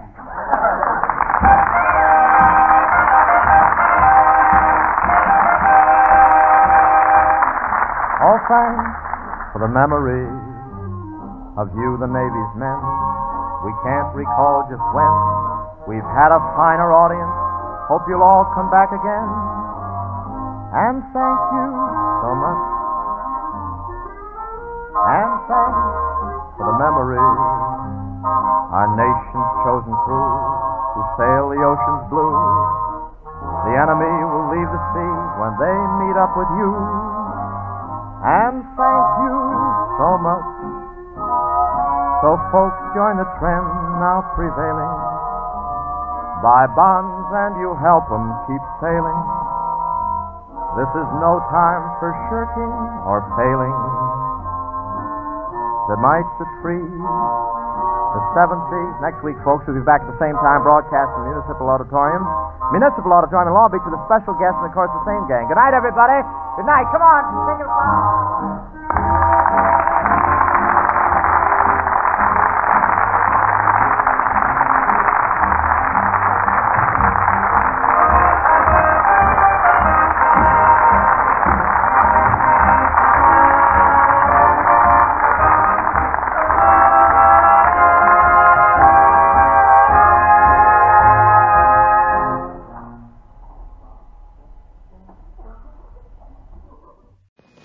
News while it is news. Your friendly mobile gas and mobile oil dealer brings you latest news and a suggestion to help make your car last longer. The Mobile Gas News Service is on the air.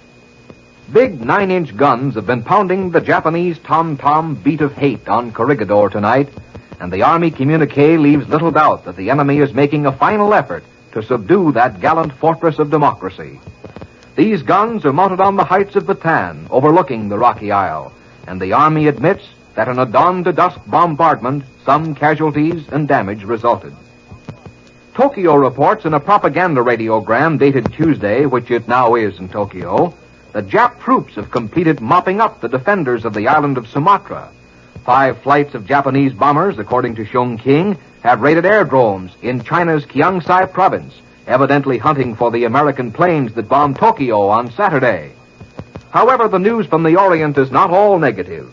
Chinese armies have plodded doggedly over the scorched earth of the devastated oil fields in Burma to an important victory. Xiong King says they have retaken the key town of Yinanyaon and freed several thousand British troops trapped there.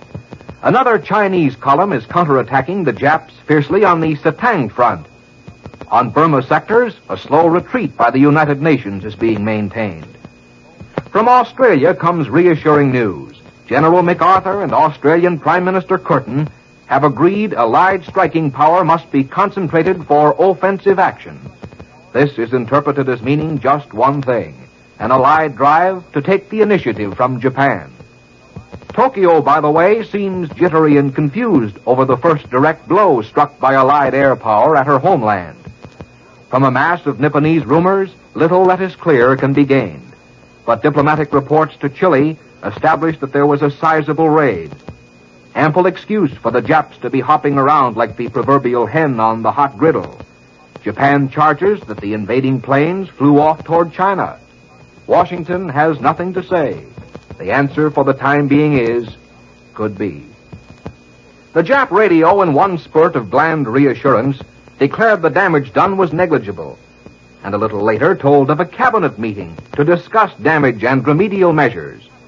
The propaganda spider tangled in its own web, so to speak, and well tangled, too.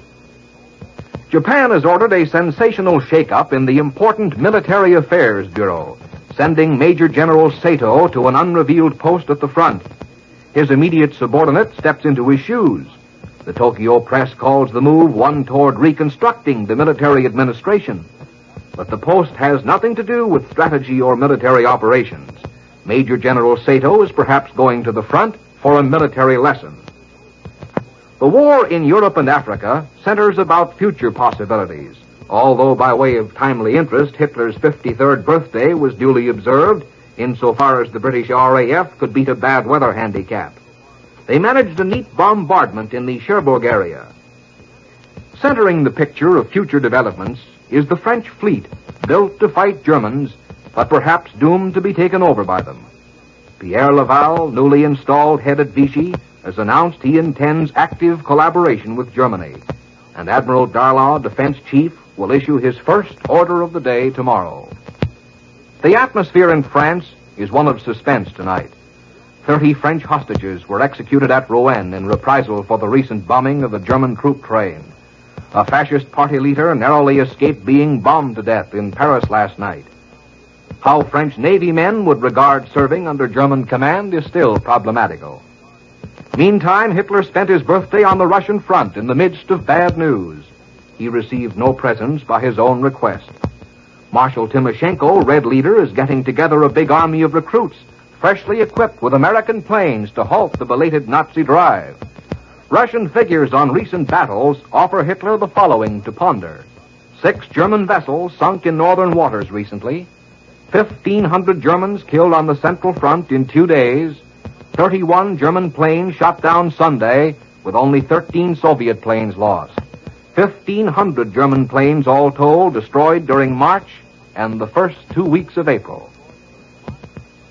2 qualities in sports make champions: applied power and teamwork. Between fielders on double plays, between runner and interference for touchdowns, between pivot man and forward for baskets. True in sports, and true in your car's engine, too. For it's the perfect teamwork between Mobil Gas and Mobil Oil that has made them America's favorite gasoline and motor oil team. It's the great teamwork of these 2 products that gives you flying horsepower. To begin with, they're both fast. Mobil Gas starts fast and gives you fast acceleration when you want it. Mobil Oil flows fast, is designed to slide in between engine parts before wear can get started. And both of them have plenty of staying power, too. Mobil Gas is packed with power for long, thrifty mileage. Mobil Oil stands up under terrific punishment and keeps on lubricating, fighting friction and wear. That's why, for flying horsepower, it's best to get both Mobil Gas and Mobil Oil at your next sign of the flying red horse. News from the nation's capital. Uncle Sam's coattails were whipping in the breeze today as he went after American industry again to keep it in line with the aims of victory. 3 plants of the Brewster Aeronautical Corporation on Long Island were taken over by the Navy because, according to the government, they weren't turning out enough dive bombers and fighter planes, and the administration was dissatisfied with their management. The Navy will relinquish control to private management again when Uncle Sam is satisfied the job is going to be done as the times demand. 2 of the nation's biggest steelmakers came under the eagle eye of the Justice Department at the same time. Suits were filed against the Jones & Laughlin and the Carnegie Illinois Steel Corporation on charges they were delivering low-rated orders, or orders with no rating at all, quote, to the delay of orders with high preference ratings. The companies deny the charges. Proper use of the nation's manpower is another sizable item in the war program on which Chairman McNutt of the new War Manpower Commission outlined his policy today. He will try to get manpower spread around properly as needed under a volunteer system, but he hinted he will ask for drastic measures to line up the labor supply if the voluntary measures should fail. The commissioner lashed out at labor pirates who were robbing various plants of skilled workers without regard to the essential nature of the work they now have. He cited the example of an aircraft manufacturer hiring away workers from a firm making wings for his own planes, thus tripping over his own shoelaces. Looking toward the wage, tax, and profit situation, President Roosevelt will present his views in a special message to Congress within a week, then to the nation in a fireside chat. Meantime, no congressional action on pending labor regulation will be taken. It is probable that both messages will indicate the administration's plans for halting inflation, which Mr. Roosevelt has been pondering for some weeks. A freezing of all commodity prices, virtual elimination of installment buying, and the voluntary bond purchase plan are expected to emerge as concrete parts of the plans. Some control over wages and profits is also anticipated. It is said the President, on the advice of Congress, will not seek new taxes beyond the pending $7.5 billion revenue bill. There is no official revelation yet as to what information Army Chief of Staff General Marshall and Lend-Lease Coordinator Harry Hopkins brought back from overseas. They conferred with the President for more than 2 hours today. A beginning has been made towards financial security for servicemen with dependents. A bill introduced by Senator Johnson of Colorado and claiming the approval of the War Department would give a soldier's, Marine's, or sailor's wife $20 monthly with $10 for each child.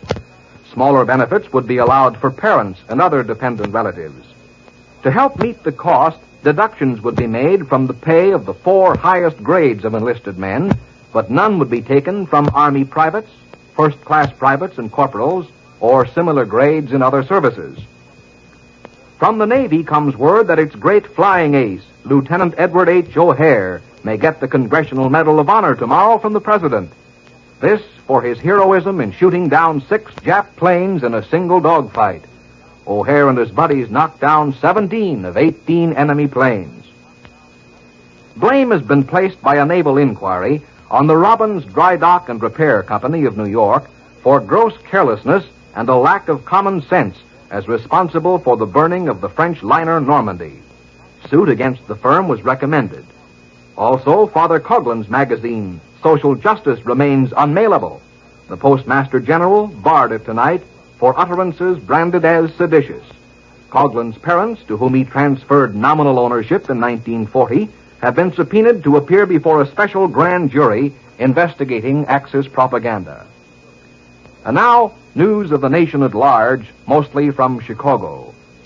The Republican National Committee, in session at the Hotel LaSalle in Chicago, has placed the Grand Ole Party on record as favoring world cooperation after the war.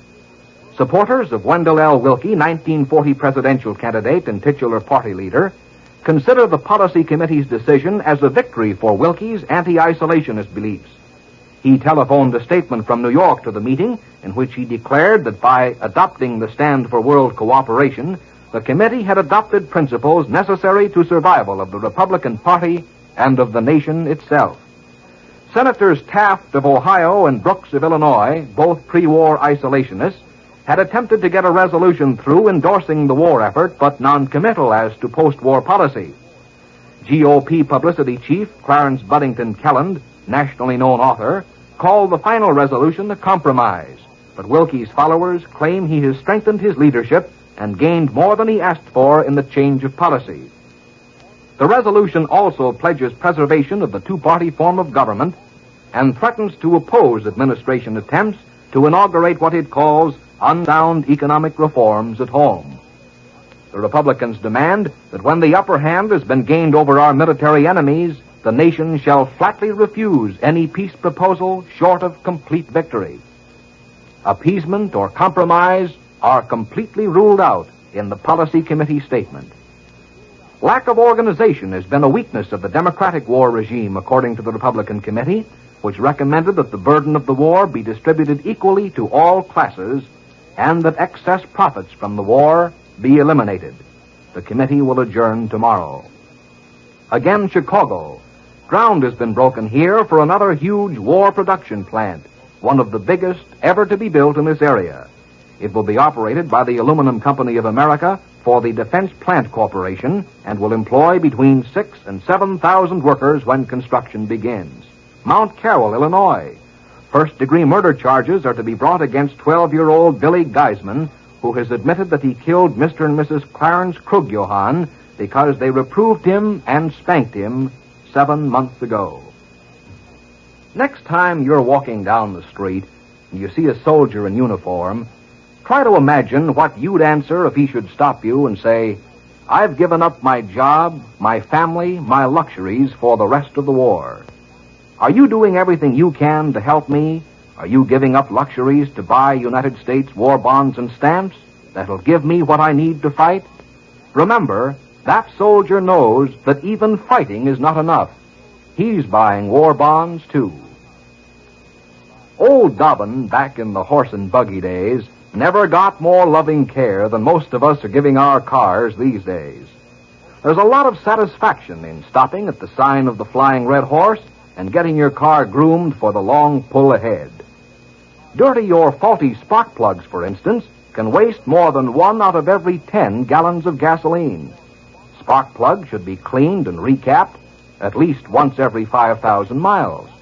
Better drive in this week and ask your friendly Mobil Gas or Mobil Oil dealer to inspect, clean, and regap your spark plugs or replace worn-out plugs. Properly adjusted spark plugs will make your car operate more smoothly, restore lagging power, and they'll actually help you save gasoline. Well, saving gasoline means saving money. So drive in today or tomorrow at the sign of the Flying Red Horse. Tune in again at 8 o'clock tomorrow morning when your Mobil Gas and Mobil Oil dealers will bring you the latest news. Remember, as you drive your car or heat your home, oil is ammunition. Use it wisely. And for America's favorite team, Mobil Gas and Mobil Oil for your car, Mobil Heat for your home, stop at your Mobil Gas and Mobil Oil dealer's sign of the Flying Red Horse, your sign of friendly service. The next news broadcast over this station will be presented in just 15 minutes. This is the WBBM Air Theater, Wrigley Building, Chicago.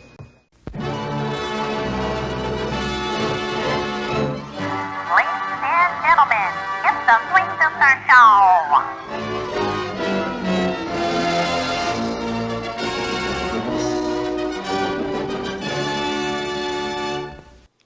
Hello and welcome to another hour of the Swing Sisters Show.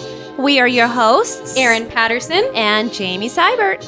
On today's show, we are going to be showcasing one of the most popular female vocalists of the 1940s, Helen Forrest. We are going to be discussing her career from the late 30s through the late 40s and her relationship with some of the most iconic big bands such as Artie Shaw, Benny Goodman, and Harry James. Let's start the show with Helen Forrest in They Say with Artie Shaw.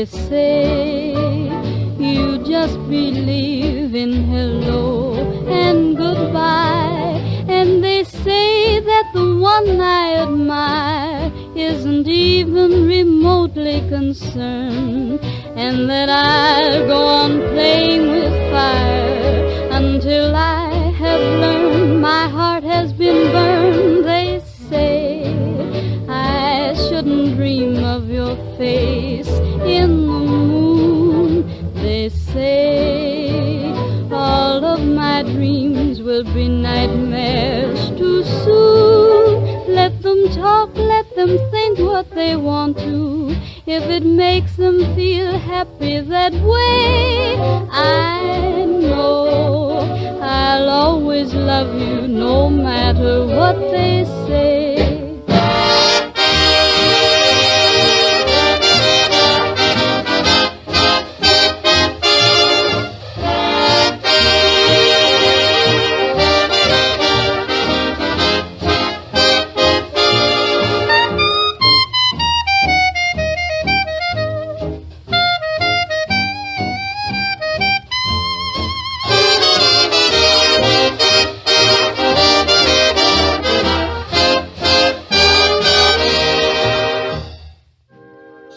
Helen Forrest, born Helen Fogel, was the youngest of 4 children. She came from pretty rough beginnings in her childhood and eventually moved in with her piano teacher as a teenager. Her piano teacher realized how well she could sing and suggested that she pursue that instead. At just 14 years old, she was already performing in her older brother's band. Later on, she would be singing commercials for local radio stations in New York City at just 17 years old. During this time, she sang under several anonymous names.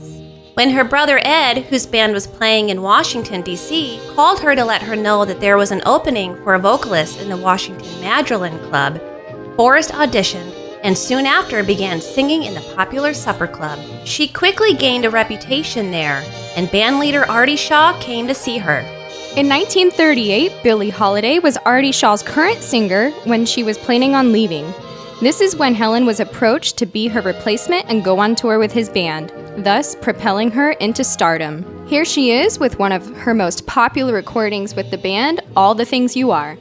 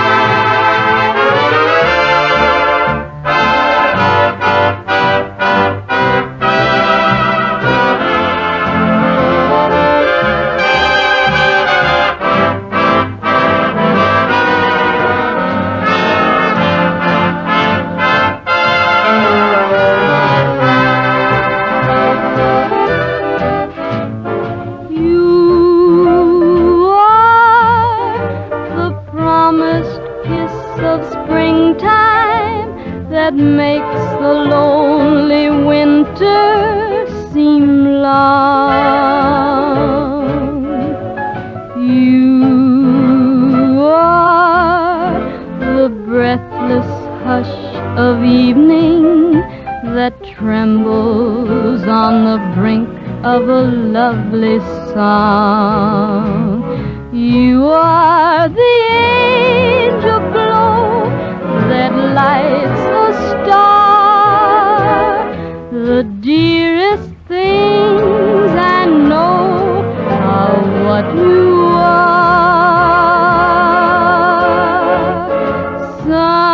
Someday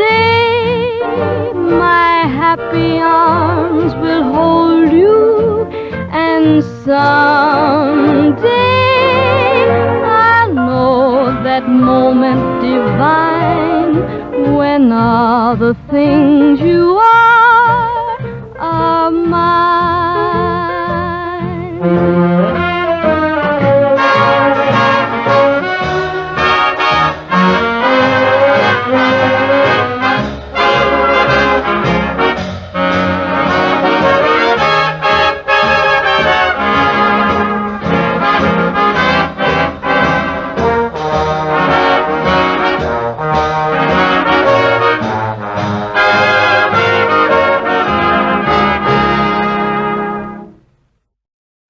During the 15 months she sang with Artie Shaw, his band recorded 41 sides for RCA Victor's Bluebird record label.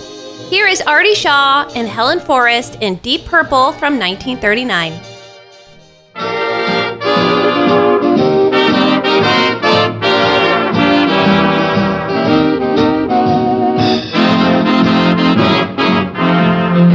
When the deep purple falls over sleepy garden walls, and the stars begin to flicker in the sky, through the mist of a memory you wander back to me, breathing my name with a sigh. In the still of the night, once again I hold you tight. Though you're gone, your love lives on when moonlight beams. And as long as my heart will beat, lover will always meet here in my deep purple dreams.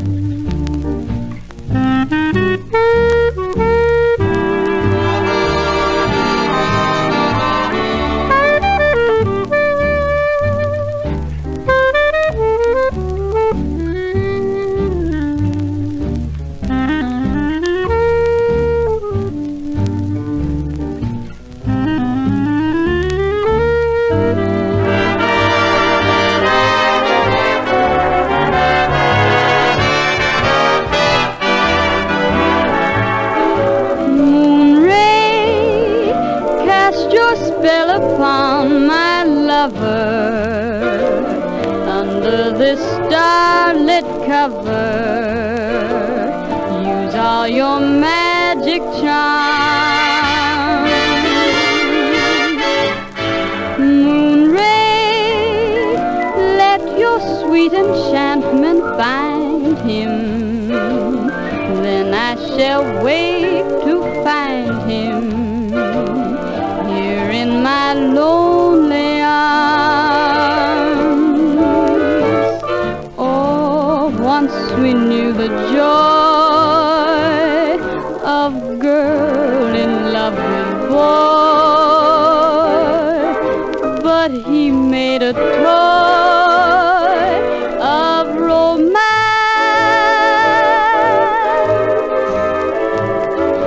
Moon ray, put an end to all my sorrows. Bless me with sweet tomorrows. Bring back my love to me.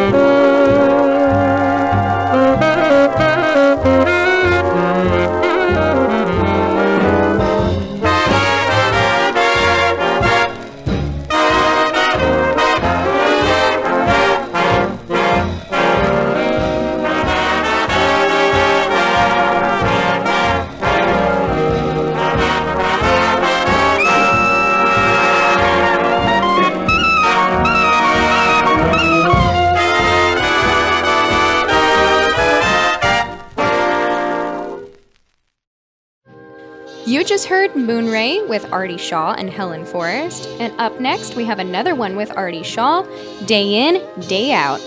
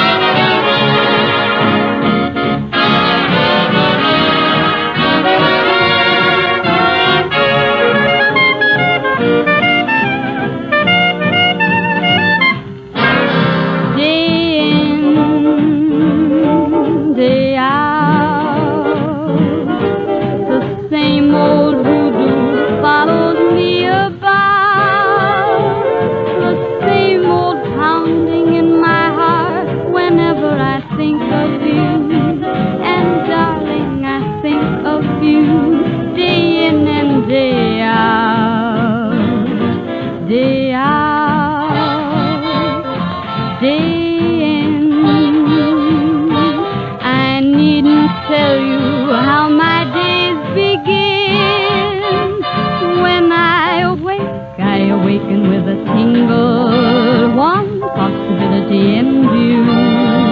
That possibility of maybe seeing you. Come rain, come shine, I meet you, and to me the day is fine. Then I kiss your lips, and the pounding becomes the ocean's roar, 1,000 drums. Can't you see it's love? Can there be any doubt when there it is, day in, day out?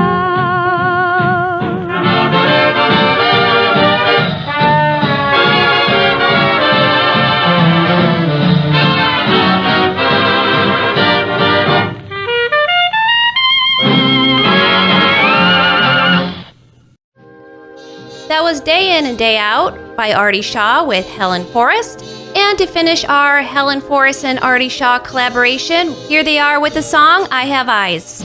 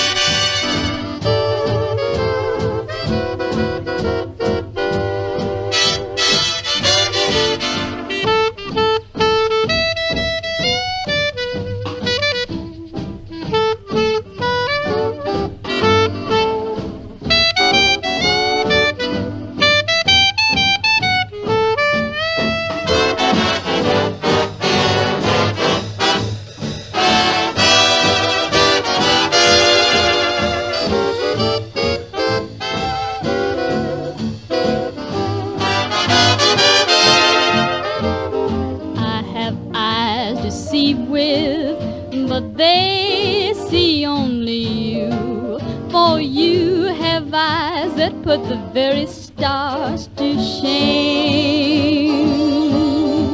I have lips to sigh with. What else am I to do when you have lips that fill my very soul with flame?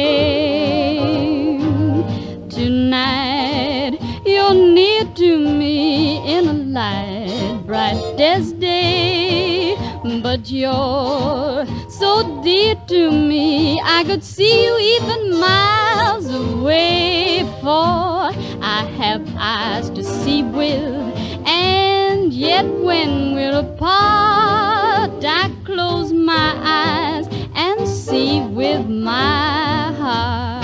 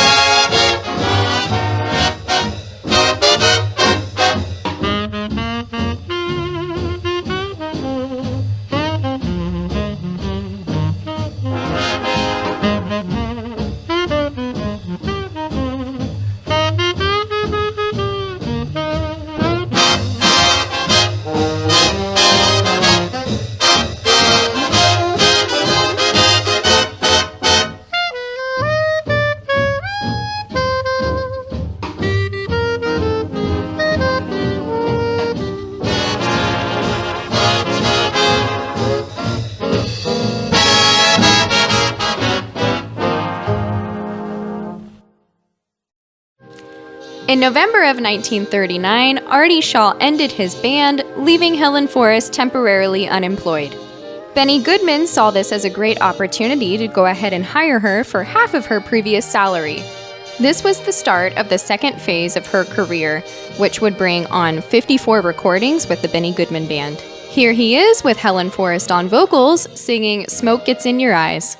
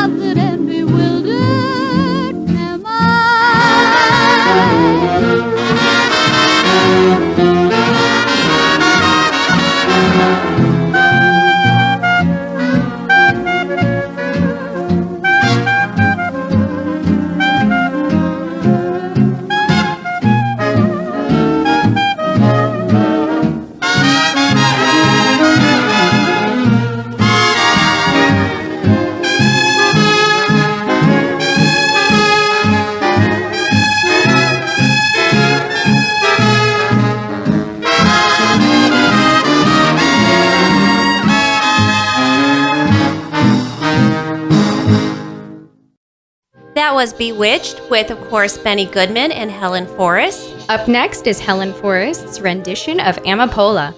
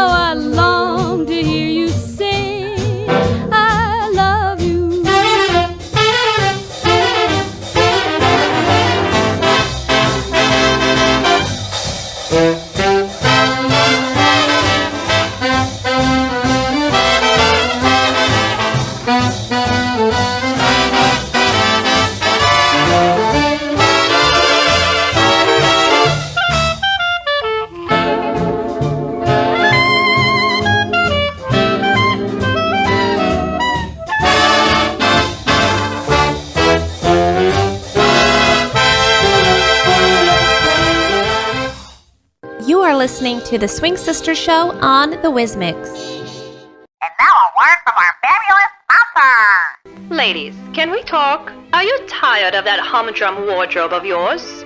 You know what I'm talking about. Perhaps it's time to spruce things up a bit and dress for the year you know you deserve. That's right, ladies. Out with the old and in with a classic new you at the Boudoir today, where you can find flattering fashions for every figure. Located inside the Main Street Mall in Denison, Texas. Hurry on in, ladies. Your new you awaits you. Slow down, ladies. I can only take one at a time!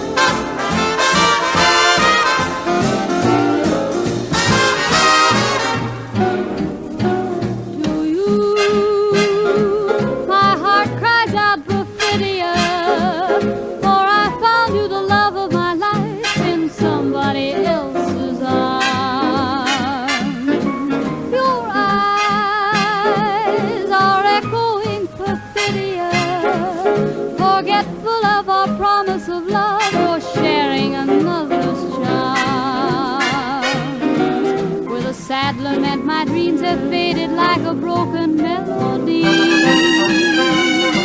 While the gods of love look down and laugh at what romantic fools we mortals be. And now I know my love was not for you, and so I'll take it back with a sigh, perfidious one, goodbye.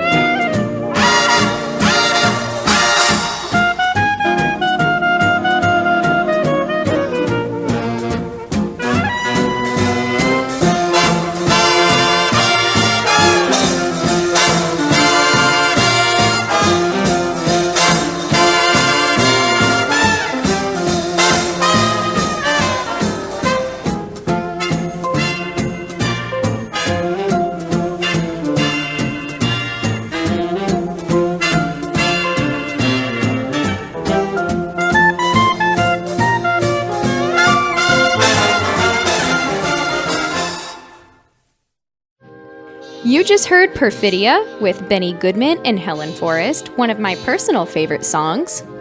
Helen spent 2 years with the Benny Goodman Band, and with Benny Goodman, Helen Forrest had her first million seller with Taking a Chance on Love.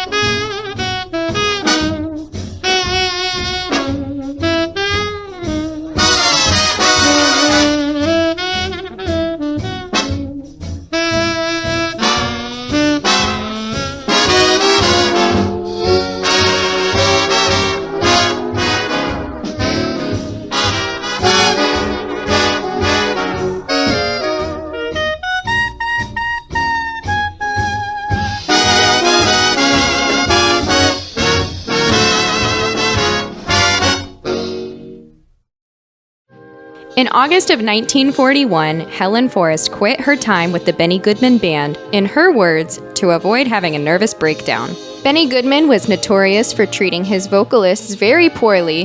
Helen finally had enough with this treatment, and 3 months later she would join Harry James and his orchestra. This next song was one of her biggest hits with Harry James. I've heard that song before.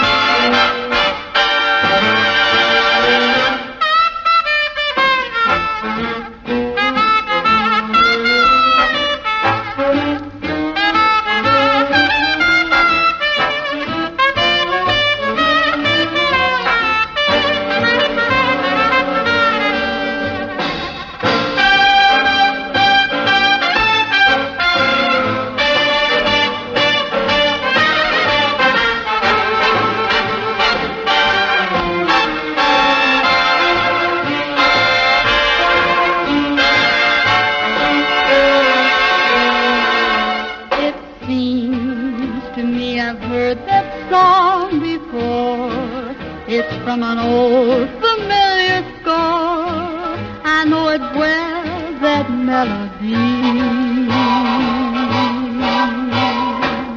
It's funny how a theme recalls a favorite dream, the dream that brought you so close to me. I know each word because I've heard that song before. The lyrics said, forevermore, forevermore, the memory. Please have them play it again, and I remember just when I've heard that lovely song before.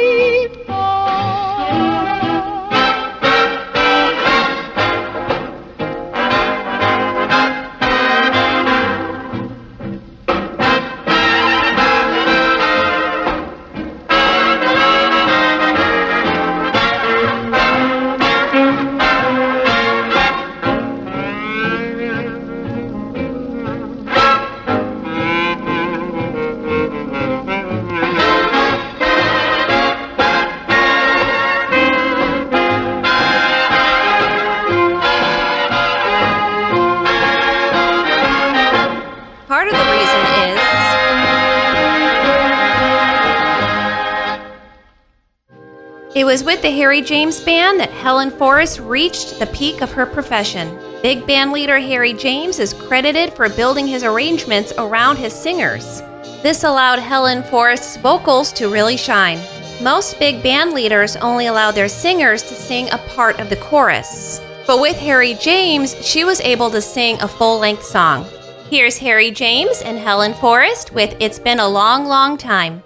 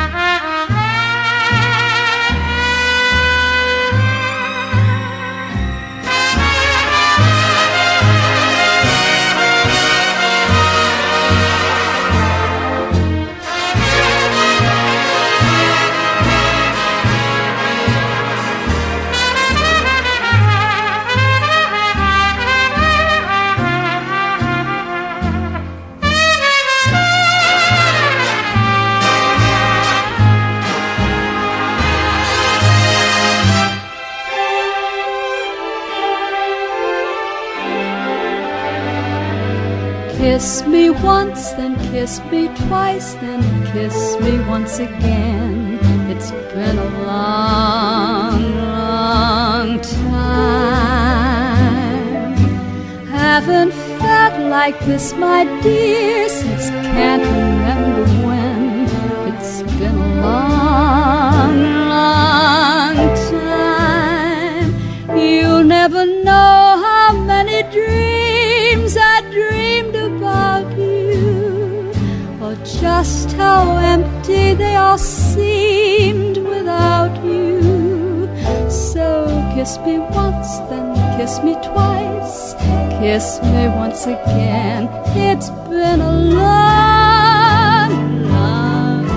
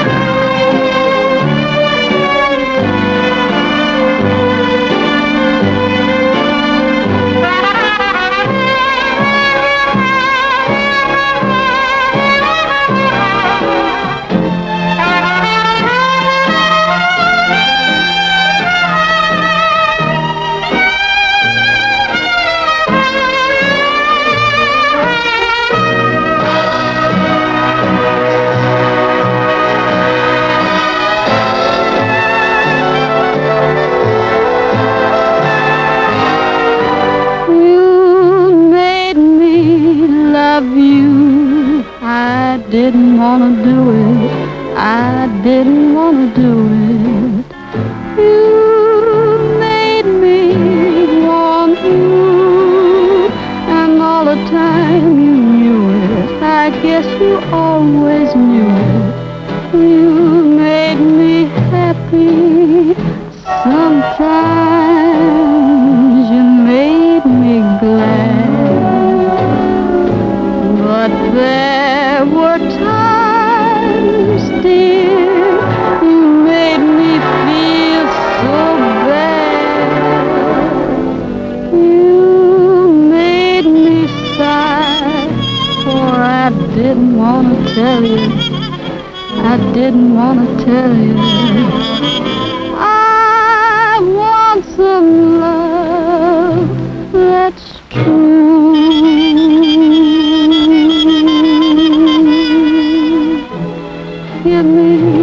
Give me what I cry for. You know you got the brand of kisses that I die for. You know you made me love you.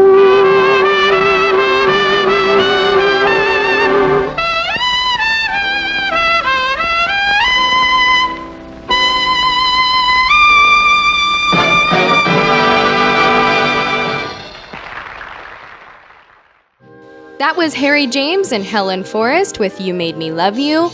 Up next is Skylark with the same two.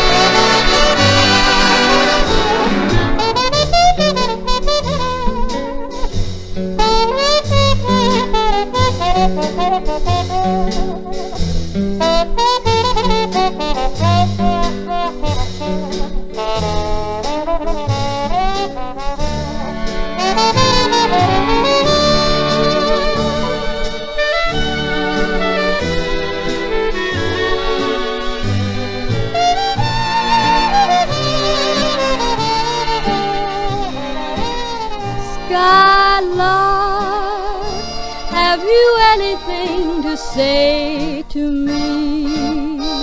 Won't you tell me where my love can be? Is there a meadow in the mist where someone's waiting to be kissed? Skylark, have you seen a valley green with spring, where my heart can go a journey over the shadows and the rain to a blossom-covered lane? And in your lonely flight, haven't you heard the music of the night? Wonderful music, faint as the will-o'-the-wisp, crazy as a lute, sad as a gypsy serenading the moon. Oh, Skylark, I don't know if you can find these things, but my heart is riding on your wings. So if you see them anywhere, won't you lead me there?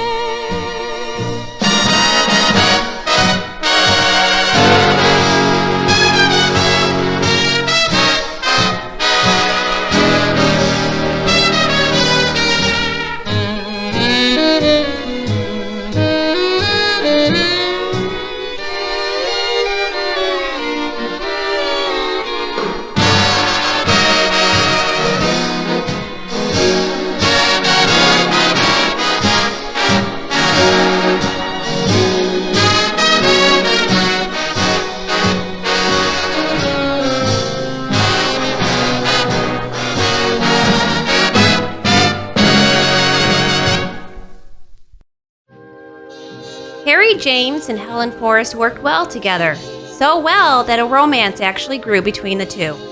The duo also showcased in several colorful motion pictures, one being 1942's Springtime in the Rockies, where Harry James met Betty Grable, one of the movie's stars. Sadly for Helen, Harry James and Betty Grable hit it off and the two eloped soon after.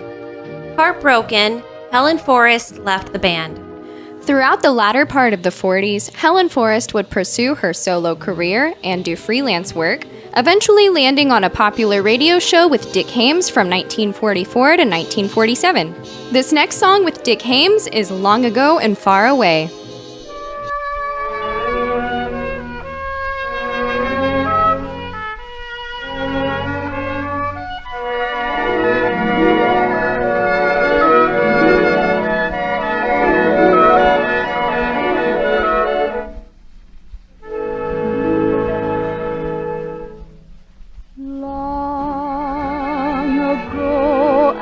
Far away, I dreamed a dream one day, and now that dream is here beside me.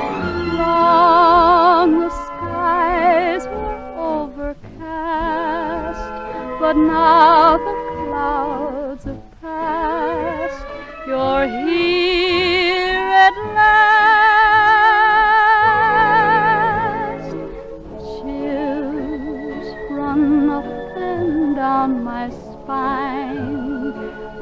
Aladdin's lamp is mine.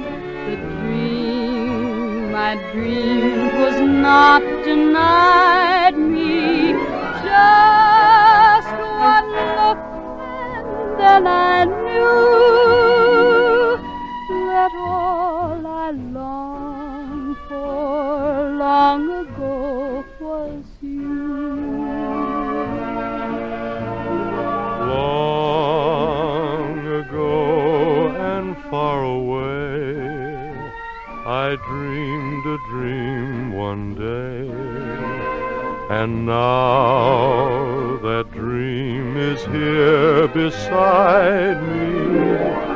Long the skies were overcast, but now the clouds have passed. You're here at last. Chills run up and down my spine. Aladdin's lamp is mine. The dream I dreamed was not denied me. Just one look and then I knew that all I longed for long ago was you.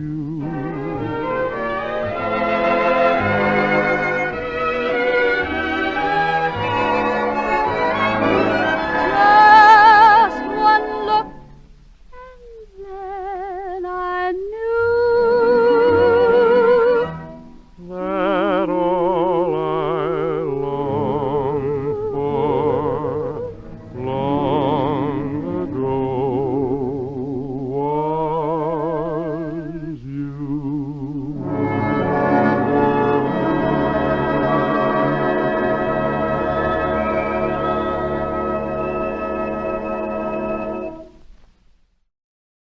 Though the peak of her popularity was in the 1940s, Helen Forrest had a career that spanned decades and decades later.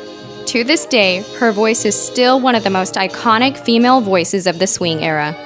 With only an hour-long show, it is really difficult to showcase an artist with a career like Helen Forrest. If you are interested in learning more, we highly suggest that you look her up and read more about her personal life and her career. If you would like to hear more star spotlights like you heard today, be sure to email us suggestions at theswingsistershow@gmail.com. You can also reach us and follow us on social media platforms such as Facebook, Instagram, and TikTok. And now we're going to finish off the show and say goodbye with Between the Devil and the Deep Blue Sea by Helen Forrest.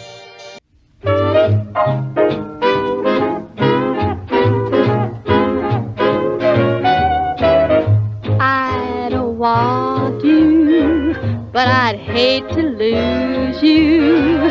You got me in between the devil and the deep blue sea. Yes, I forgive you, 'cause I can't forget you. You got me in between the devil and the deep blue sea. I ought to cross you off my list, but when you come knocking at my door, fate seems to give my heart a twist. I come running back for more. Oh, I should hate you, but I guess I love you. You got me in between the devil and the deep blue sea.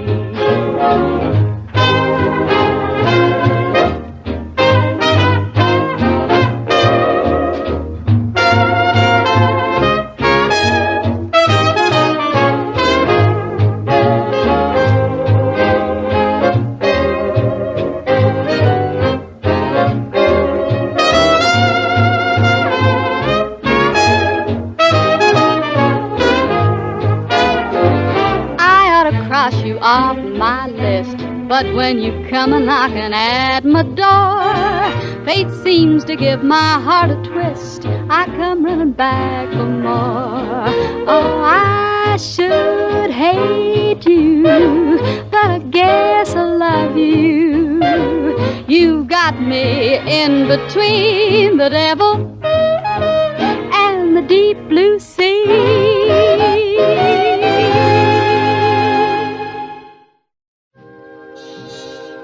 You're listening to the Swing Sisters show on the Whiz Mix.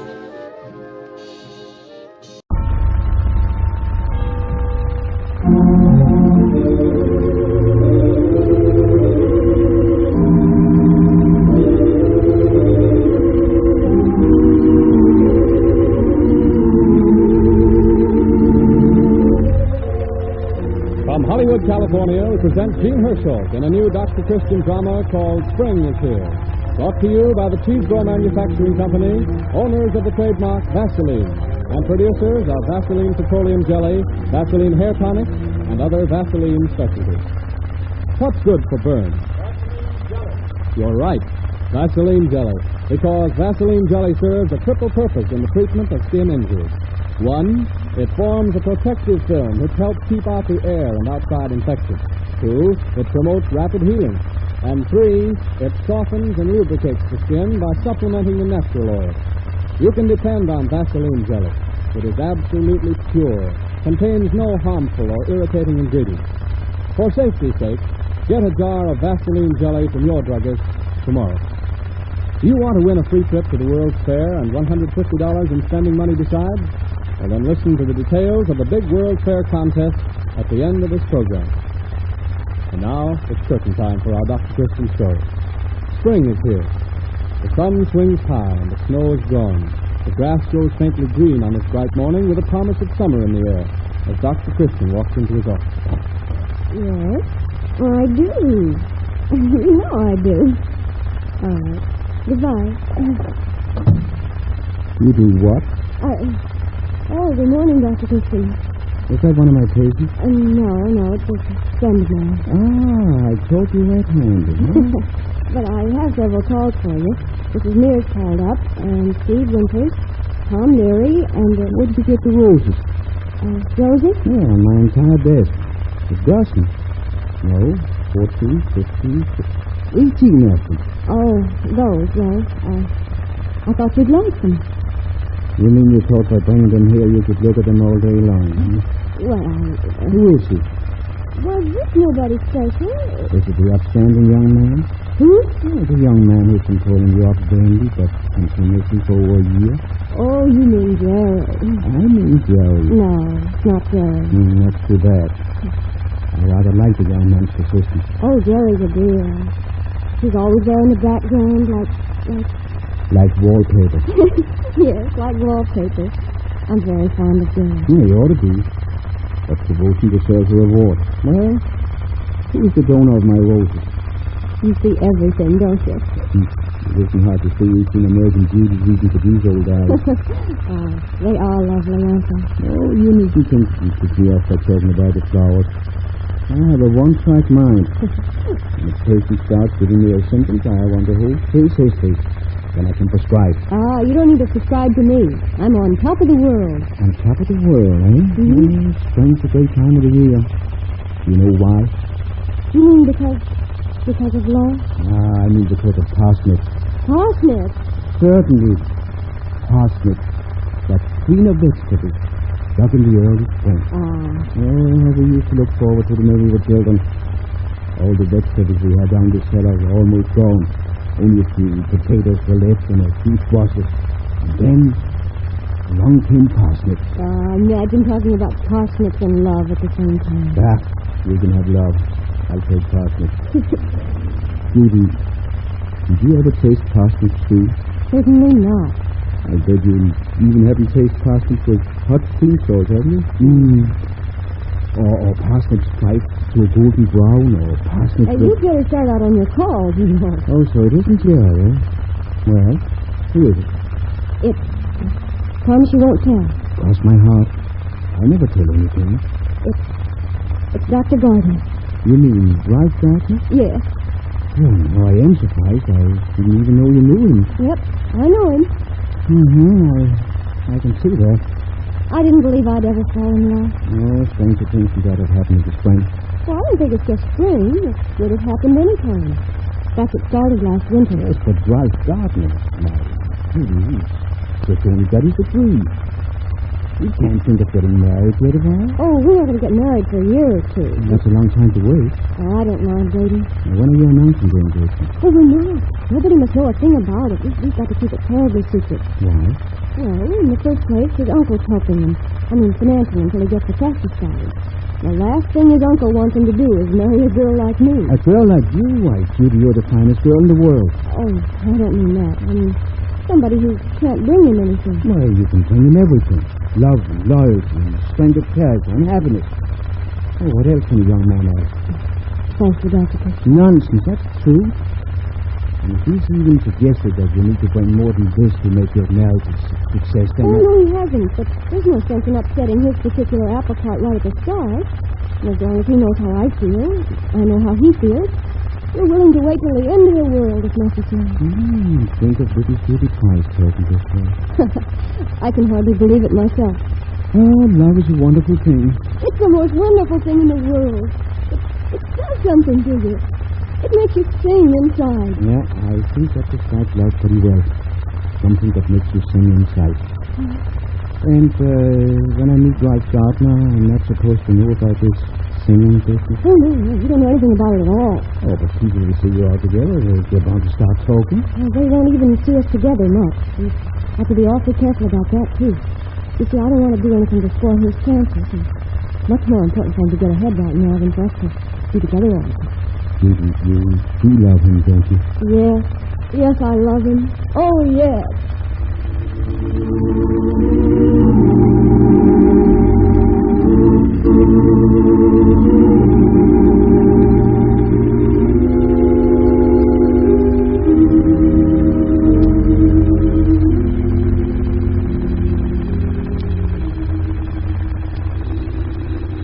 Come in. Who is it? Dr. Christian. Ralph, you here? Oh, wonderful. You've never come here to the office before. Is Dr. Christian in? No, thank goodness, darling, he's not in. Nobody's in except me. Ralph, how sweet of you to come here and see me. Well, I didn't come to see you, Judy. Aren't those the roses I sent you on that day? Yeah? Aren't they lovely? What are they doing down here? Well, they're here because I brought them here. But won't Dr. Christian think it's queer for you to be getting roses like that? Oh, he'd never even notice it. I get dozens of roses every day from admirers.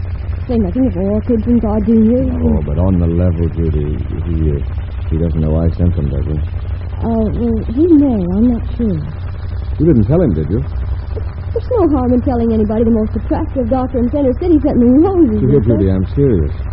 You mustn't let on that What are you so worried about, Ralph? I'm not going to tell anybody anything I shouldn't. Sit down, darling. Oh, I haven't time. I just came to see Dr. Christian about the Leighton boy. Oh. He's not doing as well as he ought to. Oh, I'm sorry to hear that. I want him to go over to the hospital. When will he be in? Any minute now. Oh, sit down. Come on. It's so wonderful having you here. I can hardly believe it. No, I can't. I've got to get right back. Oh, now for just one little minute. I think I haven't seen you for 2 whole days. I thought of you there last evening. I know you must be working terribly hard if you make a date with me. Well, I've got to work hard if I'm ever going to get any place. But not too hard, darling. You've got to play, too. Oh, I can't begin to tell you how much I love the flowers. And your note. You, tore up the note, didn't you? Tore it up? Oh, I should say not.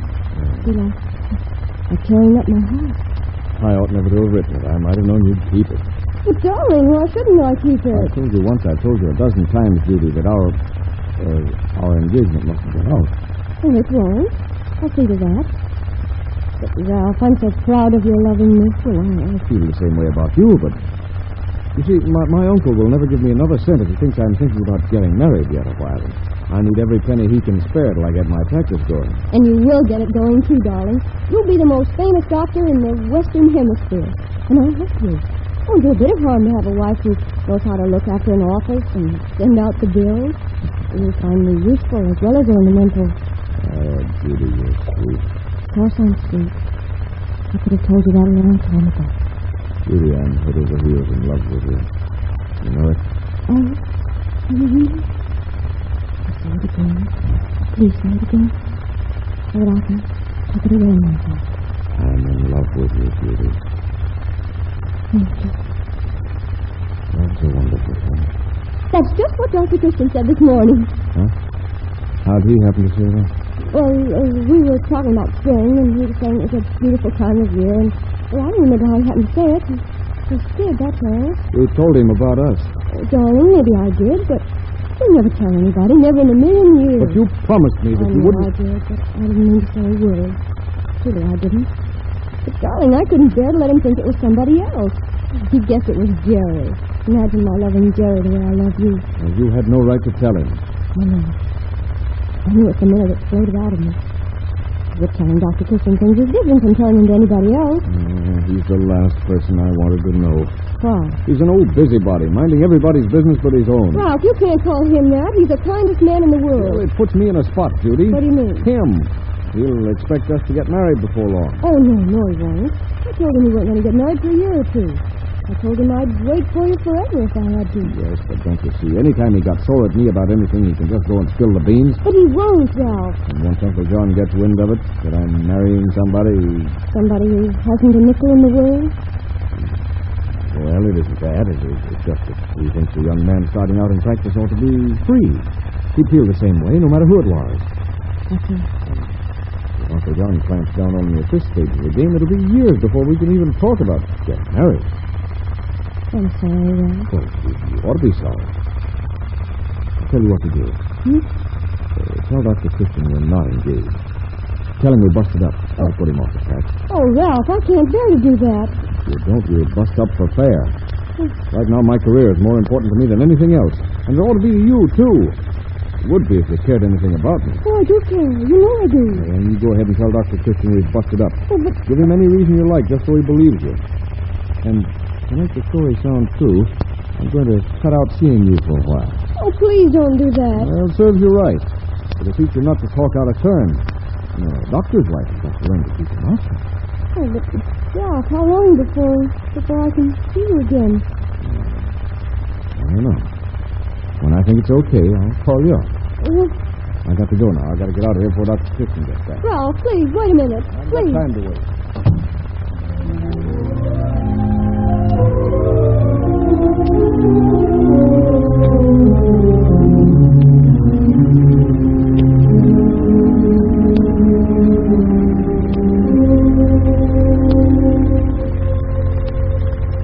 And the curtain comes down on the first act of our Dr. Christian drama for this evening. During intermission, may we say a few words about the products that make this program possible. Thousands of women now share the secret of keeping their hair soft and lustrous with Vaseline hair tonic. It's as easy as ABC. Before a shampoo, massage your scalp well with Vaseline hair tonic and steam it 10 minutes with towels wrung out in good hot water. You'll be delighted with the result.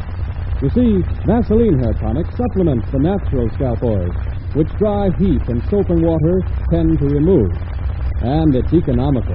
One bottle contains enough for several of these important pre-shampoo treatments. Get Vaseline hair tonic from your druggist today and save the carton. It may help you win a free trip to the World's Fair or $250 in cash. Listen for the details of this easy-to-enter contest at the end of this program.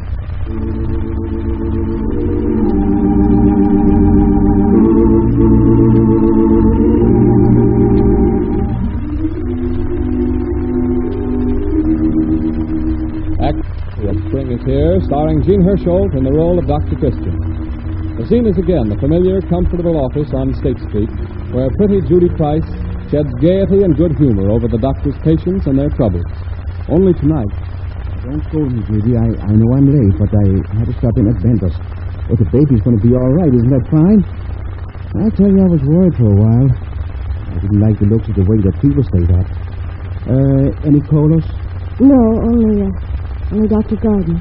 Dr. Gardner, eh? Well, now I understand why I wasn't scolded for being late. He wanted to talk to you about the Leighton boy. What's wrong with him? He's taking a turn for the worse. You have to go right over to the hospital. What did he say? He said... Why, you're crying. No, I'm not. Is anything wrong? No. Well, what's the matter? Tell me quick. I've got to hurry. Ralph was angry at me for telling you about our engagement. So, huh? Judy, do you know, I've never seen you cry before. What did he say? Oh, nothing much. And have you broken up? Yes, we've broken off. Good. How can you say that? Because I mean it. He doesn't measure up to you, my dear, and he never will. No young man who wants to keep a deep, dark secret of his engagement to the lovely Fern Riverside is on the level. You don't understand. I understand everything about it. You had a lucky escape. Thank your stars. May I speak to Miss Judy Price a minute? Oh, the persistent young man. Well, come in, Jerry. You can't come in now. I've got to work to do. Young man, you heard me. Come right in. I have to leave for the hospital on an urgent case. You have to stay here and cheer up my secretary, Judy Price, who seems depressed at losing something of no value. Did you lose something, Judy? It's not worth talking about. Well, maybe I can find it for you. What is it? Nothing. Oh, you're crying. Why does everybody say I'm crying? I'm not crying. Gee, Judy, if anything's wrong, maybe I can help. Oh? You know, I'd like to help more than anything else in the world. All you have to do is tell me what I can do, and I'll be there to do it.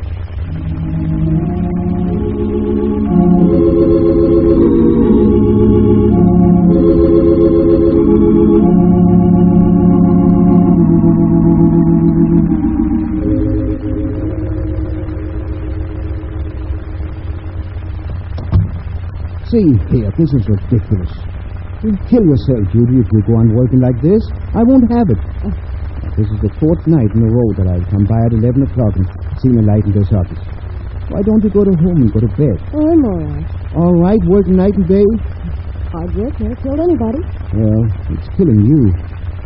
Have you looked in the mirror lately? Of course not. I haven't time to look in mirrors. You ought to take time. Besides, I don't want to get around town, but I keep my secretary here with the notes to the grindstone till all hours of the night. Oh, but I love to work. Nonsense. Nobody loves to work in a night like this. Have you been outdoors? Of course not. Well, come along out to the porch then. No, wait a minute. Put the tower on that typewriter. But I haven't finished this letter yet. I'll finish it tomorrow. Get your hat and coat. Hey, wait a minute. Have you had any dinner? Oh, well, What are you thinking about? You can't go on indefinitely without food. Look, Judy. No young man is worth getting yourself into this state about. Oh, I'm not in any state. Of course you are. But eating regularly and living on your nervous energy instead, I won't have it, you hear? But I'm not living on nervous energy, Dr. Christian. I'm happy, really I am. Happy? Worrying about this worthless young man who calls himself a doctor? He's not worthless. He's wonderful. Still in love with him, eh? Where's your pride, Judy? How can you love a man who doesn't love you? Oh, but he does. Oh, he does? You made it up? Oh, I may as well tell you. We never broke up. We just pretended we did. I don't understand. Oh, I know you don't. You see, Ralph was furious when he found out I'd told you about us. He didn't want anybody to know. So I had to pretend that we'd broken our engagement. Instead, we've been meeting nights after both of us got through working. Oh, he's working nights too, is he? Oh, yes. Every single night. He's trying to get ahead as fast as he can. That's why I don't mind working nights, too. It's almost like being beside him. Judy, you amaze me. What do you mean? Believing this cock and bull story about his working every night. Oh, but it's true. He hasn't a thought in the world except getting ahead so we can get married soon. That's all he cares about. Judy, the fate of women is incredible. Well, now you're going to come with me over to the tavern for a bite to eat. Oh, I don't want anything to it. I don't. Of course you do. You're going to get it whether you want to or not. It'll do you good. They have music there, and we can watch the people dancing, and we'll sit by an open window and smell spring in here.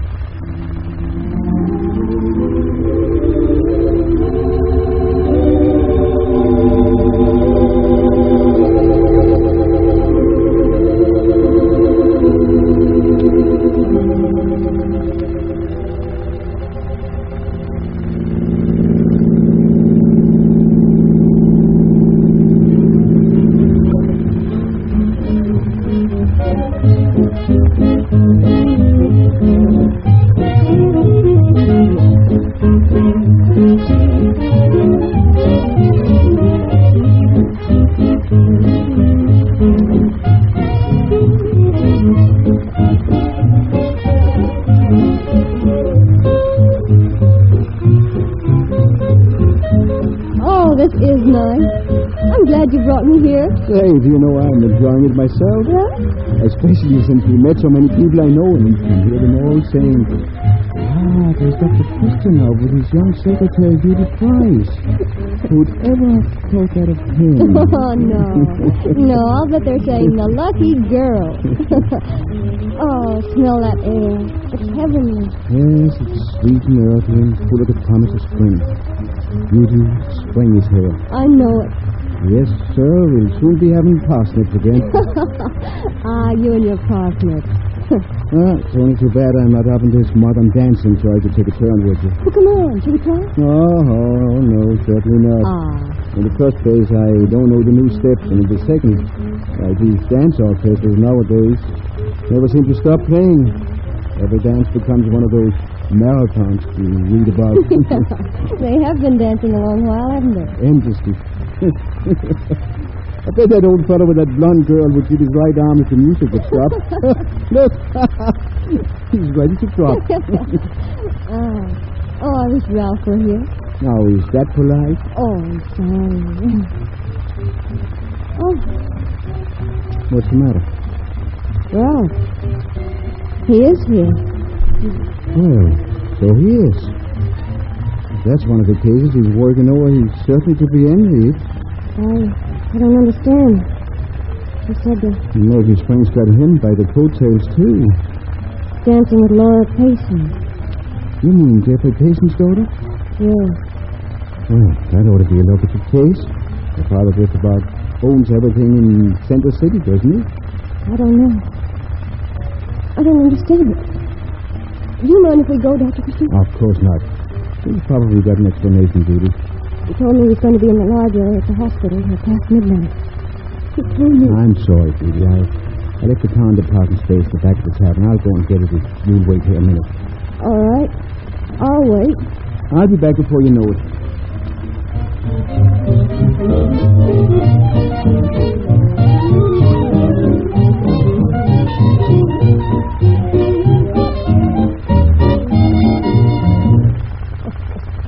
I thought that music would never end. What do you say we go out and get ourselves a hunk of fresh air? Oh, I'd love it. Enough dancing for one evening. How about a drive along the lake? Ralph. Hello, Judy. Ralph, I want to speak to you. Laura, do you know Dr. Christian's secretary, Miss Price? How do you do? How do you do? Well, take a minute, Ralph. Miss Price has a message for me from Dr. Christian. I think something's gone wrong at the hospital. Do you mind waiting for me out on the steps, Laura? I'll be there in a second. All right, darling. Only don't take too long. I won't. She calls you darling. She calls everybody darling. You've been dancing here all evening. Well, so have you. No, I haven't. I just got here. Spy on me, I suppose. Ralph, how can you say that? Well, I won't have it. You're here, I won't have it. Ralph, how can you say that after last night? You're Dr. Christian. Trailing me here in hopes of getting something on me. Oh. Well, I'll make your trip worthwhile. I'm going to marry Laura Payson. Ralph, wait. I've got to talk to you. Hurry up, Ralph. I'll be right there. I'm sick of you keeping tabs on everything I do, asking me a million questions, following me around. Ralph, places. I never... It's all over, I tell you. I don't have to listen to any more of your preaching, thank heaven. Come on, Laura, we'll go get the car. Sorry, keep you waiting. Oh, I've got the car to go. What's the matter, Judy? Oh, Dr. Christian. Come on, get in the car. How could he? How could he? What's the matter? Yeah, that girl. Oh, I can't bear it. You can bear it, Judy. You've got to bear it.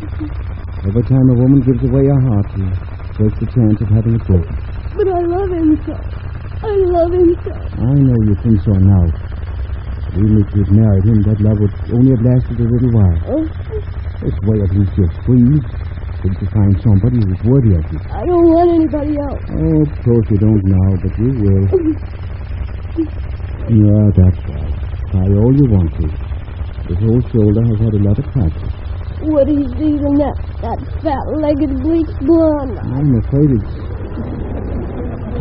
it's not the golden hair, Judy. Well, that's the kind of person he is. Yes, Judy, that is the kind of person he is.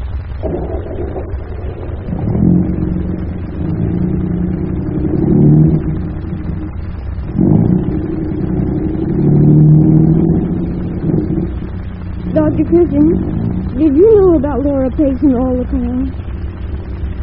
I'll bet you took me there on purpose. I took my poor starving secretary out to get our bite to eat. Yes, you did. You know everything, don't you? Doctor gets around, you know. He's all, knows all, and says nothing. That's the girl. I'm glad to see your spirits lifting, Judy. You had me worried. Well, that's that. Let's never mention the subject again. All right, Judy. The deal. And I'm never, so help me, Peter, gonna fall in love again. Oh, yes, you will, Judy. But just as surely as spring comes around each year and the trees fill with sap and the buds begin to burst open, love comes around again, too.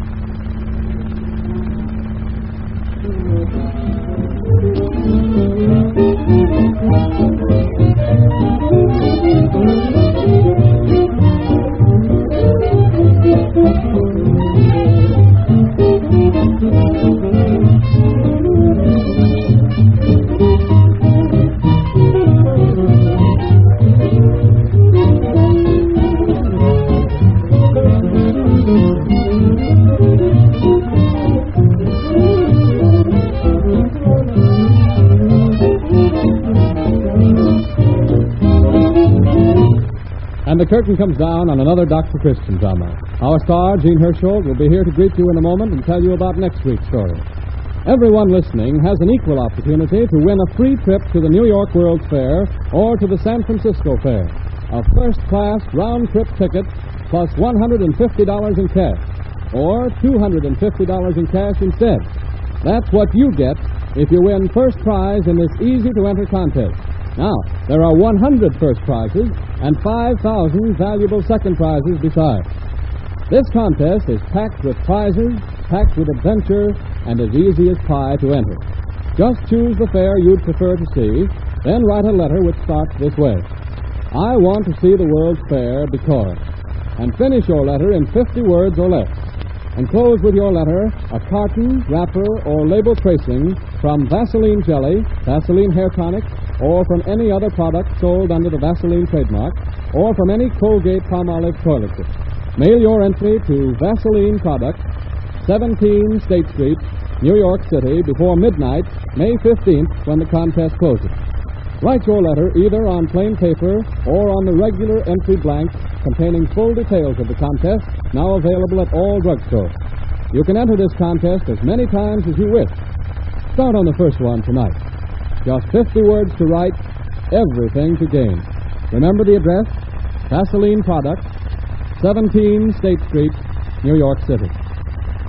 The artists you heard tonight included talented young Rosemary DeCamp in the popular role of Judy Price, Frederick Shields as Dr. Ralph Gardner, Barney Phillips as Jerry, Ann Wigton as Laura Payson, and our star, Gene Herschel, as Dr. Christian.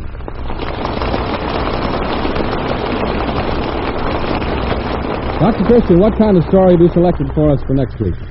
Well, next week's play is called Homemade Hero. I know you'll enjoy it because it concerns a young man and a young woman in our town who lost, found, or suspected. And so until next Tuesday evening, I say good night.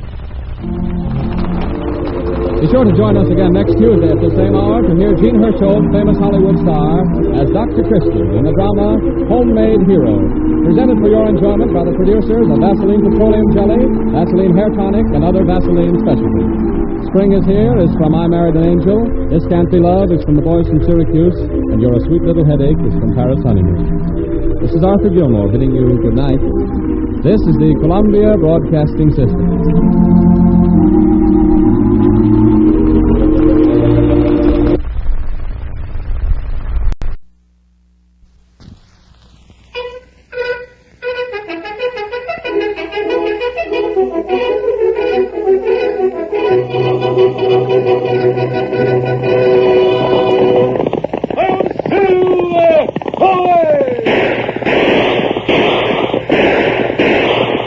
Fiery horse with the speed of light, a cloud of dust, and a hearty hi-yo Silver, the Lone Ranger.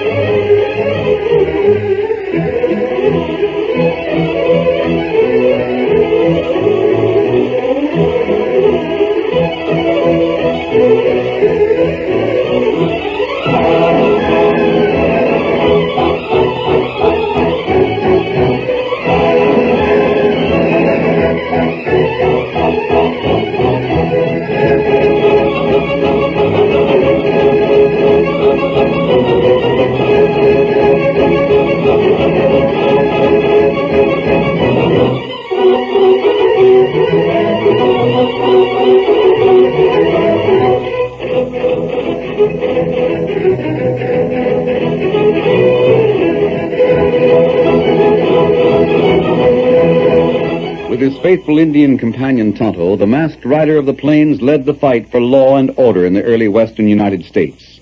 The stories of his strength and courage, his daring and resourcefulness, have come down to us through the generations, and nowhere in the pages of history can one find a greater champion of justice. Return with us now to those thrilling days of yesteryear. From out of the past come the thundering hoofbeats of a great horse, Silver. The Lone Ranger rides again. Come on, Silver! We're heading for Beacon City! Hello, Silver!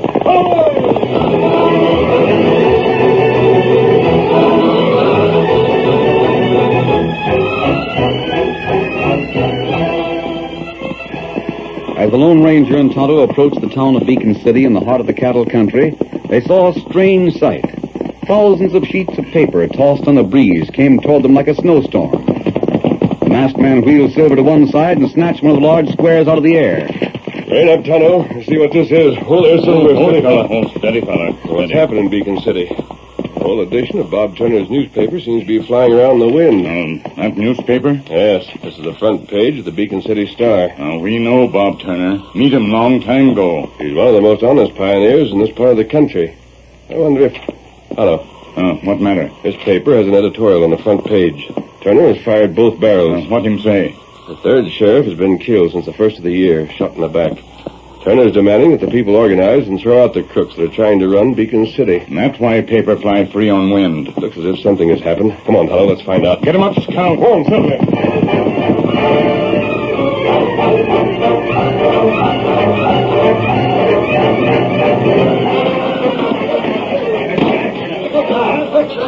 The office of the Beacon City Star was one of wild disorder as Ace Wills and two rough companions swung heavy axes right and left. The big glass window had been shattered, and the jagged bits of glass were strewn about the floor and furniture.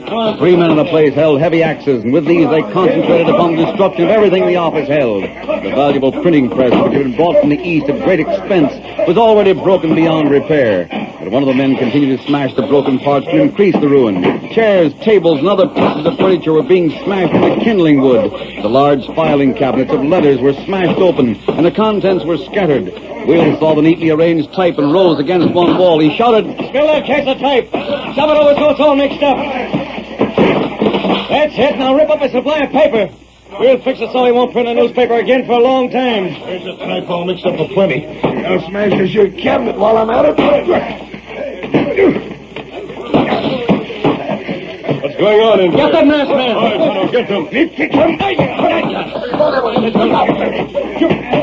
Lone Ranger and Tonto charged. Tonto drove a hard fist to the face of the first man, sent him sprawling across the floor. The masked man dodged a blow by Wills and jabbed the leader in the stomach. The third of the wreckers landed a blow in the back of the Lone Ranger's head that stunned him momentarily. But Tonto knocked Bleak to one side long enough for the Lone Ranger to regain his balance. From the floor, Bleak drew his gun. He was just about to fire when the Lone Ranger whirled, snatched his own gun from his holster.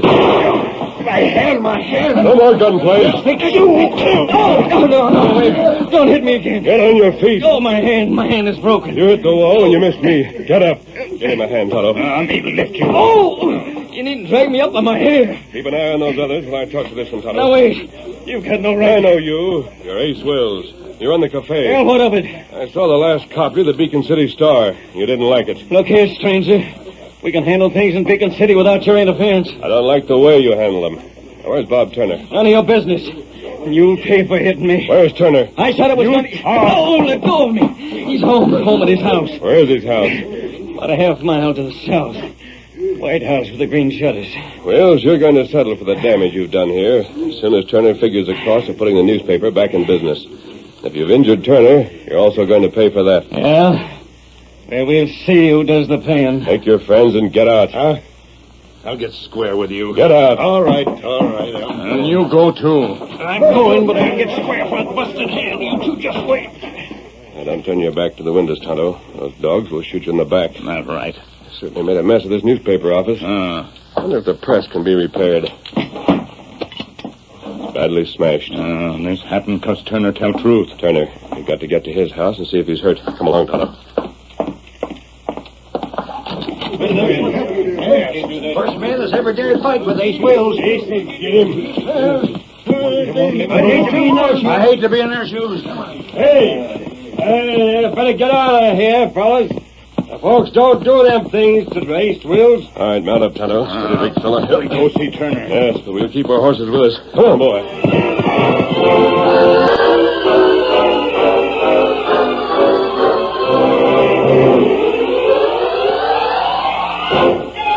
The Lone Ranger remembered Tom Turner from an earlier acquaintance. He knew that the publisher was utterly fearless, daring, and determined. He knew that he was a firm believer in the freedom of the press and the fact that lawlessness must be stamped out. He knew that Turner must be badly beaten by the hoodlums and realized that the destruction of the newspaper would be a far greater blow than any physical damage that might have been done. His one hope was that Turner was still willing to fight, as he and Tom... Hear what crowds say. Yes, they seem to think that Wills can do whatever he wants to. It's a bad situation for any town. I hope Turner's not hurt. Nobody near his house. No, after this, I don't suppose anyone will dare be seen talking to him. Oh, fella, steady. I know. You better stay here with the horses. Me keep close watch. Keep a sharp watch with a solid wall behind your back. Oh, masked man, do come in. How's Bob? He's left. He's in the next room. You're his wife? Yes, I'm Mary Turner. Bob saw you ride up to the office and go in. Then he saw Willis and his friends come out. Bob. He's done it. He's finished me. Here, let me take a look at you. A bad bruise on your head. Oh, it's nothing. I don't mind that. It's my newspaper. How badly is the office wrecked? Well, it's going to take a lot of work and a lot of money to get your paper going again. I can't do it. Willis won't let me. I'm through. You're not through, Turner. What's the use? When a gang of crooked cutthroats can do what Wills and his friends have done to a town, there's no place for an honest man. And we've got to make a place. Now, you've made the start. We'll go on from there. I saw you. Yes, Mary said you did. You'll have to get out of town, friend. They'll shoot you the same as they did those 3 sheriffs. I won't turn my back to them. Now, look here, Bob. There must be some honest men in Beacon City. Sure there are. Most of them are honest. But they can't fight a gang like Wills has. Wills wouldn't have a gang of outlaws. That is, unless he used them for something. What's his game? Cattle rustling. Oh? Beacon City's a stopover place on the trail to the North Country. Wills gets friendly with the herd drivers that come into the cafe. He learns where cattle are being moved. Then his men go and get the longhorns. Where do they take the stolen cattle? Well, nobody knows except the gang. I see. They've got a hideout somewhere, but there's no telling where it is. There's no use. You can't do anything. Wills is too strong. You'll only get killed for trying. We'll see. Bob, who is the sheriff now? Well, Wills appointed an old galoot called Tumbleweed. Yes, he'll do anything Wills tells him. Not worth a hoot. I see. Where can I find him? Well, if he's not sprawled over a table in the cafe, he'll be in his office. All right, and that'll be my first stop. Oh, but wait, you can't. Bob, can you round up the honest men quietly and secretly? I might be able to, but... you know who they are? I guess so. Well, then get them ready for a fight. Can you count on them to fight? If there's anything to fight for. Say, a decent town, a place to live in peace with their families? They'd fight for it, and fight hard, if there was any chance of winning. Get them together. Tell them that there is a chance of winning. But what are you going to do? I'm going to call on the sheriff. And I'm going to make a few arrests.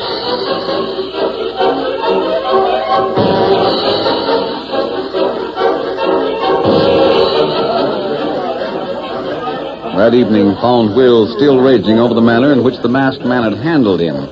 In his cafe, he found it hard to mask his feelings with a fixed smile and a congenial manner. One of his men whispered to him, and he sauntered to a table where a white-haired man was seated. Well, stranger, tell me you're driving your herd north. I reckon they told you right. My name is Wills. This is my place here. Yeah, it's first rate. I always make it a practice to stand treat for a man that's handling cattle. I figure if a man thinks enough of my place to stop off overnight, well, the least I can do is buy a drink. Now, that's downright nice of you, Mr. Wills. Help yourself. From now on, it's on the house. Well, this is something first rate. Handling a big herd? 1,200 head. Well, that takes some handling. Yep, sure does. Well, here's how. Drink up. You want to be careful. There's been a pack of outlaws operating around here. Well, we're watching out. The last time a herd was put through Eagle Pass, it was raided. That's a bad piece of land there. It is, huh? Yes. You can't see what's hidden on the rocks on the side of the pass. Your men could be picked off before they could fire a shot. That's something to know. Well, I thought I'd better tell you, as long as you're strange in this country. We're trying to prevent any more cattle robberies. It gives the section a bad name. Well, thanks, Mr. Wills, for telling me. You can skirt Eagle Pass if you want to. That'd be a good idea. Is your cattle grazing now? Yeah. Now, if you haven't put it to graze too far from here, why, I can show you how to avoid Eagle Pass. It ain't so far, only about 7 miles east on the range. How many men have you? I got about a dozen. Mm-hmm. Well, just a minute. I'll get a pencil and paper and show you how to avoid the pass. That'd be right friendly of you, Mr. Wills. Excuse me for a minute. Pete, 1,200 head, 7 miles east. It's on the range with about a dozen men. I savvy. You know what to do. I'll get the boys together and take care of that cattle tonight. You can depend on me, boss. So long. Hey, Mr. Wills! Mr. Wills! Hey, what's the matter, Tumbleweed? No, it's the deputy. It's the deputy sheriff. What? I just got away to get here. He come into my office a while ago wearing a mask. Mask? Sleek, you hear that? Yeah, I hear. Go on, Tumbleweed. What did he do? Well, he made me swear him in as a deputy and give him a badge. I didn't have no choice. I had to do it, mask and all. Why, we've been looking all over for him. Look here, Tumbleweed. Let me go, Mr. Wills. I couldn't help myself. When I think you need a deputy, I'll tell you who to appoint. I know, but... He couldn't help it, boss. No, I couldn't, honest, I couldn't. I don't know why he wants the badge, but then he wanted it. Hey, boss, there he is, the masked man. Here? There's the critter. All right, you're all covered. I'll get him. Come over, lads. Leave your guns where they are, or someone will get hurt. He's got a dozen men with him. I'm backed by men of this town who want to see law and order. In the name of the law, we're putting Wills, Bleak, and Jake Hastings under arrest. Are you crazy? There's the crazy man among us, Wills. Oh, you haven't had enough yet. Well, turn it the next time you have anything to say, Wills, you can say it in court. Take their guns away. You won't keep me in jail long. And when I'm out, this town will be too small for you and every man that's with you. Tumbleweed, we'll take the job of guarding these three. But... hold on. Just what am I arrested for? You needn't ask that, Wills. The three of you wrecked the newspaper office. There's a law against that sort of thing. And that law applies to you the same as it would to anyone else. Now get going.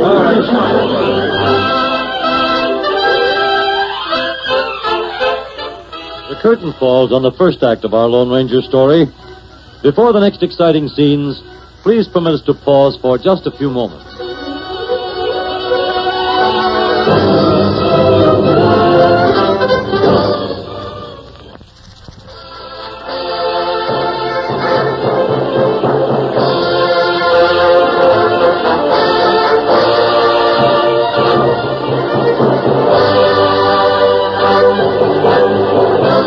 Now to continue our story. Ace Wills and one of his friends were in the small stone jail, and Bleak, the other henchman, was in the cell adjoining the sheriff's office. After his fury subsided, the cold logic that was part of Wills' makeup became dominant. Take it easy, Jake. We'll be out of here in the morning. But the idea of it, that masked man making himself a deputy sheriff. I won't hold that against old Tumbleweed. He had to swear the masked man in. He had no choice. I know, but But of all things, you and Bleak and me charged with smashing up the newspaper office. Turner'll think he got off mighty easy when he sees the next things that happened to him. Where's the rest of the gang? Why don't they come tear this jail apart? I sent Pete out to take him on a little job. Tonight? Yes. When Pete gets back in the morning, he'll hear about this. Then you bring the gang? Right. Well, why did they put the two of us here and Bleak over in the sheriff's office? I don't know. How far away does the gang have to go to take care of this job? Not very far. Cattle job? Yeah. That old-timer I saw you talking to in your cafe? Yeah. He's got around 1,200 head in grazing with around a dozen men to watch the herd. Pete and the boys won't have any trouble moving that livestock. He'll take care of it tonight. They're probably taking care of it right now.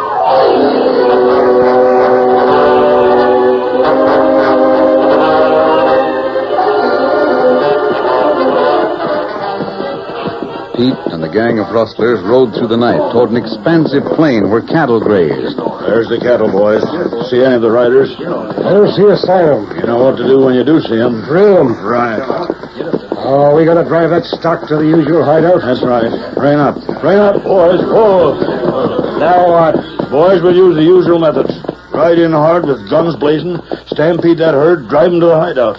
Lefty, Tim, Kenny, you ride wing on the north. Rest of us will take care of this side. Anyone see any of the cowhands? No sign of them. Maybe they're on the other side of the critters. Oh, maybe they figured the Longhorns would take care of themselves and they went to town for the night. If you see anyone, let him have lead. Ready now? Right. Then let's get going. Get on there!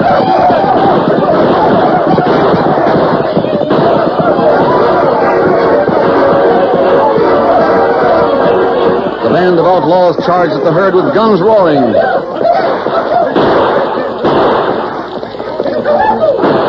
The outlaws were experts at starting a stampede. They knew exactly how to do it in a minimum of time. They charged the cattle, shouting wildly and firing their guns at close range. In almost no time, the peacefully grazing herd was transformed into a wild mass of frantic, half-crazed, fear-ridden beasts whose sharp hoofs pounded the ground in an increasing roar, trying to escape the men and guns they feared. The outlaws rode expertly, keeping pace with the charging waves of Longhorns, while guiding them toward the distant and well-hidden valley that had for some time been their headquarters.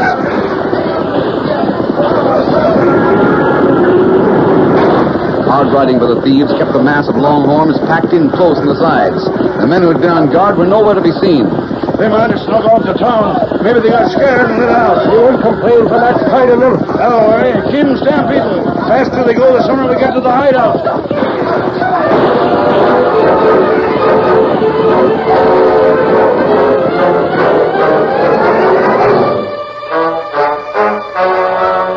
In the meantime, Turner and the Lone Ranger were in the sheriff's office with old Tumbleweed. I don't know what's to come of me after this.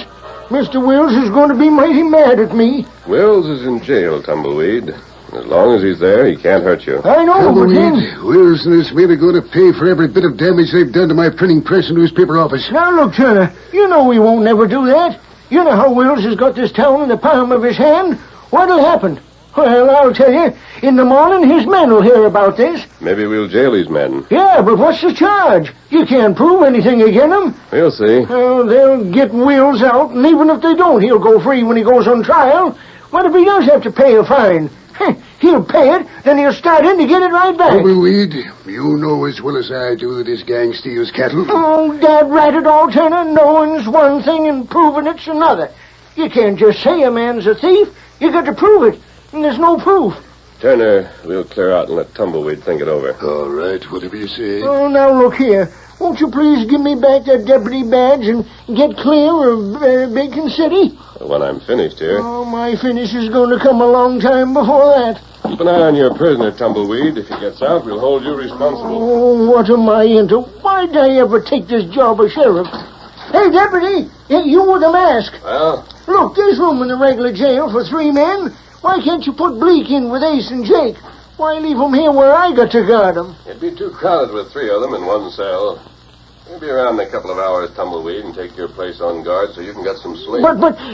Oh, my shakes alive. You wait, Tumbleweed. Now, Bleak, you leave me be. Maybe if you unlock this barred door, I'll talk Ace into letting you stay alive. I won't listen to it. I ain't stop talking to me. We're going to get out anyway, Tumbleweed. You know that, don't you? I don't know a thing. You keep me here and you'll be sorry for it. I reckon you know what'll happen to you. I won't listen to you. I'm hanged if I'll listen. What can that masked man do if you let me out? Nothing. You can tell them I escaped. They won't shoot you for it. But you keep me here and you'll be shot sure as my name is Bleak. Stop talking, I tell you. Now stop it. Why don't you try and make me stop? You're licked, Tumbleweed. You know that. Oh, so we've got company. Well, what do you want? I don't know as you know me. I'm sort of a stranger in town. What do you want here? Nothing, Mr. Sheriff. I've just sent over some hot coffee for you. Yeah, I reckon it'll taste real good. Well, now, it sure will. It sure enough will. I was coming this way, and they asked me to fetch it to you. I've got a herd of cattle near town that I'm taking north. That'll hold you. That was done neat. Hey, who are you? I'm just following orders, that's all. I saw you talking to Wills in the cafe. That's right. Mr. Wills was right fine to me. He warned me about outlaws nearby. I reckon the masked man was in with him, huh? Yeah, sure. Anyhow, when I heard that Mr. Wills was jailed, I figured I'd help him out. Now, just a second, I'll have this here door unlocked. You won't be sorry for this. I got the keys here. 1 second now, I have to find the right one. You're to get to the hideout as fast as you can. Hideout? Yes, your horse is saddled and waiting out in back of this building. What about Wills and Jake? I was told to send you to the hideout as fast as you could get there. That's all I know. All right. There you are. Better get your gun and travel fast. Right. This is my gun and dope right here on the desk. I'll stay here and make sure the sheriff stays the way he is. If he starts showing any signs of getting conscious, rap him on the head again.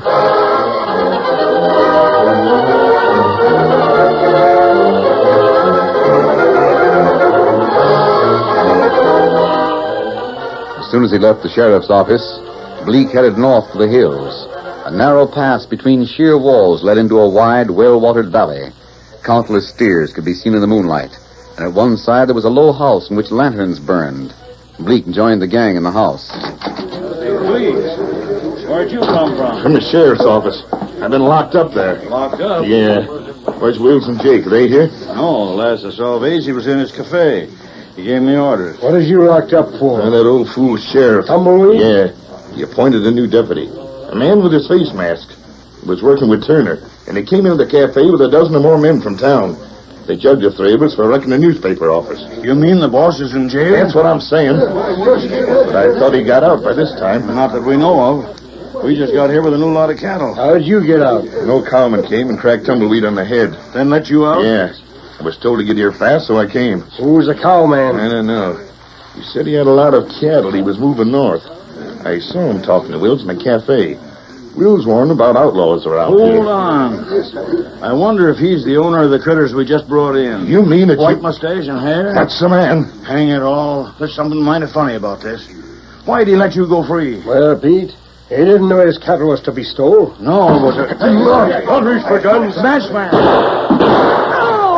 The rest of the unit gets alone. Lone Ranger's in charge here. Lone Ranger? Bleak, you fool. They let you out so you'd show them where the hideout was. As a matter of fact, you were allowed to steal the cattle, so you'd bring it here.